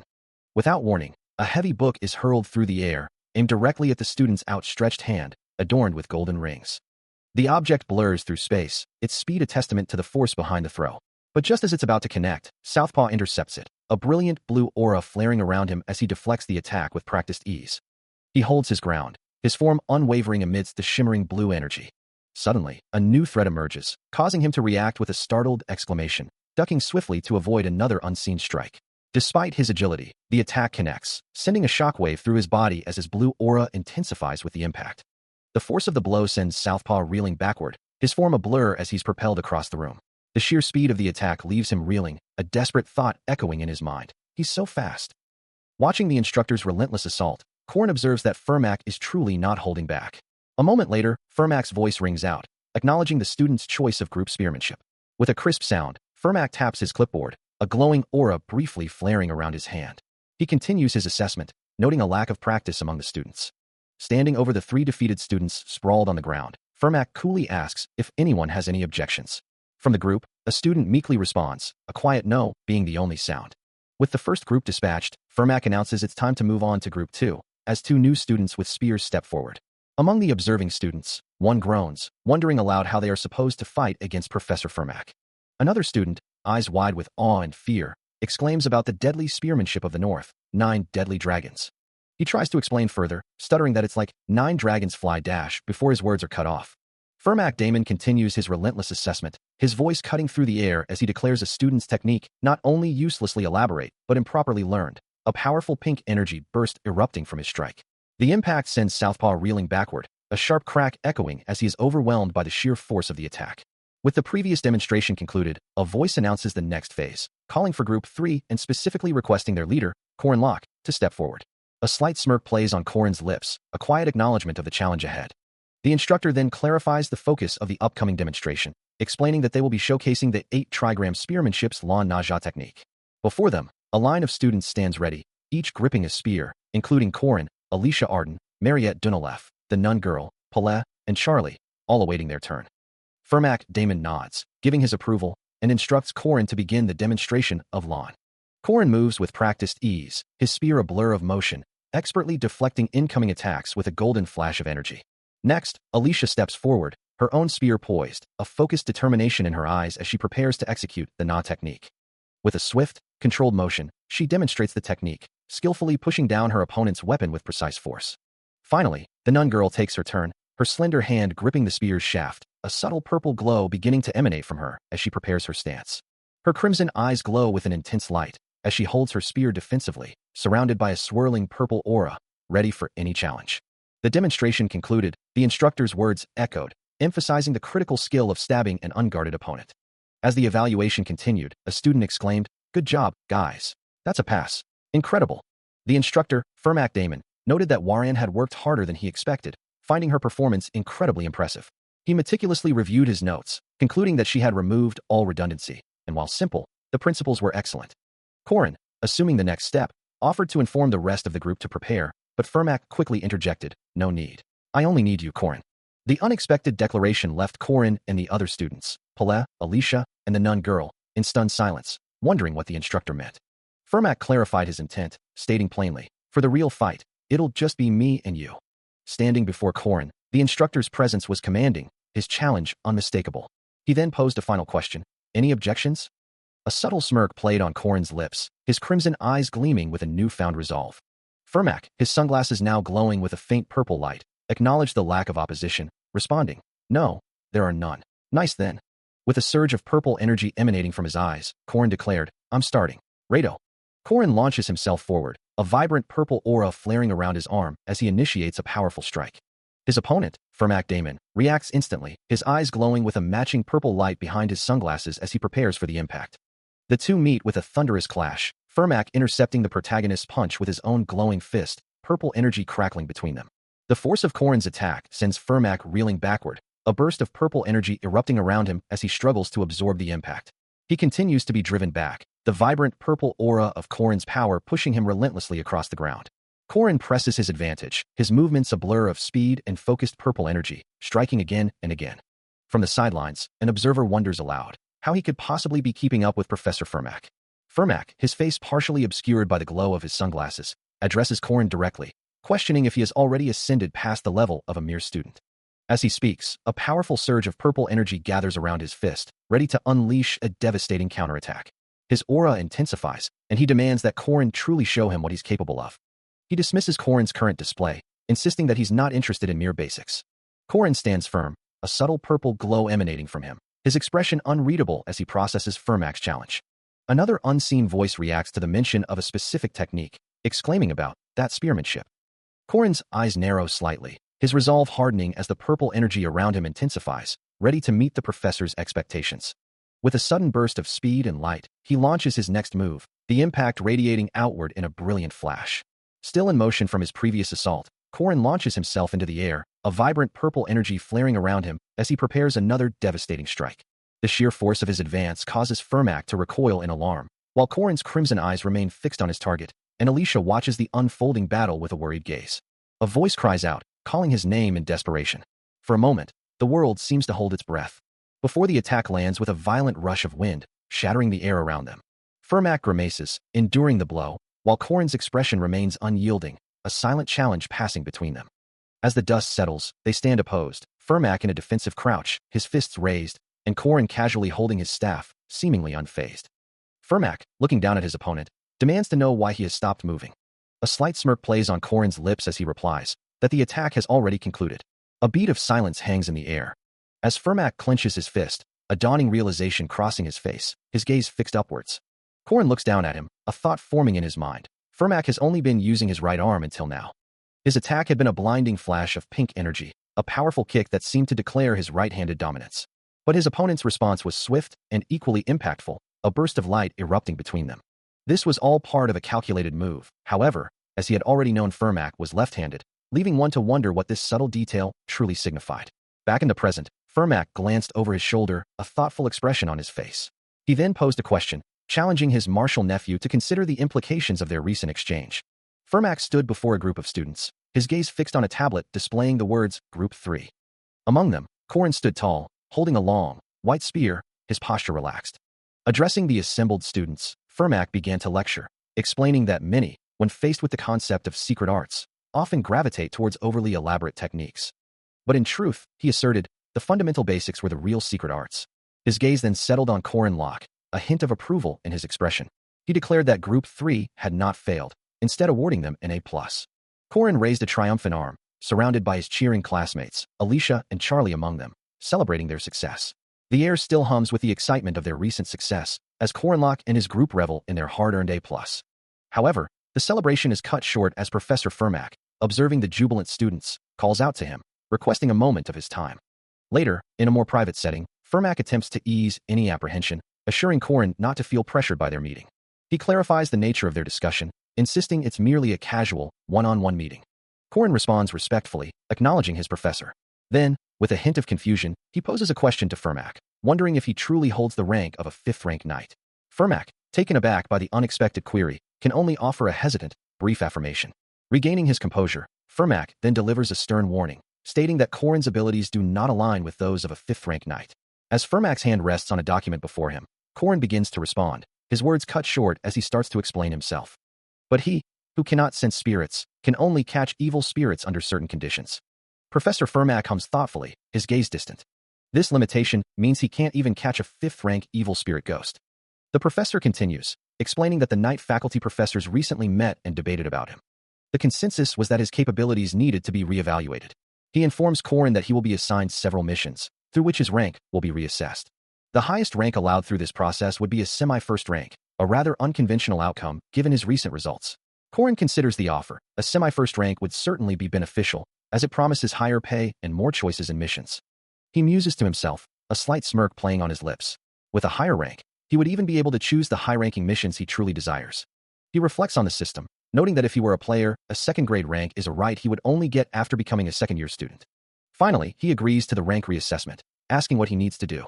Korin listens intently as Fermac Damon outlines the rigorous conditions for his rank reassessment, explaining that he must complete 2 missions involving semi-first rank monsters and evil spirits, all on his own. Fortunately, the Guardian Association currently has 4 such semi-first rank raid missions available, with 2 specifically for monsters and 2 for evil spirits, offering him a choice. Korin processes the information, his expression thoughtful as he considers the challenge ahead, the mission cards for monster and evil spirit hunts hovering before him. He reflects on the situation, realizing that he must capture 1 monster and 1 evil spirit, and the timing feels almost too perfect, a strange twist of fate. Fermac Damon, his eyes glowing with an otherworldly purple light, extends a hand toward him, offering a stark, simple command: choose. A wave of apprehension washes over him, the weight of the decision making him nervous. Later, under a vast, cloudy sky, the dense canopy of a forest looms, its ancient trees reaching towards the heavens. The timing, Korin Locke muses, is indeed perfect. As he walks through the misty woods, Korin greets the elderly man beside him. Good morning. Well, it's a bit gloomy to say that, Instructor Hamin, to which the instructor replies, it's not bad. The instructor begins to reminisce. When I was younger, I would venture into the fog to find the nests of monsters, and Korin, eager for distraction, suggests, if you tell me heroic stories on the way, it won't be boring. A smile spreads across Old Man Hamin's face, his eyes twinkling as he agrees. Humph. I guess I can tell you what happened when I was in the West. A small narration box notes that listening to his heroic stories will greatly please him. Korin's first hunt, a crucial step in his reassessment, would target a semi-first rank monster, a twin-headed ogre residing in the city's western mountains, a creature known to be slow but quite dangerous. He couldn't help but wonder why this particular ogre, typically a first-rank monster, had been evaluated as only semi-first rank. The monstrous twin-headed ogre, with its glowing red eyes and hulking, muscular form, stood amidst a fiery aura, surrounded by a pack of shadowy, snarling hellhounds, their own eyes burning with malevolent light. Its massive, clawed feet pressed down on the ground, while one of the hellhounds bared its fangs, a picture of raw, untamed aggression. The reason for the ogre's lower rank, it was explained, was simply that Korin wasn't yet an adult, and word had it that the ogre was also raising a formidable pack of long hounds and hunting dogs. Korin listened intently, a slight frown on his face, as the stern warning came. A frontal assault was absolutely out of the question. Old Man Hamin, his gaze thoughtful, emphasized that true guardians required more than mere brute strength, his words carrying the weight of experience.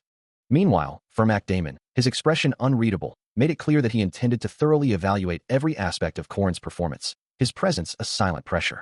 Korin understood then, looking at the silhouettes of Old Man Hamin and the accompanying association staff, that neither of them would offer him direct assistance on this trial. As Fermac Damon and the other staff members walked away, Korin knew he was truly on his own. Korin Locke stands before his evaluators, as Fermac Damon demands the results of his analysis. He recounts his observations, explaining that judging by the surrounding footprints, there are clear signs of both the ogre and its long hounds traveling together, definitely cohabiting. The group of students and Old Man Hamin listen intently as Korin continues his report. Fermac Damon hums in thought, then asks how many long hounds Korin observed, to which he promptly replies, 3. However, Korin clarifies that despite the 3 hounds, there were only the footsteps of 2 4-footed animals following the ogre's steps, a detail that doesn't quite add up. His gaze falls to the ground, where large, human-like footprints of the ogre are interspersed with smaller paw prints, illustrating his point. Fermac Damon acknowledges that Korin already knows the answer, but still prompts him to explain his full deduction. Kneeling to examine the ground more closely, Korin points out that other than the footsteps, there are also traces of a beast being dragged, meaning the hunted animal wasn't eaten on the spot, but was instead dragged away. He concludes that neither ogres nor long hounds typically save food, so they must have been thinking of one of their own kind who couldn't move, bringing them sustenance. Old Man Hamin, along with the students, looks on with a mixture of surprise and admiration, uttering a single word: incredible. Fermac Damon then challenges Korin, asking how he plans on hunting the semi-first rank, not fully grown twin-headed ogre, and its third-rank monster long hounds, given this new information. The silhouette of the massive twin-headed ogre looms in the forest, flanked by its 3 long hounds, their red footprints marking a path of danger. He begins to formulate his plan, knowing he must first separate the formidable ogre from its accompanying hounds. After all, these are not mere beasts, but creatures possessing an innate animal sense for danger. Meanwhile, Fermac Damon stands before him, speaking of a powerful weapon bestowed upon humanity, a statement Korin questions with a hint of skepticism. To overcome such a challenge, he realizes, he will need to rely on his intellect. As a fierce red aura ignites around him, his eyes burning with crimson light, Korin prepares himself with a surge of power. Even as humanity expands its influence and navigates the world, there are places shrouded in perpetual twilight, where ancient structures stand as silent witnesses to forgotten eras. For within these shadows, threats will always be lurking, their presence manifesting as ominous, swirling energy. These are the forms of true terror, monstrous entities with glowing purple eyes and jagged, skeletal features. They are the demonic beings who impose their position in this world, their power undeniable. Demonic beings who impose their position in this world. Among them, there is the ruler of this forest, a formidable presence whose very step shakes the earth. This titan is one of them as well, a tyrant known as the twin-headed ogre, commanding a forest where few humans dare to tread. With its immense, red-skinned physique and a smaller, secondary head on its shoulder, it wields a massive club, its very aura radiating dominance, for to him, this forest is his kingdom.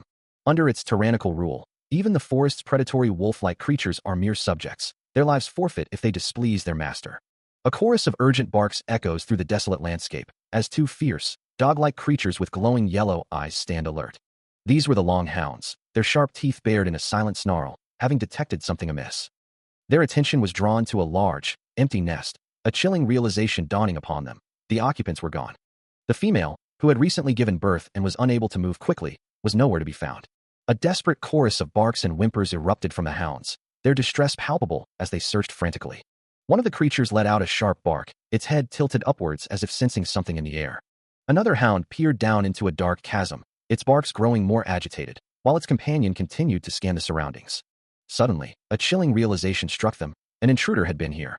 The female had been forcibly dragged away, and the hounds' mournful howls filled the air. Their cries of anguish grew louder, a desperate lament for their lost comrade and her child. Upon realizing that their comrade, the female of the group, as well as the child, had been kidnapped, the leader of the pack expressed the sheer fury of a beast. With muscles rippling and eyes glowing crimson, the twin-headed ogre stood, a towering embodiment of savage rage. Contorted in a primal display of rage, two long hounds unleashed guttural snarls, their yellow eyes burning with an infernal glow against the blood-red backdrop of the forest. Indeed, the sheer fury of the forest's ruler and its loyal pawns was enough to make the very ground tremble beneath their feet. With a desperate cry, one of the hounds launches into a frantic sprint, its barks echoing through the trees as it begins the chase. The two male long hounds, their bodies racked with fury, emit dissonant cries, a unified declaration that they must pursue the kidnappers, allowing nothing in the forest to impede their path. Following the faint scent traces of the abducted female, the long hounds press onward, with the twin-headed ogre, their ruler, trailing closely behind them. The ogre's overwhelming rage manifests as a blinding explosion of light and raw energy, a vibrant, chaotic burst of red and orange that rips through the air, a testament to its boundless fury. For those who dared to cross it, there would, as always, be nothing left. Driven by an instinctual need for vengeance, a long hound charges forward, its fangs bared and eyes glowing with fierce resolve, a blur of motion across the forest floor. The tracking is complete, and with a mournful whine, the hounds leap and bound, their distress palpable as they close in on their quarry. Their relentless pursuit continues, a desperate, urgent dash through the wilderness. Their barks grow louder, a chorus of determination and fury, as the long hounds press on, their resolve unwavering. The twin-headed ogre's fury, ignited by the abduction, manifests as a primal force, even as one of its long hounds struggles, bound by thick ropes, while another attempts to offer aid. The kidnappers had intended to take the female long hound and leave, but the ogre's wrath would not allow it, as the ropes binding its kin glowed with an ominous light. With a thunderous roar, a colossal burst of crimson energy erupts from the very earth, shaking the foundations of their world. The sheer force of the ogre's unleashed power engulfs the long hounds, sending shockwaves through the ground as they are caught in the devastating blast. One of the creatures cries out in alarm, its surprise evident as the overwhelming energy washes over it. Not content with a mere energy burst, the twin-headed ogre brings its massive arm down with crushing force, pulverizing the very earth beneath it. The impact sends debris flying, a testament to the raw, destructive power of the enraged beast. Amidst the chaos, a long hound howls, its cry echoing the pain and fury of its master. The ground continues to fracture and erupt, a violent manifestation of the ogre's unbridled rage. As the ogre's arm continues its devastating assault, another long hound recoils, overwhelmed by the sheer power radiating from its enraged leader. Fragments of the shattered earth rain down, a grim reminder of the ogre's destructive capabilities. The very ground seemed to tear apart, splintering into jagged wooden stakes and earthen shards, as the twin-headed ogre's fury erupted, leaving a massive crater of raw, crimson energy where solid earth once stood. The very foundations of the land continued to pulverize under the sheer force of its rage. One of the long hounds recoiled, its yellow eyes wide with terror, a faint red aura of distress emanating from its form. The relentless destruction meant the ground was no longer tracking, each impact sending shockwaves of red energy and debris flying. More ground continued to explode, shattering into countless fragments under the unseen force. Another long hound, caught in the chaotic wake, scrambled desperately away from the epicenter of the ogre's wrath. The devastation was absolute, leaving behind a landscape where there were no trees left standing. Through the ravaged forest, a long hound continued its frantic flight. Panting heavily, its breath came in ragged gasps. Its paws kicked up shattered earth as it fled, the ground still crumbling beneath its desperate strides. Another of its kind cried out, its glowing yellow eyes reflecting the overwhelming fear, a primal scream escaping its maw. The name Kinas echoes through the devastated landscape. Even as a long hound scrambles desperately up a crumbling slope of debris, its glowing eyes wide with terror. But the monstrous beast, consumed by its own fury, failed to realize the true depth of the human's malevolence. A searing explosion of fire erupts, tearing through the very ground. The human's malevolence, a force of utter destruction, continues to reshape the world. Amidst the inferno, the twin-headed ogre stands as a titan of wrath, its massive form silhouetted against the burning landscape. Each step it takes crushes the smoldering earth, leaving a trail of ruin. Another long hound is violently flung through the air, engulfed by the ogre's destructive power. The ogre's snarling maw reveals rows of jagged teeth, a testament to its unbridled fury. It had lost its loyal subordinates, and its rage knew no bounds. Both heads scream a unified, guttural roar, a terrifying sound that rips through the burning air. The twin-headed ogre radiates an overwhelming, crimson energy, its destructive power continuing to consume everything in its path. A deafening howl ripped through the forest, accompanied by a blinding flash of light, as something unseen began to tear apart. The unseen restraint continued to fracture and disintegrate, its fragments scattering amidst an even more intense burst of energy. From the heart of the explosive light, the twin-headed ogre emerged, its massive form wreathed in a furious, expanding inferno. Its power was absolute, and the narrative declared that a mere trap could never hope to contain such a tyrant. With each step, the ground beneath it erupted in violent, fiery bursts, a testament to its unbridled might. The ogre advanced, its massive body radiating intense heat and destructive energy, a living engine of chaos.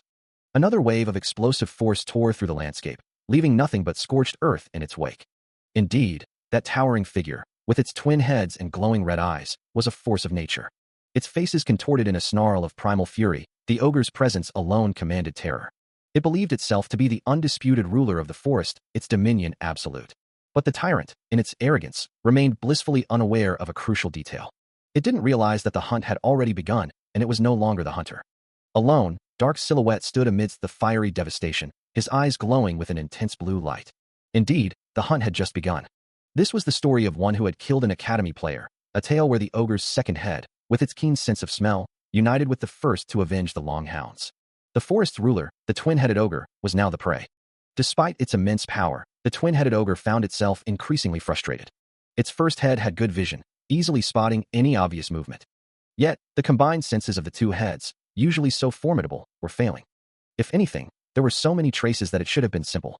It was absurd. The bastard couldn't even hide his footsteps or scent properly. But against his expectations, on the first day, there were definite traces, but even though he persistently chased them, he couldn't find him, the ogre's frustration mounting as its blue-skinned heads contorted in confusion and anger. Even as the twin-headed ogre felt it was on the verge of catching its elusive prey, it couldn't quite grasp him, leaving the monstrous beast to seethe in frustration, its red eyes glowing with simmering rage. Meanwhile, after setting up camp and putting his unfortunate feelings aside, Corin found himself ambushed. A glowing blue rune stone descended from above, heralding the start of the unexpected assault. This was no ordinary assault. It was an attack known as Hagalars, a precise and calculated strike. However, the twin-headed ogre, not Corin, became the unintended target, as a torrent of glowing blue-eye shards rained down upon its massive form. The sudden impact awakened the ogre's dormant second head, its senses now fully alert to the hail raining down from the sky. With a thunderous roar, the enraged ogre unleashed a devastating counterattack, blasting waves of orange and red energy outwards. Explosions of raw power continued to erupt, filling the air with destructive force. Despite the ogre's furious reaction, the initial ice attack had only grazed its tough hide, leaving scattered shards on the ground as evidence of the minor impact. It became clear that the Hagalars attack was not meant to inflict serious harm, but rather served as a mere diversion. And after that initial, calculated strike, the ogre found itself subjected to a continuous series of sabotages, further fueling its growing fury. The twin-headed ogre's massive, scarred chest heaved, faint blue energy points glowing across its crimson skin, a testament to the continuous, irritating attacks it had endured. After experiencing these minor disturbances a few times, it had initially tried to ignore them, dismissing them as insignificant, even as bursts of fire erupted around it. However, the harassment escalated, with rocks now flying near it, igniting into flames upon impact. Despite its relentless pursuit since dawn, causing widespread chaos, the elusive prey continued to offer only ambiguous traces, never fully revealing itself. Its heavy footsteps echoed through the forest, each one a frustrated beat in its fruitless hunt. The ogre's scarred leg pushed through the undergrowth, its movements growing more agitated with each passing moment. Still, it pressed on, its determination slowly giving way to a dawning, unsettling realization. The ogre's two heads snarled, eyes glowing crimson with fury, as the horrifying truth finally settled in. It was being hunted. Its massive, scarred arm flexed, the realization burning through its monstrous form. When it finally understood that its position as a hunter had been reversed, and that it had become the prey, only grief and an all-consuming fury remained in its glowing red eyes. And then, after a long and arduous pursuit, Corin lets out a tired yawn, his scythe resting casually on his shoulder. He glances down at his quarry, a hint of impatience in his voice as he declares, "What's all this effort just to catch you? Let's put an end to this." The twin-headed ogre, however, was far from finished, its massive, crimson-skinned arm tensing, radiating a furious red aura. The source of its rage was clear, its two monstrous faces contorted in a snarl, eyes burning with an intense, malevolent glow. With a guttural scream, the ogre unleashes a torrent of raw power, its body enveloped in a fiery red aura as it charges.